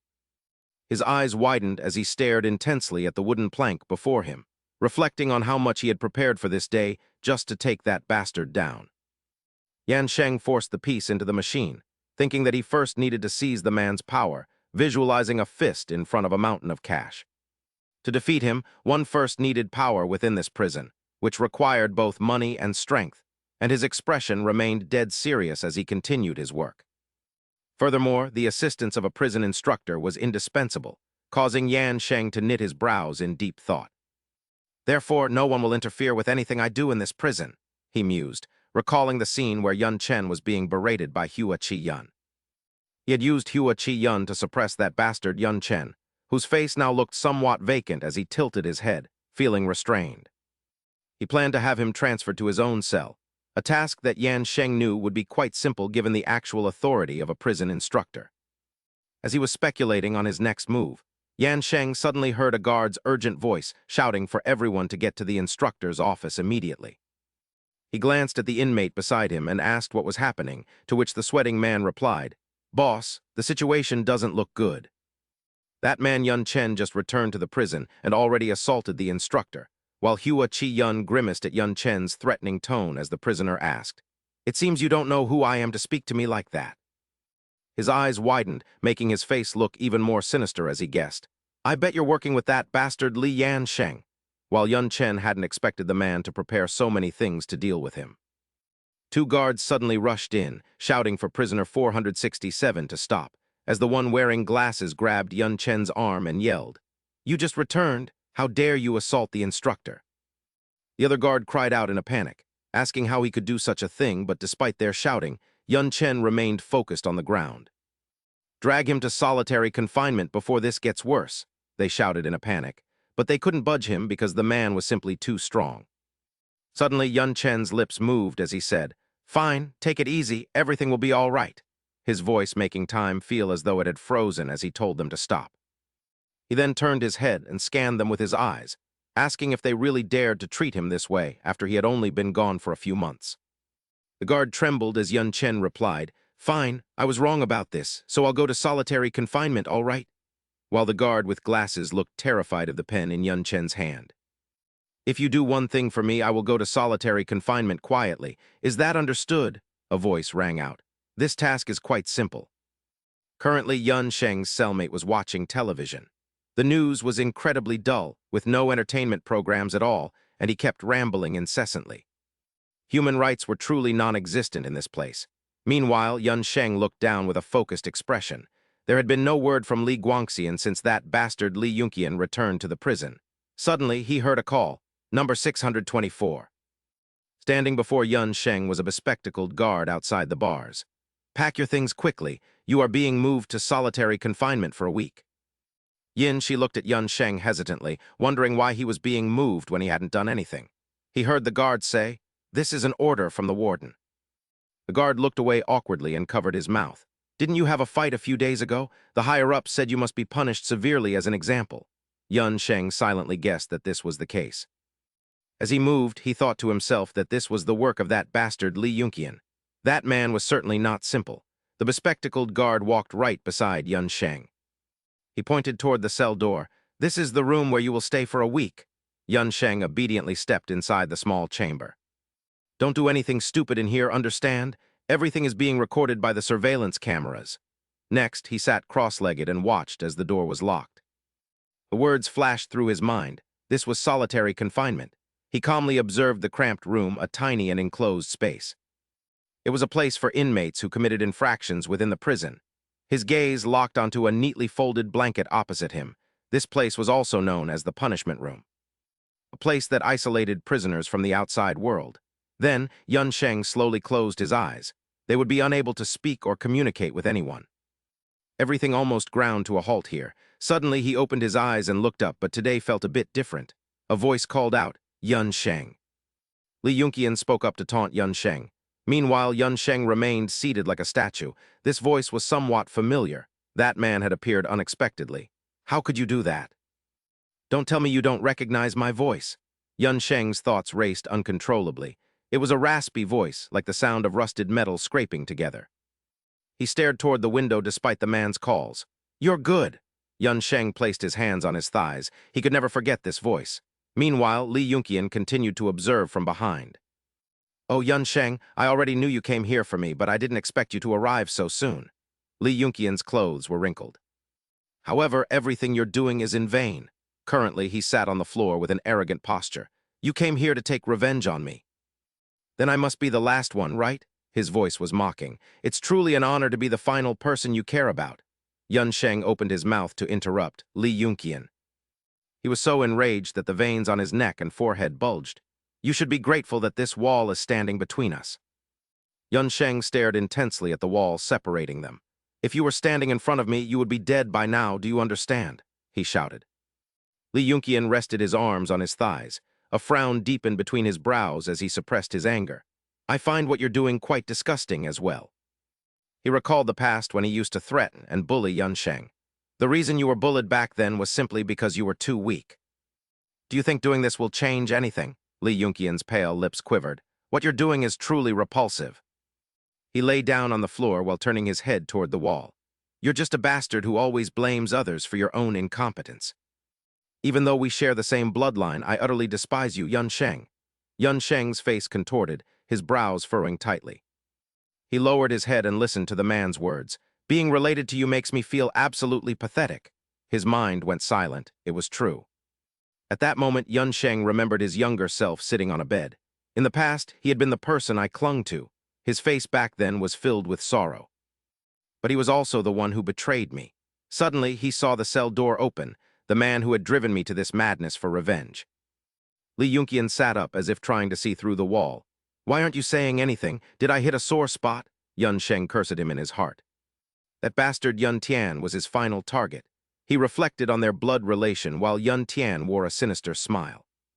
"Say something, you pathetic brother." Yun Tian sneered as Yun Sheng insisted they were family, his footsteps echoing against the floor. His voice drifted from outside the door, telling him to stay there and reflect, while Yun Sheng lowered his head and listened. "Your nature never changes," Yun Tian said, sliding the key into the lock. "You've always been selfish and weak," he added with a smirk. "Let's see," Yun Tian mocked as Yun Sheng stared at his face through the iron bars. "What could you possibly do to me from in here?" The warden standing behind him cleared his throat and signaled for the conversation to end, prompting him to glance aside. "Don't forget the money you promised," Yun Tian muttered under his breath, and as he looked at Yun Sheng he thought, "I'll show you." He imagined Yun Sheng entering the prison cell, thinking that all his efforts to seek revenge would ultimately be in vain. He thought of Yun Sheng's strikes and everything he had struggled to achieve, picturing him leading the other inmates. "It will all be for nothing," he thought as he looked up at the man across from him and heard Yun Tian repeat, "I'll show you." Standing outside the cell with a mocking smile, Yun Tian knew it would happen in exactly 3 days within this high-security facility. 3 days later, I was led out of solitary in handcuffs. Returning to my regular cell felt as jarring as my very first day in prison. He walked with a somber expression. eyeing the inmates before him as two men exchanged glances while he leaned against the wall. The old guard had been transferred, and I realized that none of the inmates were on my side anymore as I sat there in thought. Facing this dire situation, I wondered how to proceed, while a nearby prisoner whispered that getting involved with me would bring trouble. Yun Cheng sat silently, listening to their whispers about what the boss would do, feeling a wave of exhaustion wash over him. I remained indifferent to the hardship. My expression didn't flicker because I was already accustomed to being ignored or mistreated. Even seeing the numerous police cars parked outside didn't faze me, as such sights had become routine and offered nothing new. Clasping her hands in worry, the woman noted that he had suddenly stopped calling home, leaving her wondering what happened in Seoul. "Brother-in-law," she pleaded with the man across from her, as Yun Cheng reminisced about the time before his life became a misery. "It's nothing, I'm heading to Seoul," he replied, and Yun Cheng remembered his uncle visiting them to propose a small business. He asked for her help, but she hesitated, mentioning the children and Nakshuan's school fees, making it nearly impossible for her to assist. The man pointed at her and shouted, "How can you say that? We're family, we are supposed to support one another." "Are you really going to ignore my struggles?" he barked as she sat in silence, sweating under his accusations of being heartless. "That's why your husband left you," he yelled as Yun Cheng listened to his uncle insist his past experience guaranteed success this time. "I only failed before because of bad luck, but this time will be different," he promised while Yun Cheng listened to his empty vows. "I'll pay you back triple what you give me," he claimed, though Yun Cheng knew his uncle's ventures always ended in failure. Yun Cheng felt a sense of dread as his uncle visited them again, this time pitching a plan to open a small jewelry shop. Yun Cheng's door swung open as someone complained about the noise, and he recalled Yun Tian asking when his father would be done. "I'll stay here and play with Yun Cheng for a while," Yun Tian said, while Yun Cheng thought bitterly of him waving and saying hello. "It seems this is the first time we've met since I returned from abroad, right?" Yun Cheng thought, recognizing Li Yun Tian, his uncle's son. Yun Tian extended his hand toward him. "We're friends, aren't we?" he began to plot. After all, there were no CCTV cameras around when the accident occurred. It was a bitter reality he repeated to himself as confirmation. Since there was no proof he caused the crash, he would be released in just a few months. Thinking this, Jun Tian gave a faint smirk, looking at them as if envisioning a delusional future. "I am older than all of you after all. So let me take the fall for this," he said, constantly reassuring himself that everything would be fine and his status would be far greater than it was now. Hearing those words, Sang Tian emotionally gripped Jun Tian's hand. From that point on, everything Jun Tian had. With a look of gratitude, he thanked him, feeling much more relieved. Sang Tian spoke up hesitantly, "Brother Jun Tian, I truly appreciate this." He simply smiled and replied that it was no trouble at all. A flicker of narcissism gleamed in Jun Tian's eyes. If he viewed it as a short vacation, it would be nothing. He would return in no time. The moment he entered prison, Jun Tian's dreams were shattered. He appeared with a battered face as Min Ju suddenly roared, "You bastard, are you mocking me?" He narrowed his eyes at Jun Tian with a mix of mockery and suspicion. "You scrawny brat, should I discipline you?" Life inside was far more brutal than he had imagined. Min Ju glared at Jun Tian like a starving tiger. "You must have a death wish," he shouted. "Did you think coming here was some kind of picnic? You claimed to have so many friends, didn't you, that you took the fall for them?" Min Ju leaned in close to Jun Tian, shattering his delusions completely. "And yet has a single one of them come to visit you?" Min Ju mocked. "They only played along so you would take the blame in their place." Jun Tian desperately denied it, screaming with all his remaining strength. "That's not true. I am Jun Tian from Shan En School, if you met me on the outside."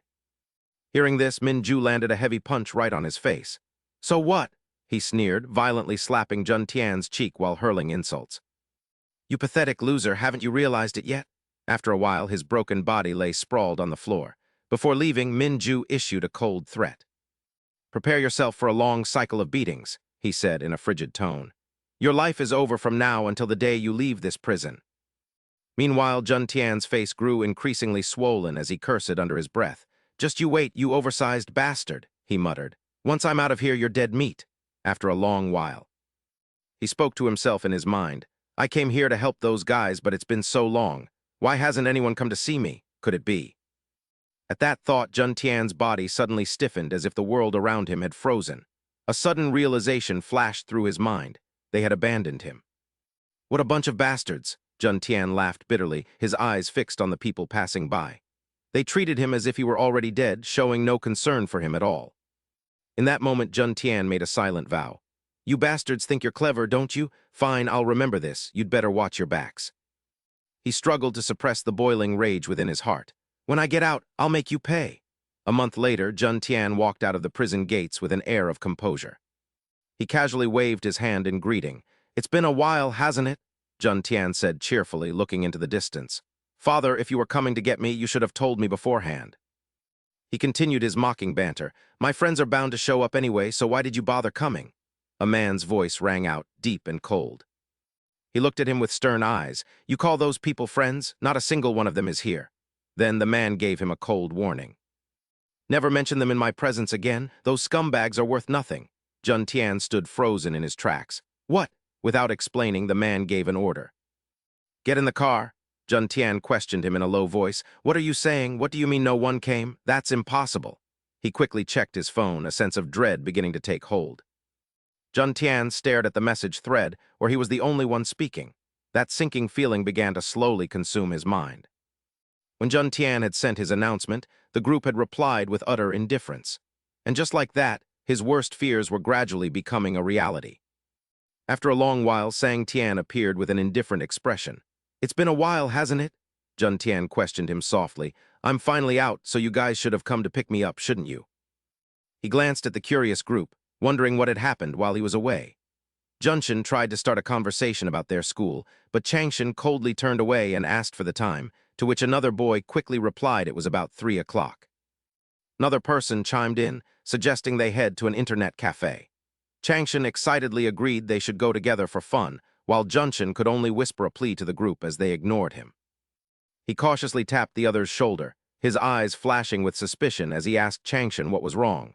Still confused, Junshin continued to press them, asking if he had done something to offend them.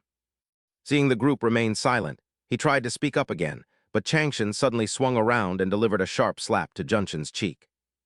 He glared at Junshin with utter contempt, his hand striking with immense force. Changshin hissed through gritted teeth, calling him a criminal and warning him not to act friendly with his friends before the tall group issued a final threat. He even had the nerve to approach us, they sneered, threatening to beat him to death if he tried it again.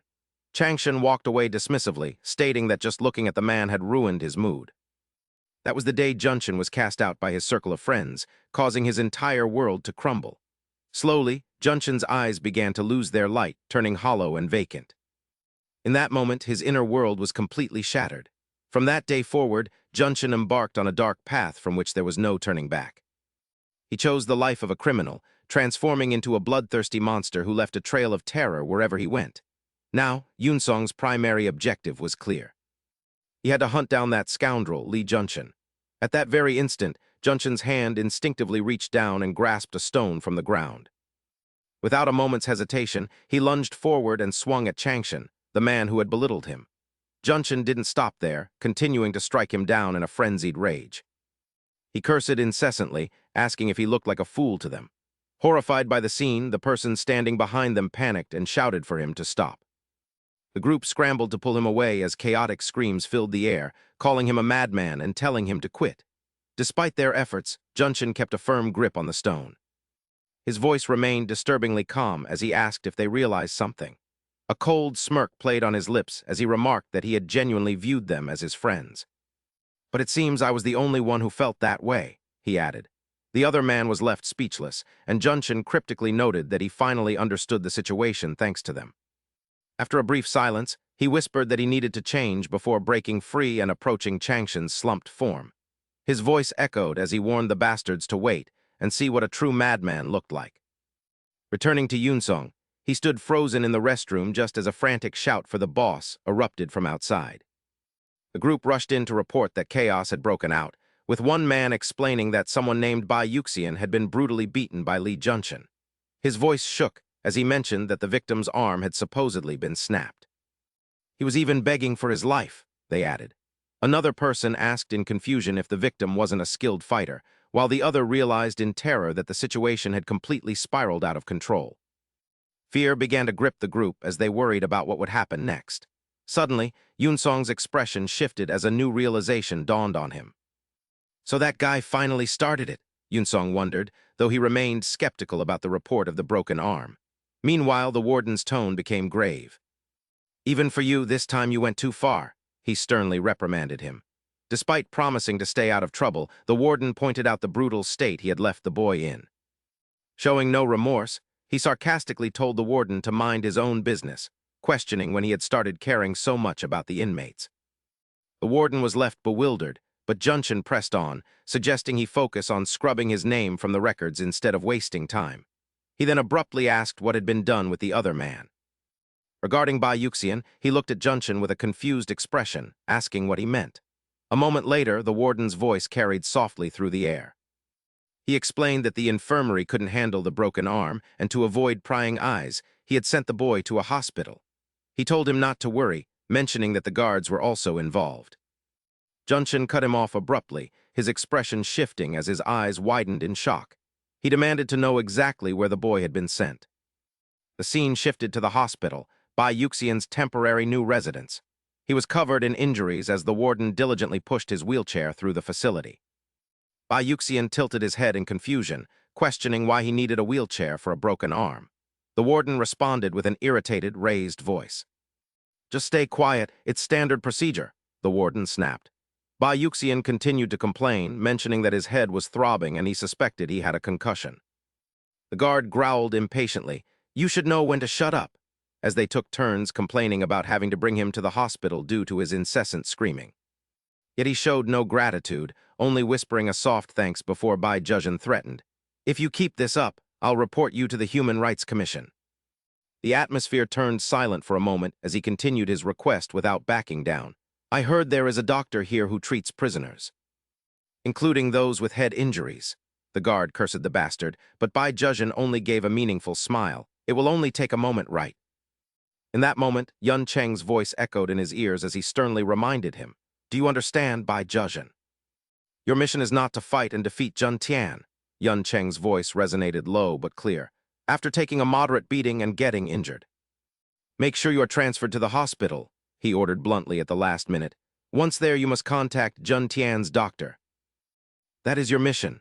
After a brief pause, Yun Cheng explained quietly, "He is an outside doctor who serves only Jun Tian. He never meets anyone else." He stared at Zhezhen with a warning tone. "Anna and Changsu have tried several times already. But he will not see anyone who isn't a prisoner." Yun Cheng emphasized every word. "He is extremely cautious, so that is certain. Approaching him won't be easy." He lowered his voice, yet it still resonated. "He will remain on guard until Jun Tian is released on bail." Yun Cheng laid out the plan step by step. "After contacting that doctor, you must find evidence that the medical records were manipulated. That is the task I am entrusting to you." He later cautioned him, "To succeed, you must act naturally," while Zhezhen grumbled in dissatisfaction. Cursing Yun Cheng for being a fool, he complained, "Do you think just taking a beating and losing is enough? I have to be prepared to sacrifice at least one arm. At least one arm for this to work." Back in the past, Zhezhen was pinned by Jun Tian, who used all his strength to pull on his arm. Realizing the danger, Zhezhen begged for mercy. "Stop, I give up," as the guards rushed over while Jun Tian spoke nonchalantly. "Sorry about that," he suddenly groaned. "My arm, I can't move it," as the others rushed to check on him while his screams grew louder. "My arm," one of them shouted in a panic. "Hurry, take him away before he dies." Jun Tian stared at Zhezhen, wondering if he really brought someone like this, while Yun Cheng looked on with a bewildered expression. Yun Cheng couldn't help but feel a bit confused by how things had turned out, speaking in a soft, light tone. "That idiot, I clearly told him there was no need to sacrifice his arm," he said, leaving the prisoner beside him looking dazed. What? Yun Cheng felt a silent wave of gratitude, knowing that thanks to his efforts, things would move faster, yet he resolved not to thank Bai Zhezhen because he didn't want to open his heart to anyone else. "After my revenge is complete, I will." At that moment, Jun Tian exhaled sharply before laughing maniacally like a madman. Ignoring the confused guards, Jun Tian kept laughing. "This is so fun," while you looked at him blankly and asked, "What's wrong, Li Junshin?" Without a word, he suddenly punched the guard in the face and coldly slammed his head into the ground, pounding it frantically. He screamed, "You bastard, why didn't you tell me?" before marveling, Well done, Li Yuncheng. I never expected your subordinate to sacrifice an arm, as he roared crazily. Why didn't you tell me? A moment later, the crowd rushed in and looked at him in horror, shouting, What is that sound? Li Junchen, you bastard. Are you crazy? He felt a sense of doubt. I don't understand why they want to help you, as the crowd shouted in confusion about what was happening. Jun Tian turned back coldly and growled an order without hesitation. Call the hospital now and contact that bastard Bai Zhezhen. Stop him from meeting my doctor, hurry. Elsewhere, a brain scan appeared as the doctor pointed to the images, explaining that his head was fine and the pain was just a temporary result of the attack. At that point, he clicked his tongue, noting that with such an injury, he could return to his daily life without any trouble, even as Du Chan scrutinized him closely. Are you certain there is nothing wrong with me? He immediately pointed to his head, insisting it was impossible because of the massive lump there, fearing the doctor might not believe him. He sought out an ally, asking the officer if the lump was quite large, while the guard approached in annoyance, barking at the bastard about what he wanted him to see now. He shouted in a rage, scolding him while the doctor was speaking. But suddenly, Du Chan lunged forward and gripped the guard's throat, turning his face red as he gasped for air. Weak words like you, damn, bastard, escaped his mouth, and at that moment he spoke in a low tone that carried immense authority. Doctor, I have only one question, he said as the man looked at Du Chan in terror, asking what it was while he stared back, inquiring if he had ever falsified Li Junchen's medical records. At that, Du Chan issued a low threat, stating that if he told the truth, he would at least help him keep his position as a doctor. Meanwhile, a terrifying thought flashed through Yun Cheng's mind, as he decided it was time to begin tearing down the wall that the man had spent years building. He had worked for years to escape this place, laboring over the Junchen Tower he built, while inside, the doctor screamed at the top of his lungs for someone to call the police. Du Chan sternly interrogated him on whether he had manipulated the medical records, while outside, the confused nurses wondered what was happening, with one speculating that someone was causing a scene. It seemed someone was causing a ruckus in the diagnostic room, signaling that the counterattack had begun as Anna looked toward the door, asking if they should start just as the mirror shattered. Shards of glass flew everywhere, and witnessing the scene, the panicked doctor screamed for him to stop, incessantly pleading for mercy and begging to be spared. Du Chan ignored him and continued his rampage before pausing to shout, demanding to know how the doctor had accepted bribes to falsify the man's medical records. Du Chan questioned him word for word on how a doctor could violate medical ethics to commit such an evil act, and soon after, a crowd began to gather around the scene. One of them appeared bewildered by all the commotion, wondering what the noise was about, while another person quickly shifted the focus to the main issue at hand. He asked if the doctor had really falsified the medical records, and if he was the one who committed such an immoral act, to which a woman nodded in agreement. It was possible, and just then, the police rushed in like a storm, shouting for everyone to move aside as a man sternly told Du Chan to get out of the way, who noted how quickly the guards had arrived. When the police loudly demanded to know what he was doing, Du Chan calmly sat down and stated that everything was finished, unexpectedly suggesting that they take him back to his cell. The man was bewildered by his words, but the police later angrily declared that he would be put into solitary confinement where he would never see the sun, leaving him to die there while Anna watched from a corner. She focused on the phone that had fallen to the floor as the crowd grew rowdy, shouting to hold him tight and not let go, and without a moment's hesitation, Anna moved. She leaned down to grab the phone and, having secured what she needed, coldly turned away with the doctor's device in her possession, feeling a sense of relief. A surge of relief washed over her, knowing this evidence was enough to thwart the prison escape plan of that bastard Li Junchen, as a sharp, cold voice cut through the air.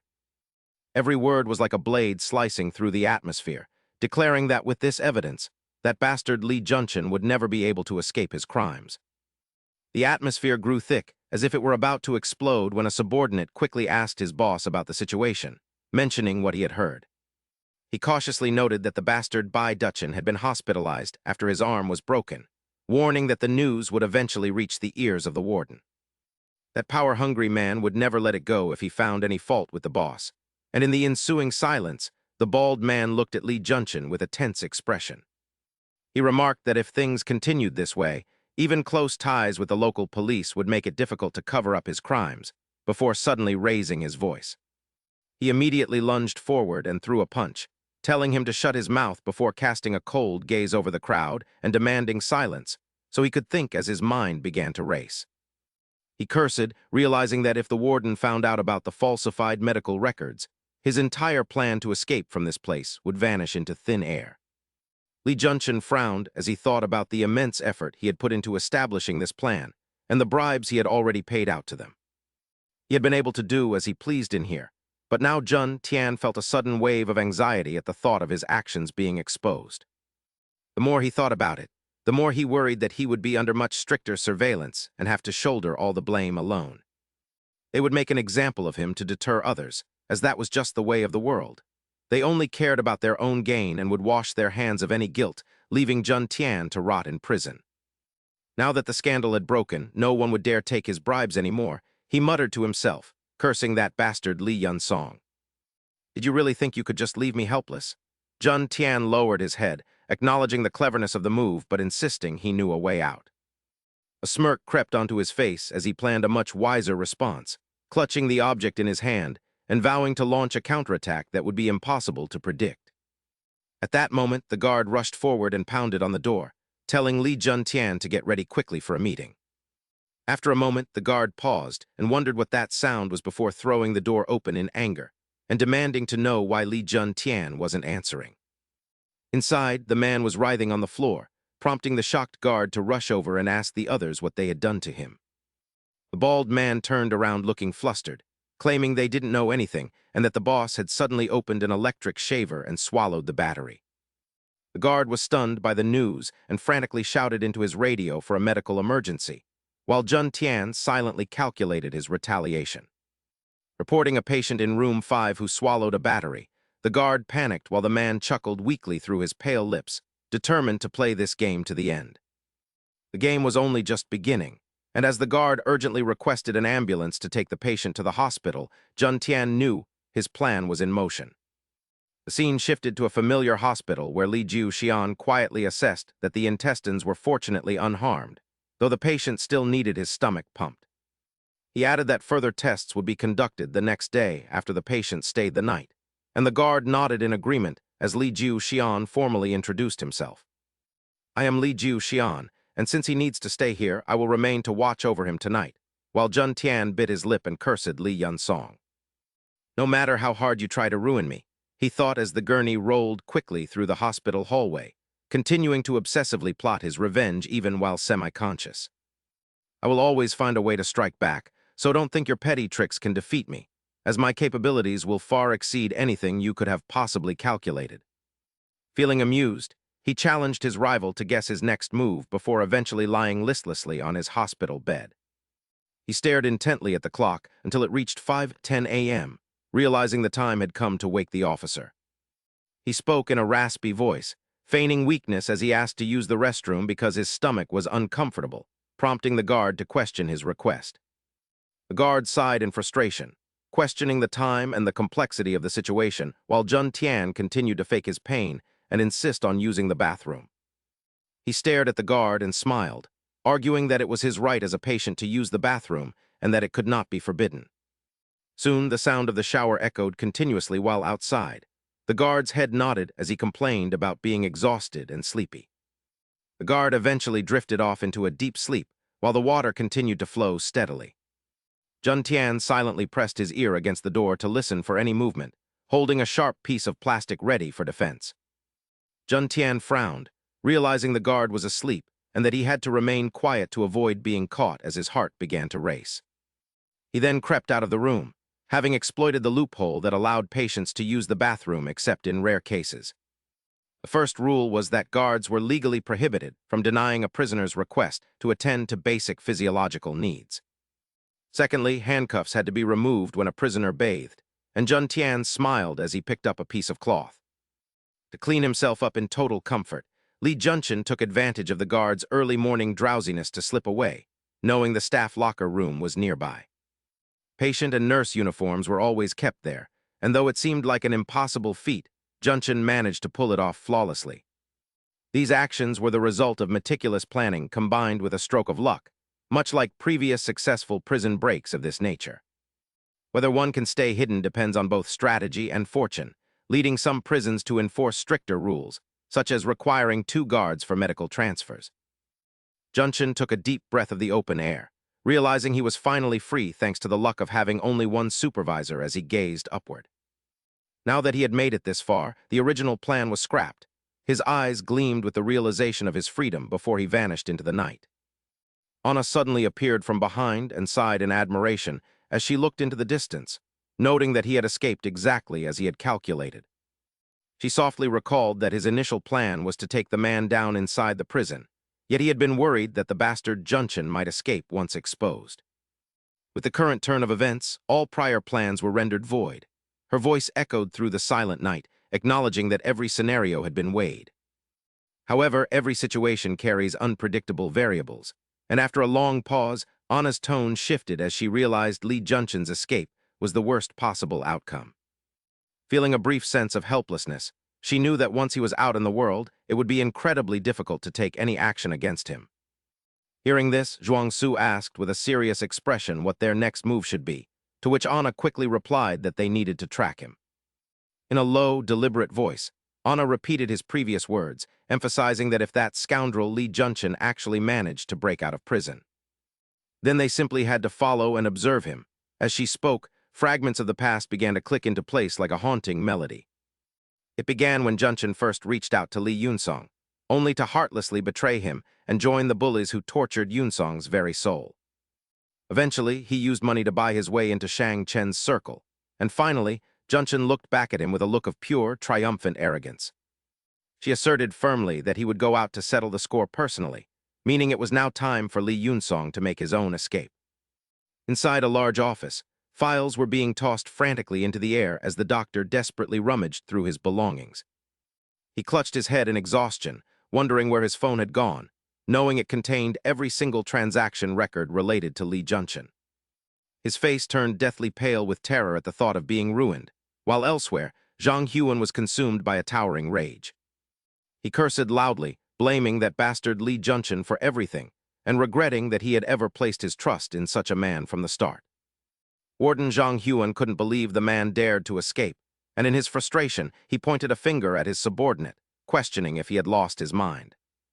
He demanded to know how a rookie could let such a thing happen, but the subordinate's bowed head and apologies did nothing to quell the warden's anger.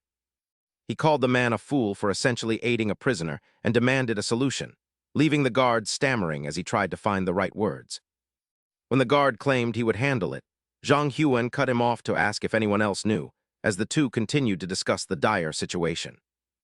Since only the two of them were aware, he ordered that every trace of Lee Junshin be erased before the internal affairs investigators arrived. Zhang Huan specifically commanded him to bring in Lee Yunsong, the bastard who had been involved in the fight with Lee Junshin. This put the subordinate in a difficult spot, as he had to report that Lee Yunsong had already left for the hospital on the early morning bus due to a leg injury.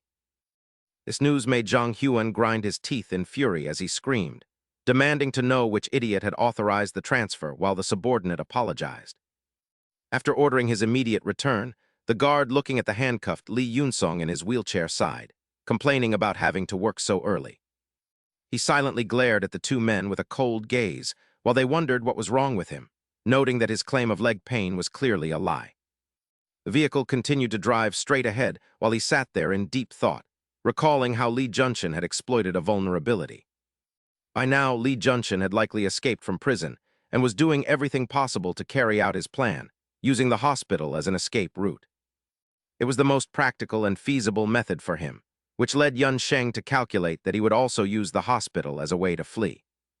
But of course, compared to the method Lee Junshin used, after a brief pause, Yun Sheng spoke up. "Excuse me, officer, I need to use the restroom." The two guards turned around in surprise. "What, the restroom?" Having decided to be a bit aggressive, he faced their annoyance as they ordered him to just hold it. Yun Sheng looked at them coldly and asked if he should just urinate right there, questioning if he could arrive at the hospital in such a state. He realized that what he was doing was somewhat dangerous, but Yun Sheng continued to complain, saying he didn't know how others would view the situation. Suddenly, a guard reached down to grab a bottle and sighed as he walked toward Yun Sheng, grumbling that these criminals always made so many demands. He had already initiated the first steps of his plan, complaining about leg pain to request treatment. The The guard held the bottle out to him and told him to hurry up. He had calculated everything carefully. He would be moved in a wheelchair during the transfer. He assessed his current situation where his legs were not bound, leaving the guard with no choice but to unlock his handcuffs while they were in transit. The moment Yun Sheng was unshackled, he punched the guard directly in the face, taking advantage of the pretext of needing to use the restroom. Caught off guard, the man was knocked backward by the blow. They had no choice but to temporarily remove the handcuffs, leaving the other guard completely stunned. What's happening? He quickly recognized his opportunity and lunged at the remaining guard to seize the moment. You bastard, what are you doing? The vehicle swerved violently from side to side as Yun Sheng, and the guard struggled inside. A loud crash echoed as the vehicle slammed into a utility pole.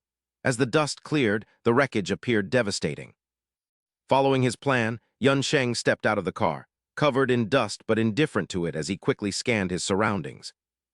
This method was based on a true story, and as another car appeared before him, it proved that such a ridiculous loophole actually existed.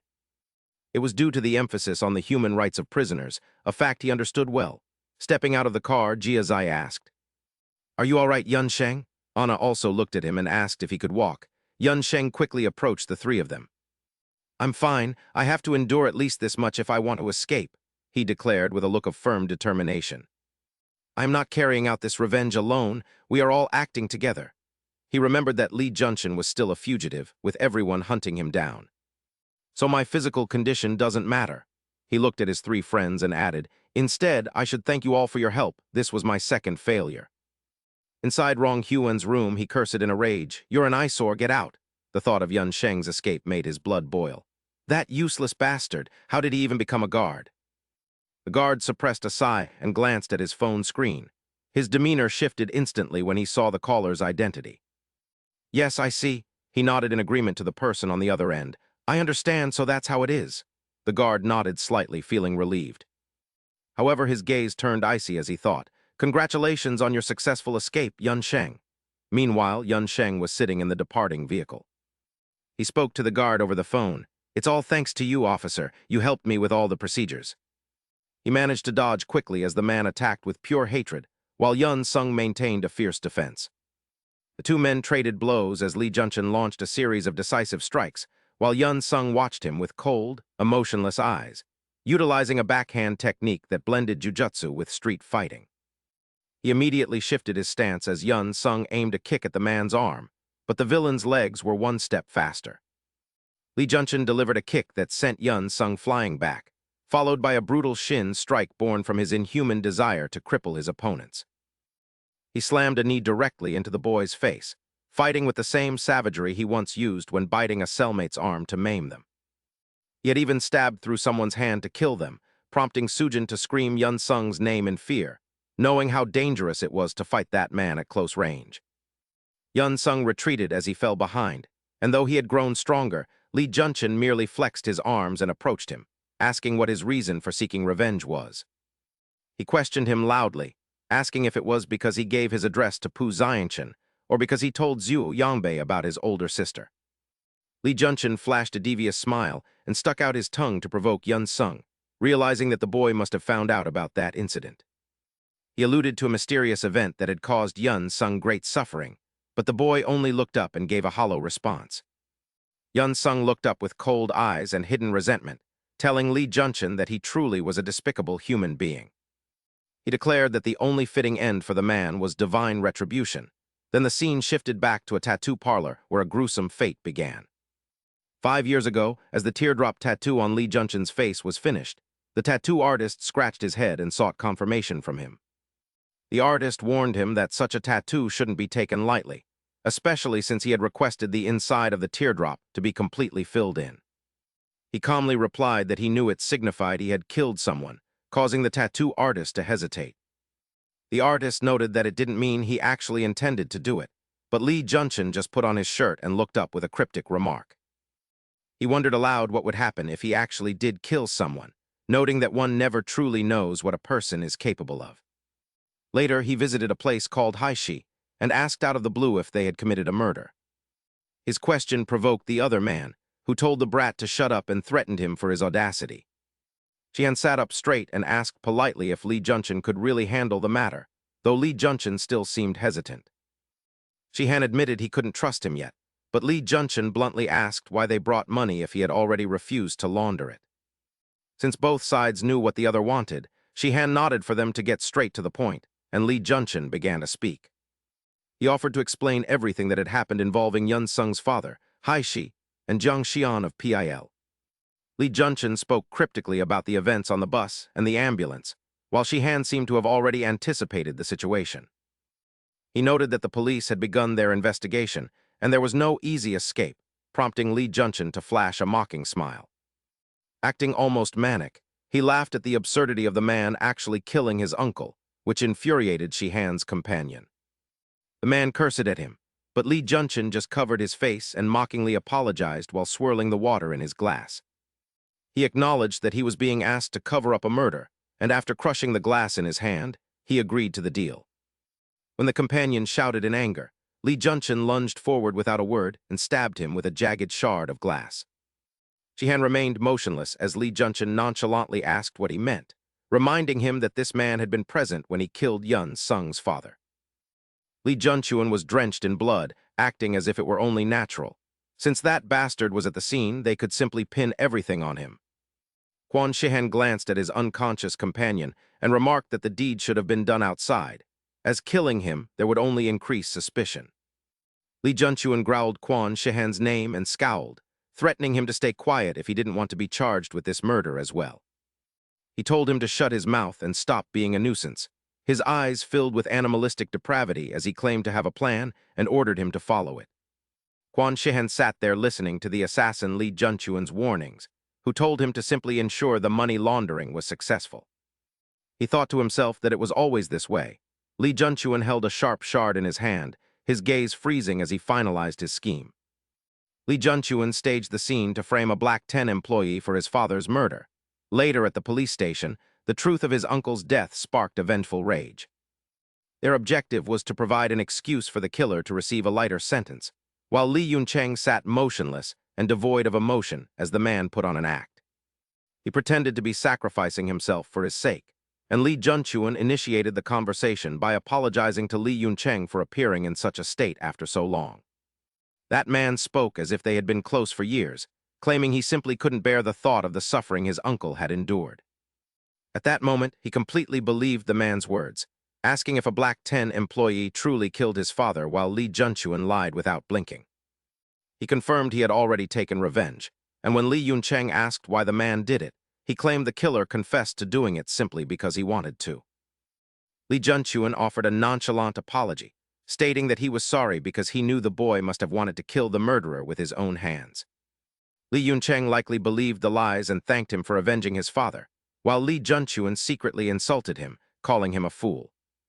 That man thought to himself that the boy had no idea how his father actually died, and he plotted to use Lee Yuncheng as a weakness against Quan Shihan. While Quan Shihan and Lee Yuncheng remained strangers, the man feigned gratitude and planned to act as the intermediary to control all information, gaining the boy's total trust. He then asked if the boy could testify to the police that the man he killed was indeed the one who had murdered his uncle. Lee Junchen made Lee Yuncheng feel conflicted, shedding tears, as he claimed the police wouldn't believe him because of his history at the youth center. Lee Junchen sobbed as if he were consumed by guilt, telling the boy that although it was shameful, he had no choice but to ask for this favor. He reminded him that they were family, and Lee Yuncheng obediently agreed, repeating the word family before the scene shifted to another time. A hand slammed onto the table in anger as the inspector furiously interrogated Quan Shihan, asking if he was incapable of speaking. The inspector asked how he could remain silent about his senior's murder, but Quan Shihan maintained that he was uninvolved and had only stayed quiet because he was threatened. Quan Shihan provided a single statement claiming Lee Junchen killed his senior while threatening him, leading the frustrated inspector to call him a suspicious bastard. Just then, someone called out to the inspector to report that they had secured the necessary testimony regarding the case. He was told that their superiors had ordered the case to be closed, which he found hard to believe, while Quan Shihan wore a smug smile. It seemed one side wanted to bury the truth since the alleged killer was dead, resulting in the case being dropped, and Lee Junchen was led away by the police. He realized he had been deceived by Li Junquan's lies, and had even thanked the man for distorting the truth of his father's death, while the villain smirked with satisfaction. As Li Junquan walked free, Li Yuncheng realized his father's death was a conspiracy between him and Quan Shihan to escape justice, and there was also that other matter. Li Junquan shouted Li Yuncheng's name and threw a series of punches with his own hands, asking if he was acting this way because of what happened back then. Li Yuncheng dodged the flurry of blows as the man smirked and asked if it was because he had toyed with the concept of death. Jun Tian's face was full of defiance as he asked if he wanted an apology, while Du Cheng remained defensive, pleading for forgiveness since they were family. Taking advantage of the villain's rambling, he threw a punch in retaliation, but while Du Cheng launched a series of kicks, Jun Tian skillfully evaded every strike. However, Jun Tian was quicker, claiming he had become a murderer all because of him, as he delivered kicks intended to provoke. He asked if he couldn't be forgiven just this once, while Zhang Su watched in admiration as Du Cheng's every punch carried lethal intent. Zhang Su clenched his fists at the sight of that wretched bastard, but Su Jin spoke up and told him to join the fight. Jia Zai also felt it made sense and agreed with Su Jin that although they both wanted to kill that dog, there was a catch. She felt the timing wasn't right to intervene yet, as Du Cheng continued his barrage of kicks while Yun Sheng sought to settle the grudge in his heart personally. Seeing Jun Tian's defiant expression, they only needed to wait for the moment he grew overconfident and punched Du Cheng, creating an opening. He gritted his teeth and asked why Yun Sheng was so stubborn, mocking him with punches while boasting that he had practiced martial arts much longer. He further criticized him, saying that someone who learned to fight so haphazardly from the start would never become truly skilled.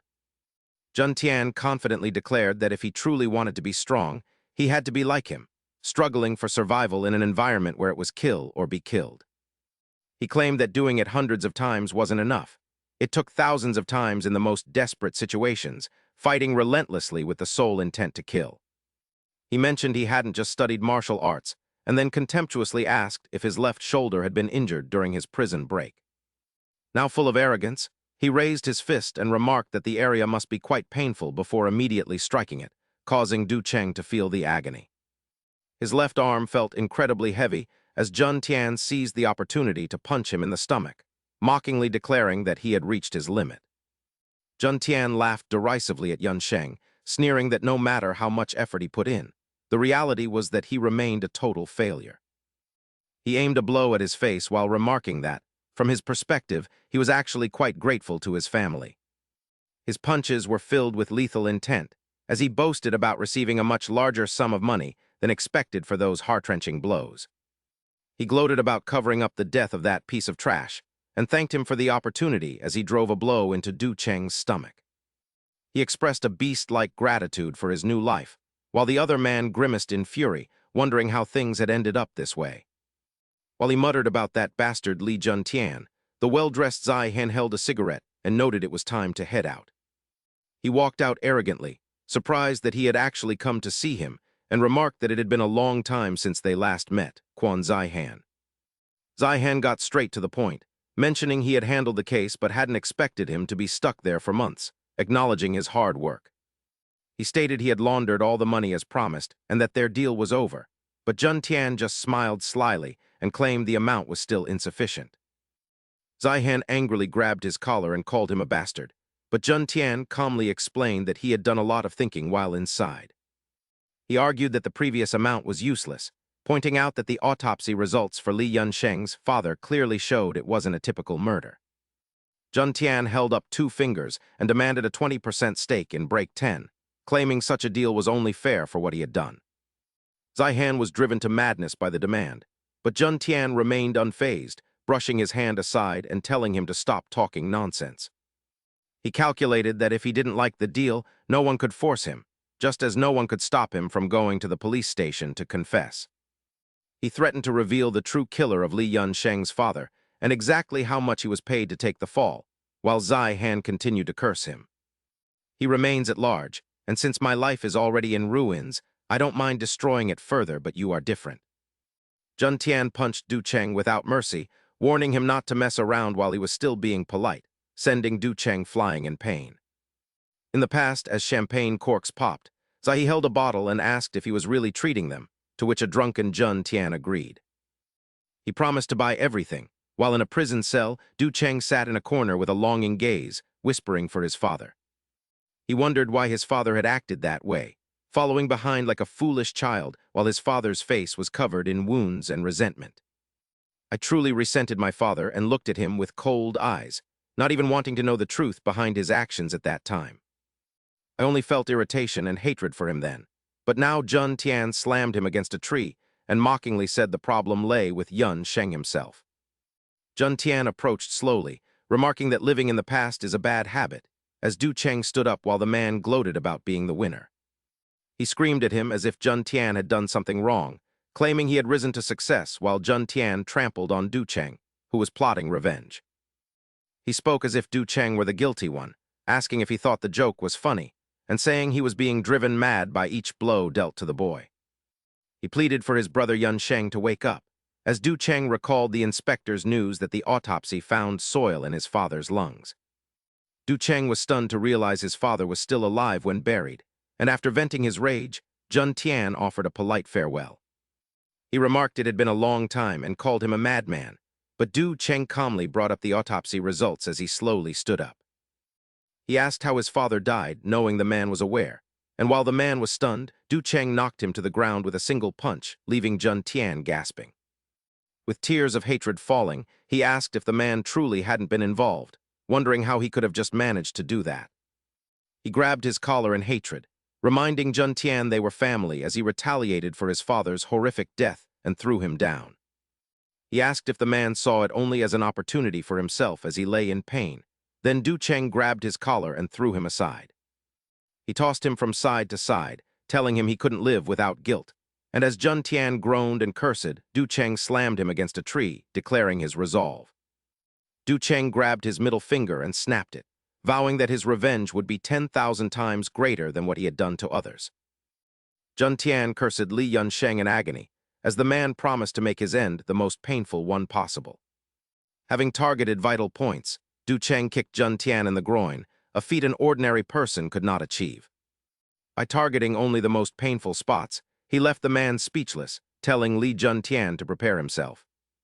Du Cheng struck repeatedly without mercy, breaking Jun Tian's fingers one by one until his face turned pale with screams of agony. Du Cheng punched Jun Tian in the stomach, leaving him unable to curse and whimpering like a dog as he told Li Jun Tian to listen carefully.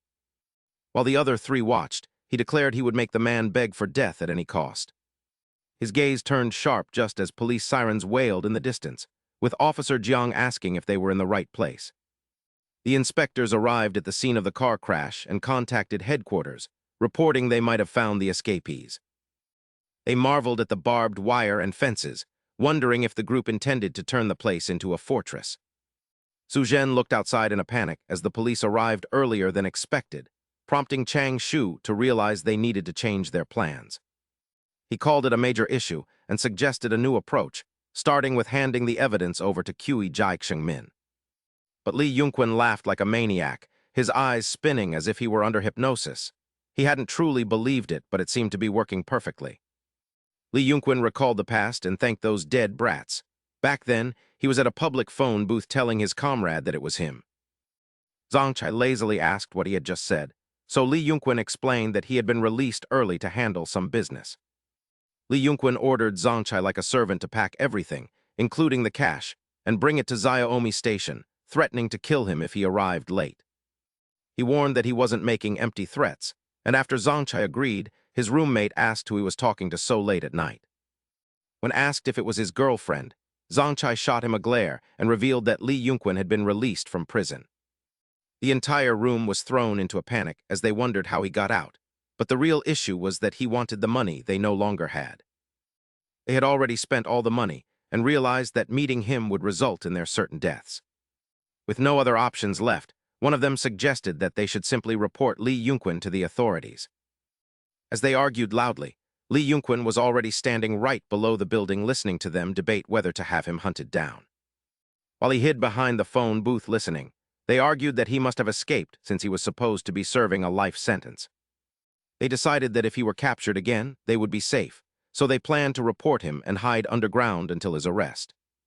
Li Yunquin began to calculate his moves as he peeked out again, his suspicious nature telling him that those men were up to something. He sensed they would betray him, but as a taxi slowly approached, he decided that their potential betrayal no longer mattered. He targeted the illuminated vehicle, thinking he would just escape prison again to kill them all since he was a hardened criminal. With nothing left to lose and a life sentence already over his head, he felt capable of anything, yet now he found himself defeated by Yao Sheng. He told them they were all shameless and that the police wouldn't hesitate to act, before turning around to calm the others down. Yao Sheng suggested they stay calm and move to a different spot, calculating that Li Yunquin was not the type of person to give up easily. It would take some time for them to arrive, and Li Yunquin smiled triumphantly as he realized he needed a meticulous plan to handle this situation. His unpredictable nature and pale, indistinct face made the situation even more terrifying as he continued to act purely on instinct. The inspector began removing the perimeter, but no one had ever encountered a man like Li Yunquin or could guess his next move.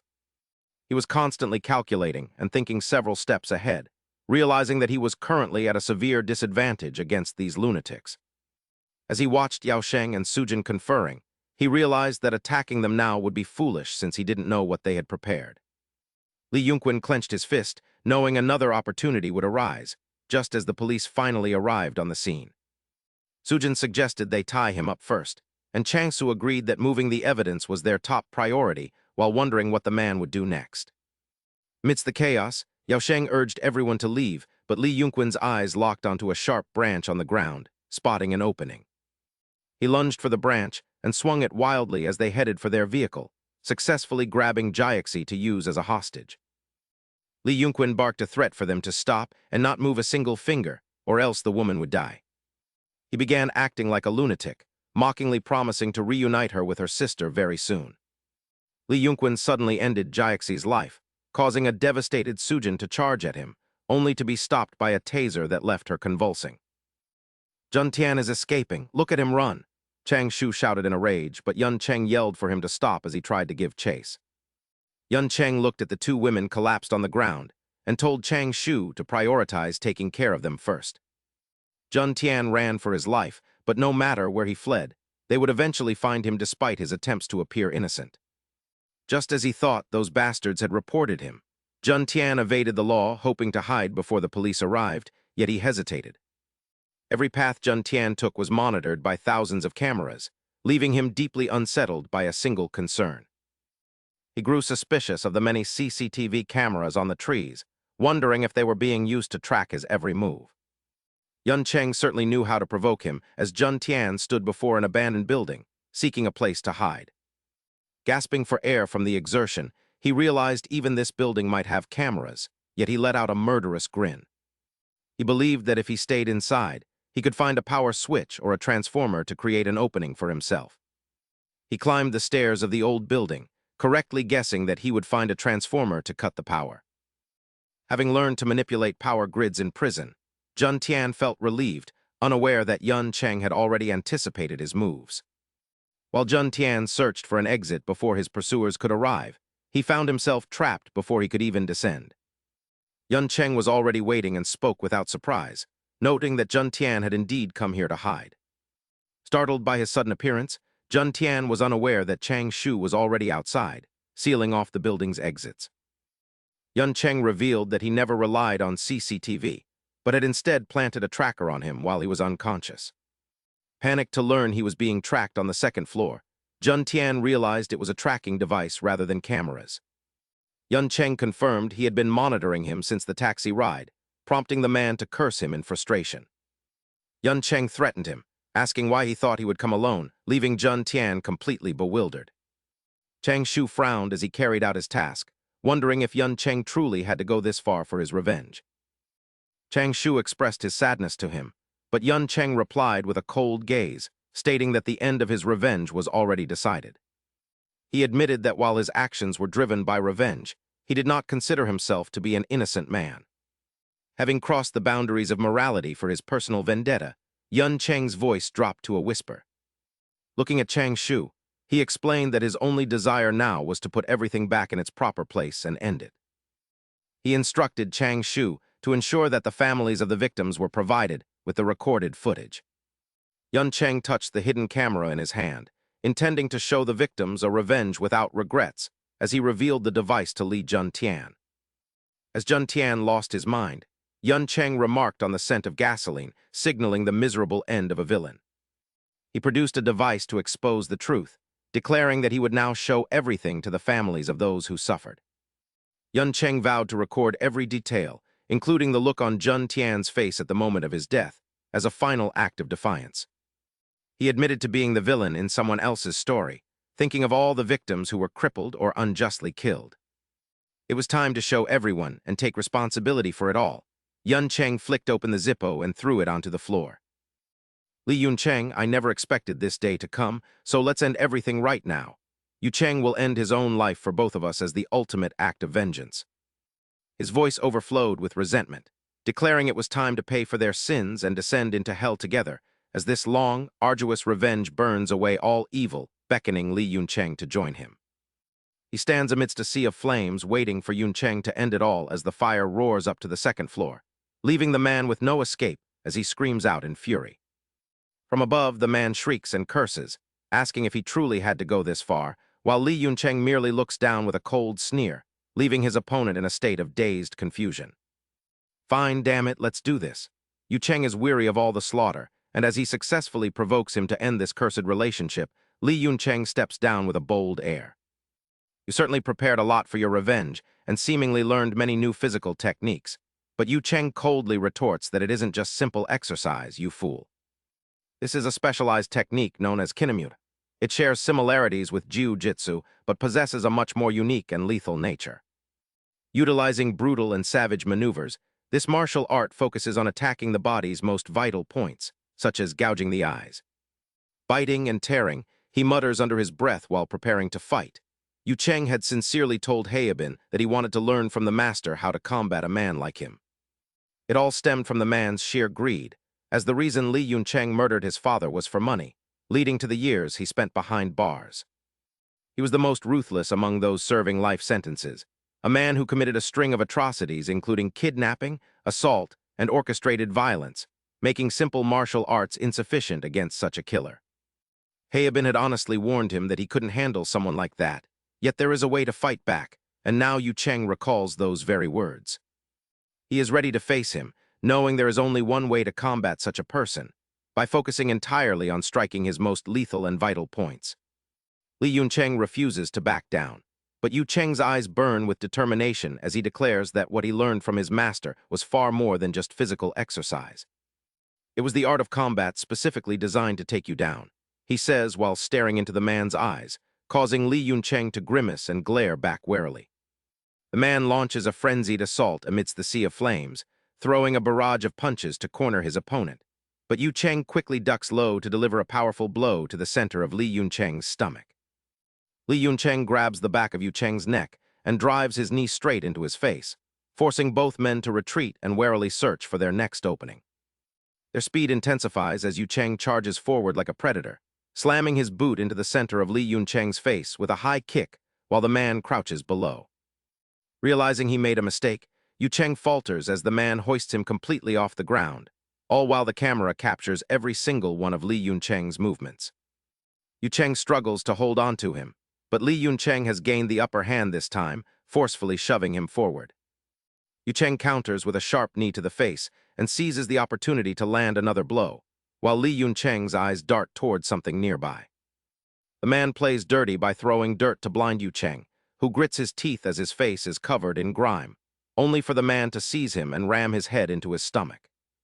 Li Yun Cheng lets out a thunderous roar as he slams Yu Cheng onto the ground, but as he moves in to finish the attack, Yu Cheng thrusts his leg out to defend himself. Li Yun Cheng attempts to gouge out both of his eyes, but Yu Cheng is faster and manages to blind one of the man's eyes instead, leaving him screaming in rage as he tightens his grip around Yu Cheng's throat.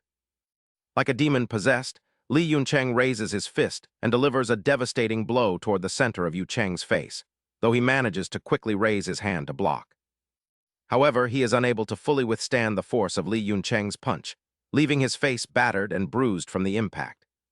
This young man was arrested for stealing from a jewelry store, but since he was still a minor, the court only sentenced him to community service. Unexpectedly, he flipped the judge off, infuriating the man so much that his sentence was changed to a juvenile reformatory. Upon hearing the verdict, he bowed in gratitude for finally being sent away. Back in school, a bully had once tricked him into using drugs. While he was high, they forced him to put a towel in the microwave, which accidentally burned his house down, yet the police blamed him for the fire and left his family in debt. His grandmother lost her mind, and because the legal system was so useless, he resolved to master martial arts to seek his own brand of vengeance. On his first day at the juvenile detention center, Yun Sung encountered one of the thugs who had bullied him during high school. Thinking Yun Sung was still weak, the arrogant fat bully grabbed his hair and demanded total obedience, but he was immediately met with a powerful knee to the gut. Without giving him a chance to react, he relentlessly pummeled the man and coldly broke the fat bully's leg despite his desperate pleas for mercy. Besides the man he just crippled, another enemy named Sang-chin was there, and to ensure he never forgot his grudge, he bore a tattoo of the grandmother who went insane after the fire. Yun Sung had already gained leverage over the warden, after discovering that the man had a history of harassing high school girls. To keep his secret buried, the warden was forced to comply with his demand to be placed in the same cell where Sang-chin reigned as the leader. As soon as he entered the room, Yun Sung challenged Sang-chin's subordinates to a fight, and in less than a minute, they were all left gasping for air on the floor. Despite the years, Sang-chin immediately recognized Yun Sung by the burn scar on his face, and though he knew the boy had grown stronger for revenge, he remained unafraid due to his own years of kickboxing training. Yun Sung declared that he only needed a single finger to defeat Sang-chin, a claim the man dismissed as nothing more than empty boasting. He truly did use only one finger, but it was to trigger a canister of pepper spray, blinding the man before he could even react. Seizing the opportunity, he delivered a devastating kick straight to his opponent's groin, leaving the man contorted in agony as he let out a piercing scream. You know that's a forbidden zone. Refusing to let up, he lunged forward with a punch to the face, forcing Sang-chin to block while cursing, "Damn it," under his breath, only for Yun Sung to suddenly stomp hard on his foot. He then followed up with a decisive kick to Sang-chin's hip, applying the basic combat principle that if an opponent guards their upper body, then the target must be their lower half. Seeing the man's pained expression, Yun Sung smirked and mockingly asked if it hurt. "You performed very well, Sang-chin." If he guarded his lower body, the attack would target the upper half, just as the man swung a desperate, enraged fist. Sang-chin flailed his arms wildly from side to side, his face bulging with veins as he gritted his teeth in frustration, unable to open his eyes. Sang-chin swung his arms aggressively, thinking to himself that if he could just find a moment to open his eyes, he would have a chance against that bastard. Driven by that thought, he lunged forward, desperate to land even a single blow, until his arm suddenly struck something solid. His spirit flared with hope, but suddenly a torrent of water sprayed out, forcing a bewildered Sang-chin to recoil, wondering where he was. At that moment, Yun Sung wrapped a towel around Sang-chin's arm and twisted it, causing the man's face to contort in pain. Yun Sung immediately used the towel to pin Sang-chin's arm, leaving the man bewildered by the simple object before he let out a sharp cry of agony. Yun Sung yanked the man's arm and slammed him down with force, his pained screams echoing throughout the entire room. Amidst the chaos, Sang-chin began to hurl insults, but before he could finish, he had his face slammed ruthlessly into the ground. His voice was as light as air as he told him that was the sensation of being struck by a microwave towel, while memories of his grandmother foaming at the mouth flooded back. She flailed her arms as her breathing grew rapid, prompting a nurse to rush over and check on her, while the doctor explained it was a common condition to a pained Ms. Kim. He added with a heavy heart, "I think the shock of the house fire was too much for her. She wouldn't have acted this way if her family were still whole." The doctor then gave a cautious warning. Her condition will worsen if she sees her grandson's face, and those words continued to ring in Yun Sung's ears. "I think it's because he caused the fire, which isn't good for either of them. You then suggested moving her to a nursing home." Yun Sung stared coldly at Sang-chin's body for a long time until the man suddenly spoke in a weak voice. "Thank you." The thug crawled up from the ground and whispered his name, "Yun Sung. Thanks to you, I can finally wash my eyes with blood." He immediately kicked him in the face, sending Yun Sung flying back, while Sang-chin wiped away the blood and chuckled like a predator, his eyes locked on him. "I only took a beating because I couldn't open my eyes, you bastard." he roared, questioning the towel before charging forward aggressively. Sang-Chen unleashed a barrage of kicks, shouting, "You dog, did you forget I'm a kickboxer?" while Yun-Sung nimbly dodged the attacks. He continued his pursuit, sneering, "I guess I underestimated you, but do you really think you can win?" Until Yun-Sung's heels finally hit the wall. "The more I think about it, the more absurd it feels," he taunted as he pinned Yun-Sung's small frame against the wall. He smirked and said, "Hey, Lee Yun-Sung, this really brings back memories." Sang-Chen laughed with excitement, recalling every time he had beaten him. "You whimpered like a bug back then. What were you crying and moaning about? You look so pathetic, you bastard," he said, stepping closer to Yun-Sung. His voice turned menacing as he added, "Now I'm going to beat you to a pulp, even worse than before, for spraying that stuff on me." A voice echoed from his subconscious, asking where the fight would be, and the mysterious person calmly replied, "At the Juvenile Detention Center," leaving Yun-Sung confused. A juvenile detention center. There are so many rules there, he thought, and the person softly confirmed it as the instructions continued to echo in Yun-Sung's mind. "With the spray, you can blind your opponent and place something like a blanket on the floor. With that trick, he won't notice his surroundings." Yun-Sung felt a wave of doubt, a blanket, before he immediately rushed toward Sang-Chen. Yun-Sung grabbed the man's waist and drove him backward, catching Sang-Chen off guard, as a memory of the man's mockery surged into his mind. "Hey, Two-Face, look here, hurry up." Sang-Chen then turned to the crowd and shouted, "Everyone, look, here is the culprit behind the clock intersection fire." In an instant, he became a sinner as the crowd hurled bitter insults, calling him Two-Face and mocking him relentlessly with his old-school nickname. One of them struck him on the head and sneered, "How did it feel to burn down your house after getting high?" While another laughed, "Was it a good trip?" After a while, Sang-Chen waved to the camera and said, "All right, everyone, that's enough for today's stream. The next episode will be about his comatose grandmother. It's all his fault. I have a crazy idea. We'll go find her and live stream it for all of you." As those words faded, Yun-Sung's face twisted in horror, but snapping back to reality, he punched Sang-Chen hard in the stomach before raising his fist once more. Gasping for breath, Sang-Chen screamed, "You're fighting back!" Hearing this, he showed no mercy and struck the man hard in the face. Yun-Sung lost all composure and struck out frantically, raining down one powerful fist after another. Trapped below, Sang-Chen could only shield himself, screaming in a panic, "Lee Yun-Sung, you bastard! I'm going to tear you to pieces." He suddenly seized Sang-Chen's fingers and twisted them backward with all his might, leaving the man writhing on the ground in intense pain. He continued to beat the man without a shred of mercy until Sang-Chen finally began to plead miserably, "Stop it! Stop, you dog!" He stammered as if he had lost his tongue, "I'm sorry, I said I'm sorry," as the memory of Sang-Chen cruelly filming Yun-Sung's grandmother flashed back. Despite her desperate attempts to flee, that man refused to let her go, and witnessing this made Yun-Sung's body tremble before he raised his fist again. Yun-Sung struck down repeatedly in a fit of rage, while Shang Tian feebly raised his arm and whispered a weak apology.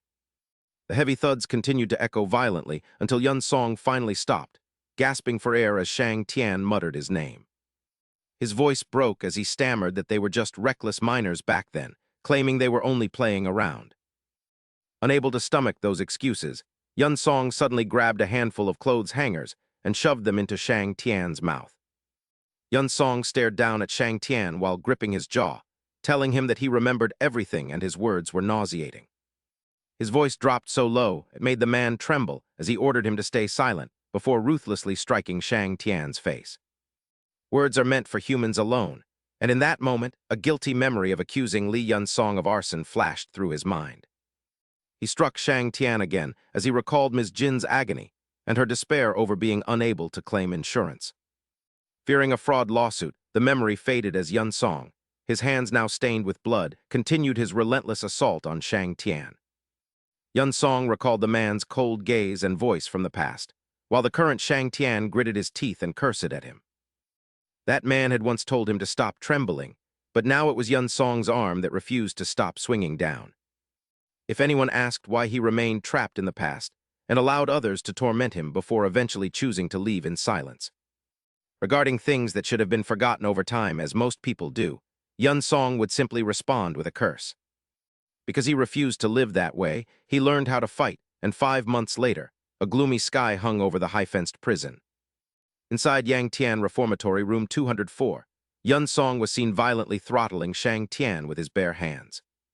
Despite the size difference, he held the upper hand as his grip tightened, and he cast a freezing glare at a nearby inmate to give an order. He ordered the inmate to check on the man, and the prisoner complied immediately, using a piece of chalk to mark a tally on the board. While writing, he muttered that it was the 4th time the man had fainted today, before reporting a total of 898 times. The inmate's dry voice echoed as he noted they would soon reach 900, having made him lose consciousness daily for 5 months. Yun Song barked at him to shut his mouth and keep watching just as a stout inmate, peering through the small window, let out a gasp. With a panicked expression, he urgently announced their arrival as the sound of rapid footsteps began to echo down the corridor. From a distance, Zhang Wo approached quickly, his angry roars demanding to know the boy's location as his voice filled the hallway. He demanded to know the cause of the noise, and when the inmate in room 203 denied involvement, he irritably asked who was responsible. The prisoner questioned why he was being interrogated when it was obvious room 204 was the culprit, yet nothing was ever said to them. As the inmate complained, Yun Song watched from the opposite cell with a dark expression that Zhang Wo immediately noticed upon turning around. Struck by a sudden wave of terror, Zhang Wo found himself speechless and quickly hurried away while grumbling about the lack of order. He ordered everyone to be silent while they checked the cameras, and another guard watched him leave, acknowledging his hard work. Amidst the tension, he suddenly spun around and shouted that he couldn't understand why room 204 was receiving such special treatment. The guard quickly explained that they were following the commander's orders, as he had personally requested that they help the boy. "What should we do? Regardless, that bastard will be released in less than a week, so we just have to endure him for a bit longer." Yun Song had been watching the entire time when he suddenly remembered that in 6 days, he would finally be leaving this place, and he made a silent vow. "If I want to proceed with my next plan, I must start preparing now," he thought, just as the loudspeaker crackled to life, shattering the silence with an announcement. "Attention, there will be visitors today," the monotonous voice reminded them. "When your visitor arrives, please proceed to the meeting room and follow the instructor's directions." Repeating the announcement, while the voice echoed, a woman hurried along until Anna reached the gates of the dark detention center, where she removed her sunglasses and complained about the heat. Anna continued to grumble to the surprise of those nearby, muttering about the heat even in the shade. She was indeed the visitor mentioned earlier, and she looked into the distance with a smug grin. "I wonder if my Yun Song is doing well," she mused, while inside, Yun Song stared back with an expression that was 30% disgust and 70% indifference. In contrast, Anna tilted her head and gave him a radiant smile, ignoring his coldness, until Yun Song finally broke the awkward silence by bluntly telling her to stop her fake smiling. She teased him in response, asking if his heart was fluttering for his big sister, before her tone shifted into a more cautious reminder. "We're supposed to be playing the role of siblings, so shouldn't I smile to make us look like a family?" she asked, but he questioned her choice of attire, wondering why she'd wear a suit to pose as his relative. Yun Song then spoke with an indifferent tone. "Forget it. Bei Xiangshan is almost dealt with, even if he has become a bit of an idiot now." She giggled at his words, remarking on how refreshed Yun Song looked and asking if it was because he had finally achieved his revenge. "Has your heart found peace?" she asked, but he cut her off without hesitation, demanding she stop the nonsense and tell him about the next target, causing Anna to pout. "Are you always this rude?" she grumbled, but didn't keep him waiting long as she quickly informed him that his next target had already been identified. "He moved to Gangnam and is living there now," she said, leading Yun Song to guess that the man must be wealthy, which Anna confirmed with a simple, "Yes, very rich. He's apparently the grandson of a hospital director, but he doesn't seem like anything special," she added, just as Ms. Wu's gaze landed on Yan Fan. "Oh, Yan Fan, your grades have improved once again. It's truly impressive," Ms. Wu remarked, causing the boy to offer a slight smile. "Thank you," he replied softly, while another teacher praised Ms. Wu, saying she was lucky to have a class president like Yan Fan who managed his peers well and maintained high marks. Later, she handed him a stack of documents and instructed him to take them to Class 3 and bring back their completed homework assignments for her. Yan Fan nodded obediently, but as he took the documents from the teacher, his eyes suddenly fixed on something in front of him that piqued his curiosity. "Teacher, that ring is?" Yan Fan asked with cautious curiosity, and seeing his interest, Ms. Wu instinctively raised her hand to show it off without hesitation. This Ms. Wu is going to marry me, Mr. Jin suddenly interjected, popping his head in and joking that many students would probably be heartbroken by the news. Ms. Wu gave an awkward laugh at Mr. Jin's comment before turning back to Yan Fan and promising to tell him more about it later. It's true that I'm getting married, she admitted, causing Yan Fan's tone to shift as he congratulated her, to which she responded with a gentle smile and a thank you. Please keep it a secret for me, she requested, and he immediately agreed, earning a soft smile from her as she dismissed him to go on his way. As the door closed behind him, Yan Fan turned to leave, muttering under his breath about the teacher's upcoming marriage.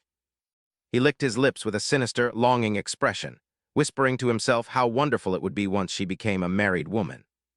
Back with Yun Song, Anna looked him in the eye and remarked that, on the surface, the target truly seemed like a model student. She praised the target's high grades, competition awards, and student council membership while Yun Song, unfazed, quietly asked about the boy's daily routine in the crowded room. Anna paused before reporting that his schedule consisted only of school, cafes, and home, a perfectly clean record that made her feel instinctively suspicious. Is he really the person you mentioned? I've checked his student records, but nothing seems out of the ordinary. Despite her incessant talking, Yun Song's gaze remained fixed on the photo of Yun Fan as he sat in deep thought. The photo captured Yun Fan's friendly and approachable expression, causing a wave of memories to instantly flood Yun Song's mind. Shang Tian excitedly pointed the camera toward Yun Fan and said, "All right, everyone, he's going to answer every question regarding the warehouse fire." He chuckled and added, "He was high when he burned the house down. He's basically human trash, isn't he?" Just then, he suddenly called out to Yun Song. Sitting nearby, Yun Song heard a loud shout. Yun Fan leaned in close, his eyes filled with malice as he pressed his face against Yun Song's and asked, "You said you have an older sister, right?" He continued to pry without any intention of stopping, asking how old she was and if she was pretty, returning to the present. Yun Song decisively pushed the photo of Yun Fan back toward Honor and spoke harshly. "Fine, that bastard completely ruined my life." Yun Song looked up and spat out a few words. The name he uttered through a haze of hatred was Du Yun Fan, who surely appeared to be a model student to everyone else. In that moment, Yun Song growled under his breath, "That scumbag! He hides behind the mask of a normal person." He then fell into an eerie silence. His eyes were filled with resentment. After a long while, Yun Song returned to the prison cell where the other inmates were waiting, kneeling timidly. As soon as he entered, they all shouted in unison, "You're back! You've returned!" He ignored the prisoners and spoke in a cold voice. "Pu Shang Tian." The stout prisoner's eyes darted back as he whispered his report. "He skipped lunch in that condition." Hearing this, Yun Song instinctively glanced at the man trembling with a pale face in the corner and asked skeptically, "He skipped lunch?" He immediately rushed over and tightened his grip on the man's neck, saying, "You shouldn't have done that, it's mandatory." Shang Tian's face twisted in agony. His veins bulged as his voice trembled, caught in the throat of a man driven to utter despair. "I'm sorry," Yun Song replied calmly to Shang Tian while firmly squeezing his throat. He spoke sternly. "I told you to keep your mouth shut, didn't I?" Yun Song coldly added. "I told you that only humans are allowed to speak." Meanwhile, Shang Tian used his final moments of clarity to beg for mercy. The man struggled frantically. "Stop! It's causing a loss of focus and shoulder dysfunction." Due to repeated injuries, he was suffering from trauma. His brain was being ravaged by a lack of oxygen. Yun Song remained unmoved despite Shang Tian's frantic pleas. Pu Shang Tian was no longer conscious. He tried to reach for the emergency cord. "I really—" Soon after, Shang Tian's arm went limp and his body slumped into Yun Song's arms. This marked the end of the 899th strangulation by Li Yun Song.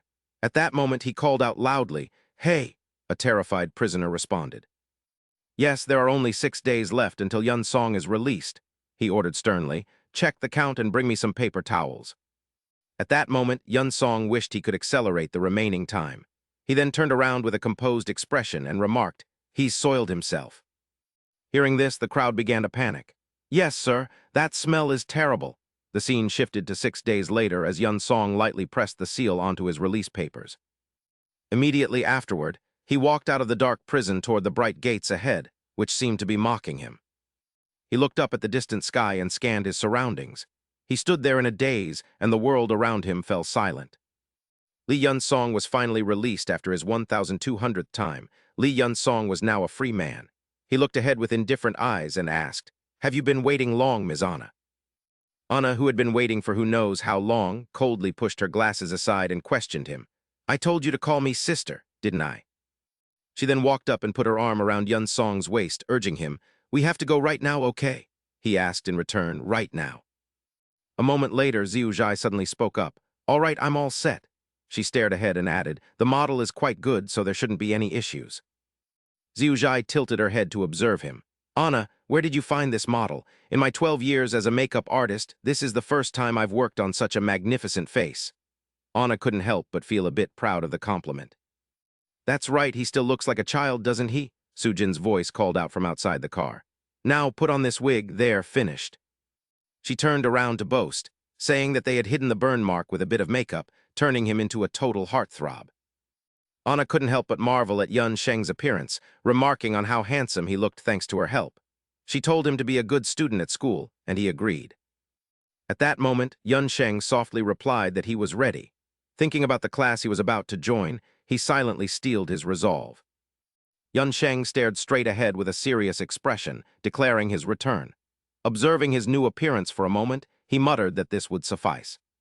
He raised his head with a slight smirk, noting it wasn't bad. Hearing this, Sujin turned to Anna and giggled, remarking that he had no manners at all. She smiled and agreed. Anna then looked at Yun Sheng with a gaze full of trust, whispering that it would be fine while stealing a glance at him. He sat there with his head tilted, looking outside. At that age, everyone is like that. Meanwhile, in a classroom, Yang Bin was lost in thought, frustrated by the news of his teacher's upcoming marriage. He looked down at the phone in his desk, feeling he couldn't just sit idly by. Suddenly, a piece of news began to spread like wildfire through the school. "Hey everyone, did you hear? A transfer student is joining class 3. Another student asked in confusion. "A transfer student?" The other confirmed they had seen him and that he was very handsome. A female student nearly screamed in excitement, and the group immediately began inviting each other to go see him. "Let's go check him out. I want to see him too." Suddenly, the teacher slammed a book onto the desk to quiet the rowdy crowd of students. Standing at the podium, the teacher spoke in a stern voice, telling the class to pay attention because a transfer student was joining them today. He glared at the students, telling them to be quiet, before asking the newcomer to introduce himself. Yun Sheng hesitated for a moment before calmly saying hello. "My name is Li Yan Sheng. It is a pleasure to meet you all." After a brief silence, the confused teacher asked if that was everything, and he quickly confirmed it was. "Yes, sir." The teacher rolled his eyes and remarked on how brief it was, then told him to take an empty seat. Yun Sheng then walked to his desk.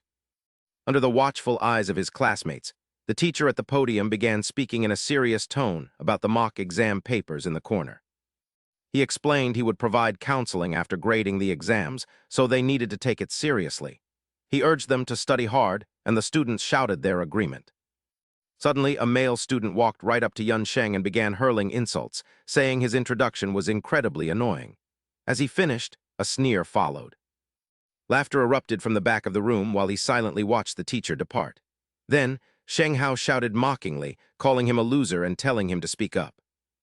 "Hey, are you deaf?" Sheng Hao growled, demanding to know why his introduction was so irritating. Without hesitation, Yun Sheng delivered a direct kick to the man. Seeing this, the lackeys rushed forward, calling him a bastard. In response, he swiftly slapped the male student across his left cheek. Yun Sheng then unleashed a barrage of slaps. Meanwhile, Sheng Hao scrambled to his feet and charged at him from behind in a fit of rage. At that moment, Yun Sheng grabbed Sheng Hao's arm and hoisted his entire body into the air. The students watched in stunned silence. Afterward, he calmly brushed the dust off his clothes. Yun Sheng looked down at the unconscious Sheng Hao and asked if his introduction had been too brief. He then announced loudly that he would do it again. "My name is Li Yan Sheng and I am 18 years old. My hobbies include reading and exercising." He suddenly paused there, his eyes wide and intense. His gaze seemed to burn with intensity as he emphasized every word, stating that what he hated was not present there. Outside, the school hallway was buzzing with gossip. "Hey, did you hear the news about the transfer student?" Others chuckled, remarking that this was going to be a major incident. They predicted his school life would become a total mess. At that moment, Yixuan slowed her pace and glanced back over her shoulder. Yixuan tilted her head toward Yang Bin, noting that everyone was talking about the incident involving the transfer student. She asked him if he had heard about it too. He shrugged slightly, his eyes cold. No, I'm not interested. He's just some thug from a random corner. Hearing that, she couldn't help but feel curious. Yun Bayam, you really don't care for this sort of thing, do you? You're so mature. He replied nonchalantly, I just don't want my school life to become noisy. Why should I care who's fighting whom? A moment later, Yun Bayam acted gallantly. Give me those prints. Don't carry anything too heavy. Meanwhile, in another development, a group of boys began to surround Yun Sung. The leader stepped toward him. Hey, transfer student, is it you? The one who dared to thrash my subordinates. He then turned to speculate. Are you an athlete? Outside, a boy shouted aggressively. Hey, watch what you're doing. This restroom is out of use right now. He continued loudly. Go find another one. Suddenly, a student was sent flying out. On this side, the scene turned chaotic as ear-piercing screams erupted. What's going on? What is that? Back with Yun Sung, he swiftly knocked everyone aside one by one. For a split second, Yun Sung suddenly glanced behind him. He immediately swung his leg, delivering a powerful kick to the boys rushing at him. In the blink of an eye, Yun Sung moved through the group, leaving everyone battered and bruised. After a while, the leader roared in a fury.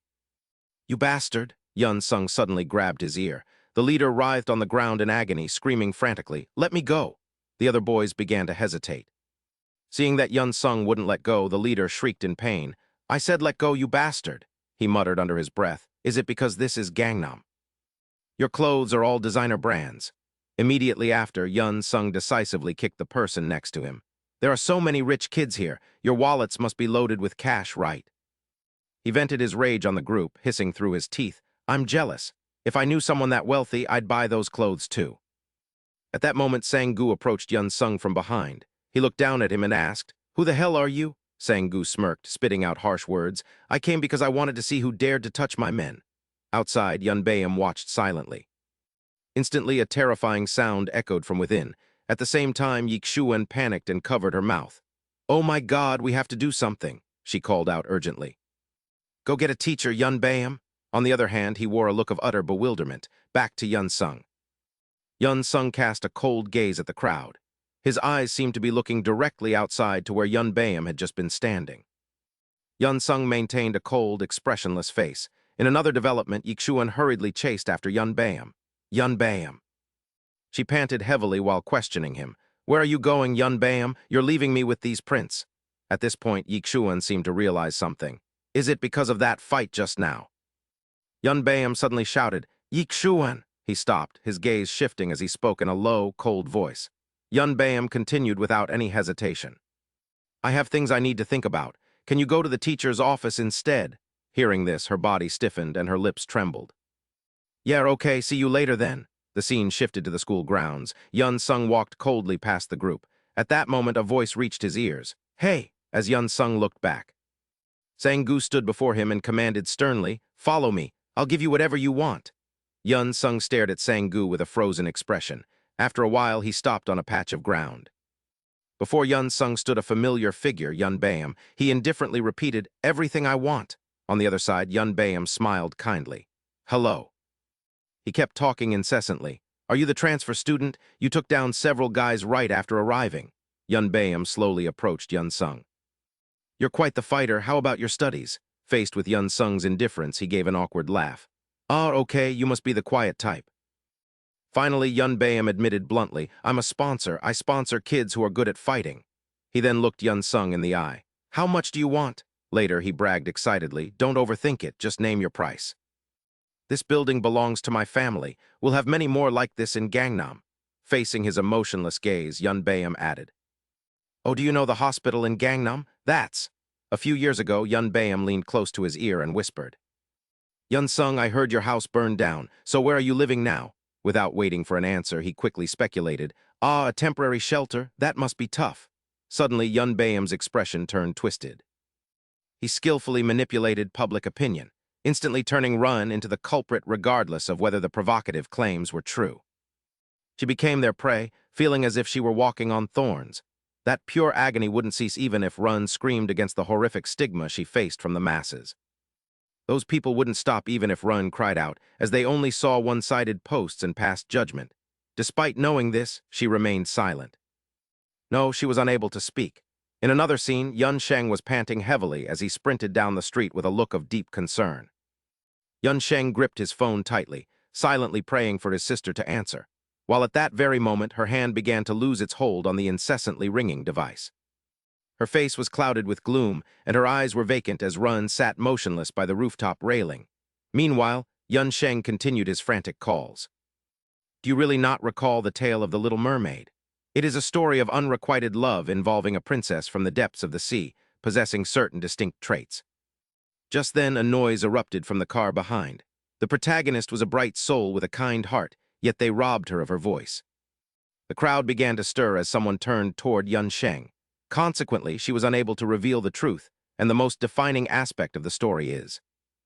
It is a tale with a tragic conclusion. Though she was more mature than anyone else, she was ultimately just an ordinary high school student, returning now to reality. Yun Sheng raised his voice in interrogation, asking Yang Fan what he thought, and if he truly still failed to remember. Noticing his bewildered expression, Yun Sheng added that if he truly didn't know, he should provide a hint. Hearing this, Yang Fan cursed at him, wondering what the bastard was saying before stepping down and driving his foot into a nail. His voice echoed through the area as he mentioned the mermaid. Seeing Yun Sheng approach, he began to tremble, but Yun Sheng ignored him and cryptically emphasized the words swimming pool and black box, causing Yang Fan to lose all patience. He screamed in a frenzy, demanding to know what the bastard was talking about as Yang Fan growled in frustration that he had been speaking nonsense this entire time. Yun Sheng suddenly slammed him down, his voice dropping low as each word pierced Yang Fan like a blade, warning that if he still couldn't answer after the hints, he would immediately feel the agony. Yun Sheng suddenly hissed through his teeth that it was time for his punishment, as he had always wanted him to suffer on a path of thorns, which was why he had worked so tirelessly. A scream erupted from deep within Yang Fan's throat as he called him insane, with anger, fear, and confusion intertwining to drive him to the brink of madness. You bastard, who are you? What is your problem that you're doing this to me? Yang Fan screamed with all his might while clutching his wound. Damn it, do you even know who I am? I'm asking. Who are you, you bastard? Yun Sheng's voice rang out again, identifying himself as Li Yun Sheng and asking if he remembered now. He pressed him with every word to sear it into Yang Fan's mind, identifying himself as Li Yun Sheng from Shangjian High, first year, class 2, and the younger brother of Li Run, leaving Yang Fan trembling and stuttering his name. Yang Fan was now completely drenched, his back riddled with sharp nails and one even piercing his neck, as he shrieked in a panic, asking if he had lost his mind. He couldn't believe he was that same pathetic fool, and Yang Fan's words became increasingly erratic as he accused him of strangling, threatening, and even kidnapping others. Yang Fan's ramblings only served to deepen Yun Sheng's contempt, as the man continued to rant while completely forgetting the consequences he was about to face. He claimed the CCTV must have recorded everything, but before Yang Fan could finish, Yun Sheng released his grip, letting him fall freely onto the pile of sharp nails on the ground. A blood-curdling scream rang out, yet Yun Sheng's expression remained unmoved as Yang Fan writhed on the ground, clutching his face and howling about his injuries. While he was shouting insults, a hand suddenly reached out and seized his collar. Unexpectedly, after having his face pierced by nails, he was struck by a thunderous slap from Yun Sheng, who gazed down at him coldly. He beat him without mercy, telling him not to worry about things like CCTV or kidnapping, while the rain continued to pour outside, and not a single soul was in sight. Yun Sheng's voice drowned out the sound of the rain, as he reminded him they had plenty of time since they arrived in his car, before questioning how Yang Fan could be so audacious. Yun Sheng gestured toward the vehicle that had brought them there, and asked in a chilling tone if that wasn't the very car that had struck his sister. He then pulled something out of his pocket and demanded an answer, fixing Yang Fan with a gaze that was filled with murderous intent. Holding the car keys in front of Yang Bin's face, Yun Sheng hissed, "How do you still have the nerve to drive this car? Are my sister and I nothing more than insects to you?" Yang Bin gritted his teeth and spat as he screamed, "You bastard! Why are you treating me like this?" Yang Bin sneered, bringing up the incident with Yun Sheng's house. "Was I the one who burned your house down? Or was I the one who killed your sister? It only happened because you're a retard." Yun Sheng delivered another sharp slap to Yang Bin's mouth. Cutting off his words, he slapped him with all his might, sending the keys flying into the air. It was such a relief. Yun Sheng glared at Yang Bin. "You haven't changed at all." He continued a barrage of slaps, 3 light, 1 heavy, calling him nothing but trash. With every slap, Yun Sheng hurled an insult. "You're still a selfish bastard." He struck down in a frenzy, leaving Yang Bin's face severely distorted. He mentioned the name Li Lingyun. You even forgot her name. You took her legs and her voice away in the pouring rain. Yun Sheng's voice rang out in agony. And in the end, you even took her life. Lingyun's gentle face and radiant smile appeared in his mind. To tattoo her name on his chest, Li Lingyun was one of the 6 tattoos on Yun Sheng's chest, after enduring countless slaps. Yang Bin's cheeks were bruised and swollen. Yun Sheng stared at his distorted face and said, I will give you one final chance to apologize. Then he slowly enunciated every word. To me and my sister. Beneath the torrential rain, Yun Sheng's eyes burned with hatred as he demanded an apology. He wanted a sincere apology, but Yang Bin only responded with a fit of hysterical laughter. You pathetic loser. Apologize? How can I apologize to your sister? She's burning in hell right now. Not only did he mock Yun Sheng, but he also spat out a threat. Just you wait, I won't let you get away with this. Yang Bin then shouted for Chang Su. As the words left his mouth, a tall shadow appeared from behind Yun Sheng. Chang Su stood there silently. A murderous aura radiated in the rain. Seeing him, Yang Bin felt as if he had found a lifeline. Chang Su's heavy footsteps splashed through the puddles. He approached Yun Sheng. Upon seeing him, Yang Bin began to scream and curse. Where have you been, Chang Su? I've been calling you forever. No matter how furious he was, Yang Bin brushed it aside. Forget answering, just save me already, he commanded. Before he could finish, a thunderous punch distorted his face. Chang Su's blow was so powerful that it slammed Yang Bin into the ground. Yun Sheng remained motionless. He simply stared at his former superior. Chang Su punched Yang Bin as tears streamed down his face. Listen closely, he said, recalling his meeting with Yun Sheng and Anna. You've been deceived by Yang Bin for a long time. Anna added her voice to reinforce the truth. You mentioned earlier that your mother is in the hospital, didn't you? The truth is, your mother needs surgery immediately. The only one who interfered with her surgical schedule was Yang Bin. To manipulate you, Yang Bin intentionally delayed the procedure and ignored her condition.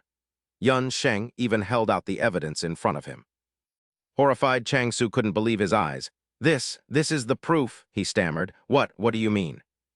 Yun Sheng immediately explained. It's a femoral hernia, isn't it? He spoke with a grim tone, exposing Yang Bin's hypocritical face. If she had been operated on back then, her condition wouldn't have worsened like this. Yun Sheng's words echoed in Chang Su's mind, fueling his uncontrollable rage. But what can you do now? Even if you file a lawsuit, your chances of winning are less than 1%. Chang Su's tears fell incessantly. He struck Yang Bin to avenge his mother and the years of being treated with contempt. Even if you go to the media, Yang Bin will just block everything, Yun Sheng told him. In the end, both you and your mother will suffer through a difficult time. At that moment, he asked in disbelief, how? Sensing that Chang Su was swayed, Yun Sheng smirked and began his plan. You're Yang Bin's right-hand man, aren't you? Back to the present. Yan Ben's face was no longer recognizable as human. Zhang Shu's fist finally stopped, his hand stained with a significant amount of blood. Yan Ben struggled to sit up and let out a raspy hiss. Are you insane? What is wrong with you? He still acted arrogantly, ordering others around. It wasn't me. Go hit that other guy. Zhang Shu immediately snapped back. Shut your mouth. I already know you deceived me. You never had any intention of curing my mother. He stepped toward him, his eyes burning with pure hatred. Veins bulged across his face in a fit of rage. Because of you, my mother ended up in this state, so I will make sure you suffer as well, realizing there was no way out. Knowing he would be beaten until he was dead, Yan Ben began to plead in a soft voice.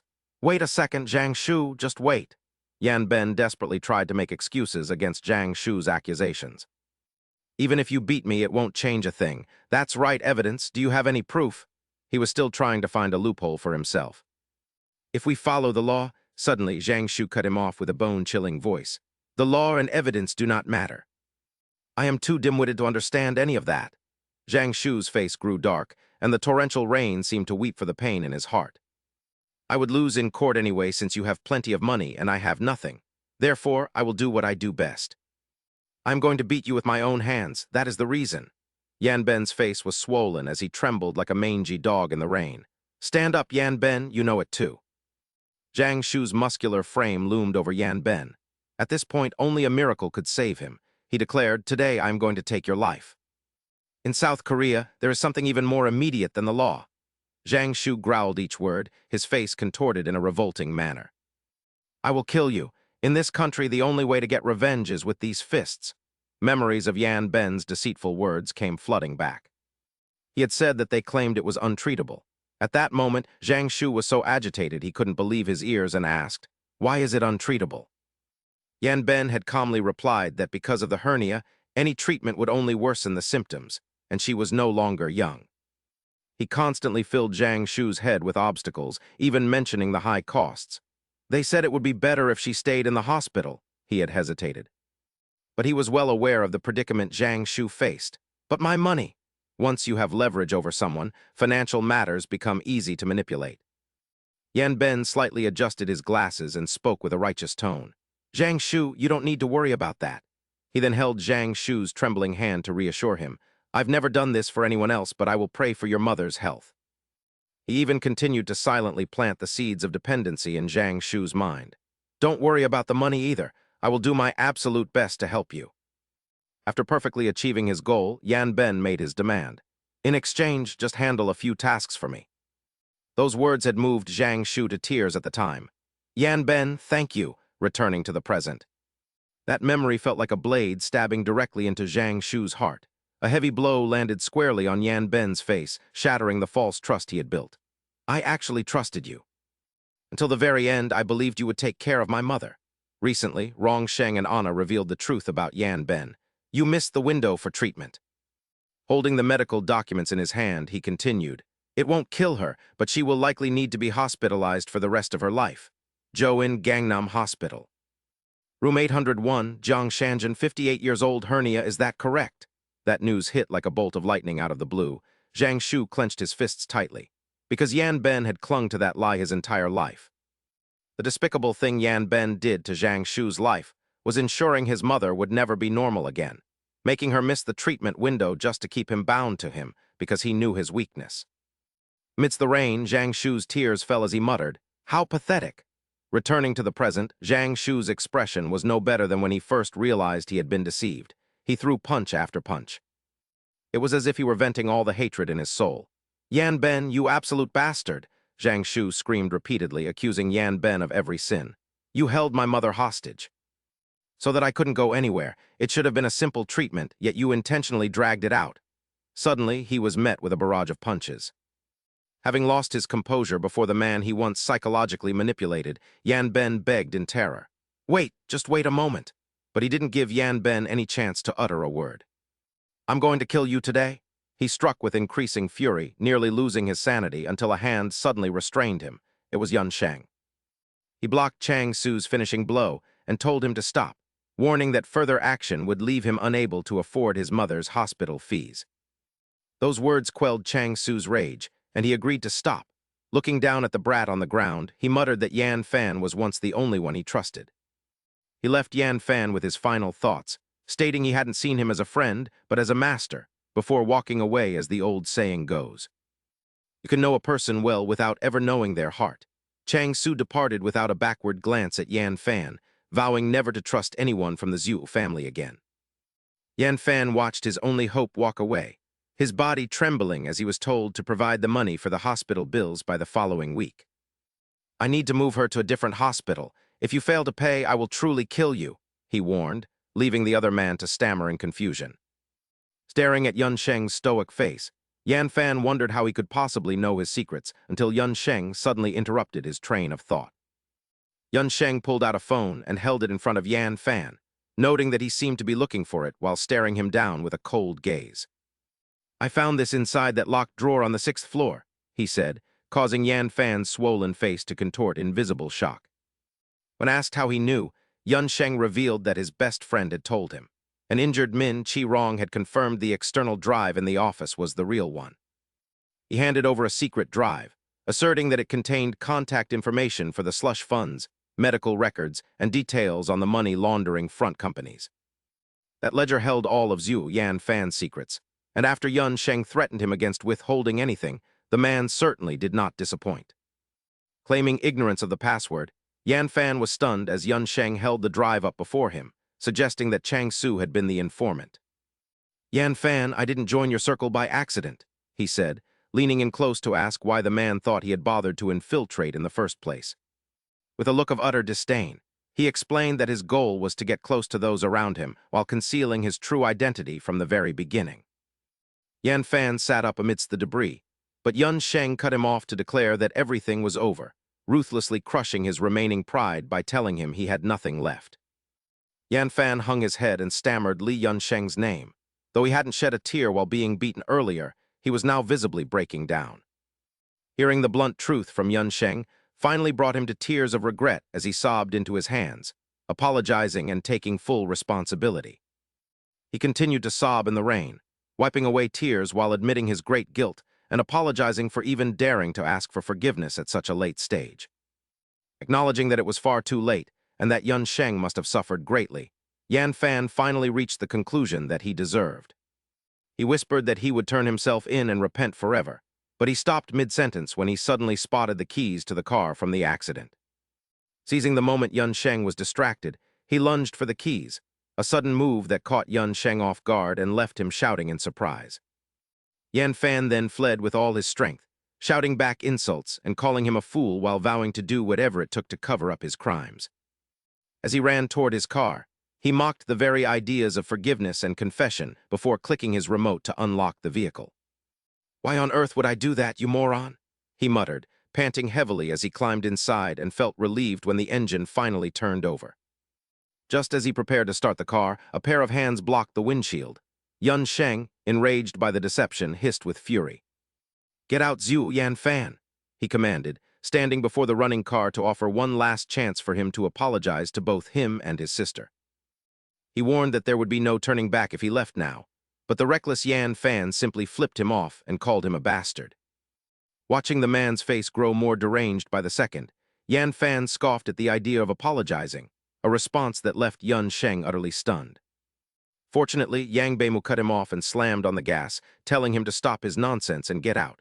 Li Yuncheng quickly dodged to the side, letting Yang Beimu drive away. "Take care, you bastard," Yuncheng muttered as he watched the car disappear, standing in silence for a long time while Yang Beimu sped down the deserted road. Inside the car, Yang Beimu cursed Li Yuncheng incessantly, calling him a brat and complaining that he was overreacting to something that happened ages ago as he drove faster.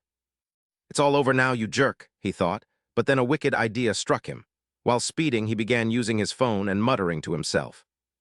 He decided he needed to tell the press, but his face suddenly contorted in shock when he realized the road ahead was no longer a straight line.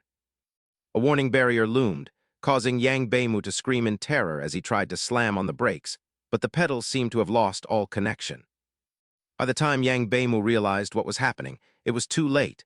He hurtled toward the barrier, desperately shouting and wondering what was wrong with the brakes.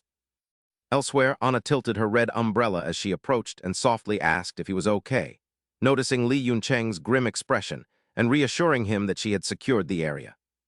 She noted that no other vehicles were around except for Yang Beimu's, and looking at Yuncheng's lonely figure, she remarked that the man hadn't even apologized in the end. As Yang Beimu's car careened out of control, a certain truth became clear. If you cause someone else to shed tears, you must be prepared to shed your own blood and tears as well. Just as expected, the car lost its brakes and smashed into the warning barrier, flipping several times until the front was completely mangled with Yang Beimu trapped inside. The vehicle smashed through the guardrail at the bend and plummeted off the cliff, while elsewhere, Li Yuncheng stopped, closed his eyes, and looked at the sky to apologize. In his mind, the image of Yun's small back appeared as he told himself it had ended too late. A faint smile touched Li Yuncheng's lips as he whispered that she could finally rest. He envisioned her radiant smile as the rain poured down on the bustling city, where a solitary wheelchair sat beneath a tilted umbrella.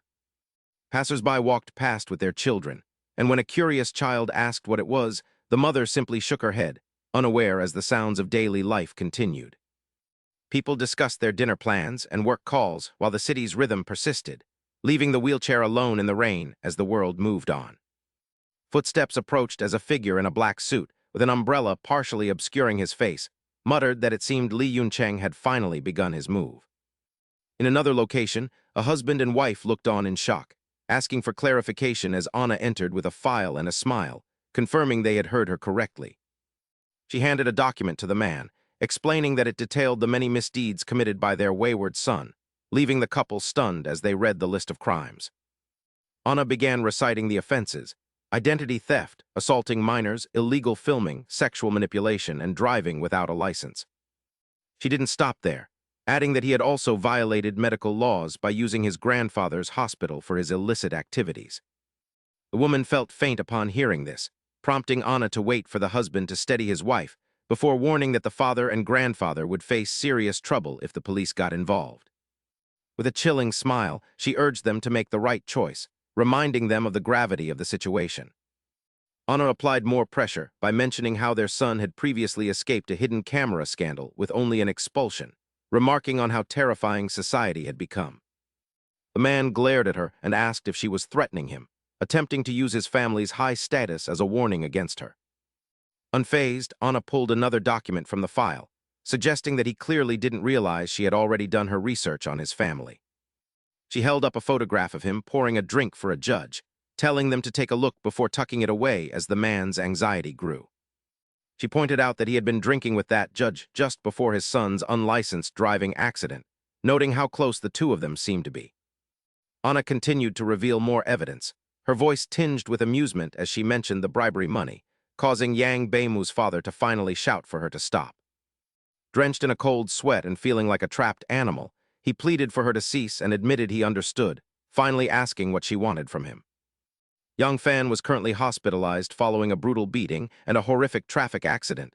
Though he survived, his injuries were severe. With one leg shattered and the other in a brace, his right arm was similarly mangled, while his head and neck were pinned to the hospital bed. The doctor's words echoed in his mind, revealing that his spine had suffered critical damage, a fact he overheard while they spoke to his parents. Both the nerves on his left side and his lower torso were compromised. As they listened to the diagnosis, Yang Fan's parents could not hide their disbelief. Considering the severity of the crash, the doctor noted it was a miracle he was even alive, leaving Yang Fan paralyzed with shock.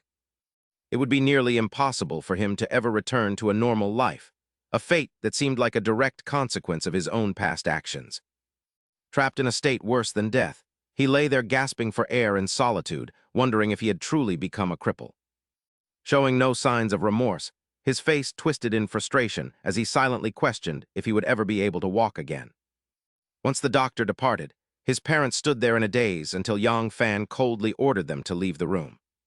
Ignoring his parents' tears, he ripped out his IV drip and screamed at them to get out and leave him alone. Blood began to seep from where the needle had been, while the bodyguards and his parents stood by in confusion, waiting for what would happen next. Suddenly, two large men stepped toward Yang Fan with menacing grins, asking if he would like to accompany them for a while. Confused and shouting, Yang Fan asked what they wanted, but they simply dragged him away, warning him that resisting would only cause more pain. His parents watched him being hauled off without any reaction, ignoring his desperate pleas to be released. His cries for his mother and father echoed through the hallway as he begged for freedom, while his mother recalled a startling suggestion from Anna.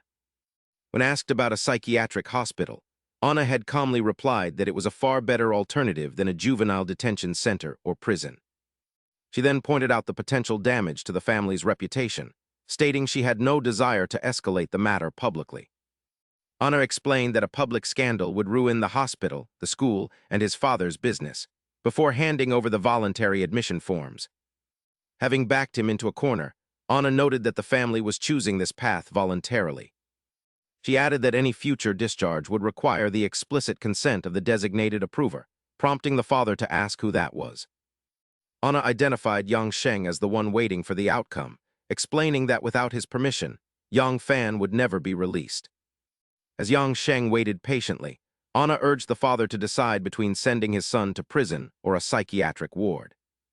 Yang Sheng checked his phone and saw Anna's message confirming the agreement, thinking to himself that he had even managed to handle the parents. Memories of the initial bullying and his eventual revenge flooded back, contrasting his past terror with Yang Fan's former arrogance. He recalled the conflict between them, Yang Fan's predatory expression, and the sheer panic on the villain's face when he was finally caught. The sequence ended with the image of the high-speed chase and Yang Fan's car flying off the mountain, playing out like a short film. After reviewing the entire ordeal, Yang Sheng put on his helmet and wondered which bastard he should deal with next. The scene shifted to a professional studio, where a fixed camera recorded a high-end set equipped with a green screen. A young man spoke into a microphone, welcoming the viewers of the celebrity broadcast and expressing his delight to have them. As the cameras focused on the two of them, the host greeted his guest, calling him the most prominent trendsetter of the day. An icon of the youth with a handsome face and a radiant smile, that is actor Jeong Jun. Thank you for being here today. Jeong Jun smiled at the camera. He is a rising rookie actor whose natural advantages make many people envious. With his good looks and silver tongue, the young man being sought after on set is answering the interview smoothly. Writers, give us some feedback, as there are many rumors about him and his issues with women. Thanks to the acting skills he practiced since childhood and his massive fan base who always speak well of him, he now operates in the industry without any issues. Suddenly, the MC hesitated while reading the paper in his hand. The next words Mingju spoke made Jeong Jun's face stiffen, and a hint of shock even flashed in the depths of his eyes. "What were your school days like?" he asked, but he reacted quickly and replied, "My school days." Suddenly, Jeong Jun didn't answer, but instead asked the interviewer, "What about you, reporter?" To which Mingju asked back in confusion, "Excuse me." He continued his question, "You work in the entertainment industry like me and also went to school, right? Am I correct?" Mingju didn't understand his point and nodded, "Yes, that's right." But he then reminded Jeong Jun, "Could you please answer for the audience?" Jeong Jun only gave a perfunctory answer. It wasn't much, it passed normally, while the people below could only whisper to each other. "What's wrong with him?" the short-haired girl asked. "Why did he suddenly react so unpleasantly?" And Mai Wu replied, "I don't know, it must be something bad." But their attention was drawn back to the stage when he spoke. "No, nothing happened," as Jeong Jun frowned directly at the camera lens. Disregarding public reaction, he stated, "I did nothing wrong, and my school days were just normal," while Yun Cheng finally arrived at his destination. Meanwhile, inside the studio, Jeong Jun began to act arrogantly. "Damn it, hey manager," as Yun Cheng gradually walked toward the door. At that moment, Jeong Jun lost his composure. "Why did you accept an interview in a place like this?" While Yun Cheng's eyes were visible beneath his helmet. His heart was full of resentment. "Are you enjoying your life in the entertainment industry?" As he watched Jeong Jun arrogantly criticize the writers and crew. Yun Cheng wondered, "It seems with your nature you had to restrain yourself and work quite hard," as he recalled past events. Recalling his school days, he thought, "Do you think you can live in peace after what you did to me?"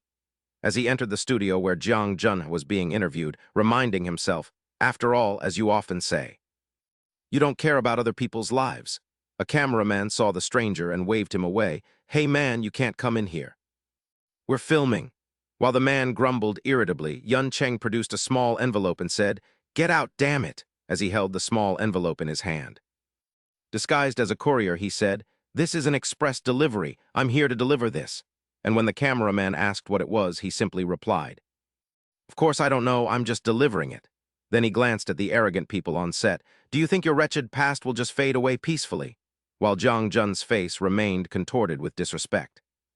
His hands clenched, veins bulging. "I've told you many times, don't do these kinds of interviews anymore. I'm really annoyed," while Yun Cheng wondered. "You live a life of leisure and ignore the past, thinking a mere apology will settle everything," as Jeong Jun began to lose his temper. "Hey manager, what are you doing? I said let's leave." Mingju was helpless. "Please calm down," but Jeong Jun had just screamed, spitting everywhere, "Get the car ready," until a voice called out, "Wait a moment." It was the cameraman. He took the envelope and shouted, "There's an express delivery for you at the studio. I think a fan sent it. Do you want to see it?" At that moment, Yun Cheng turned to leave, inwardly reminding his old friend, "You'll understand soon enough," his gaze remaining as determined as the first day he sought revenge. "Because of what you did to me." Yun Cheng remembered the tattoo on his chest. "That is the significance of my third tattoo," returning to Jeong Jun. When he heard someone sent a letter, he felt bored and reached out his hand. "Fine, whatever. When is this from? Let me see." "No," the cameraman stammered. "No," he asserted once more. "It's not for you, you lousy actor," he added before the astonished gazes of Mingju and Jeong Jun. "It's for the reporter," Minggu noted as he curiously accepted it, while the cameraman hesitantly asked if it was his and received a confirmation. The director and screenwriter below teased Minggu about fans, sending him gifts via express delivery before announcing a 10-minute break. Minggu, standing above, simply laughed it off to dismiss the matter. "Don't imagine you'll escape any of your blunders. My vengeance was meticulously designed, and it was pure loathing that brought me to this point. He coldly informed Minggu that there would be no time for other thoughts, as these were vendettas that absolutely had to be settled. Yun Song tightened his grip while recalling how he had offered prayers every single day, clasping his hands together amidst the downpour. His face was filled with deep reflection as he remembered praying for her peace. Unable to forget his mother's warm smile, he decided he wouldn't ask the gods to bring her back, only to let her rest in tranquility. Everything had been utterly laid to waste as Yun Song gazed forward, walking through the torrential rain right beside Anna. Returning to the present, Yun Song struck Minggu's face repeatedly with a frigid gaze, thinking of the words he wished to say to her with every blow. Regarding the money they lost, it was clear that Minggu was no match for him. It wasn't her fault that he was being pummeled, but rather the fault of this miserable bastard. Overwhelmed by agony, Minggu trembled as he spat out the name Li Yun Song, his face twisted in malice as he prepared to launch a counteroffensive. He attempted to shove Yun Song away, shouting that he had had enough, while the youth retreated into a defensive stance, prompting Minggu to irritably ask where he had learned to fight. His voice turned icy as he recalled his former glory, remarking that his opponent seemed to have forgotten the specific sport he had mastered. He threatened to tear the boy limb from limb once he caught him, but seeing that combat stance, Yun Song immediately recognized the art of jiu-jitsu. Hao Bin had previously given him thorough instruction on this powerful and practical martial art, and Yun Song silently recalled those lessons while listening to the man. He remembered the advice that one cannot afford to play fair in a street brawl, and that underhanded tactics must be used to force an opponent to the ground. Hao Bin's lips curled into a calculating smile as he noted that was only if it were possible. Back in the present, Yun Song stared silently at Minggu, knowing that even without a takedown, a chance for victory remained while the villain cursed him. Realizing he was lured to the church to fight in such a cramped and inconvenient space, the man kicked the pews aside, mockingly noting that the boy actually knew how to use his head. Minggu's face suddenly contorted in alarm as he realized something was wrong, cursing the bastard after spotting a hidden camera positioned behind them. Infuriated, he glared at Yun Song and asked if he was actually live-streaming the encounter, unable to tolerate being toyed with any longer before Yun Song finally spoke up. He stated that wasn't the only reason, leaving the man confused. Yun Song continued to stare intently, repeating that his motives for choosing the church went much deeper than that. His eyes burned with clear resentment as he declared today his final prayer, while Jiang Min broadcasted their fight live, vowing to fulfill his ultimate wish once the villain was dealt with. Hao Bin watched the live feed from afar, as the boy reiterated that the church was the setting for his final act of devotion. Beside Anna's hospital bed, Xiu Zhen looked on with concern while he promised to demonstrate the sheer madness driven by his thirst for vengeance. Yun Song locked eyes with his adversary and dared the damn bastard to approach, a provocation that pushed Minggu past his breaking point. Just as the man was about to strike, a large cushion was suddenly hurled at him, and before Minggu could react, Yun Song seized the opening to kick him square in the face, leaving him speechless with rage. The man glared at the boy, who stood there as if nothing had happened, realizing that he had feigned a boxing stance only to resort to such underhanded tactics. Minggu was sent reeling backward in agony, but unable to accept the humiliation. He scrambled to his feet in a desperate attempt to retaliate. Before he could make a move, Yun Song firmly locked onto his leg, and the man realized with horror that it was a knee bar just as a loud crack echoed through the room. It appeared Minggu's leg bone had snapped, and as his shrill screams filled the air, Yun Song remained indifferent, continuing to speak in a detached tone.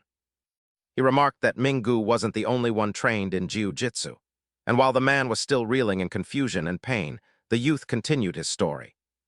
He mentioned that his friend, Zhai Zun, shouldn't feel slighted since he had been defeated in the exact same way, as the relentless waves of pain forced the man to scream without end. He struggled wildly to break free from the hold, but it was all in vain as Yun Song continued to twist his knee joint, leaving him more desperate than ever before. He understood that the cycle of vengeance would never truly end, as Yun Sung reminisced about the happy days spent with his mother, recalling their warm conversations and the joyful moments they shared. He remembered the times his devoted care moved his mother to tears of emotion, and how their family of four had lived a life of warmth and contentment. But Minggu had utterly destroyed everything, leaving him with nothing left to lose and unable to endure this agonizing pain any longer. Minggu finally confessed that he was the one who took the money from Yun Sung's mother, growing increasingly anxious as he saw that the boy still refused to let go. "You bastard!" Driven by agony, the man could only recount the events of that day, describing how she had wept so very much. Minggu even mocked him, saying that having such a foolish mother must have made his life difficult, and before he could finish speaking about the money, Yun Sung snapped his knee. Desperate screams from Minggu echoed through the church as he clutched his broken leg in pain, but Yun Sung felt that this was still not enough. Yun Sung continued to strike Minggu with his fists, declaring that he had prayed every day for the impossible. He had only wished for her to live, sighing as he looked ahead and explained that she was his sole desire and his final reason for living. He continued to torment Minggu in front of the camera, unable to quell his rage whenever he thought of what the man had done. He wanted to believe his prayers would reach God so he could find his mother, a scene so intense it made Su Jin tremble while watching the live stream. Yang Ming watched with a sense of dread, hoping it was all just a play, until the security team finally burst inside and ordered everyone to stop. Outside, reporters continued to film despite the police interference, shouting to take photos of the impressive incident while being told to stay back. Security personnel rushed toward Yun Sung to arrest him, but he remained indifferent even though his hands were now covered in bright red blood. He paid no mind to his surroundings and kept his eyes on the motionless Minggu, clasping his hands together once more to perform his prayer. Eventually, everything faded into a somber darkness as he whispered that his final prayer had come to an end. News reports broke about an unprecedented event in Seoul, causing everyone in a local restaurant to stop and listen to the story of a famous businessman known as Mr. S.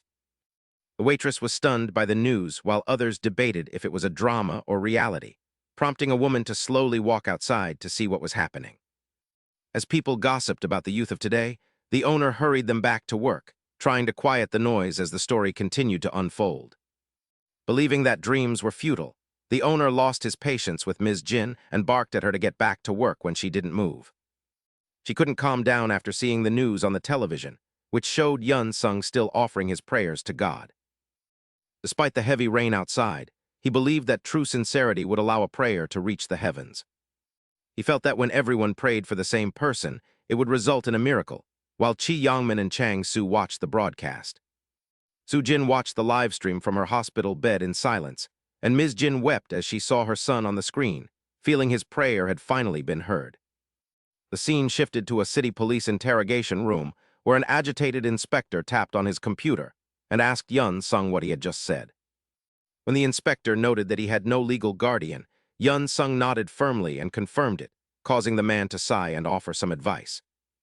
The inspector told the boy he had no time for games, but Yun Sung cited the law stating that a minor cannot be interrogated without a guardian's consent. The inspector was visibly annoyed by the boy's words, but Yun Sung remained serious as he held out his phone and made a declaration. He told the man he had 46 hours left, which was the remaining time the law allowed for him to be held in custody.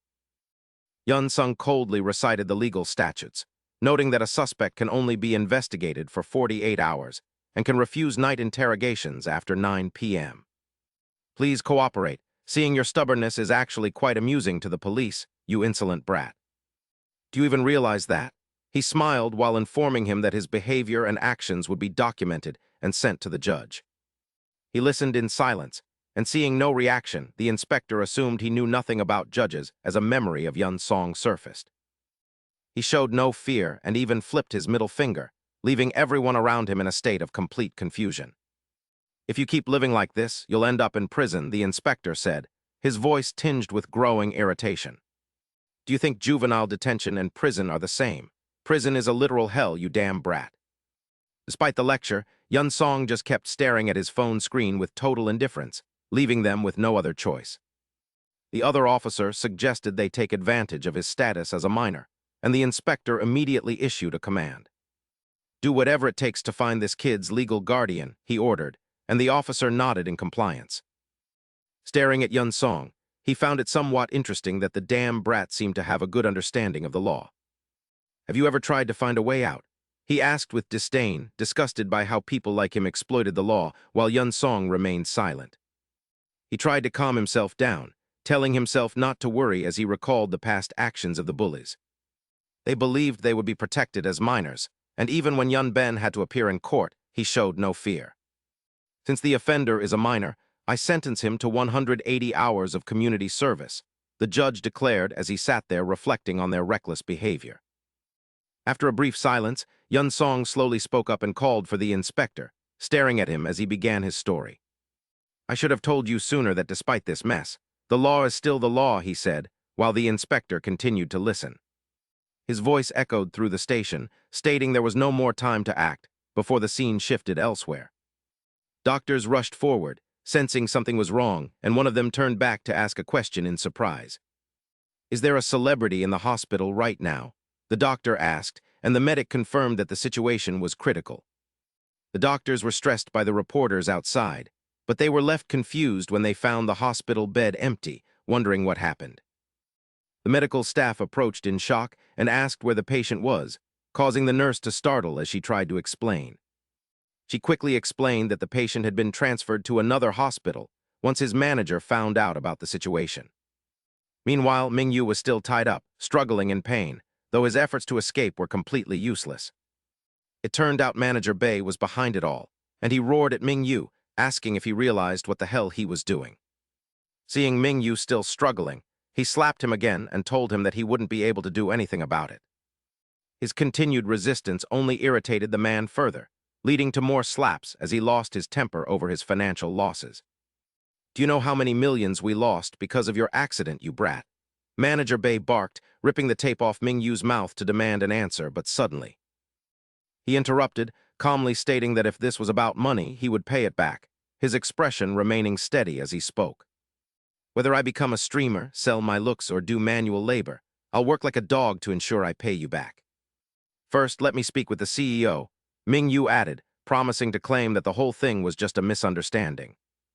Manager Park sighed and ordered his subordinate to give it to him, and the man quickly handed over a strange object, saying, "Yes, sir." He calmly opened the bottle of acid in front of Mingyu and slowly poured it over his face, while the boy was still too confused to react.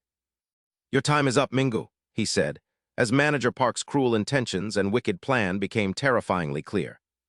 He wanted to ensure the boy's face was ruined forever, as a searing, agonizing heat began to radiate from his skin. Mingyu screamed in agony, his limbs bound so tightly that he couldn't struggle as he lay there feeling the bone-deep pain, while Yun Shen remained seated in the interrogation room. Seeing him remain silent, the inspector began to lose his cool, shouting, "What are you saying? Is there really no time left for us to act?" He scolded him angrily, "You're really pushing my buttons," just as a police officer rushed into the room to find Inspector Li. The officer announced excitedly, "We've successfully contacted Yun Shen's guardian," a piece of news that left the boy completely stunned. The two continued their conversation, ignoring Yun Shen's shocked expression. "You found the guardian?" Yes, she had been missing for several years. However, the Ministry of Foreign Affairs managed to track her down. Hearing this, the inspector slowly turned his head toward the boy. It turned out he finally understood why the boy had acted that way. So that's why he claimed his guardian was missing, isn't it?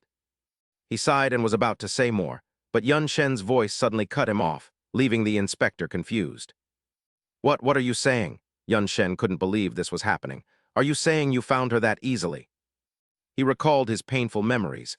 While the police found her effortlessly now, back then they had only given him dismissive answers. "She just stepped out for a while," they had said. Despite his many attempts, it had all been in vain as they told him they couldn't find her so quickly. "Just go home and wait," they told him, driving him to despair. Now, hearing that she was found so easily, Yun Shen's words began to pour out. His words left the two inspectors in a pensive silence until the lead inspector signaled his colleague, "Wait outside for a minute." The officer nodded in understanding. "Understood, sir." The inspector then gently placed a cup of hot tea in front of Yun Shen, who sat there in a daze. The inspector looked at him with curiosity and asked, "Have you calmed down yet? How long has it been since you last saw your mother, Yun Shen?" Seeing the boy speechless, the inspector sighed as if he understood. "All right, I get how you feel. We see cases like this from time to time." He continued sharing his thoughts with Yun Shen in the interrogation room. "But we have a job to do here, so let's wrap this up quickly." "All right, this uncle will do his best to make sure you're comfortable," the inspector said, reaching out his hand when he saw the boy's doubt. Suddenly, a voice rang out as an officer rushed in to report that someone was here, while Yun Shen recalled his daily prayers and looked forward with expectant eyes. If God truly exists, he must have heard my prayers. The officer turned toward the man who had just entered and asked, "Oh, are you his friend?" A large man slowly stepped inside and confirmed he was there, and while Yun Shen was surprised, Sun Zhengwen made his way into the room. "Are you all right, kid?" he asked, greeting Yun Shen with a wave as he recalled what Minggu had told him in the past. "What are you saying about Yun Shen?" The voice on the other end of the phone line continued to chatter incessantly. "I think Yun Shen is hunting down his old bullies. You're next after me, Sun Zhengwen, so we need to team up immediately." Zhengwen fell into a brief, pensive silence, his expression souring as he asked, "What on earth are you talking about?" "You idiot," muttered Sun Zhengwen as he listened to Minggu's fears and noted the fact that the boy had finally returned. "Because I am not afraid of that failure Li Yuncheng." He felt something was off and thought in surprise, wait. Or rather, why did he return after such a long time? Looking at Rongwen before him, Yuncheng felt confused, and the inspectors were also curious. "Who are you? You aren't his guardian." He slowly stepped inside, smiling as he introduced himself as Li Yuncheng's friend. "Have you been feeding him properly?" He even pulled out some items and announced with a smile that he arrived as fast as possible, but an accident occurred on the way. His face looked pensive as he recalled some people crossing the road. Rongwen's next words made Yuncheng realize something was wrong, as if they needed to get somewhere urgently. He leaned close to Yuncheng's ear and whispered that he heard they had to go to the police station to meet their son, words that made his heart skip a beat. He smiled and asked what happened, and at that moment he realized the man's face had become more distorted than ever. "Are you curious whether they are alive or dead?" This plunged him further into despair, for to him, no God existed here. After a moment of silence, Yuncheng called out to Rongwen and whispered in his ear that if it were true, he would make him feel regret to his very soul, having anticipated this situation with son Rongwen. That man's presence was essential to his quest for revenge. He knew the man would come to him, his fourth target, the murderer son Rongwen. Standing before Rongwen, Yuncheng called out to him and whispered in his ear that if it were true, he would make him regret it from the depths of his soul. His face showed intense interest in what would happen next, especially since he promised to devour him bit by bit. It seemed Rongwen was eagerly anticipating his revenge, but this story actually took place in the past. Long ago, 3 giant dogs appeared before him, and Yuncheng felt a sense of dread at the sight, marking the beginning of his shattered life story. The poor young man had been bullied so severely that he stood on the rooftop with dark intentions, bowing his head in utter helplessness. This is the story of the friend he lost, said at 1 p.m. in the classroom shortly before his own life changed, as Minggu stared expectantly at Yuncheng. On the day Xing Minggu chose them, some even climbed into the restroom to take secret photos of him, the same day his incident in the restroom occurred. Upon entering and seeing the scene, Minggu looked somewhat sinister. That day, Xing Minggu and Han Jixun said that. Jixun asked in surprise what was happening, and if someone had done something, while Minggu laughed at the sight of the embarrassed Yuncheng running away. He mentioned he was currently isolating a freshman, to which Jixun responded with a speechless sigh, asking if it was happening again. Minggu didn't seem to care and asked what he meant by again, while Yuncheng noted the word, recalling something significant. Minggu spoke up, noting his presence, as the young man was being pitifully beaten in front of everyone. His previous toy was still functioning well, as the thugs bullied and hang, accusing the four-eyes loser of laughing while staring at Jixun's legs. Hearing this, Jixun laughed excitedly from behind, claiming she saw that loser standing there laughing to himself. He could only reply with a trembling, fearful voice, insisting that he had never done such a thing. He swore it was true, but the brute wouldn't let him go, calling him a perverted dog as Heng endured a barrage of agonizing punches. This amused everyone, making them laugh loudly. Minggu knew well that back then, even the most trivial matters served as excuses for them to bully others. At that time, the frail Heng could only endure the continuous beatings from the thugs, who used absurd excuses to justify their violence. When they grew bored of hitting him, they would pour milk cartons over the poor victims' heads, or act as if their bullying was a form of divine justice. Back then, Yuncheng and Heng could only suffer in sadness, and after they were finished, Shang Tian excitedly suggested that the grade 7 losers should kiss each other. This left Li Yunsheng and Xing feeling utterly helpless, forced to turn and kiss each other against their will. It was horrific, yet the group of thugs laughed hysterically, making every day at school feel like a living hell. When the group finally left, Li Yunsheng and Ngsheng remained there alone, Yunsheng feeling powerless as he wondered why they were being targeted. He watched the bullies walk away, questioning what they could have possibly done wrong to deserve such constant torment. Li Yunsheng gently picked up the glasses and told Ngsheng that those people didn't need a reason. They just needed someone to vent their rage on. He stood up and told Ngsheng to stop blaming himself, and Ngsheng listened in silence, knowing he hadn't done anything wrong. Moved by Li Yunsheng's inner strength, Ngsheng asked for his name, and he introduced himself as Li Yunsheng. By the next day, Ngsheng was calling out to Li Yunsheng, as the two weakest students finally found someone to lean on. We became friends immediately after that day, spending our time studying together in the library and discovering how much we had in common. From our family backgrounds to our hobbies, we were always together, even eating lunch side by side despite the insults from others. Li Yunsheng felt a wave of emotion remembering those times, as Ngsheng was the very first friend he had made since starting middle school. He was truly important to me, until the day Sun Ronghyun appeared and utterly destroyed everything. The teacher introduced the new transfer student to the 7th grade class, Sun Ronghyun, whose cold expression signaled the start of all our troubles. From the moment that bastard joined our class and took down the local thugs, everyone around him began to treat him with fearful respect. Immediately after transferring, Sun Ronghyun became the class bully, brutally beating other students whenever the whim struck him. Like any other middle school bully, he eventually set his sights on the frail Ngsheng, forcing him to kneel on the ground for a long time to show off his dominance. Finding the boy's presence irritating, Sun Ronghyun walked over and kicked him directly in the face, calling him a four-eyed freak. Though the kick caused immense pain, the bully didn't care and continued the assault, demanding that Ngsheng pay attention to him. Every student in the class ignored the violence, and as no one stepped in to stop him, his bullying only grew more extreme. Sun Ronghyun continued his savage beatings like a true demon, and one evening at school, he appeared with 3 ferocious dogs. Leading the 3 dogs toward Ngsheng, Sun Ronghyun became visibly annoyed when the boy refused to follow his command. He shouted in a rage, asking the worthless bastard if he still hadn't learned his lesson yet. Ngsheng was too terrified to speak, and after a brief moment of thought, Sun Ronghyun suddenly barked the command, North Pole.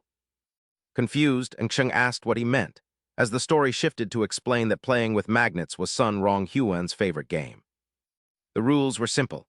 Sun Ronghyun was the North Pole, and whoever was designated the South Pole had to run to him and stick to him. However, if he said the poles were the same, the other person had to immediately repel or jump away from him, a game he seemed to enjoy immensely. He laughed along with the others at the absurd game, while Ngsheng stood there in disbelief as Sun Ronghyun repeated the command, North Pole. Ngsheng was helpless, realizing that for some, this game was nothing short of torture, especially since they were currently standing on the rooftop. Trembling, Ngsheng said he would fall if he obeyed, but Sun Ronghyun lost his temper, got in his face, and screamed the command again. With no other choice, Ngsheng looked down, climbed over the rooftop railing, and jumped as Sun Ronghyun and his cronies watched in shock. How despicable. But he acted as if nothing had happened, which was truly despicable. It turned out Ngsheng only had a leg injury, so it was fine. A building this height won't kill you from a fall, his voice continued to ring out. And while I'm at it, let me say this. That four-eyed brat hasn't been listening to me lately, Rongguan said, glancing at his loyal dogs, so I think I should teach you how to be obedient. Time passed, and Ngsheng eventually had to be hospitalized. Seeing those bandaged legs made Yunsheng feel somewhat anxious. He asked if he was all right, finding Ngsheng's recent behavior completely baffling. Besides, how did you even dare to jump from such a height? Ngsheng remained silent as he continued. The entire school is in a frenzy right now. After a moment of reflection, Ngsheng suddenly called out to Yunsheng. With tears streaming down his face, he confessed that he just wanted to die and get it over with. Trembling, he gripped Yunsheng's hand and pleaded for help because he no longer wanted to face this situation. But Yunsheng remained silent after hearing this. 2 weeks quickly passed at the familiar school. Inside the classroom, everyone was still laughing and joking around happily with one another. Suddenly, Ngsheng slowly opened the door and stepped into the classroom, a sight that made the bullies feel incredibly excited as they began to chatter. Oh look, the loser is back at school. Wow, you got out of the hospital pretty early. They quickly glanced toward Rongguan, who was dozing off, and shouted that the loser had arrived. Hearing this, he slowly raised his head with a look of surprise and asked if he had finally arrived, seemingly about to say something else. Suddenly, Xing brandished a knife and stabbed directly at him. Meanwhile, Yun Sheng was still alone, carrying stacks of documents toward the classroom. In the long hallway, some onlookers excitedly ran to announce that something big had happened. Hearing their words left Yun Sheng bewildered, as Xing had stabbed Sun Rongyuan. The classroom was now stained with blood, accompanied by Xing's heavy breathing. Indeed, right before everyone's eyes, he repeatedly lunged at Rongguan with the knife. My bespectacled friend's name is Du Anxing. His body was covered in various wounds at that moment, but none were life-threatening. And that friend who shared a similar background to mine was his younger brother, Du Anna. Back in the present, Rongguan seemed surprised after hearing these words. Immediately after, he suddenly burst into a smug laugh. Standing right in front of Yun Sheng, he mockingly asked what he had just said.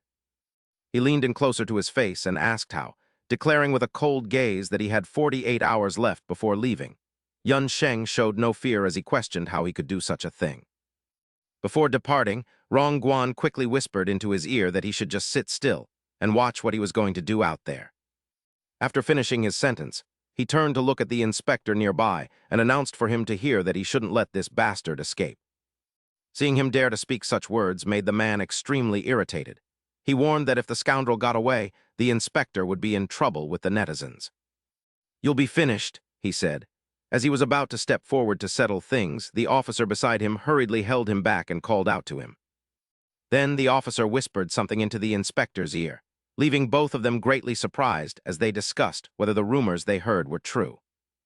Rongguan placed his hand on Yun Sheng's shoulder and bid him farewell with a smile, telling him to just do whatever he liked while inside.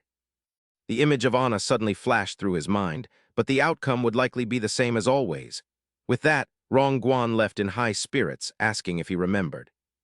"Du Anxing's accident," his voice echoed, "when I said there are things you simply cannot do." Traveling back to the past, Yun Sheng looked at an information sheet. It asked if he had ever witnessed school violence and to write it down. Without much thought, he wrote that Sun Rongyuan had repeatedly beaten and bullied Xing. He forced him to jump from the rooftop. Just like that, Yun Sheng had no idea what would happen next. He hadn't known the consequences after finishing that sheet. He looked ahead thoughtfully, thinking he could change something, but everything turned out differently than he had imagined. Yun Sheng froze for a moment as he stared at the notice board in front of him. That was before he realized that there are people capable of changing the world. His expression betrayed his disbelief in this reality, and it took only a moment before he stared fixedly at the notice in front of him. First-year Class 5 student Du Ying Yuan is penalized under Rule 10, and the scene transitions to the inside of the classroom. Inspector Li glared at him and replied that the footage was from Xin Mingu's phone, so it would definitely be considered evidence. He coldly threatened that recording a one-on-one conversation is not illegal, then told him to get out of the way as Yujin continued to press him. Gripping his briefcase tightly, he asked with a stern, unwavering voice why the inspector assumed only those two were present at that time. Noticing the inspector's visible discomfort, Yujin suggested they provide evidence proving that only those two were there. He proposed that if they couldn't, the suspect should be released until sufficient evidence was found, causing Inspector Li to curse under his breath in anger. Watching their arrogant departure, a sense of indignation rose within him because the evidence was right before their eyes. He couldn't believe the man was allowed to leave for such a pathetic reason, as Yujin whispered for them to go into the glittering city night. An overwhelming sense of injustice surged through him as he cursed the state of the country, while back home, Rongwen was acting like a madman. Like a wild beast before his legal team, Rongwen screamed that the brat had dared to play him, prompting Yujin to step forward and restrain him. A heavy punch landed on Yujin's face before he could speak, leaving his assistants to check on him while he calmly reminded Rongwen of his father's orders. Yujin warned him to stay hidden for now, but Rongwen erupted in a torrent of curses, insisting he would do exactly what he wanted. After a brief moment of silence, Yujin stood up and asked if he truly intended to kill the man. He looked at Sun Rongwen and stated that he was currently the prime suspect in the Xin Mingu case.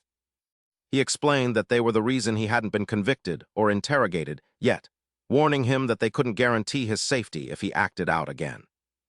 With a determined expression, Yujin declared that they would handle everything from this point forward. He told him that the blame had already been shifted to Yun Song, and that they would deal with him as long as Rongwen stopped interfering.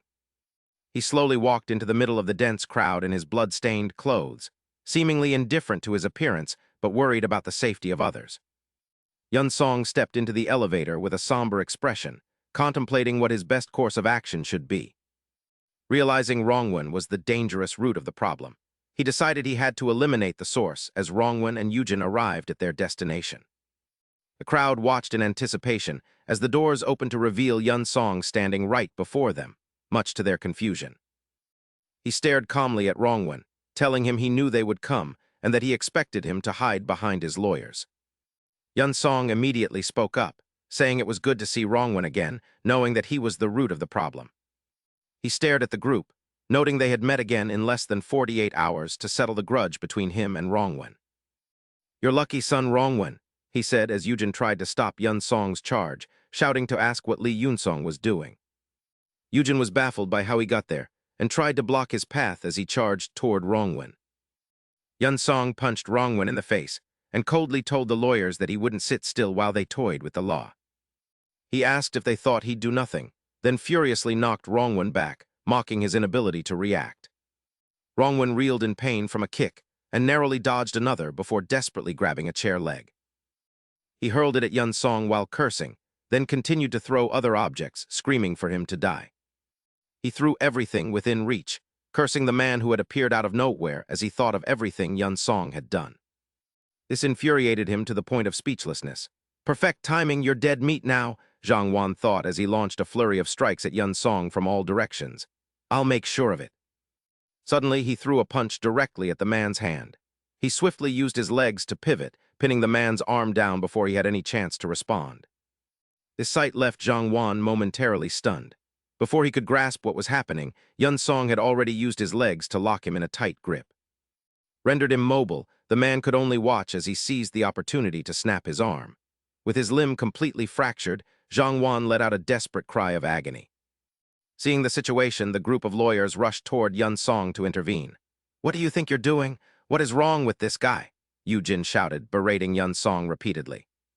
"Release him, have you lost your mind?" He didn't hesitate to threaten him, saying he would report it, but Yun Song remained unfazed. "Go ahead," he challenged. "Call the police." Since he had nothing left to lose, Lee Yun Song had been anticipating this very moment. He stared directly into Zhang Wan's agonized face right in front of him. "I want to head to the police station with son Zhang Wan," he declared with a sinister smirk. "As you are all aware, both of us are suspects in the murder of Shen Mingjiu." At that moment, everyone in the room fell silent to listen to his words. "If I turn myself in, I bet the police will be thrilled, and the hunt for the killer will be significantly accelerated. Furthermore, this incident will hit the front pages. The news will go viral on YouTube, and I'm sure the public will find it quite entertaining, won't they?" Yun Song urged them to hurry and call the police, causing Yu Jin's expression to turn bewildered. He was at a loss as to how to handle Yun Song's next move. At that moment, the lawyer realized his grave error. It dawned on him that there was absolutely no way they could involve the police. Yu Jin quickly ran the numbers in his head. If they proceeded, they would have to deal with the police, the media, the timeline, the evidence, and public scrutiny. They would be facing far more complications. Back then, Zhang Wan's father had instructed Yu Jin, reminding him that the election was fast approaching. Yu Jin listened submissively to the chairman's orders. "I was once a legal representative, and many eyes are currently fixed upon us." Zhang Wan's father even gestured for silence with his hand. "Ensure this is handled as quietly as possible, understood," returning to the present. Yu Jin grit his teeth in frustration. "You bastard!" he screamed in desperation, realizing that he had become Yun Song's target. He realized the boy had him cornered. It turned out that Yun Song had planned everything from the moment Yu Jin arrived with the legal team to bail out Zhang Wan. He had calculated every move before acting. Yun Song chuckled and glanced at him mockingly. "You're quick on the uptake, old man. You understand exactly what I mean, don't you?" His gaze turned icy. "If you figured it out," Yun Song turned back to the crowd and declared, "then get out of here immediately. Unless you want to see this scoundrel become a cripple." Zhang Wan's father was a man of great influence, and his voice began to resonate from within the room. "I offer my sincere apologies. I have but one son, yet I have failed to keep him in check." His expression grew solemn as he contemplated his son's predicament.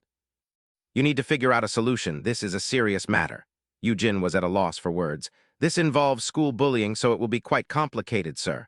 I am well aware it's school bullying. Despite his son's actions, Zhang Wan's father remained remarkably composed. Is there ever a day when the media isn't buzzing about such things? Zhang Wan knew the risks and did it anyway. He truly is a troublesome child. Jin added, I suspect this is linked to his time in middle school, sir, though we'll need a deeper investigation to confirm. After a brief moment of reflection, he nodded to Jin. Very well, proceed with that. I am now a congressman and a public figure. I was once a skilled lawyer like yourself, so I trust we are of the same mind. Assist me. Back in the present, Jin grit his teeth in a silent rage, powerless to act. The group of lawyers could do nothing but stand by and shout, Li Yunsong, release him at once. Jin was completely uncertain about how to handle the situation. Can we settle this quietly? Jin resorted to threats. Everything you're doing right now will be used as evidence against you in a court of law. Yunsong shot him a frigid glare upon hearing those words. Hey, old man, he said, before snapping Zhang Wan's arm again in the blink of an eye. I told you to get lost, so why haven't you left yet? His frantic screams echoed throughout the building as Yun Sheng continued his intimidation. Either you leave now, or this bastard's bones will snap. Sensing a strange commotion, a group of people from outside rushed into the room. What is going on, Lawyer Kui? Sun Rongyuan's screams continued to ring out. It hurts, you bastard! Seeing the bodyguards rush in, Zhen hurriedly waved them away. Get out now, there is nothing to see here. Leave immediately. The voice of the assemblyman, who was also Sun Rongyuan's father, rang out. Please help me settle this matter, will you? Nowadays, everyone uses social media, so if you offend the public, your career is as good as dead. This realization made him incredibly furious. That brat knows this, which is why he came here specifically to provoke us and lead us into a trap. He continued to watch the scene where Yun Sheng was still twisting Sun Rongyuan's arm. Zhen stood there frozen, unsure of what to do next, as he tried to consider the deeper implications. Or perhaps he has another objective. Suddenly, a voice called out, Lawyer Kui. Hearing this, he quickly speculated that the boy must be after money. Yun Sheng looked at him coldly and declared, I have no idea what you are thinking, but I am certain you are completely wrong. His voice carried a hint of disdain, suggesting that the man's legal expertise was of no use now. He seemed to have already anticipated the next move. At that moment, the door to the room swung open. Seeing this, Zhen was about to start shouting, What do you think you are doing? I told you not to come. Inspector Li rushed inside and yelled, Li Yun Sheng. Several police officers quickly swarmed the room and began issuing orders. I knew you would be here. Stop what you are doing and stand up for me right now. The sight of the police appearing there made Zhen extremely uncomfortable. Why did you call the police? I already warned you. The staff hurriedly explained that they hadn't called, while the police continued to press him. Stand up and put your hands up, hurry.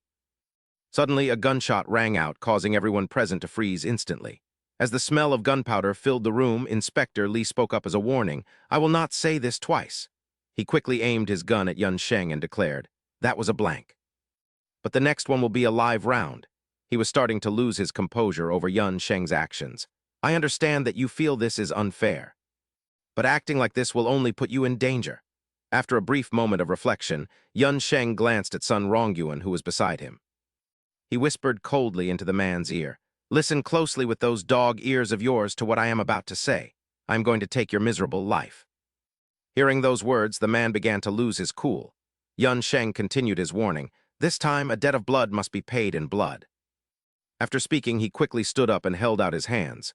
At that moment, the police moved in to apprehend Yun Sheng, shouting, Arrest him. He did not resist any further, deciding that this was enough for now. Before being led away, he cast a final glance at Sun Rongyuan, thinking that this would suffice for the moment. The man slowly sat up, clutching his broken arm. I am officially declaring war on you, Sun Rongyuan. Shortly after, a news report on Vekaka delivered the latest updates to its viewers. Breaking news, everyone. Inspector Li looked at his phone screen in surprise. Right now, that boy Li Yun Sheng, he remarked in confusion, everything has turned into a complete mess. He turned his gaze back to Yun Sheng, who was sitting nearby. See, you have become a celebrity now, Li Yun Sheng. His expression suggested he found the situation increasingly intriguing. Do you even grasp the gravity of your current predicament? Are you aware of how chaotic everything has become? Inside the police car, Inspector Lee's voice continued to drone on. People are convinced that you are the one responsible for Jin Mingjiu's death. They say the motive was a revenge killing due to school bullying. Meanwhile, various reports about Yun Sheng were being posted all over social media. Now your personal information, along with that of your family and relatives, is spreading everywhere online. Inspector Lee continued talking, adding, I should also let you know that an anonymous source sent us a tip claiming Sun Rongyun is the actual killer of Jin Mingjiu, along with an audio file. He remained silent upon hearing this, appearing indifferent. However, it seemed the inspector had deduced something about the person who had delivered the recording to them. It was you, wasn't it? He cast a cold glance at Yun Sheng's face. Why didn't you just post it online? Wouldn't that have made everything much easier? What exactly are you trying to do? Faced with his barrage of questions, he remained silent, lost in thought as the recent chaotic events had left him utterly exhausted. Online backlash alone wouldn't be enough to punish him. Sun Rongjun would simply continue his life as if nothing happened. He remembered how Rongjun had brutally beaten him. While the father feared the public, the son did not. Seeing his silence, Inspector Lee fell into deep thought. Just then, the officer beside him signaled that they had arrived. Inspector Lee stepped out of the vehicle along with Yun Sheng. He didn't forget to give instructions. I'll handle the talk with him. You go inside first. He followed Inspector Lee, his mind swirling with a chaotic mess of thoughts. Noticing his distraction, the inspector spoke up. Do you have any idea what kind of family you're involving yourself with? Even as he remained silent, the man continued to lecture him. This isn't going to be an easy fight. My superiors are already breathing down my neck. He added a few more words. Public opinion likely won't be on your side either. Are you sure you want to continue? Yun Sheng merely gave an indifferent nod. I am. However, his gaze had sharpened with absolute resolve. I have to do this. Seeing his stubbornness, Inspector Lee could only let out a helpless sigh. He shoved his hands into his pockets and looked away. Good grief, what a stubborn fool. Suddenly, he reached out and unlocked Yun Sheng's handcuffs. Before he could process what was happening, the man explained, No, it's not what you're thinking. His next words caused Yun Sheng to freeze instantly. It's just that your mother is here. Inspector Lee turned back to him. No mother wants to see her son in chains. A flicker of hope ignited in his eyes as he looked toward the distant door. Go on in, the man's voice echoed, and he slowly began to walk inside. He still couldn't believe what the inspector had said. What did he mean? Yun Sheng stared intently at the door. My mother. Is she really in there? Driven by curiosity, he slowly reached out to open it. Yun Sheng's heart hammered against his ribs. Carrying a sliver of hope, he looked toward the room where his mother was supposed to be, right behind that door. Images of his mother flashed continuously through his mind. As he slowly pushed the door open, he whispered, Mother, I've missed you so much. He waited anxiously to see who was behind the door, but the sight that met his eyes caused him to freeze in an instant. It turned out that Rongjun was already sitting inside the room waiting for him. As soon as he saw Yun Sheng appear, Rongjun offered a mocking smile. Ah, so it's Li Yun Sheng? I am Lin Rongjun from the School Violence Truth Investigation Committee. He was about to say more, mentioning he had been waiting for a while. Suddenly, Yun Sheng cut him off, his face twisting into an expression of pure disgust. What is the meaning of this? Didn't you say my mother was in here? Just as he was about to berate Inspector Lee, a pair of arms wrapped around him from behind. A familiar, trembling voice called out his name, Yun Sheng. Ms. Jin wept tears of helplessness and years of pent-up regret. It's me, your mother. Time seemed to stop as her voice cracked with emotion. I've come far too late, haven't I? A thought surfaced in his mind. In this life, everyone possesses at least one thing that no one can ever take away. Images of powerful figures with immense wealth appeared. Perhaps it was money, or perhaps it was simply those who weren't blood-related but shared a deep bond. Whether they were friends or lovers, returning to the present, Yun Sheng stood motionless. For Li Yun Sheng, that one thing was his family. He couldn't believe the reality before him as he stared at Ms. Jin's trembling hands. He didn't understand why fate was so cruel, yet so easily stolen away.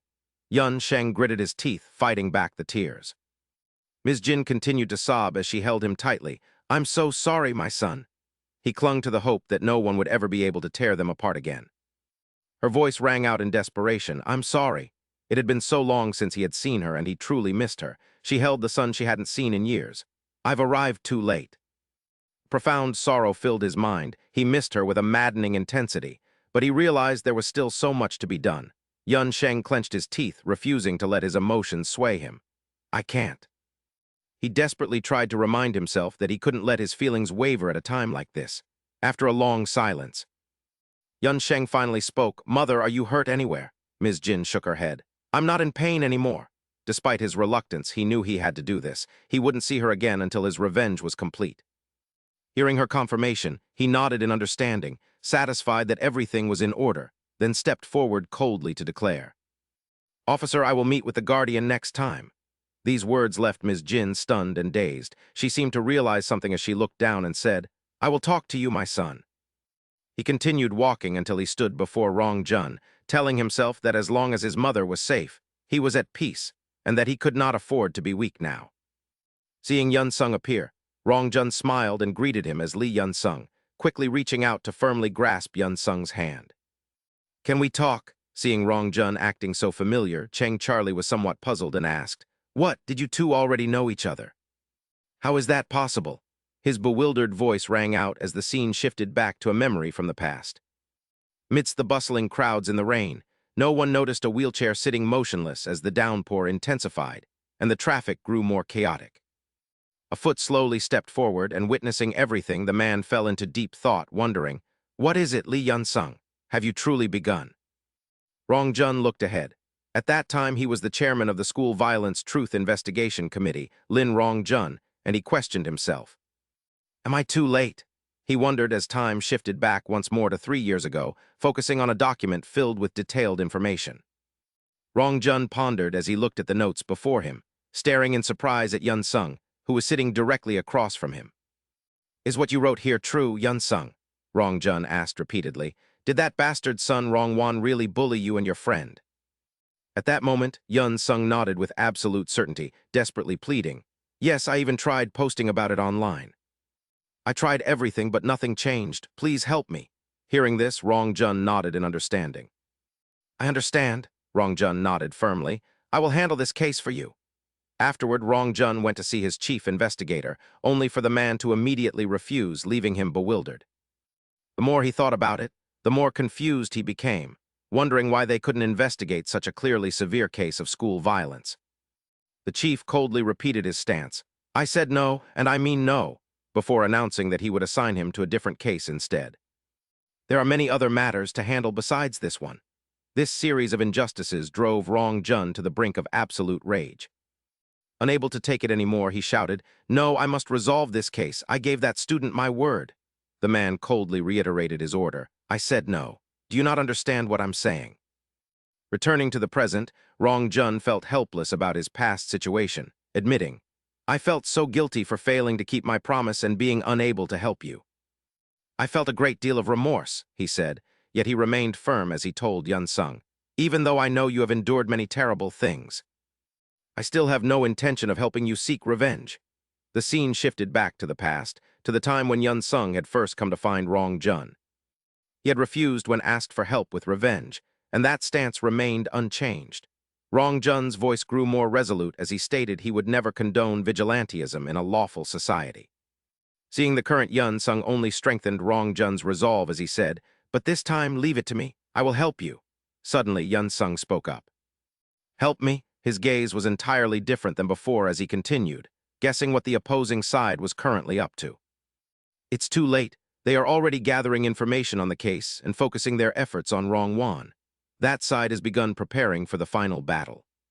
Just as Yun Sung had predicted, Rong Wan's team of lawyers were engaged in a heated discussion, with one insisting, That is not what I meant. Though we've temporarily avoided trouble through legal protection, the press hasn't caught wind of it yet, right? I will contact the director regarding this recording. How far can we suppress this? Feeling irritated, Rong Wan cursed and turned to leave, which annoyed Yu Zhen, who called out, Hey, son Rong Wan, where are you going? He turned back angrily and retorted, Didn't you hear that bastard? He's going to kill me. His voice rang through the room as he added, It will only end once he has killed me. The lawyers were left stunned as Rong Wan stepped outside, coldly declaring that the situation could no longer be prevented. I'll just kill that bastard first to end this, he said, while the scene shifted to Zhang Su calmly watching the events unfold. Recognizing the visitor made him sharpen his guard, as he saw Rong Wan approaching with his broken arm still in a sling. With a look of pure disgust, he asked if that bitch Cairo Anna was there, while Zhang Su sighed and told him to get lost. He looked up coldly and repeated his demand for the damn dog to leave. But as Zhang Su grew irritated, Manager Bei suddenly appeared behind him. Without saying a word, he struck Zhang Su with a punch that left him no time to react before looking down at him with cold judgment. "What an arrogant brat," Manager Bei remarked coldly, asking if he was Li Yancheng's friend as the scene shifted back to a moment ago. Manager Bei had been walking while answering a phone call, his voice filled with surprise as he asked if the caller knew Li Yancheng's weakness. When asked who he was and how he got the number, Rongwan coldly replied that his identity was irrelevant and continued to mock him. "I watched Zin Minggu beat you. He's the real number one," he said, causing Manager Bei to angrily ask if the bastard was his friend. Before the manager could finish his sentence, the man interrupted him, telling him to forget it and offering to help him capture Li Yancheng. His voice remained provocative as he noted the manager's struggle with Zin Minggu, warning that letting his anger take over would ruin everything. Acknowledging how difficult it was to catch him, Rongwan offered a different kind of comfort, assuring him that Li Yancheng would eventually be finished. Manager Bei ground his teeth in fury, while Rongwan recalled the moment Li Yancheng had grabbed his arm and snapped it backward. He had been so completely suppressed that he couldn't even react, leading him to laugh at his own plan while telling the manager he needed his help. Claiming his current condition prevented him from doing much, his words continued to echo inside Manager Bei's mind. "Just follow my instructions and we will succeed. It's the only way for both sides to survive," he said, as Zhang Su finally began to react. Manager Bei listened in silence to his words, his expression souring with irritation as he recalled seeing him being beaten by Zin Minggu. After being mocked for his defeat, Zhang Su told the bastard to get lost, but before he could finish insulting his strength, a punch flew toward him. In the hospital corridor, he struck him directly in the face, and Manager Bei continued his assault until Zhang Su was unable to fight back. Despite the barrage of blows, he still challenged him, asking if that was all he had, prompting the former UFC fighter to punch him again as he fell. He walked toward the fallen man, asking if he had ever seen him truly enraged since he claimed Zin Minggu had only caught him off guard. He slowly removed his shirt, preparing to go all out, and continued to hurl insults as he watched Zhang Su struggle back to his feet.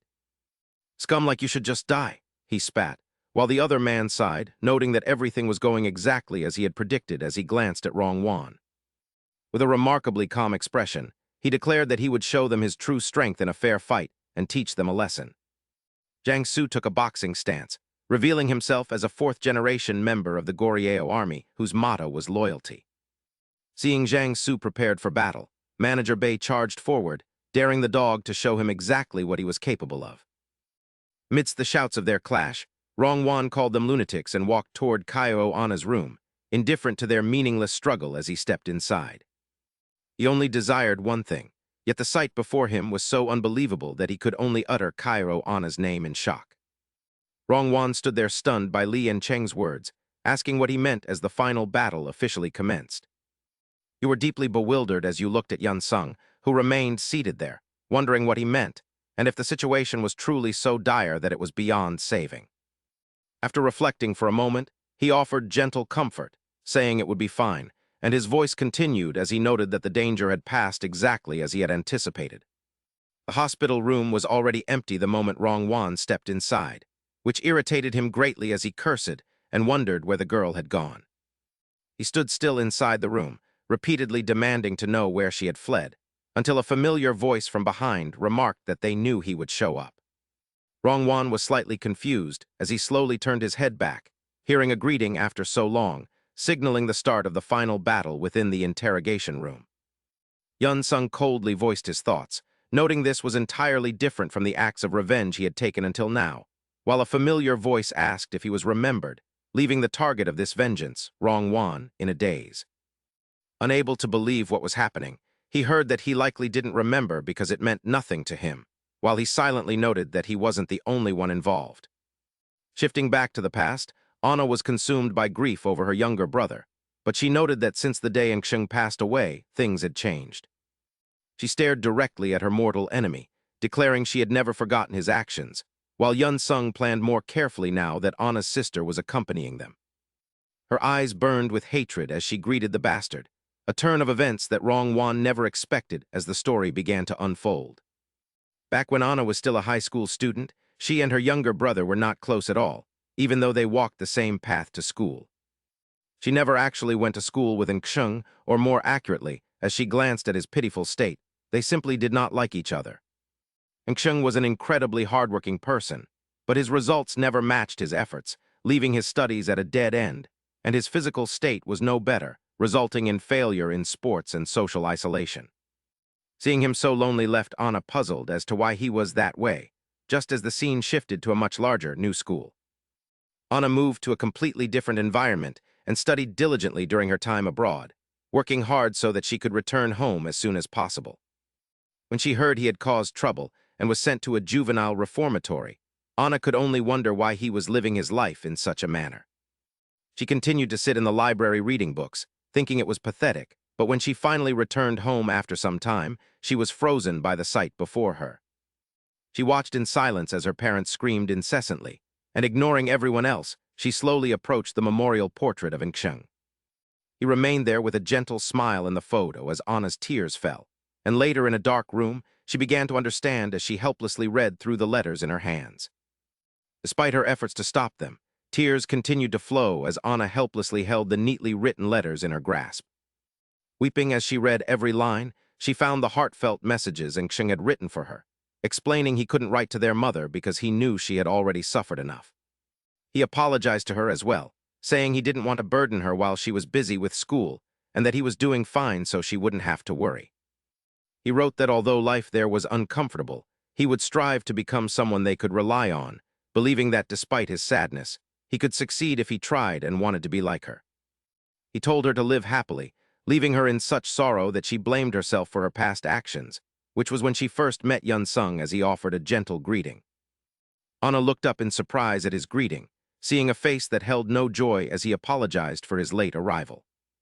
He introduced himself as Lee Yun Sung, a friend of Nkshung, and as she stood there silently remembering their first meeting, she returned to the present, clutching a knife and staring intently at Rong-Wan. She greeted the bastard, and seeing her awake threw him into a panic as he stammered in confusion, to which she mockingly asked if he was curious.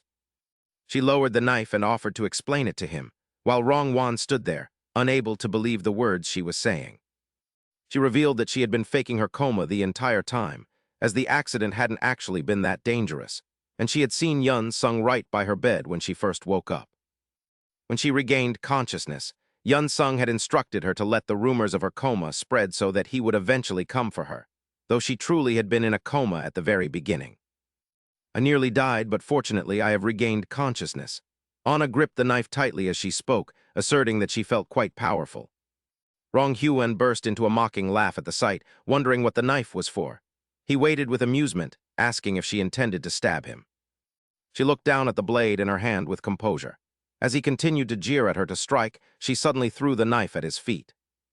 The man was left utterly confused by her actions. Her voice rang out, telling him to do it, and his expression grew increasingly sinister. She coldly repeated her command, telling him to use the weapon on himself. Anna continued her rebuke, stating she would give him a chance. Rong Huan looked down and picked up the knife, thinking the girl had truly gone insane. He quickly stepped toward her and laughed, asking what was wrong. Sensing that something was amiss, he slowly opened his eyes and looked ahead, only to meet a pair of eyes and a face belonging to the terrifying Jiksun, who was staring intently at him. Lying there in a daze, he didn't understand what was happening before Jiksun suddenly clamped a hand over Rong-Wan's mouth, cutting off his breath. As he attempted to struggle in desperation, the death row inmates beside him pinned his arms down. Rong-Wan's muffled screams rang out just as another prisoner stepped forward with a cup to take action. He used the cup to block the surveillance camera. Tears streamed down Rong-Wan's face as Jiksun's cold voice echoed through the cell in that situation. Wearing nothing but boxers, he pinned Rong-Wan down and asked, "You're really going to help me get revenge on Li and Cheng, aren't you?" His smile grew more repulsive than ever as he said, "Then, Rong-Wan, give me your strength."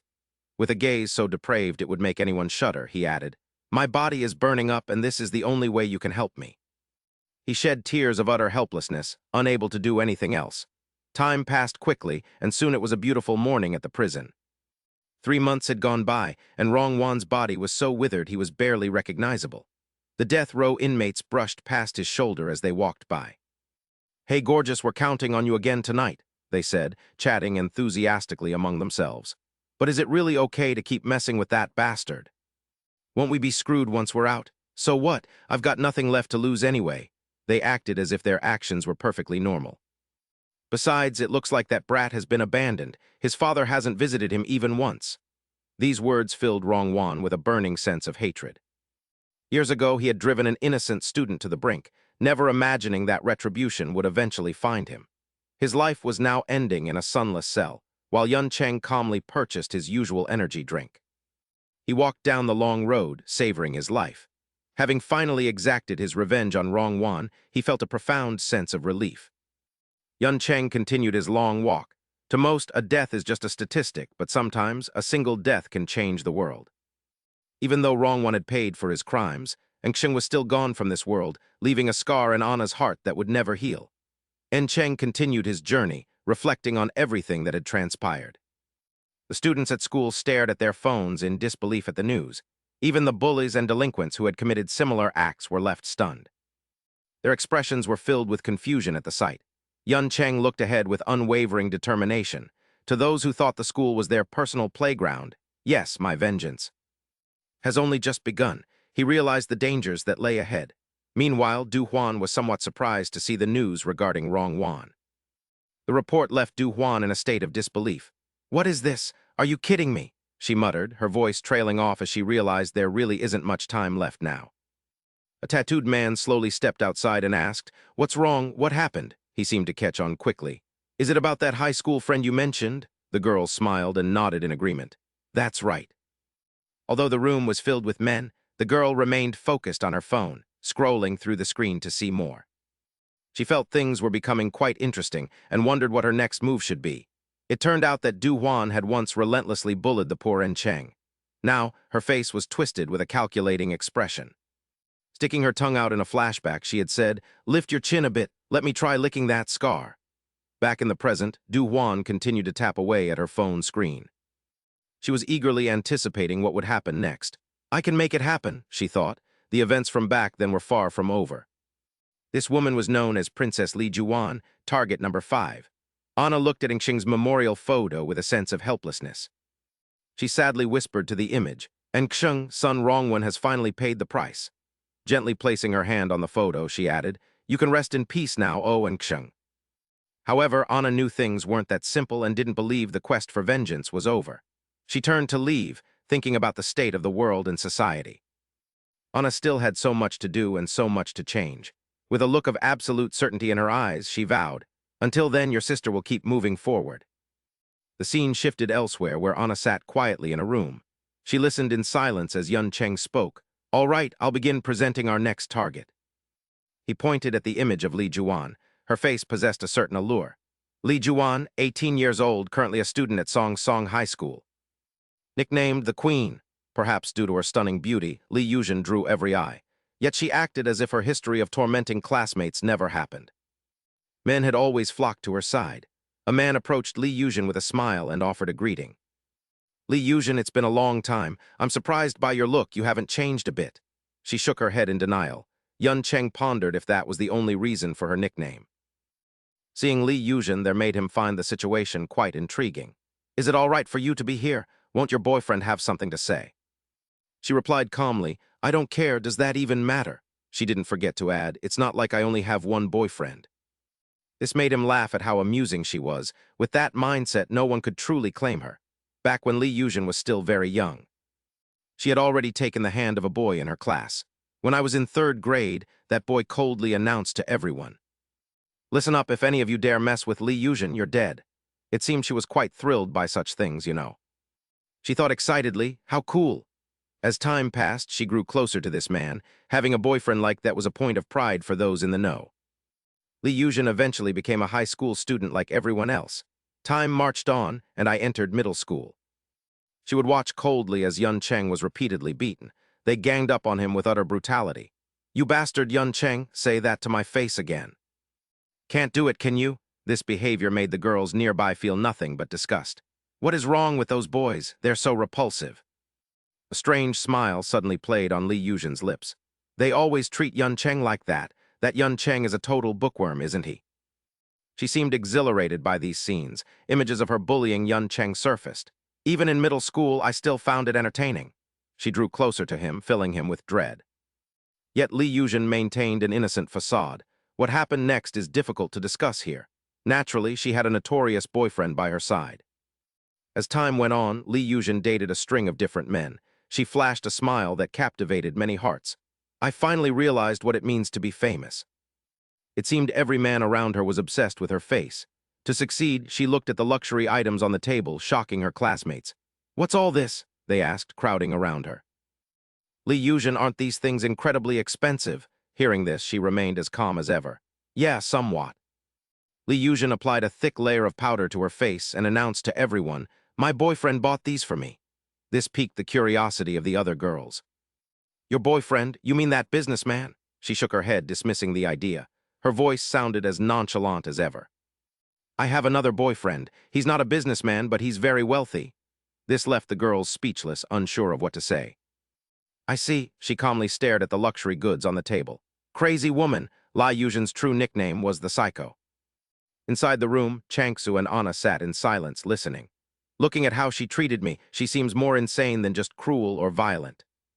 Recalling those events filled him with overwhelming rage. If she's that mad... He fell silent, forcing himself to remain calm.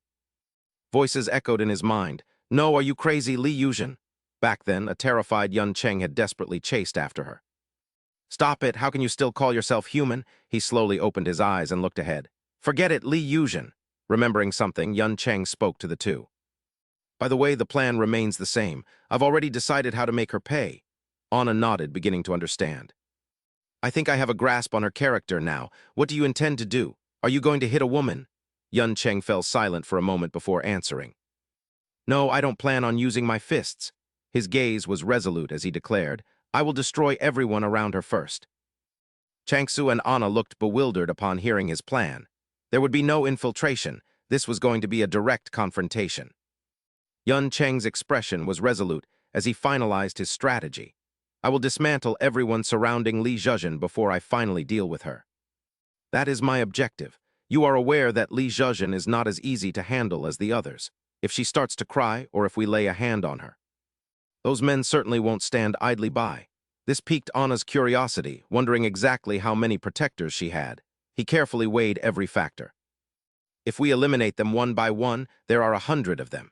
He calmly recounted the details, ranging from her romantic flings to her influential allies. It appeared that Li Yuzhen was constantly flanked by older brothers. By his regional estimates, they totaled roughly 100 men. This left Anna completely stunned. "What? You intend to take on all 100? Yun Cheng pondered the logistics, noting the plan would be time-consuming. She worried it might be too much. He nodded, acknowledging her concern. "That is true. However, he had already steeled his resolve. For us, nothing is impossible. My vengeance always involves a grand spectacle." Upon hearing this, Chang Su nodded in agreement. "Exactly." He immediately proclaimed that he was not alone. Known for his unwavering loyalty, Chang Su turned to look at Anna. "We can pull this off. That is what friends are for, after all." After a brief moment of reflection, Anna laughed and nodded. "Very well," she said, glancing at her two companions. "Let's give it a shot, though I am unsure if this is the right path." Driven by curiosity, she asked, by the way, "How long do you think it will take to wipe out all 100? While Yun Cheng was thinking, Chang Su urged him for a rough estimate so he could prepare. He calculated the timeline meticulously, roughly, before providing a specific time frame, 6 months, on a snowy winter day. Yun Cheng's footsteps crunched forward as he and Chang Su walked down a long, frigid path. 6 months had passed. A voice called out. "Hey, have you heard the news?" Chang Su listened silently to the group's chatter. Apparently, some bastard has been taking down everyone associated with Li Yuzhen. The men discussed the matter with great interest. "I heard about it too. That guy has been going around causing trouble everywhere, hasn't he?" They added mockingly, "He must be out of his mind. If he dares show his face to me, I'll give him a beating." Suddenly, the large doors swung open. Chang Su called out to the group. "Hey, you morons!" He glared at the punks and declared, "Where is your leader? Get out here, I'm sending you to hell." Seeing them standing there dazed, Chang Su quickly reminded them. You, Li Zhezhen's former boyfriend, today is the anniversary of your death.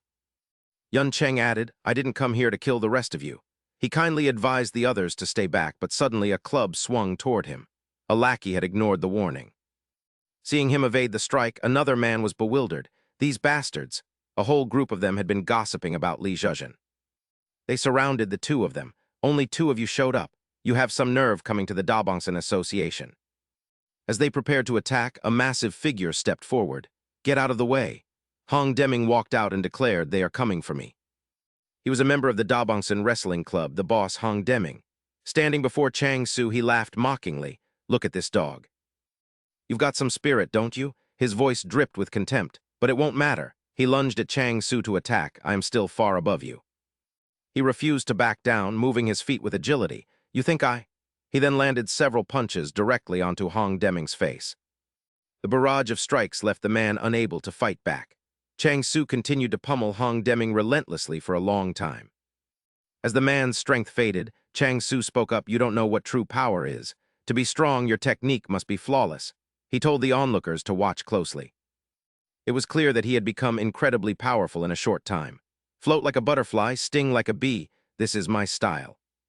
Seeing Chang Su's bloodlust, Yun Cheng sighed behind him. Let's get started, he announced to the crowd standing before them. If I get home late today, Joanna will definitely give me an earful. Outside, the sky is still filled with falling, cold snowflakes. After finishing their task, Zhuang Su and Yun Sheng returned to their familiar home. Anna happily opened the door to greet them and invited them in. Seeing both of them return safely put her mind at ease.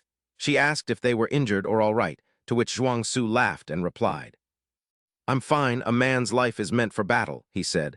She then glanced at Yun Sheng, who was gently brushing the snow off his jacket. I'm okay. By the way, what did you need from me? Hearing that, she nodded and recounted everything she had done earlier, saying she had settled the matters regarding Sun Zhongyuan's parents. She had also reorganized Li Zhezhen's connections and those around her. Since legal matters were involved, Lin Zhangjin helped a lot, as if he wanted to assist her. Remembering something important, Anna glanced at him and noted that 6 months had passed, asking if everything was going according to plan. He nodded in agreement, stating that so far, things were still following the plan. On one of Zhezhen's Instagram stories, there was a post titled, Ask Me Anything. Someone asked why she hadn't posted any stories lately, so she immediately shared a photo with a caption apologizing and saying she had been busy. Yun Sheng had already surmised something. Li Zhezhen was making a move, likely because she felt the pressure. Anna was immediately surprised to hear this. In a short time, Yun Sheng and Zhuang Su had consistently taken down those around Zhezhen. Over the past month, they had wiped out all her allies, making Anna curious about how many were left. Yun Sheng slowly removed his hood and stood before them, calmly announcing with a steady expression that only 3 people remained. Anna was somewhat surprised to hear this, assuming he would deal with them quickly, but he shook his head, saying it wouldn't be that easy. Yun Sheng looked at Anna and Zhuang Su, explaining that the enemies he had eliminated so far were nothing compared to these last 3, after a brief moment of reflection. She immediately nodded in understanding, noting that Li Zhezhen seemed truly insane. The scene then shifted back to 5 years ago. Zhezhen held a phone in her hand, constantly live-streaming from inside the classroom. Her beautiful face attracted many viewers as she greeted them. Ignoring everyone around her, Zhezhen continued to show the classroom to her audience, asking them if they thought it was beautiful. Back then, she seemed quite normal. Li Zhezhen was just like any other middle school girl, possessing many fans and being addicted to social media. Zhezhen was constantly preoccupied with her follower count, though there was something distinct about the presence of those followers. With her cute appearance and sweet voice, her live streaming surprised the girls around her, while Zhezhen kept reminding them of something. Smile, girl, she said, as it was easy to see her smiling for the broadcast inside the classroom as if nothing was wrong, asking if there were any handsome oppas watching. Let's meet at school, she said, but after seeing the comments from the viewers, she became quite surprised, asking what they meant by telling her to look behind her. Zhezhen suddenly realized she had accidentally broadcasted the scene of Yun Sheng being repeatedly beaten, wondering what those guys were doing. Seeing this made her unable to tolerate it any longer. That day, while she was streaming, those lunatics were at it again, while he continued to endure the pain through gritted teeth. It was an unusually peaceful day without a breeze.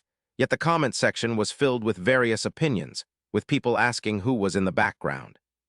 Who is that? Is he a bully? It looks like the red-haired boy is being bullied. Call the police. How can you still smile at a time like this? Are you watching? Zhuzhen forced a smile and hurriedly explained to everyone that they had misunderstood, claiming the boys were just teasing each other. She immediately turned off her phone, promising to explain later, but once the broadcast ended, Zhuzhen became extremely irritated. Hey, you psychos, why did you have to hit him right when I was live streaming? How annoying, she snapped, but the group didn't seem to care, claiming they didn't know. Even that man, sang Kaiwen, struck Yun Sheng on the head, mockingly telling Li Yunsheng that he should apologize to her while laughing loudly. You'll be held accountable if Li Ju Zhen loses followers. Li Yunsheng could only listen helplessly as she scolded him while he apologized. What on earth are you saying, you crazy bastards? After a brief moment of thought, she quickly turned to Li Yunsheng and said she had a favor to ask. With a perfectly calm expression, she announced to everyone that she would restart the stream and told him to explain that it was all just a prank. Li Yunsheng couldn't believe she was capable of such things, but she leaned in close and asked for his help, telling him to wipe his bloody nose first. On his way to the restroom, Li Yunsheng became deeply reflective, lost in his own thoughts until he happened to glance out the window. That day was remarkably strange. There was no wind, and the brilliant sunlight illuminated everything as if time itself had stopped. He felt a sense of lightness and peace until his teacher suddenly called out his name. The teacher placed a hand on his shoulder and despairingly informed him that his sister had gone missing after leaving a suicide note.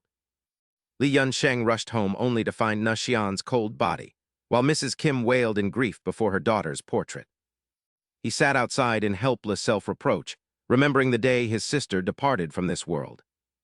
He remained silent about his own suffering, feeling utterly hopeless on that windless day. Suddenly, a voice called out to him, and when he turned around, he saw Li Ju Zhen smiling and waving. She approached him and asked why he hadn't been to school or checked his phone, claiming she had been waiting for a long time. Feeling pressed for time, she prepared to go live and told him to keep his promise, smiling wickedly as she noted his sister's funeral was over. She told him he could smile now, leaving him stunned as he realized he had encountered yet another monster. Despite his terrible state of mind, Li Ju Zhen continued to urge him to hurry up and explain things to her viewers. Growing increasingly irritated, he finally broke down in tears and begged her to leave him alone. Li Ju Zhen was momentarily stunned when he asked if she was even human, but her expression quickly turned cold and sharp. She called him a bastard and decided to leave, but not before threatening him by mentioning her powerful connections. Returning to the present, Li Yunsheng vowed to make that cruel woman pay for everything she had done. After hearing the story, Anna nodded in understanding and sighed at Li Ju Zhen's insanity, while Zhang Su joined the conversation.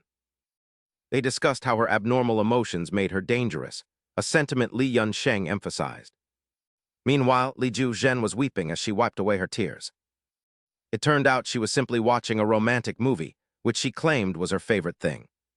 She sobbed over how sad the film was, making Gu Ben feel a strong urge to protect her. Gu Ben looked at her sadly, wondering how someone so fragile could survive in such a world. As her boyfriend, Gu Ben listened as she complained about how difficult her life had been lately. She asked if he knew about the trouble that Bastard was causing her, then buried her face in her hands and cried. Her voice trembled with fear as she claimed her friends were being targeted and wondered what she had done to deserve this. Her words filled Gu Ben with such rage that he gritted his teeth while trying to comfort the trembling girl. "Don't worry, I won't let anyone lay a finger on you," his voice rang out. "You know who I am, right? Ah, still crying like a baby, Gu Ben, you chicken." Gu Ben was determined not to let this matter slide easily. Those who threaten women are nothing but dangerous criminals. Yun Sheng calmly surveyed the scene, vowing not to let them escape as he continued walking forward on the crowded street toward Gu Ben. He knew Gu Ben was an extremely dangerous individual and a former Taekwondo athlete, yet Yun Sheng's expression remained composed as he planned his revenge. Note that he had served 2 years in prison for a sex crime. Even though Gu Ben was incarcerated then, he acted as if nothing had happened. His gaze remained indifferent to his violent past, proving he was utter scum, while Yun Sheng stared intently at his phone, contemplating how to dispose of the trash. A message arrived on Gu Ben's phone, and he stepped outside with a surprised laugh, wondering if today was a waste while the thought of conquering Rukshuan excited him. Thinking about the future, he felt a hint of annoyance upon seeing the messages from Su Yang, wondering why she was asking questions again. Gu Ben sighed and walked forward, thinking every man needs a luxury car, before the scene shifted to the parking lot where he thanked the old man. Sitting in his luxury vehicle, Gu Ben scrolled through his phone and laughed with delight, seeing that Su Yang was constantly messaging him just as he expected. "Opa, is that Porsche real? Your car is so spacious. I've never been in one like this before," she wrote, which left him pleasantly surprised. Really, he thought, adding that a man like him was meant to conquer girls like her, when a sudden voice from outside startled him, asking if he was driving a Porsche today. Seeing the small figure before him, Gu Ben assumed it was a girl and asked with a bewildered expression if she had run away from home. "Goodness, why are you in such a dangerous place?" he said, quickly opening the car door and urging the person to get inside for safety. Gu Ben's mood shifted instantly when he looked closer and met Yun Sheng's terrifying gaze, feeling disgusted with himself for his previous words once he realized it was a man. "What's this? You're a fraud who dressed as a girl to trick me," he shouted, but then he found the boy's face strangely familiar.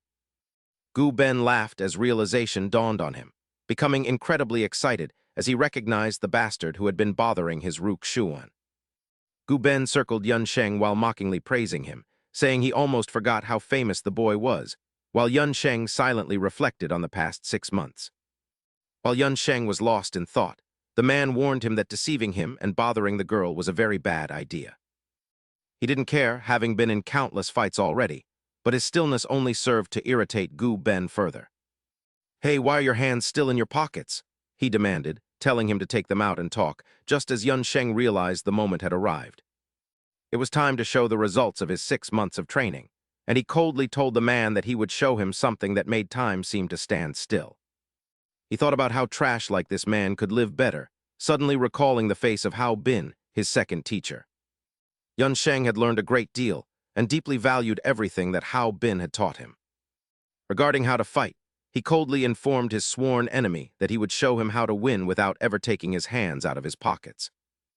Yun Sheng's words made Gu Ben laugh until he cried, unable to believe the claim that he could win a fight with his hands still in his pockets. Amused and excited by what he heard, he laughed and asked the fool if he was bragging about his skills after only beating up a few people. Gu Ben's expression turned twisted as he stepped forward, telling the cute kid that he was going to beat him to a pulp all night long. The thought of what was to come filled him with excitement, and he told the boy he was looking forward to it, adding that if he won.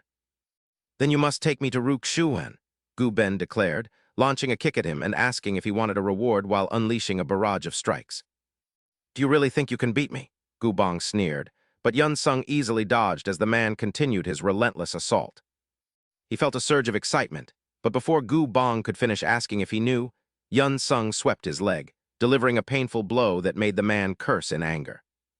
As he prepared to charge forward and attack the bastard, Yun Sung struck his leg again, his continuous kicks leaving Gu Bong unable to react. A barrage of kicks left him unable to retaliate, and he eventually collapsed in agony, clutching his leg while screaming, "You damn bastard, it hurts so much." Unable to endure it, Gu Bong swung a kick toward Yun Sung's face, shouting, "You perverted bastard, why do you keep hitting the same spot?" His voice rang out repeatedly, asking if he knew how much it stung, yet Yun Sung easily evaded him while pinpointing the man's weakness. He resumed his assault, and the sequence of strikes left the man feeling utterly frustrated by this persistent bastard. After being struck in the same place repeatedly, Gu Bong was shocked to realize that the device strapped to his leg had been shattered. As he wondered about the broken device, Yun Sung spoke up, coldly asking him what he thought he was doing. With a chilling gaze, he stepped forward and declared that he couldn't play all night, noting that the electronic ankle monitor was now destroyed. He pointed out the device on Gu Bong's leg, mentioning that if it broke, the Ministry of Justice would arrive to apprehend him within 30 minutes.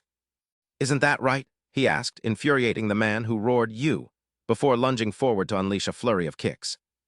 He aimed his strikes at Yun Sung, but the youth dodged them all, causing Gu Bong to lose his composure and scream that he would kill him within 30 minutes. Still arrogant about his own abilities, he shouted that he only needed 5 minutes to finish off the bastard. Despite the insults, Yun Sung remained eerily calm, coldly pinning the man's foot down as he stated the first fundamental rule of combat. "Don't get too ahead of yourself," he said before kicking Gu Bong squarely, sending him reeling back with a distorted expression of disbelief. For the first time, Gu Bong felt true terror as he stared at Yun Sung, wondering where a supposed jiu-jitsu specialist had learned such kicking techniques. While suspended in midair, he questioned if the boy had a master, while Yun Sung simply stood there in silence, observing the scene. The scene shifted to the past, where Hyo Bin asked in surprise why he had sought him out, questioning if it was for fighting. He asked if Yun Sung found his previous training ineffective, to which Yun Sung admitted that it truly wasn't enough for his goals. He revealed his long-standing plan, stating that he needed to grow stronger for the sake of his revenge, his determination clear to the man. "I will learn anything from anyone to get my vengeance," he declared, prompting the man to realize his intent and slowly lift his feet. "But I'm unsure how to proceed, as I've never formally disciplined a student," the man said before suddenly kicking Yun Sung backward. He listened in silence as the man told him to simply watch and learn from his training sessions at the gym over the coming days. With a triumphant smirk, the man explained that he was self-taught and warned that if Yun Sung followed his style, he must never fight in a way that made him feel ashamed of himself anywhere, and as the man's voice asked if he understood, Yun Sung was back in the present, following those instructions. He delivered a direct kick to Gu Bong's face, leaving the man bewildered as he was sent flying backward through the air. His face swelled from the relentless assault, and Gu Bong's eyes widened in utter disbelief as he wondered how he could possibly be losing. He couldn't accept losing to such a lowly brat, but Yun Sung ignored him, raising his leg as the man wondered what had changed. The scene shifted back several years to a stadium filled with spectators, where Gu Bong stood in full protective gear for the national team selection finals. Staring at the opponent standing before him made Gu Bang feel a wave of annoyance toward that bastard. He glanced at the man who still had his hands tucked in his pockets, wondering if he really planned to keep them there until the very end. The referee promptly announced that both sides were ready, but Gu Bang remained consumed by anger, thinking the man looked like a total jerk with an incredibly insolent attitude. What was the worst part? The moment it was mentioned, her face filled with absolute terror. Li Yunsheng was exploiting these circumstances to prepare for the final blow. Li Zhuyan hesitated. Knowing she was still afraid, he spoke again. Bai Zhezhen gently coaxed her. "I promise that no matter what you've done or who you are." The two stood facing each other to have an honest conversation. "I will always be by your side," he slowly repeated his words. "So trust me and tell me." She lowered her head, the answer was already clear in her mind. It was nothing other than the matter regarding his older sister. She was the one who had first discovered that scene. A forced smile appeared on her lips as she said, "You mean the worst thing? There's no such thing." The entire room fell into a suffocatingly tense atmosphere. Li Zhuyan clenched her hands in anxiety, while Bai Zhezhen gently raised his own hand. "Li Zhuyan," he held her firmly and questioned her. "You're lying, aren't you?" Her unsightly expression made him suspicious. "Did you really do something unspeakable with Li Yunsheng?" Chapter 50. Changxiu was devouring a mouthful of noodles ravenously. He said emotionally, "This is so delicious. This nostalgic flavor reminds me of my family." Anna immediately reminded him, "Eat slowly, Changxiu." She then shifted the subject to Li Yunsheng. "You really surprised me, you know." "Who would have thought your final revenge against Li Zhuyan would turn out like this?" Anna asked him, "returning everything exactly as it was done to you, right?" He replied to her flatly, "Yes." They sat in a restaurant to discuss matters. Since this was the final stage, Li Zhuyan wouldn't be able to cause trouble for a while. Anna's expression turned serious when he mentioned another name. "The worrying issue here is that man Bai Zhezhen."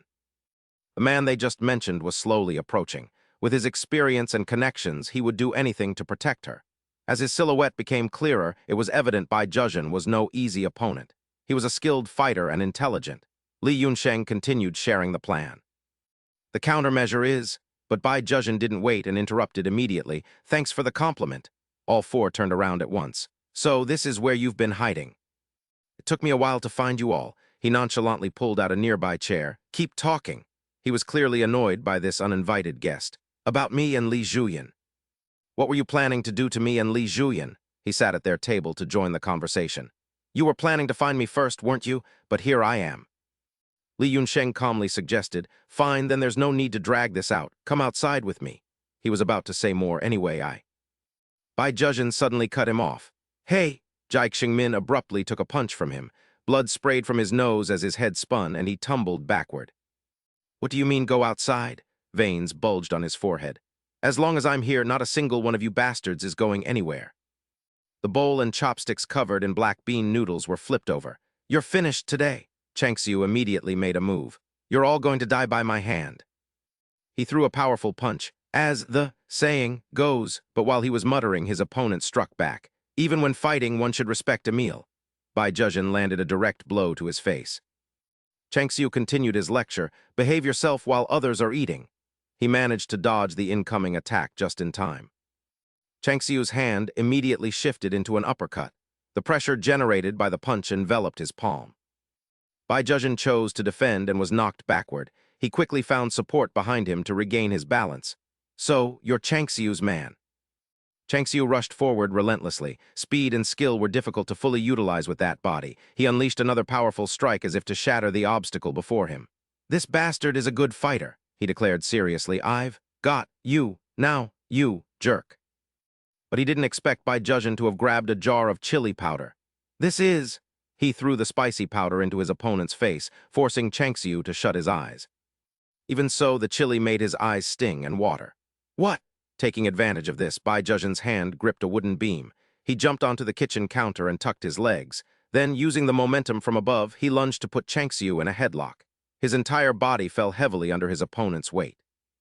Changxiu gritted his teeth in rage. "You damn bastard." "Hey," Bai Zhezhen suddenly sighed. "That was dangerous." In his hand was a sturdy frying pan. "If you were a bit more experienced," he swung it straight down. "I wouldn't have had to block. I would have stopped your fist with this pan." He continued to land several more blows to his opponent's head. After the barrage of attacks, Changxiu fell unconscious. "Don't be sad about losing to me."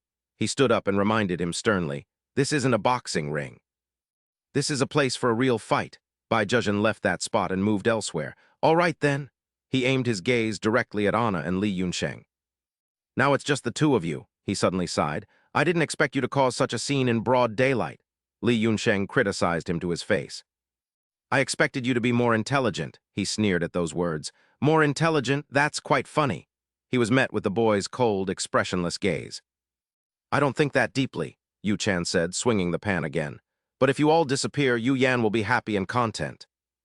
"That's the only thing on my mind right now." Li Yaosheng immediately leaned back. "I've heard all about your group too," Li Yaosheng said. He raised his leg to kick, but the man blocked it with the pan. "And everything that happened to you, everything you've endured, all of it," Yu Chan stated flatly. "And out of all that, the worst thing happened to you. I've heard the whole story."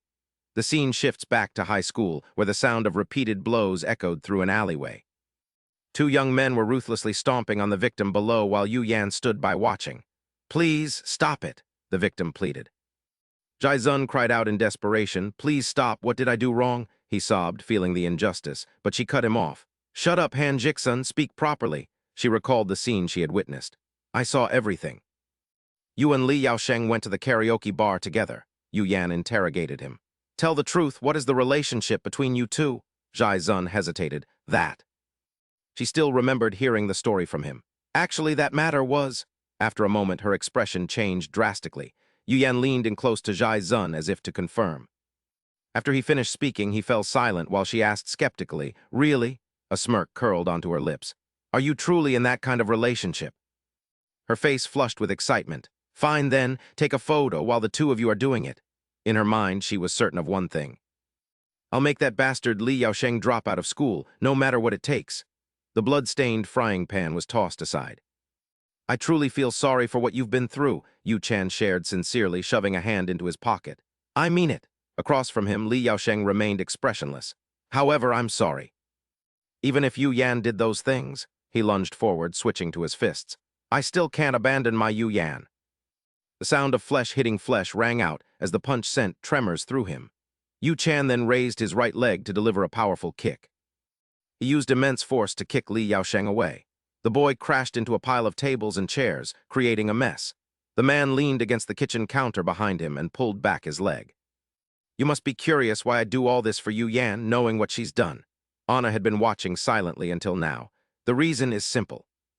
This time he looked directly at her. "Because Yu Yan was the first girl who ever saved me." his tall frame almost completely obscured Anna. "I don't have any personal feelings toward you all," he continued to ramble.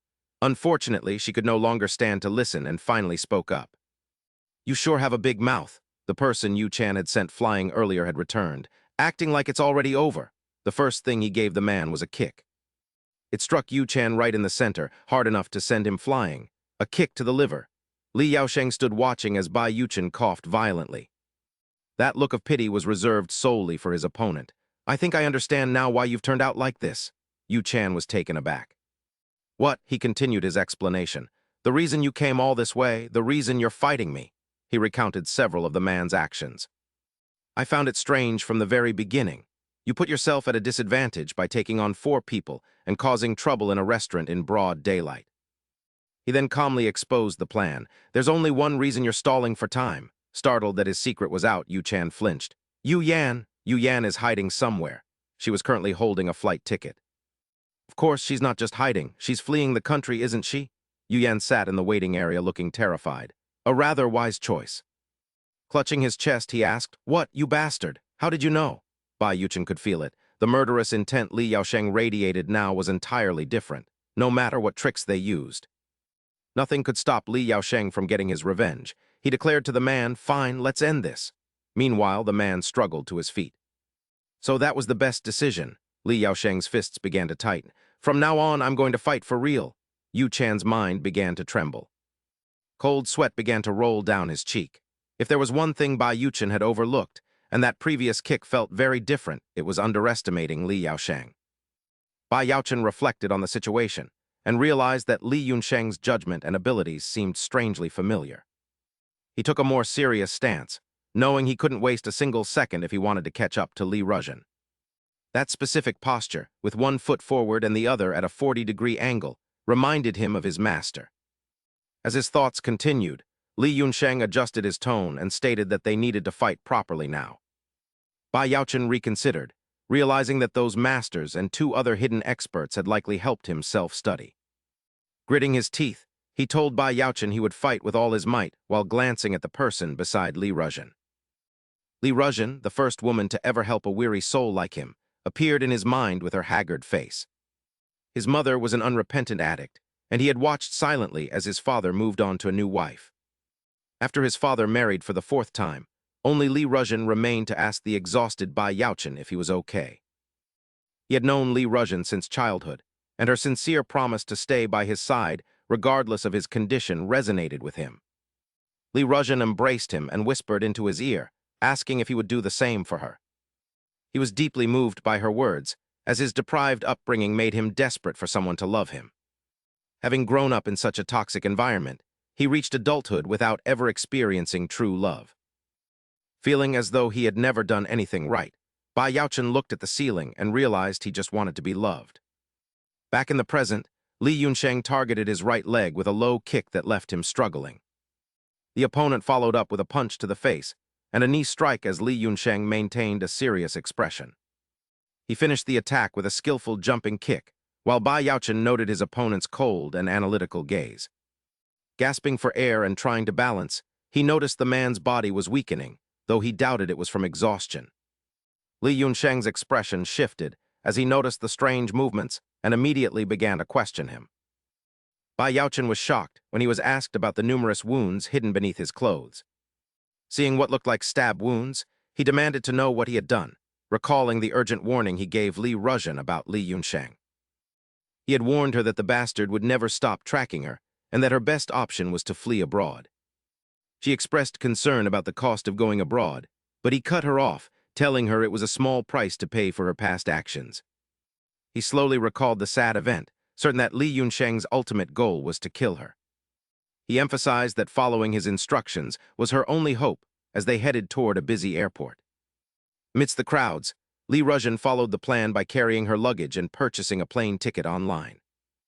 She nervously lowered her hat and prepared to travel to a visa-free destination before heading to the airport to check her ticket.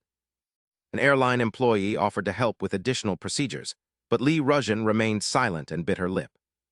She suddenly turned away, deciding to head to the port he had mentioned instead of boarding the plane. Knowing she had been watched for months, Bai Yaochen suspected that Li Yunsheng had even hired someone to spy on her from the shadows. Dao Xuan has been observing from the shadows. He likely has your card and call logs, making it easy to track you. Although Yu Yan cannot hide her stress, we will use that to our advantage and confuse them with our movements. Bai Zhezhen continued his instructions, telling her to stay at the location he prepared for 6 months while mentioning another possibility. If Li Yunsheng reports your illegal drugs again, you will be in real trouble, so be careful as he plans the next move for the next 6 months. It is too dangerous to stay in the country, so you should flee abroad. She hurriedly asked about her brother, but Zhezhen looked away. As she wondered what his plans were, a smile touched his lips. He was heading toward a deserted alleyway. He needed to find a boat for her.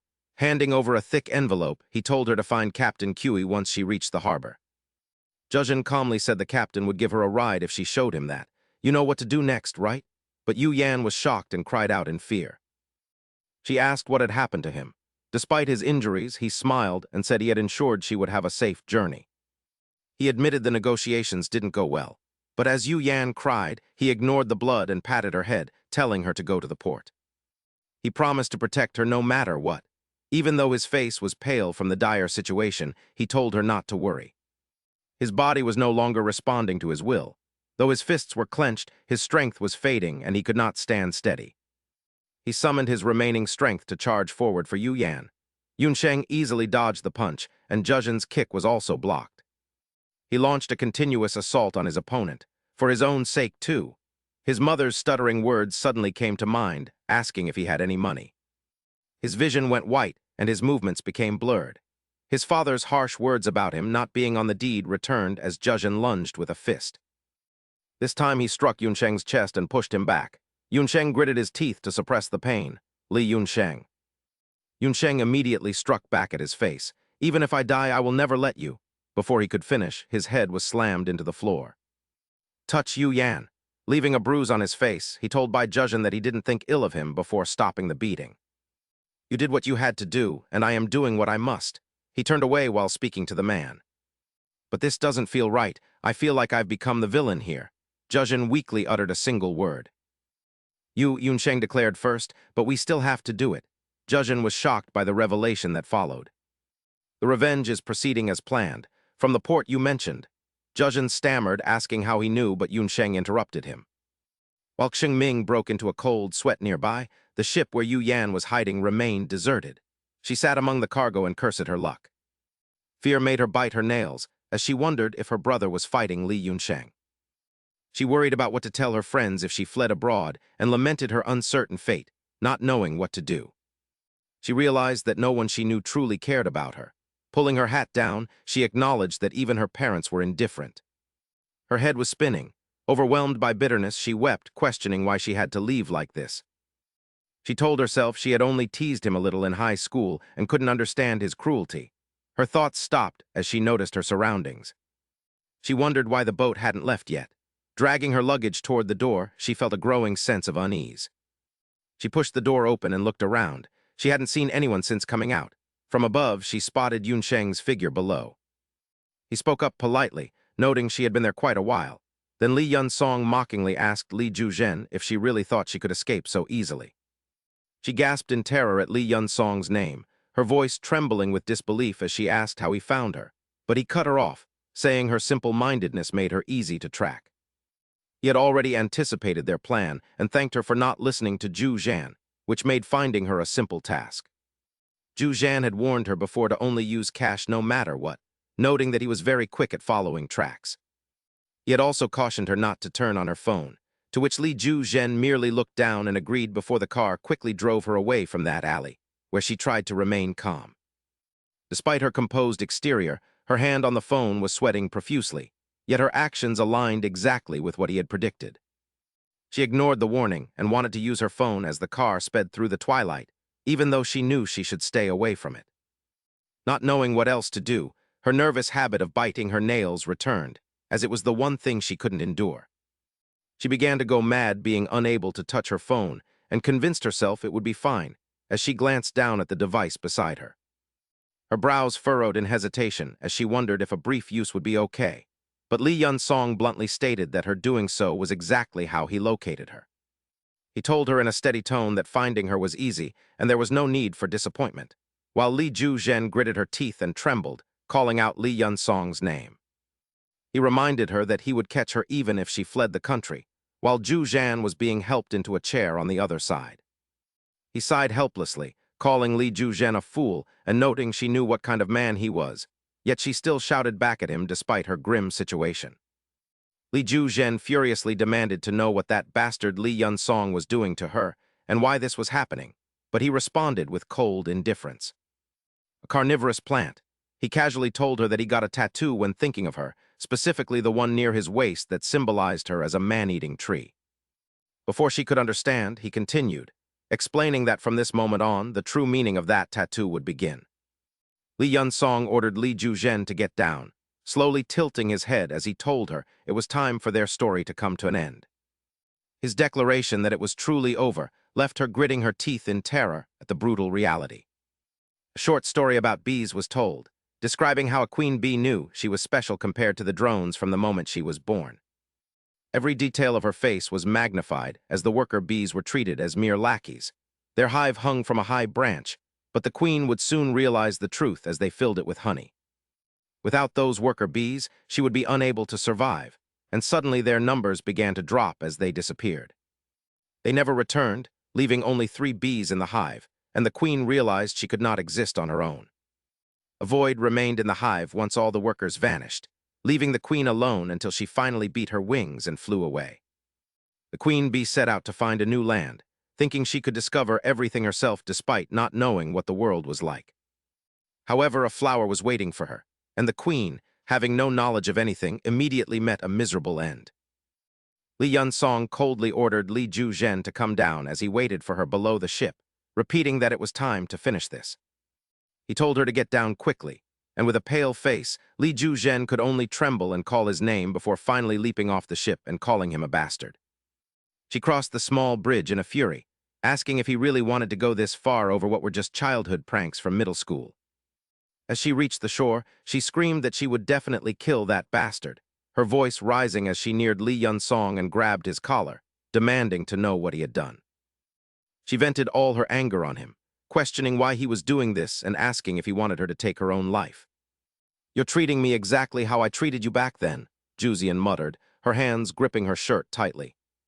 "Do you really think things will go your way? You're going down with me." Yun-sung calmly called her name, Li Juzian, as he leaned in close to her face. "What on earth are you rambling about? I can't let you die that easily." Juzian recoiled in fear, but it was an eye for an eye and a tooth for a tooth. "I'm simply returning what I received." As she backed away, he pressed forward. "Listen closely. From now on, those illegal drugs will haunt you forever."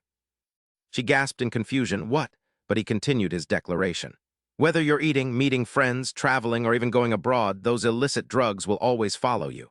Horror washed over Juzian's face. "Even now, I've hidden plenty of drugs at your house." Her voice trembled as she stammered. "What?" Yun-sung continued indifferently. "It worked once already. I wonder what will happen if you're reported a second or third time. That pile of drugs is right in the middle of your room. I don't think minors get off easy. Whether it's once or twice, just being caught with contraband at home is enough," he said calmly, as if sharing a secret. "You'll be arrested eventually, but even if you aren't, it doesn't matter." Her eyes shook uncontrollably. "I'll keep seeking my revenge until you are behind bars." "It's over," she lowered her head in despair. 10 times, 100 times, I'll keep planting them and calling the police." Juzian could only think to herself. "I can't breathe." A smile suddenly spread across Yun-sung's face. "I wonder how long this will last," she cried out in panic. "This is terrifying." Maintaining his smile, he remarked casually, "Perhaps until my grandmother returns to normal." Sweat began to pour off her. "This bastard is terrifying." Juzian shook violently. "I'll keep tormenting you like this," he said, using only his words. "From now on, you—" She suddenly interrupted. "Stop. Why are you doing this?" Tears streamed down her face as if she were the victim. "Stop talking nonsense, you dog. Why? She threw punches at Yun-sung, sobbing as she blamed him. "What did I do? You're the one who messed up first. At the funeral, you were the one who ignored me." Juzian continued her tirade. "If someone asks for a favor, you should listen. You started all of this. It's all your fault." Yun-sung stood still, letting her hit him as his expression darkened. "I was only joking with you a few times. Why are you being so serious?" The memories of what she called jokes flashed through his mind. It was just a joke. It was all just a game, Juzian desperately justified. I'm a girl too. If you were a girl, you'd understand. But he ignored her and simply called her name Lee Juzian. She snapped back, What is it, you bastard? Only to be met with a punch to the face. Yun Sung didn't hold back, sending her face twisting to the side. Her hat flew off as she stumbled backward. As Juzian collapsed, Yun Sung's face remained contorted in a look of intense displeasure. I'm just joking with you too, he said, clenching his fist. So become my plaything until you wish for death. Several police cars appeared nearby. Don't worry, this isn't over yet, Yun Sung declared with a piercing glare. The grand finale of my revenge is only just beginning. From this moment on, your life is over. News reports quickly covered the incident. In our next story, over 1,500 drug smugglers have been arrested in a massive sweep. The masterminds behind the smuggling ring have been apprehended. Suspects in the recent drug trafficking case are in custody. Meanwhile, oil prices have surged to a 3-year high following an agreement among oil-producing nations. As the news played, a police officer in a car muttered to himself, "This is insane, absolutely insane." She's in real trouble now. Their car sped down a deserted road. Getting caught twice like this, plus the attempted drug smuggling charges. He turned to the back of the car and added, even the president couldn't get her out of this. Her life is finished. In the back sat a person in handcuffs. I have no idea what she was thinking. Answer me. Baijukan sat there stiffly, his body covered in temporary bandages. The officer frowned. From now on, tell the truth. Yet he replied firmly, how many times do I have to tell you? He confessed to them without a moment's hesitation. Li Zhezhen spoke with total indifference, claiming he was responsible for everything and had forced her to carry the illegal drugs. He even took the blame for the restaurant disturbance, apologizing to Yu Xuan as the car stopped at the police station for his final sacrifice. As 2 officers escorted him inside, he silently urged Yu Xuan to live happily and forget all their painful memories. He told her to forget a man like him, and thanks to his confession, Yu Xuan was released to return to her messy room. She bit her nails anxiously, realizing she had to start over with the chance he gave her, and began frantically searching for something. While using her phone to gather people, a photo of her and Li Zhezhen caught her eye, and tears began to fall onto the image. She wondered how she would cope without him, but her mourning quickly turned into a giggle as she cursed him for being a fool. She immediately deleted the photo, mockingly thanking him for his sacrifice as her expression became increasingly twisted and unsightly. Believing she could finally start fresh and erase her identity, she sat in that room harboring a dark new ambition for her future. While she indulged in her delusions, Yun Sheng was walking outside, determined to rise again and exact his revenge. He walked slowly along the sidewalk, reflecting on a saying about crossing rivers before deciding to step into a nearby barbershop. As Yun Sheng sat down comfortably, he mused that the ferryman who helps one cross a river is often ignored, while the staff began their work. He calmly thought about how human nature dictates that those who return favors are soon forgotten, while the shop owner grumbled on the phone. The woman loudly claimed she hadn't seen the girl in ages and wasn't her guardian, despite a photo of Yu Xuan sitting right there. She dismissed the matter as something others had handled for her, while Yun Sheng finished his grooming and stepped out, thinking of Li Zhezhen. Yun Sheng stood silently by the door, knowing that the man likely believed everything had been settled and he had safely crossed the river. However, Yu Xuan was already regaining her resolve to act, just as Yun Sheng's voice quietly promised that her end was near. Her first move was to check her wardrobe and prepare to go out, unaware that Yun Sheng was watching and waiting for the real beginning. She muttered about wearing a wig and heading to Hongdi, though her brow furrowed with a sudden, inexplicable sense of discomfort. She was shocked to find more bags of drugs hidden on top of the cabinet, cursing Li Zhezhen for stashing the substances she loathed there. Disgusted by the sight of anything related to him, she reached up to clear the drugs away but suddenly stopped herself. She swallowed hard, wondering why everyone was so obsessed with the substance and contemplating if she should try it just once. Yun Sheng continued toward his destination with a cold expression, calculating how the man had intended to make him disappear. Yu Xuan eventually succumbed to the drugs, falling into a state of euphoria where she felt he should suffer just as she did. He entered a wide alley, reflecting on the dark circles under his eyes and the moments he spent wishing for death, a pain all victims share. He believed this was the perfect conclusion for her, just as a desperate voice nearby began to plead for relief from unbearable suffering. A young man coldly refused to give her more drugs due to her unpaid debts, ignoring her as she salivated with desperate craving. Yuxuan begged for help at any price, trembling as she offered to trade everything she had, her face now gaunt and unrecognizable. She pathetically claimed she was once beautiful, while Yun Sheng stood in the shadows, staring silently at the scene before him. A miracle sufficient to keep a coin standing on its edge is all I need. Elsewhere, Honor appears in sporty attire with a bright smile. Hello, I am Joanna, your new manager. Good luck, Dr. Sabers. The team members look a bit bewildered. Hey, what is going on? Why does a 7th-tier team like ours have so many sponsors? The other guy shrugs, having no clue as they watch Anna's enthusiasm. They even assigned us such a beautiful manager. Didn't the previous one quit because we were broke? They continue gossiping about the large crowd that showed up, while Anna hides her true thoughts behind that expression. She is his master's colleague. Lee Yun-sung had previously explained this while shopping, mentioning that his master's colleague would assist him with very specific instructions. This plan requires many people. She pulls back the curtain and asks how they intend to help, and he reveals the details. It is not difficult. They will participate in the matches I bet on. Anna finishes changing as he notes these matches are far below professional level and largely ignored. He targets the bottom team in the 7th tier as their trump card. While she tries on outfits, he confidently tells Anna that these teams across basketball, volleyball, and even football will support them. The plan is to lead the team to victory. Back in the present, she happily chats with someone, mentioning that Lee Yun-sung asked for her help. He wants me to support you as much as possible. As water is handed out, she expresses her excitement for the collaboration, and the other person thanks her. He takes the water and stands up, promising to do his best despite his doubts. While things intensify, the sky remains clear. Let us begin. An ice cream sign hangs prominently above. It has been a long time since I played ball. Kwon Sehin's daughter excitedly points at the sign, begging her mother for ice cream.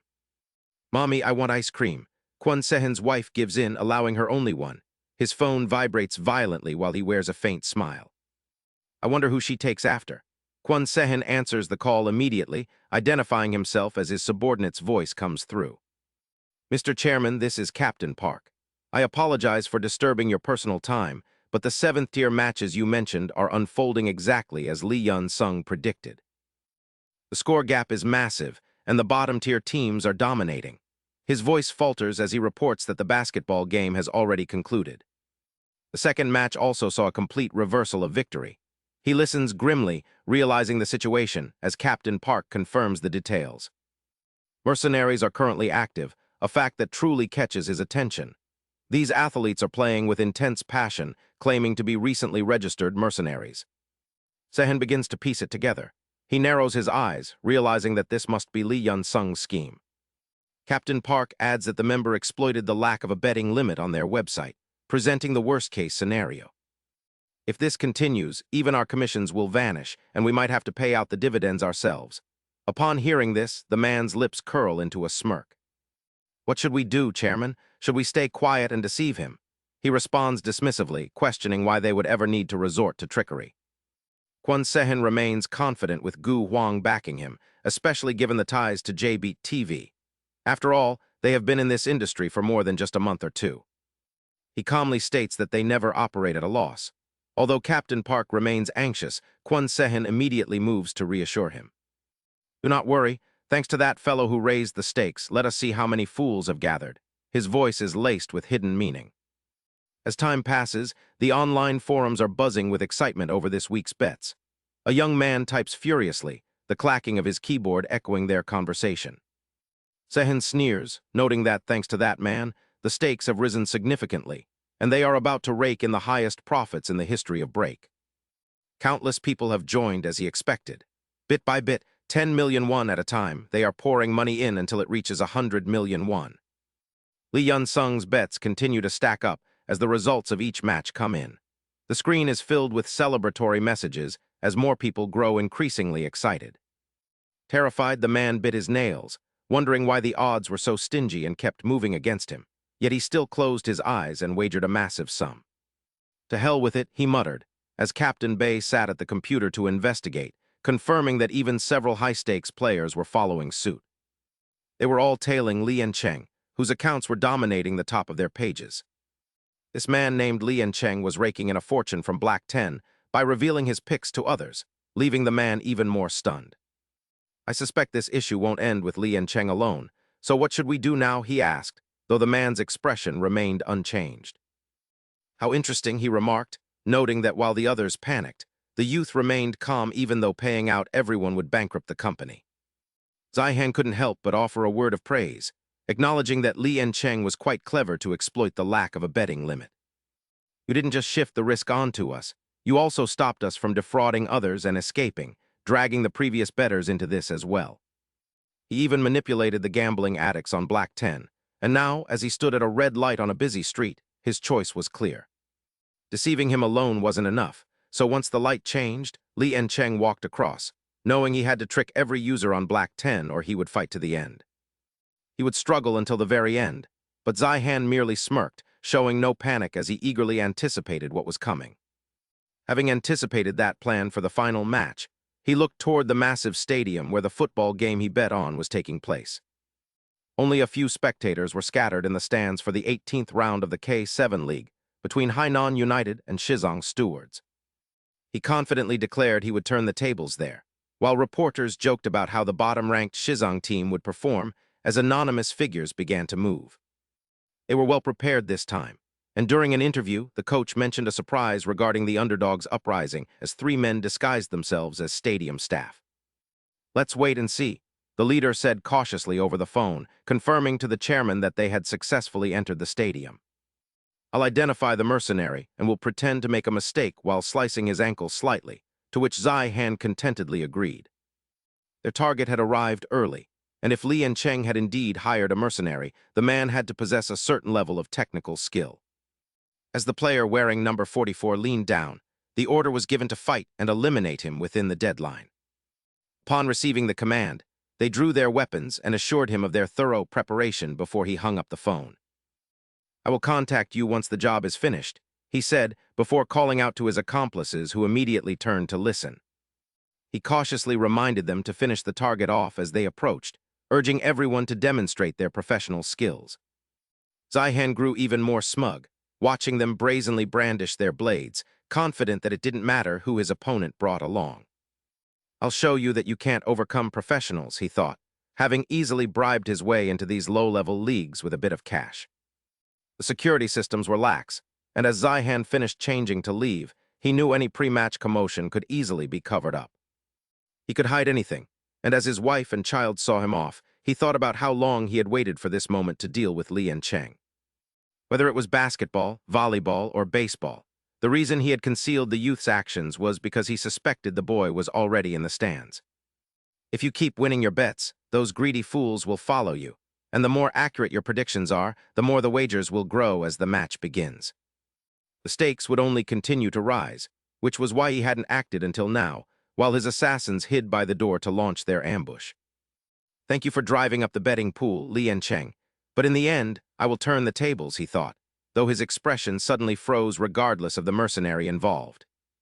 That man couldn't help but gasp in surprise as he came face to face with Jin Suxian, who was wearing her usual bold makeup. The makeup artist, 22-year-old Jin Suxian, glared and asked if they were there, leaving the 3 assassins bewildered. A muscular arm suddenly appeared from behind as he declared their end, trapping them between 2 large men outside the noisy stadium. Hui Jixingmin nervously interlaced his fingers and hesitantly reported to Li Dasheng that he had followed all instructions. Sweat poured down his face as he explained he had left Jin Suxian and Chang Zhu in the waiting room, though the other's smile puzzled him. He questioned if this was truly wise, wondering why Yu Heibin, the man who taught him to fight, wasn't the one competing himself. Hui Jixingmin warned of the potential danger, but Yun Sheng confidently asked who exactly was in peril, those people. Without revealing his secrets, he told the man he would realize the depth of the plan once he saw them and should just watch. He stated that his entire plan would unfold during this match and expressed his reliance on the newly arrived mercenary. It was a pleasure to play alongside a celebrity, but a violent confrontation was currently breaking out in the athlete's waiting room. Confusion erupted over reports of someone smashing a hole through the wall, leaving everyone wondering what Dasheng had been thinking. He wasn't entirely sure why he had been asked for such a favor, but there was no choice left but to trust him. He felt incredibly nervous and unsure how he had ended up in this situation, yet he knew he had to give it his best effort. As he prepared to fulfill his disciple's final request, Shihan's daughter grabbed his shirt and begged her father not to leave. The child pleaded, reminding him of his promise to take her out, while Shihan gently apologized to Shixiang. He promised to return early to play after work, and while the girl sadly held him to it, his wife told Shixiang that her father had to go. She urged the child to let him go so he could return sooner, then curiously asked her husband what he was watching so intently on his phone. Shihan explained he was just watching the start of a football match related to his company's business while staring fixedly at the screen. This was a vital match where everything was just beginning, and as the commentator announced the start between Hainan United and Shizong Peace FC, the man felt confident. He had arranged everything for this match and had no concerns, pausing briefly to make a few announcements. The commentators grew excited upon hearing about personnel changes in both teams, expressing disbelief at a certain player's presence, which even caught the man off guard. An unexpected face appeared on the field. Yu Haebin, a player famous on YouTube for his spectacular dribbling and finishing skills. Shihan frowned, shocked that Yu Haebin was on the opposing team and surprised that Li Yongsheng had managed to recruit such a person. He began to doubt his plan, wondering how the player could be on the field without any injuries and fearing his plants in the locker room had been defeated. He wondered who could have done such a thing, while she stood amidst defeated staff and asked Chang Zhu if he was injured. Chang Zhu replied that he was fine, though the scene still made him break into a sweat, and they decided it was time to withdraw. Jin Suxian nonchalantly remarked that the police would be a nuisance, blew a kiss as a farewell, and declared the mission complete as everything spiraled out of the man's control. This was the terror Jun Zhuang felt as Shihan stood frozen with his phone in hand, his mind filled with tense thoughts. It seemed things were becoming difficult as the situation deviated from his plan, while his daughter continued to watch him with concern. If that bastard Yu Haebin played for the opposition, the gamble might favor Li Yongsheng, but his calculations were interrupted by an incoming call. I certainly cannot allow this to happen. Captain Pu spoke hesitantly. Director, this is Manager Jin. I'm calling because the match isn't going as we planned. He intended to warn Shihan about the football bet, but the man immediately cut him off. I'm aware. It seems we'll lose this match unless we intervene. He spoke calmly despite the remaining time, but Captain Pu had another concern. Yes, but that's not the only problem. Gu Huang and several bodyguards are tearing the room apart. Director Gu Huang of JBTV is currently right here in our office. He whispered as urgently as possible, telling him to arrive quickly, but Gu Huang cut in. Stop that nonsense. Shihan, you bastard. Why aren't you here to talk yet? He scolded them furiously. I don't understand how Brechtel's side operates. Do you plan to lose all the bets? Such a mess and you still haven't handled it. You bastards are so incompetent. Where is all your experience? Then he leaned closer to the phone. I'm the one promoting your betting site on our channel. You're only successful because of me. Now you act on your own without a word during such a crisis. Gu Huang threatened him. Look, the betting odds are already too high. If you lose this match, you'll go bankrupt and I'll be finished too. Shihan listened silently on the other end of the line. You seem confident you'll win this, don't you? So you think you can do whatever you want. If you lose this match, you're dead, he urged again. Fine, Shihan, get to the office now. Captain Pu tried to mediate while the innocent child called out. Father, his hand went limp. Damn it, Director Gu Huang is waiting there for me, and it seems he's losing his patience. This decisive match is slipping out of my control, and countless problems are weighing down on me. I'm in a very dangerous situation. If this continues, unaware of the danger, his daughter asked curiously, Father, are you all right? You've been on the phone for so long. She tried to touch it, but he brushed her hand away, leaving Shihan trembling as he continued to calculate. Fine, since things have come to this, I have to change the plan. Time flashed back to a moment at a drinking table. I must implement it sooner than expected. A drunken Gu Huang suddenly suggested, Director Shihan, let's have a drink together. By the way, I have something to say. He complied immediately. Yes, please go ahead. The man said gleefully, all right, since you asked, I'll tell you. A sharp question was asked. I want to know if your website fails, will you pull a big scam and then run away with the money? Shihan forced a smile. Why would you say that? Our website grew this large thanks to your promotion. But the man suddenly interrupted. Director Shihan, You know exactly what I mean by that. Gu Huang raised his bottle nonchalantly. What I'm saying isn't anything new. All betting sites run off with the money when trouble hits, he casually admitted. After all, betting websites are illegal. So if there's a risk, everyone wants to retreat to ensure their own safety, right? No one would risk their life to save a website when the situation is beyond repair. He poured him a drink while explaining. That's why I think you'll run with the money. Therefore, I have a condition. Gu Wang said a condition, half. If you plan to flee when things are hopeless, give me half. Shihan tightened his grip on the wine glass. I won't stop you or offer any advice then. You can just take the money and run, but leave half of it for me. He generously promised, to put your mind at ease, I'll support you afterward. Is that clear? The man's lips curled into a smirk. I understand, Director. He smiled brightly to hide his intentions. But what you're thinking will never happen. However, if anything goes wrong, I'll tell you first. Then we will withdraw from this website together. Gu Huang agreed, unaware that the man was cursing him internally. You old bastard. This is the betting site I risked my life to build. Shihan drained his glass and steeled his resolve. I worked so hard to earn that money, yet you have the audacity to demand half of it. You truly are a greedy, shameless bastard. His sharp gaze swept over the man. If that moment truly came, he would take all the money he held and flee, understood. You won't get a single cent from me. The car slowly rolled away from its spot as Shihan calmly lit a cigarette while driving. He muttered to himself that this would all end now, Li Yunshen. Shihan then switched his phone off, thinking the boy was quite clever. He placed the phone on the seat, reflecting on the decisive match where his opponent had identified many opportunities against him. Then he picked up the backup device, realizing the other had exploited his website's lack of betting limits to drive him into this corner. This device contained the website's management system, but he believed he would still find a way to ensure all the money returned to him. The funds were quickly withdrawn because he had prepared an escape route. Even if the other won the match, he would still control all the money. Determined, he took the massive fortune and decided to flee with it all, regardless of how much that bastard Gu Huang might rage.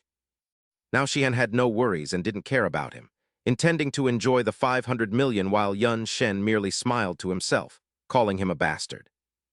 Thank you for gathering all the money from those fools for my final bet. Constant phone notifications then caught the man's attention. He picked it up and saw only messages from Gu Huang.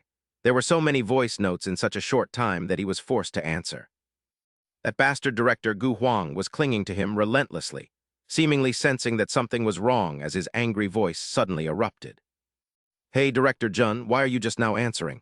I've been calling you this whole time, he shouted, asking if he realized how critical the situation was.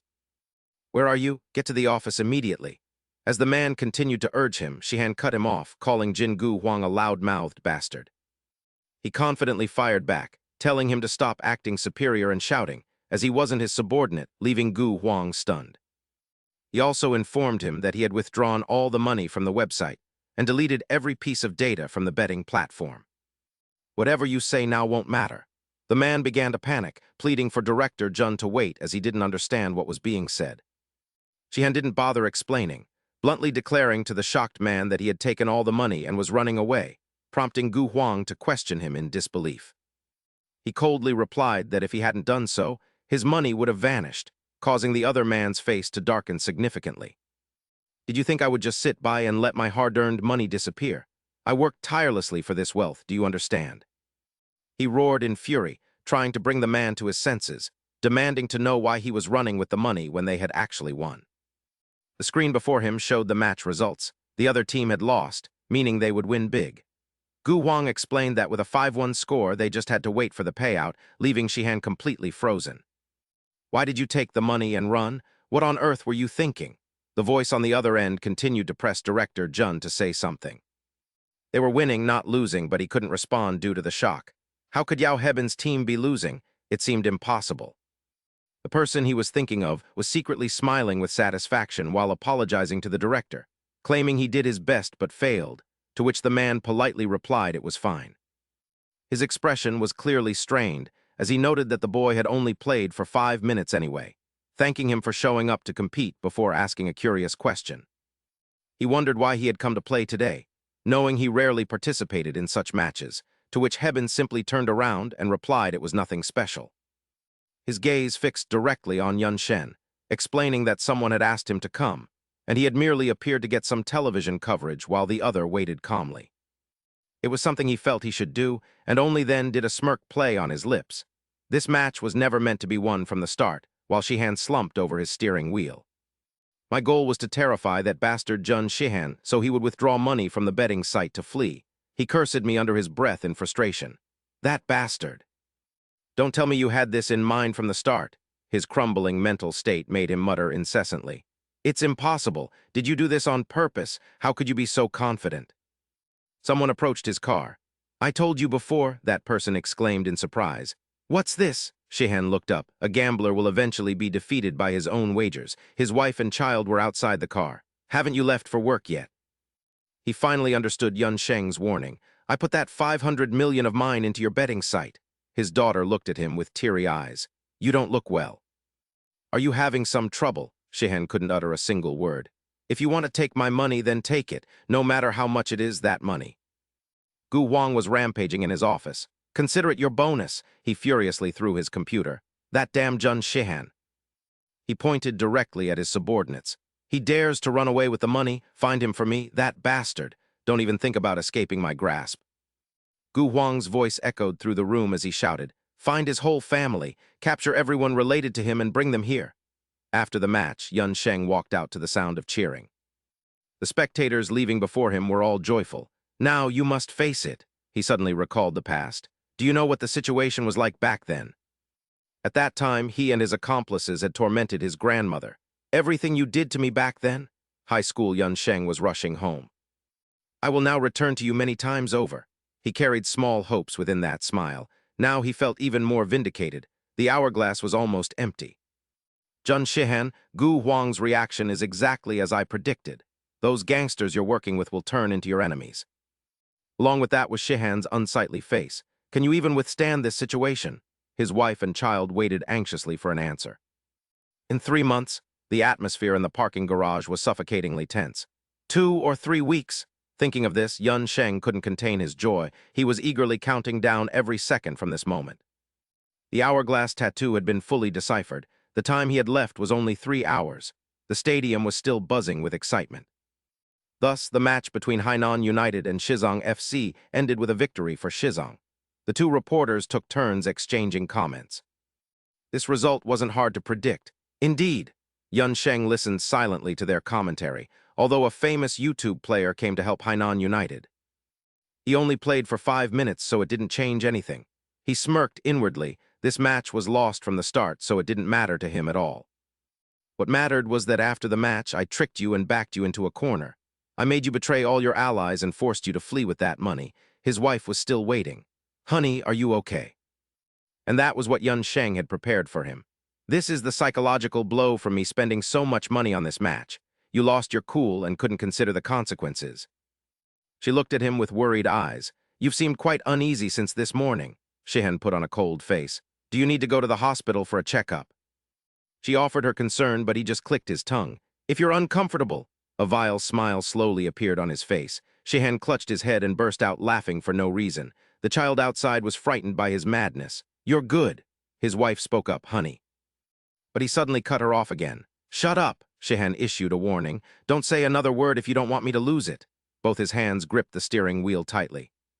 Women are always so annoying and talkative. What damn hospital? You're good, Li Yaoxing. Before leaving, Shihan threw back a heartless remark. Fine, I have things to handle. Take the girl and stay away for a while. He suddenly had an idea and sped away.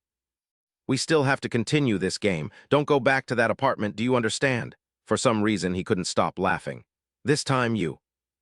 The car sped down the highway. You've taught me a lesson. Shihan tightened his grip on the wheel. But why did you have to go this far? It's been years. Why do you hold such a grudge? Wrinkles appeared on his face. Did you use that 500 million just to calculate a way to ruin my life like this? He thought resentfully to himself. What I did wasn't even that serious. Why did you have to make such a big deal out of it? Just you wait, you bastard. Some of his memories of Li Yaoxing came flooding back. The only photo they took together was blurred, although they hadn't met since he was 4 years old, but... Holding it in his hand, Li Yaocheng yearned to see his father again, but when he mentioned it to his mother, she flatly refused him. Every word she spoke was laced with deep-seated hatred. claiming he had destroyed the family and hadn't reached out in 10 years. Ms. Kim cursed him constantly, suggesting he had either forgotten them or died, and told her son to never mention him again. While it troubled him, his mother seemed to have completely erased him from her heart. Yao Cheng could sense her resentment, viewing him as an enemy. He remembered how their kitchen was once a chaotic wreck because his father contributed nothing to the household. With bottles of alcohol piled everywhere, his father's life revolved solely around drinking and gambling, treating his own family as if they were nothing to him. Entering his room, Yao Cheng glanced aside. Despite everything, he still held on to hope, even as he frowned while facing constant struggles both at school and at home. He hoped that one day, the family in that rare, glass-framed portrait would finally be reunited once more. He longed for the day he would see his father again, staring at the blurred face of the man he hoped would listen to his sorrows and offer him support. That memory was shattered by Shihan's voice calling him a bastard and demanding he get to the point. The thug quickly adjusted his tone. Apologizing and promising to be brief, the man hesitantly confessed that his plan was to extort Li Yaocheng's father, piquing Shihan's curiosity. Regarding the father, the man explained that from what he knew, the father was currently entangled in some legal trouble. Amidst the busy packing factory, one figure stood out. He had apparently embezzled company funds for gambling and was now a fugitive in hiding. With his face concealed under a hat, he was currently working at a factory, where the man explained he had been for 10 years, likely accumulating some savings. Therefore, he planned to use Li Yaocheng as bait to blackmail the man, promising to notify Shihan once he secured more information. Shihan nonchalantly remarked that obtaining a phone number was easy, as gambling sites require personal numbers to create accounts. He enlightened the man, explaining that if the father had an account there, his personal information would certainly be on file. Tracking down his phone number would be simple from there, and Shihan finally approved of the scheme, calling it a decent plan. As Li Yunhua worked with his head down, the group prepared to find him while a coworker cheerfully approached him amidst the bustling labor. The man repeatedly invited him for a drink after the shift, mentioning a new place that had just opened and promising to wait outside. Receiving no response, the man grew annoyed, but another coworker intervened, telling him to let it go since he had known Yunhua for a long time. He explained that Yunhua worked tirelessly to pay off his debts, which was why Li Yaocheng's father, Li Yunhua, remained so focused on his tasks. He had previously mentioned he quit drinking and was working hard to clear his debts so he could finally return to his family. As the man hesitated, his colleague urged him to leave, noting that Yunhua also suffered from liver disease. Since he couldn't drink anyway, they decided to leave him in peace and head home together. Once they departed, Yunhua picked up his phone, his sunken eyes widening in sheer terror at what he saw. Meanwhile, Shang Tian held the phone, giggling as he typed a message pretending to be Li Yaocheng reaching out to his father. Yunhua read the comforting words claiming the son didn't hate him and missed him dearly, regardless of how his mother felt. The message stated he didn't care about his mother's treatment of him, just as the factory manager entered to deliver his monthly wages. The text continued describing his troubles at school, but the manager was surprised to find the workstation already deserted. While the bullies mimicked a sincere tone asking how he was, Yunhua found himself gasping for breath as they continued their deceptive persuasion. "My sister and I both long for your return." He was sprinting down the sidewalk. "Where are you heading?" The messages grew more desperate as they went on. "My sister and I told Mother that we hope she forgives you." Yun Huan charged straight ahead. "Please come back so we can live as we did before." A happy life with the whole family together. The ticket booth was right in front of him. Songpa District, Seoul. He stopped before the clerk and spoke urgently. "Give me one ticket to Seoul." She issued the ticket and informed him that the bus would depart at 3:30 p.m. Please take note. Yun Huan's gaze suddenly struck the glass pane beside him. He bit his lip in bitter anguish. "Hang in there, Dad. Terrify him until he has no hope of survival." As the scene of Shihan's wife and daughter being surrounded unfolded, he asked if I intended to do the same to him. The more the man spoke, the more tears fell down his wife's face as he asked if I planned to use his family to drive him into a corner. He questioned if I was using them as leverage for revenge, then suddenly let out a mocking laugh and told me to go ahead and kill his entire family. While his wife desperately tried to protect their daughter, he claimed he had no affection for her, even though she stayed by his side despite his mistreatment. His wife's face was paralyzed with fear while Shihan remained indifferent, claiming she was far too dependent on him. He even thought of his young daughter's innocence but told me to do whatever I wished to her. His body shook violently, and his breathing grew labored, as he told me to destroy them all if I truly believed his family was his weakness. With hands stained in crimson, he claimed he would no longer have any vulnerabilities, while Yun Sung calmly tilted his head to listen to Shihan's words, wondering what he would do next. He questioned if I actually dared to follow through, suggesting I was hesitating because I realized they weren't a weakness, appearing incredibly confident. "You won't dare to act like that," Yun Sung interrupted, leaning down to tighten the rope as he expressed his surprise that the man would abandon his own family. Shadows hid his eyes while veins bulged on his hands, and he declared that if that was the man's wish, he had no other choice. His voice echoed alongside the phone mounted on the stand, announcing he would use a different approach this time, as Chi Cheng-min recorded everything on his orders. He asked Kui Chi Cheng-min if he had captured it all, leaving Shihan stunned at the mention of a camera while Yun Sung calmly looked on. He asked if the man truly thought he wanted to kill his family, gripping the rope around his neck as he explained the recording was meant to expose his true malice. Shihan looked on in utter disbelief as he realized all of his most despicable traits had been laid bare. The confrontation between Shihan and Yun Sung was fully recorded, and he nonchalantly stated that while his family wouldn't die, they would watch this footage forever, much like how he once hated his own father. He recalled his past anxiety and restlessness, telling the man his family would now remember him as nothing more than human trash, prompting Shihan to curse him. "You bastard!" As leather shoes clicked against the floor, Yun Sung's voice rang out, stating he had a plan for Booney TV. He leisurely recalled the image of Shihan's family being surrounded, mentioning he had assigned others to handle them as the wife's tears poured down, reminding him of his previous warning. He reiterated that he would do anything for revenge, while Du Zhan muttered about why that bastard Li Yuxuan had called him there. Yun Sung knew the family would remain safe as Du Zhan tossed his coat aside, deciding to honor his promise while Yun Sung remained confident. Knowing the man was capable of protecting others, Yun Sung watched as Bai Du Zhan, Li Yuxuan's ex-boyfriend, put his hands in his pockets.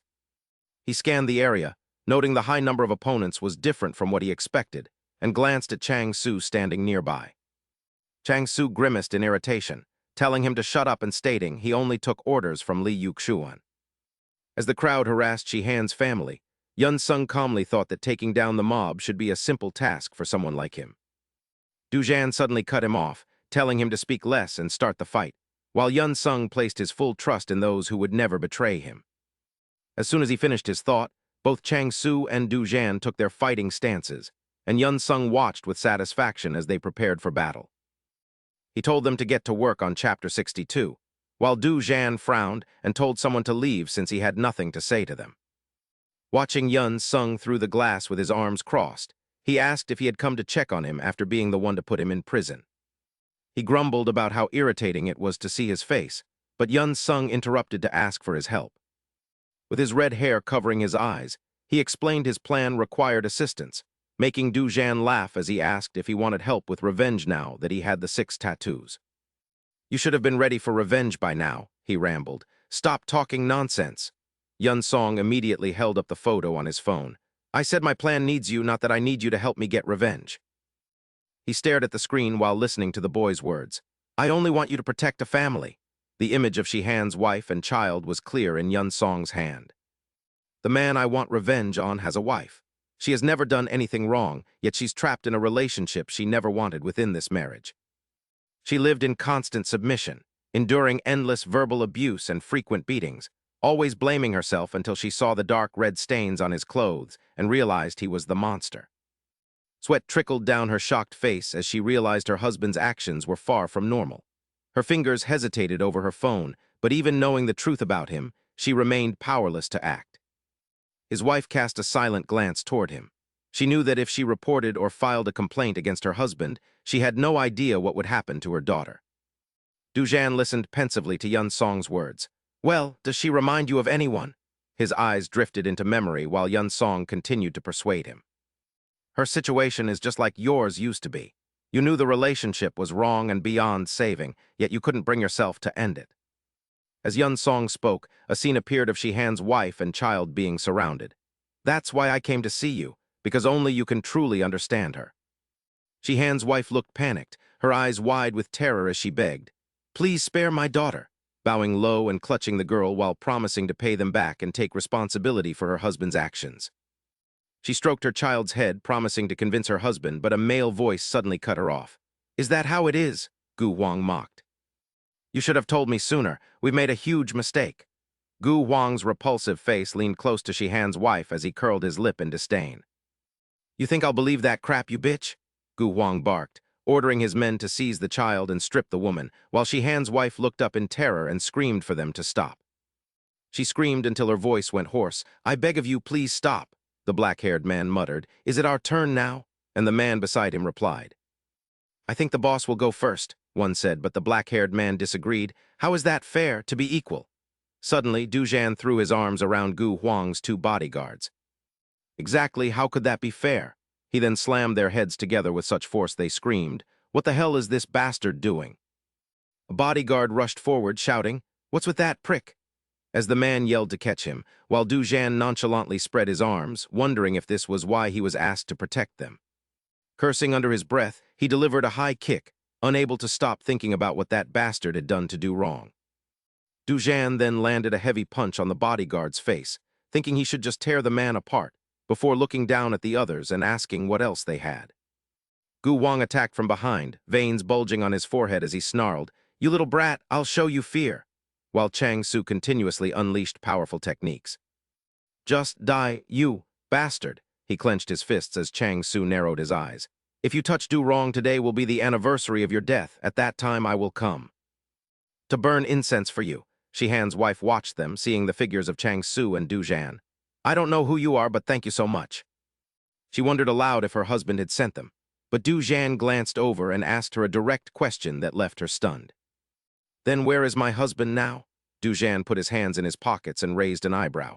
"You need to wake up. If you stay blinded by love, you'll be the only one suffering in the end." His voice sounded bitter. "It's actually quite funny that I'm the one saying these things."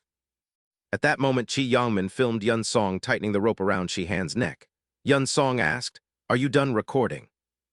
Chi Yongmin looked at Shihan's despairing face. "Yeah, it's done. The footage is very clear." He quietly bowed his head. "Congratulations." "Shihan, you have nothing left now." Veins stood out on the back of his hand as Yun Song looked up. "No one will lend you money anymore. No one trusts you. You have no subordinates left, and you don't even have a family." Shihan gripped the rope at his neck as he heard Yun Song's voice. "Oh, you did say you didn't need a family, didn't you? Perfect." The sound of Yun Song's voice triggered many memories for Shihan. "Now you are completely alone." Zihan remained motionless, but things couldn't end this way as his grip loosened because of that bastard, and then his arm slowly slid down like this. Yang Min was so terrified that he broke into a sweat, wondering if the man had fainted as his voice trembled, asking if everything was finally over. Red liquid trickled from Zihan's twitching lips, and Yun Song's eyes widened upon hearing that chilling sound as he declared it was over for Li Ducheng. Zihan gripped the cord around his neck with both hands and quickly snapped it to break free from Yun Song, leaving the boy utterly stunned by the impossible turn of events. While he was lost in thought, Yun Song was struck by a powerful punch from Zihan and was instantly sent flying as the man rushed forward and raised his leg while the bus shook violently. Yang Min panicked at the sound of Zihan's voice and wondered if the worst was happening just as Zihan pinned Yun Song under his heel and barked an order. Yang Min was stunned as Zihan demanded the camera, but suddenly a flash of light appeared and Yun Song gritted his teeth, grabbing Zihan's head and shoulders to violently throw him down. Yun Song glanced toward Jiang Min and urged him to flee immediately and protect the film at all costs. He gave the instructions while dodging Zihan's strikes to follow the plan, though his brow furrowed as a panicked thought crossed his mind. The neck shackle from before had vanished, and as a white cord drifted above them, Zihan suddenly exerted force and snatched it. Meanwhile, Yun Song tumbled away as the man lunged at him with a devastating attack, causing a desperate cry of "no" to echo in his mind. Zihan pinned him down to deliver a counterblow, while his wife moved nearby with Du Zhan following slowly behind her. A bead of sweat rolled down her cheek, revealing her agitation as she recalled her earlier negotiation with Du Zhan and thanked him for his words. She looked at Anna holding her daughter and realized she couldn't keep denying the truth or living with her eyes half closed because she had to see her husband. Zihan's wife suddenly smiled and declared that as a mother, she would no longer run away because her daughter might one day be in danger. Dujan walked calmly beside her and expressed his understanding, though he remained worried and warned her to be careful while standing behind that man. He knew her abilities weren't enough to stop him, and seeing Zihan lift Yun Song high into the air reminded him of how truly brutal that man could be. His wife covered her mouth in horror, while Dujan watched Zihan control the bloodied Yun Song, realizing that facing such a monster head-on was far from easy. Dujan wondered if Zihan was simply too powerful, as he suddenly recalled the time he sat across from Yun Song. The man had explained his plan, and after a moment of reflection, Dujan crossed his arms and realized he would finally be getting out. He thought his only task was to protect the family, but then he saw Yun Song stand up and adjust his jacket, realizing Dujan was only the fifth person involved. Dujan was stunned as Yun Song began to strip off his shirt, asking if this was the final person he needed to take revenge on and if he really had to be eliminated. His voice faltered as he spoke of wanting police protection, but then he saw the image of a goddess tattooed across Yun Song's entire back. Yun Song turned his back to Dujan and revealed that Zihan was not actually his ultimate target, leaving Dujan sweating in pure shock. He couldn't help but ask how many people were left to hunt and how many tattoos were actually on the boy's back. Yun Song put his shirt back on and explained with a resentful frown that all those tattoos actually represented just one single person. Dujan remained silent as the words about a long-prepared plan to deal with a final target echoed in his mind. He watched Yun Song's neck being held by Zihan and realized the reason Zihan was only the sixth target was part of a much larger scheme. The memory of Yun Song saying his final target was already in prison resurfaced, and that he needed to commit a crime as serious as murder just to reach him. Yun Song remembered Zihan lunging to tear his father's throat and vowed to pursue his vengeance until the very end. He remembered his own tear-streaked, choked-up face. "Give back all the pain that my father and I had to endure. I told you I could do it." Yun Sung affirmed it. "That's right," he made a blunt decision. "I will kill Sehen right here." He suddenly lunged forward and bit hard into the artery on Sehen's neck. Then Sehen was in so much pain that he squeezed his eyes shut and screamed. Sehen raised the pliers. "This belongs to you." Yun Sung's expression was somewhat timid as he broke into a sweat. "You said you'd take me to find my father." Sehen calmly replied, "That's exactly right. If you want to find him, you need this." His brows furrowed as Sehen stared straight ahead. "Your father went missing while working at my company." Yun Sung's eyes widened in shock. He was stunned. "What?" Sehen's cold voice rang out. "That's right, I already told you, but before he disappeared, your father went to see the director for something." A gloomy hallway appeared according to his narration. He might have had a conflict with the director. Naturally, after that, I saw that he had gone missing. He had followed Sehen's lead and broken into the company. Therefore, since you need to find your father, go to the director's office and try to look for clues. A thought flashed through his mind. That bastard. At that moment, Yun Sung stealthily opened the door and entered the room. He lied to me. He pondered, but at that time I wanted to find my father so badly that I couldn't think clearly. He stared intently at the lock. I had let him go before. Therefore, I need to find him again. Yun Sung muttered to himself. The immediate task now is to bring him back. The broken lock lay scattered on the floor. Thus, I did as he wished. He held the black box out in front of him. Without any calculation, it seemed Yun Sung blamed himself. Consequently, I accidentally walked right into Sehen's plan. At this moment, Yun Sung hesitantly handed the box to Sehen. "There's nothing inside, just this hard drive. I couldn't find any clues about my father." The man was extremely satisfied. "You did well." After taking the item, he turned to leave. "All right, let me see what's in here. If I find any clues about your father, I'll let you know." Yun Sung watched him blankly. "Thank you." Suddenly, he spoke up to inquire, sweat trickling down his cheeks. "But wait, were we close in the past?" "Why are you helping me?" His voice carried a hint of anxiety. "I'm grateful, but because of that, I don't quite understand." Sehen's pale lips twitched. "I felt guilty for treating you poorly." He slowly turned his head to look back. "I was wrong about the things in the past. Therefore, I just want to do some good deeds to atone for my mistakes." Dark circles were prominent on Yun Sung's weary face. "Atone?" Sehen calmly steered the conversation. "Yes, it's because I was in the wrong with you first." He put on a trustworthy appearance and spoke sweet words. "So this time, just trust me. I will help you find your father." That voice kept echoing, "All right?" Now Sehen frowned and spoke persuasively. "I told you before. That old man has some sort of agenda. Now he's vanished without a trace. His arms were crossed behind his back and his posture was straight. As for the kid who opened your safe, he's the son of that old manager, Lee. While Huang Bai looked at his phone, the man rambled on, saying that the old man must have left something behind in the company and sent his son here to search for it. Huang Bai focused on his phone screen while Sehen muttered, "First of all, we need to arrest that kid for theft, director. And that old manager Lee will have to show his face. Next, Sehen looked directly at Huang Bai, director, just leave that matter to me." He was full of anticipation, hoping everything would go as planned. He secretly imagined if this old man, Jiang Huangbai, lost his temper and sent people to capture the kid, Li Yun-sung. Scene of Yun-sung being threatened appeared. Meanwhile, Huang Bai would be arrested by the police. Thoughts continued to sprout in Sehen's mind. Then I could report that old man Jiang Huangbai to the police for assault. Sehen continued to explain. At that time, naturally, old man Jiang Huangbai would have to go into hiding to avoid giving a statement at the police station. Because, of course, no one who is a kingpin of a gambling website wants to go to the police station. He was extremely satisfied. Finally, all my enemies will disappear. He marked the photo of Yun-sung's father. This is the plan I have been calculating for a long time. At this moment, he sat on the chair with his legs crossed. As for me, once I have the hard drive backing up the data from that safe, Sehen thought confidently. Then I will be able to take control of the Break 10 gambling website. He secretly anticipated in his heart. This plan cannot fail. Suddenly, Huang Bai's voice brought Sehen back to reality. Isn't it strange? He gripped the phone tightly in his hand. How could Manager Lee's son just sneak into my room and take everything from the safe so easily? Sehen was stunned. Well, about that. Sweat poured down his face as he heard Huang Bai's voice. I've never told anyone about the contents of that safe. Even Manager Lee didn't know, let alone his son. Huang Bai lowered his head to examine the screen closely. Furthermore, how on earth did the time this kid snuck into the office happen to coincide with when the guards were changing shifts and weren't there? It seemed all suspicion was now focused on Sehen's back.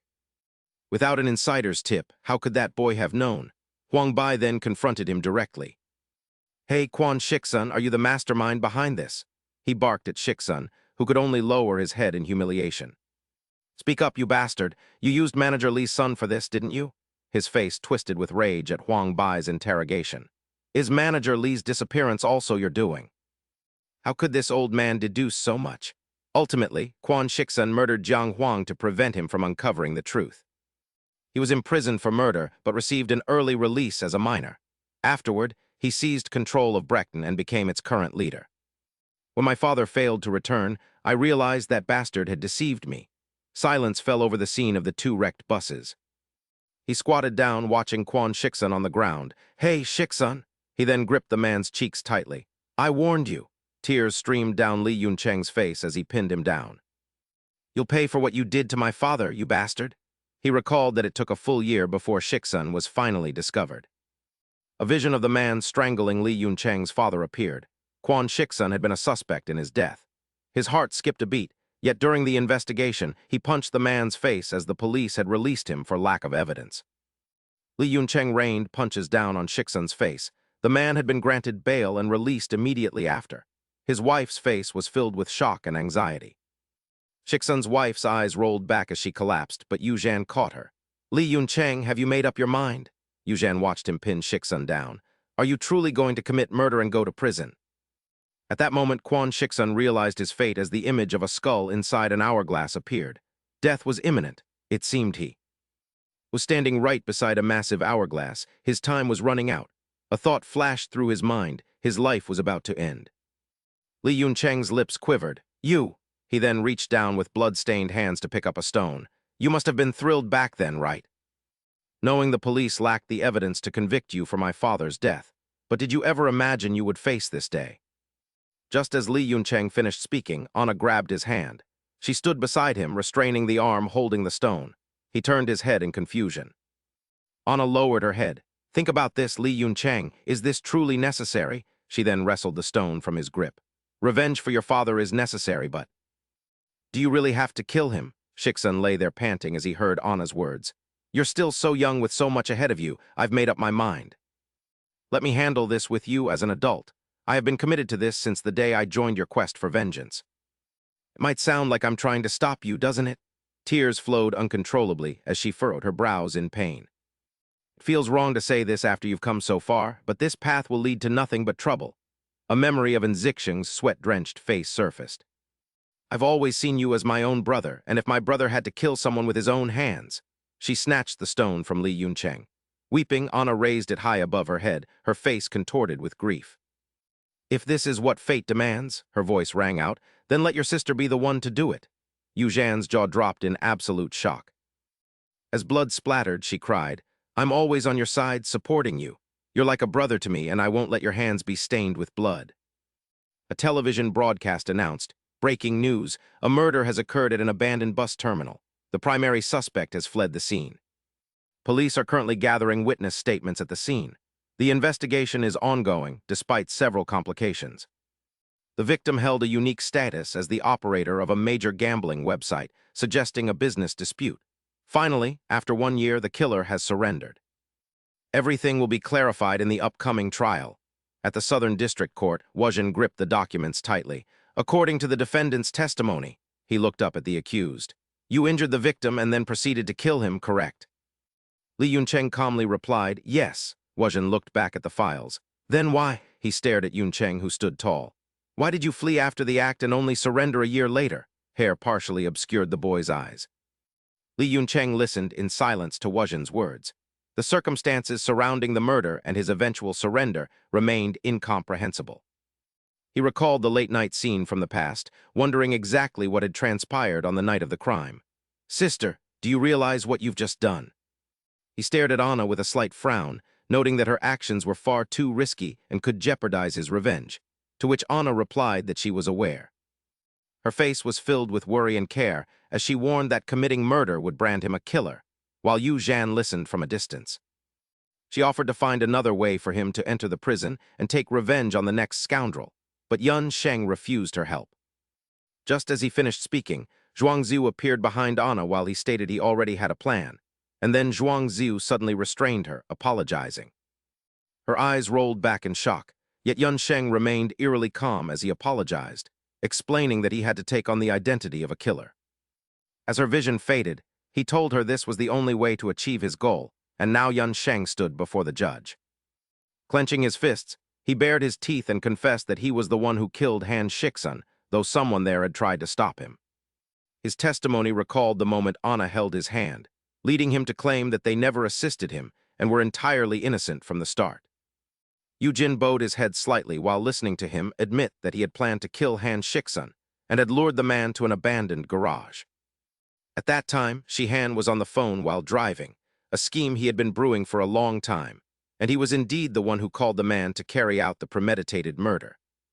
Yun Sheng held his head high with a slight frown, fully accepting his guilt and mentioning the bite mark on Han Shixun's neck.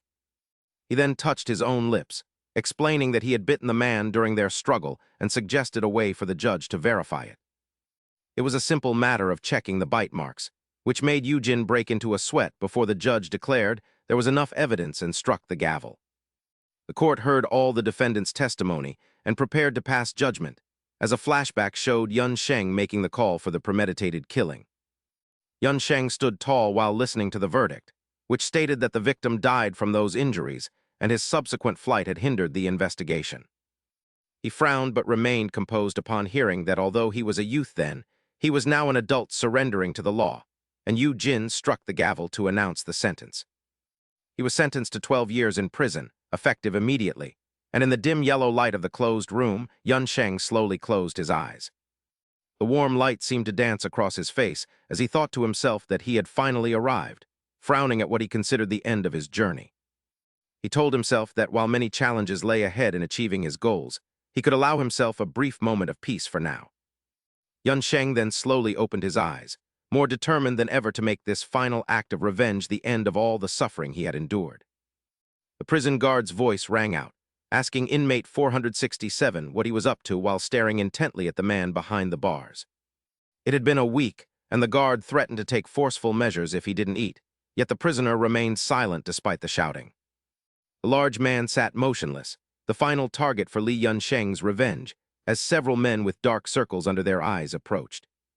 The most miserable time for a man in Korea occurs when his freedom is entirely stripped away, much like the prisoner kneeling there with his head in his hands. Perhaps that was the case as light filtered through the glass while they changed clothes, proving that reality is far different from what we see in the news. The prison guards stood watch seriously, for when one is immersed in such a reality, the weight of what they know can become truly suffocating. A piece of bread lying on the table symbolized the despair of an experience that was completely unlike anything one would witness in the outside world. Yun Sheng sat and observed his surroundings, knowing that this was a place where anyone without a clear mind or an iron will could easily go insane. He was locked in a cell with several other men, one of whom gripped the bars and demanded to be released, shouting about his identity. The prison guard barked for silence, and suddenly Yun Cheng heard someone call him Li Ziu Cheng, causing him to grimace slightly. That was a period of immense exhaustion for him. He realized that from this moment on, he was completely isolated from society, as the black-haired man told him through the bars to head to the detention center. Two men walked beside him, gripping Yun Cheng's arms tightly, but Yihun Cheng walked forward calmly, noting that a year had passed since Quan Shihun's death. Sunlight bathed his handsome face as he recalled turning himself in. While on the bus, he looked out the window, knowing that his desire to go to prison for murder would never result in a light sentence. As the wheels rolled along the road, he realized this was an adult prison for those responsible for their actions rather than a juvenile facility, and Yun Cheng followed the guard in handcuffs. Entering an adult prison required several procedures, and the image of 3 buildings flickered through his mind. First came the arrest for a serious crime, followed by the police station where an officer sat across from him and told him to write down his confession. Yun Cheng complied before being moved to the detention center. His hand paused for a moment as he remembered the many statements he had to write during his time there. He set his pen down on the paper covered in ink detailing his crimes, his back looking solitary. Once officially sentenced, he would move to a real prison, a thought even the thick curtains couldn't block. He was currently in a holding cell, a transitional phase before the actual prison, while the man behind the curtain suddenly grimaced and began to sweat. The man stared at Yun Cheng's back, muttering about how strange the tattoo was, before the doctor used professional tools to examine the boy's mouth. The state of his teeth was severe, leaving the doctor agape and wondering how he could even function with his jaw in such a condition. The doctor remarked on how youth today are careless, but Yun Cheng, now in different clothes, thought to himself that nothing else mattered anymore. His only focus was revenge, having abandoned all concern for his former life as he clutched his bedding and surveyed his surroundings. The room felt incredibly suffocating as he looked down at the basic necessities in his hands, including a simple bed to sleep on. A small window was within his sight, which he deemed sufficient, and sweat poured down his bare back as he performed a handstand. The only thought circling Yun Cheng's mind was vengeance, the intensity of which caused the veins on his face to bulge. Sunlight filtered through the cracks, highlighting his muscular physique, yet his goal remained distant. He knew he first had to get into prison for everything to begin, just as Wu Jin struck his gavel. The court sentenced the defendant, Li Yun Cheng, who stood calmly as Wu Jin announced a 12-year prison term. He slowly closed his eyes, thinking that he had finally succeeded while recalling his previous acts of retaliation. After years of waiting, his furrowed brows revealed his resolve. With 6 acts of revenge planned, he knew it would be a long journey. The time had finally arrived, and as 2 guards gripped Yun Cheng's arms to lead him away, everything was set. He looked toward Zhuangziu and Ziu Jin, who were in tears.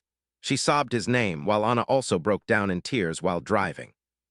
They told him to stay healthy inside, but Yun Cheng remained silent with his eyes closed as the vehicle began to move. He apologized to them in his heart. Despite being bound and headed for prison, he felt an overwhelming sense of relief. A butterfly flew freely before him, and though his limbs were bound and his liberty lost, Yihun Cheng felt that this was his moment of true liberation as the transport drove away. The vehicle eventually came to a halt, and he wondered if he had reached the final stage of his vengeance as he and the others stepped out. "We'll likely see a lot of each other from now on," he mused, "since you're my senior."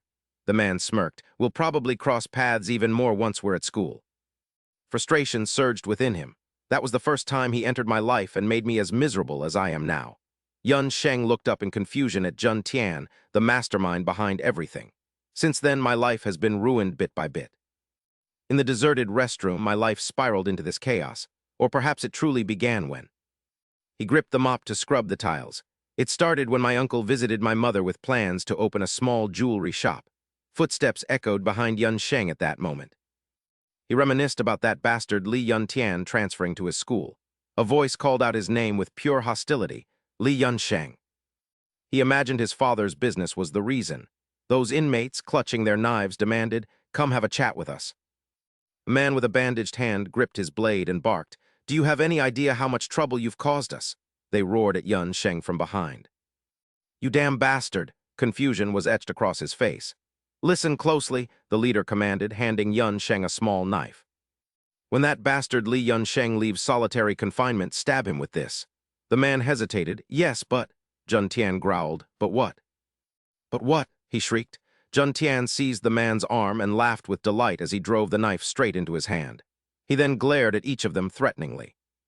"It seems you've all forgotten how things work since I've returned," he remarked. One of them spoke up. "That's not it, sir." Jun Tian issued a warning. "Remember this well, don't ever say something like that again." The man in white glasses thought dangerously, "I will return even more powerful than before." A man behind him reported the situation. "Sir, I've carried out your orders," as a wave of terror took hold. The man bowed and continued, "As for verification, I'll check his cell. Everything in this prison, from management to controlling the inmates, is handled here." Jun Tian smirked. It was all about fear and violence. As he worked, he thought maliciously, "Li Yunsheng, you've made a grave mistake." Jun Tian gripped the screwdriver tightly. Humans are animals that always remember a grudge. He glanced down at the two objects in his hands. "I heard the washing machine worked hard to gain some authority here, didn't he? But you didn't account for my return. Everything will go back to the way it was." Jun Tian's eyes narrowed with a scheming glint. "I've already done everything you're doing many times over. Do you really think they'd forget what I did to them so easily?" A scene of him frantically lunging to bite a man's hand appeared. "While I was in this prison, my actions were etched deep into their minds." They watched Yun Sheng's back as he mopped the floor. "I am their living hell. They will never forget the terror I instill." As he turned around, the group had already taken their combat stances and screamed, "Li Yunsheng, you've caused us nothing but trouble, you bastard." Yun Sheng replied indifferently, "You lot certainly changed sides quickly. You were calling me boss just a moment ago, and now look at you." A man pointed his blade at him. "That bastard Li Yuntian sent you, didn't he? So what if he did?" His hands trembled with hatred. "You've tormented us enough, you bastard. Even in a place like this, the weak are still just weaklings," they roared. "Die." "That's just how it is. You'll side with the strong because you have no other choice." Jun Tian tightened a screw with disdain. "But would you fools actually die for me?" He fell silent and thought, that would be a bit of a nuisance. Jun Tian's expression turned stern. This confrontation was now unavoidable. After all, we're rivals, yet still family. Jun Tian curled his lips into a cunning smile. His face was filled with disbelief. A cloud of dust rose from the rapid movement as Du Zhan suddenly lunged forward and kicked the man away, leaving the others stunned. Where did that bastard come from?" they shouted. He nonchalantly leaned down to pick up the knife. "Hey there," Du Zhan said, introducing himself with the blade in hand. "I'm Big Du Zhan, the newcomer." The new inmate challenged them without fear. "Pleasure to meet you all. If you've got a problem, then step up." Yun Sung glanced at Yu Zhan in confusion, wondering what was happening as he recalled his conversation with Master Jin about bringing someone new in to assist him during the chaos. "Is it this kid?" he had wondered, but when he asked when the boy would arrive, Yun Sung cut him off decisively, saying, "Fine, just do exactly as I told you." Master Jin focused on the information in his hand and asked, "Understood, but why did you choose this boy?" To which he calmly explained his reasoning. "When that bastard Li Yunchen returns to prison, he will be difficult to handle, so I need more capable people on my side," he said, looking the man straight in the eye. "The scoundrels in this prison will soon betray me." Yun Sung thought of the worst-case scenario and added, "That is why I need more power. Instead of those I cannot trust, I need someone close to me," he asserted, while the other man holding a dagger assured Yunchen they would handle that bastard for the boss. He cast a sinister gaze at his subordinates, promising it would be as desired, while Yunchen looked over Yu Zhan's information sheet. He studied the photo on the paper in surprise, wondering why another newcomer was entering the camp and what crime he had committed, leaving the policeman flustered. "I am not entirely sure. Perhaps he committed an assault," the officer replied as the room went dark and Yunchen's henchmen knelt while Yun Sung looked down at them. To gain more support, he watched the crowd kneeling before him and said, "I have summoned Bai Yuzhen to this prison," while Yun Sung gripped the dagger tightly. "I cannot trust anyone in this prison," he said, his eyes gazing into the distance. "He is the only one here I can truly rely on." Yun Sung thought of Yunchen with fury, telling him to prepare himself, as Yu Zhan stepped forward against a blue backdrop, declaring it was his turn to strike back.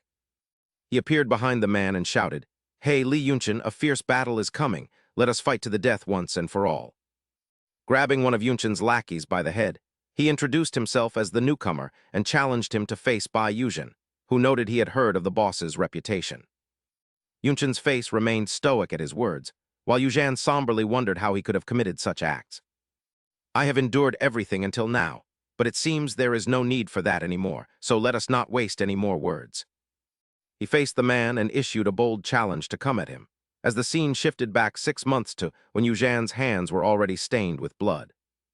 Bodies were piled at his feet as Yu Zhan turned back and said coldly, "Get lost while I am still being civil," before grimacing as he uttered the name on his lips.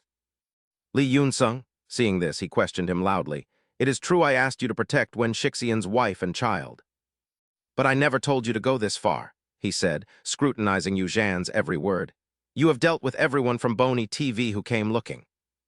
Even the rising gangs, is this how you operate?" Yun Sung cursed under his breath, calling the method somewhat foolish. Yu Zhan grew increasingly irritated, stepping closer to snap. "You arrogant bastard, do you think you can just come here and say those things to me?" Yu Zhan kept trying to kick Yun Sung out, stating that the more he saw his face, the more he hated it, and told him to just get lost. "Before I call the police for harassment," he said, before adding a reminder that he was nothing more than a criminal himself. He did not seem angry, merely muttering to himself before looking up at Yu Zhan and firmly stating that he would turn himself in soon. Without hesitation, he stated his decision. "I have thought it through, and I will take responsibility for what I did that day." After a moment, Yun Sung pledged his honor. "As for Wen Shixian's family, I will try to make amends for what I have done to them." After speaking at length, he turned and whispered, "You and I share some similarities. It is that sense of guilt, is it not?" Yu Zhan gritted his teeth and shouted, "You are insane. Even if that is true, so what?" While Yun Sung told him not to worry. He confessed honestly that he had moved Wen Shixian's wife and daughter to a safe place, and thanked him for standing up against those bony TV bastards. "Only then could I bring them to a safe haven." Anna stepped out from inside, her eyes lighting up with joy as she asked if the mother and daughter had returned. She mentioned she had been waiting for them, but the woman walked past the threshold without a single glance. Immediately, Anna bowed deeply in apology for what she had done to the woman's husband. Her voice began to tremble as she explained she had no other choice, insisting he had to pay for his actions. The woman quickly pulled her daughter close. She spoke up to stop her, telling her not to say such things. The woman cried out in pain, admitting that throughout the time she lived with him, she had been unwilling to face the truth. The confession came out softly, though her heart felt shattered, as she realized she had truly loved the wrong man. Bowing her head, a tear fell as she admitted her love had been entirely misplaced. Afterwards, she expressed her deep gratitude, thanking her repeatedly for helping them escape that living hell, shifting back to Yu Zhan. He appeared stunned, wondering how it was possible as Yu Zhan looked at Yun Sheng with a bewildered gaze, unable to finish his sentence. He suddenly interrupted, stating he had already told him that he would take responsibility for everything he did. Yun Sheng's voice was low, sounding like a final request as he added he had a favor to ask. At that moment, he approached Yu Zhan and told him he would be going to prison soon, asking him to join him there before he departed. Yun Sheng emphasized every word, explaining that he was the only person he could trust once he was inside. The words echoed clearly in the other man's ears. This was the final favor he would ask of Yu Zhan. Yu Zhan muttered to himself about how interesting it was as he stepped closer, his heavy footsteps seemingly dragging old memories along. He remarked that the man hadn't changed at all and seemed to be hiding many things. Nevertheless, Yu Zhan agreed, saying that since he had put it that way, he would help. He agreed to help but told him to remember one thing. After a brief silence, he leaned in close to Yun Sheng, growling that his help wasn't for revenge or because he believed in his repentance. He stated he was only helping because he saw him assist that woman and her child. Having said that, Yu Zhan turned away, trying to convince himself of his own reasoning. He growled a warning that this was the only reason for his assistance, so he shouldn't misunderstand his actions, returning to the present moment. Zhu Zhan raised his arm as if to strike Jun Tian, but instead, he merely patted the man's shoulder. Zhu Zhan turned to leave, waving his hand and saying that would be enough for today. With a bored expression, he mentioned his only purpose for coming was to see his face. Jun Tian looked up, scrutinizing him. He asked what the plan was next, stepping toward Zhu Zhan with a challenge, demanding they have a fight right then and there since he was already present. Jun Tian spoke softly to reassure him, saying not to worry about the guards as they would look the other way. He boldly claimed that he had plenty of money from his time outside and had paid them off well upon entering. Telling him not to fear, Zhu Zhan suddenly lunged forward through the air. He threw a powerful punch at the man, declaring that if he wanted a fight, he would get one. Zhu Zhan clenched his fist and glared at Jun Tian, remarking that his hands were itching for a fight anyway, especially against a scoundrel like him. His voice dropped as he expressed his desire to strike him down, telling the bastard Li Junchen to brace himself. It was clear that the man. He would find any way possible to eliminate Yun Sheng at all costs. However, Jun Tian would not act personally for a very simple reason. That bastard Li Junchen still hoped to be released from prison to seek treatment for his chronic illness. It was the only way for a death row inmate like him to leave. The doctor pointed at the screen and gave a stern reminder. He explained that with this, he could file for a stay of execution, suggesting he wait until then. Noticing Jun Tian's anxiety, the doctor reassured him. Having treated many patients over the last 15 years, he claimed his diagnosis of the man's brain was entirely accurate, so there was no need for concern. The doctor suddenly lowered his voice to remind him that there was still much to be done, his words echoing continuously in the man's ears. He advised Jun Tian not to cause any trouble while incarcerated and to show the judges his remorse. He warned him not to provoke them and risk losing his chance at freedom. Naturally, the doctor calmly emphasized that violence was not an issue, rambling on about how fights between inmates were a common occurrence. When you receive your prison sentence, just claim you were not in your right mind when you committed those acts. Later, while giving advice, he quietly instilled various techniques into Jun Tian's mind, emphasizing that the most crucial rule was to never kill anyone. You must avoid crossing certain boundaries at all costs, do you understand? At that same moment, Yu Zhen lunged forward and delivered a powerful kick toward the man. He swung his fist once more, his gaze turning analytical as he wondered why this bastard was simply enduring the blows without fighting back. Yu Zhen stared at Jun Tian with suspicion, questioning if that was a boxing defensive stance before immediately aiming a punch at the man's jaw. As the arm swung toward him, Jun Tian nimbly evaded the strike, while Yu Zhen gritted his teeth in determination, telling himself that he didn't care about the outcome. No matter how powerful the enemy is, one only needs to break their defense to land an attack. The conclusion of this battle seemed certain until the situation suddenly reversed. Jun Tian suddenly grabbed Yu Zhen's arm and slammed him down, causing his body to hit the ground hard as Yu Zhen wondered if that was a judo move. It wasn't judo.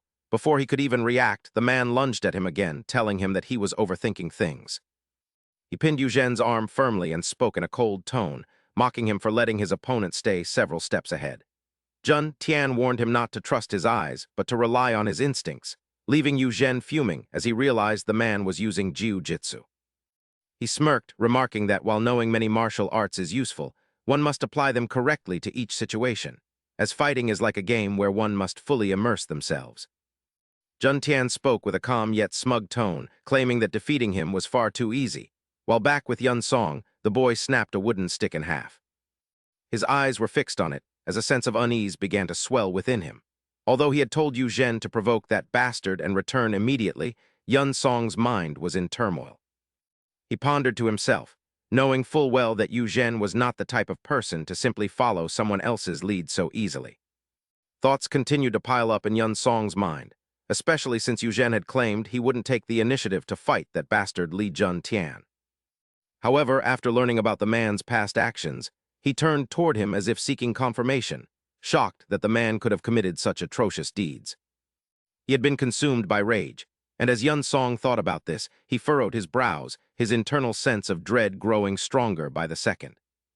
A battle was bound to break out once those two faced each other. Yun Song looked toward the distant wall and silently warned him to be careful, as that bastard Li Jun Tian was no easy opponent. Returning to a previous time, The apartment building came into clear view as Jun Tian leisurely exhaled a cloud of smoke and turned with an excited smile. So Yun Song is studying at Sang Yan School. I'll be attending there starting tomorrow, Jun Tian said in a cold yet commanding voice. It has been a long time since I last went to school, so those punks there probably have no idea who I am. Yun Song began to hesitate and stutter, recalling how Zin Mingu had taken photos of him just 2 weeks after that bastard enrolled. Other bastards had also begun bullying Yun Song, to which Jun Tian indifferently replied that it seemed he had caught the attention of those thugs. He had hoped the man would rescue him from that situation. But after a while, Jun Tian simply bragged that no one here knew he had learned various fighting techniques while in the Philippines. Wondering if anything would truly change, the man lowered his voice to reassure Yun Song not to worry, leaving the boy to wonder if his hellish school life would finally end as Jun Tian smiled at him. I guarantee that from now on, no one will dare to bully you. However, it remained to be seen if this cousin could truly bring him any peace. That was far from the truth, as Jun Tian suddenly appeared with a battered face while Sang Tian angrily grabbed him by the collar. Who is this bastard? He just transferred here and is already causing trouble. There was no miracle for Yun Song as a crowd of people began to surround them. Sang Tian roared in fury, asking how a newcomer dared to tell him to kneel and apologize, while Jun Tian weakly muttered an apology to him. In that moment, the man glared at him with rage and asked Li Yun Song if that bastard was his cousin, before Sang Tian loudly made a declaration. You, your cousin, and Ngsheng, from this moment on, none of you three will ever know peace. Later that day, the sunset illuminated the entire path on the way home. Li Jun Tian did not utter a single word as he walked in silence, leaving Yun Song with a growing sense that something was terribly wrong. Looking at Li Junshen's expression, he felt a sense of dread, particularly when standing close to the man. He really should have been more cautious back then. And Hayoung hurried up from behind and warned Du Sung that Li Junshen was a monster, before anxiously asking if he was all right after the school incident, to which Yun Sung leaned in and whispered a reply. When asked if that was his cousin, Yun Sung softly reassured him that the man would be fine, though Hayoung remained worried, noting that the whole ordeal must have been a significant shock for him. Turning toward Li Junshen, the man knit his brows in a deep scowl, wondering frantically if he appeared like some sort of pitiable wretch to those around him. He bit his lip in a fit of rage, silently loathing the idea of being looked down upon as a failure and cursing the fact that anyone would dare to feel sorry for him. Warning others not to look at him with such disdain, he began to plot his revenge, vowing that he would do whatever it took to settle the score. Yun Sung could sense that Li Junshen would do anything to survive, even things no one else would imagine, while in the background, Yun Sung cheerfully invited the others over. And Hayoung agreed without a moment's hesitation when asked to come over and watch a new movie, saying he wasn't busy and would love to join.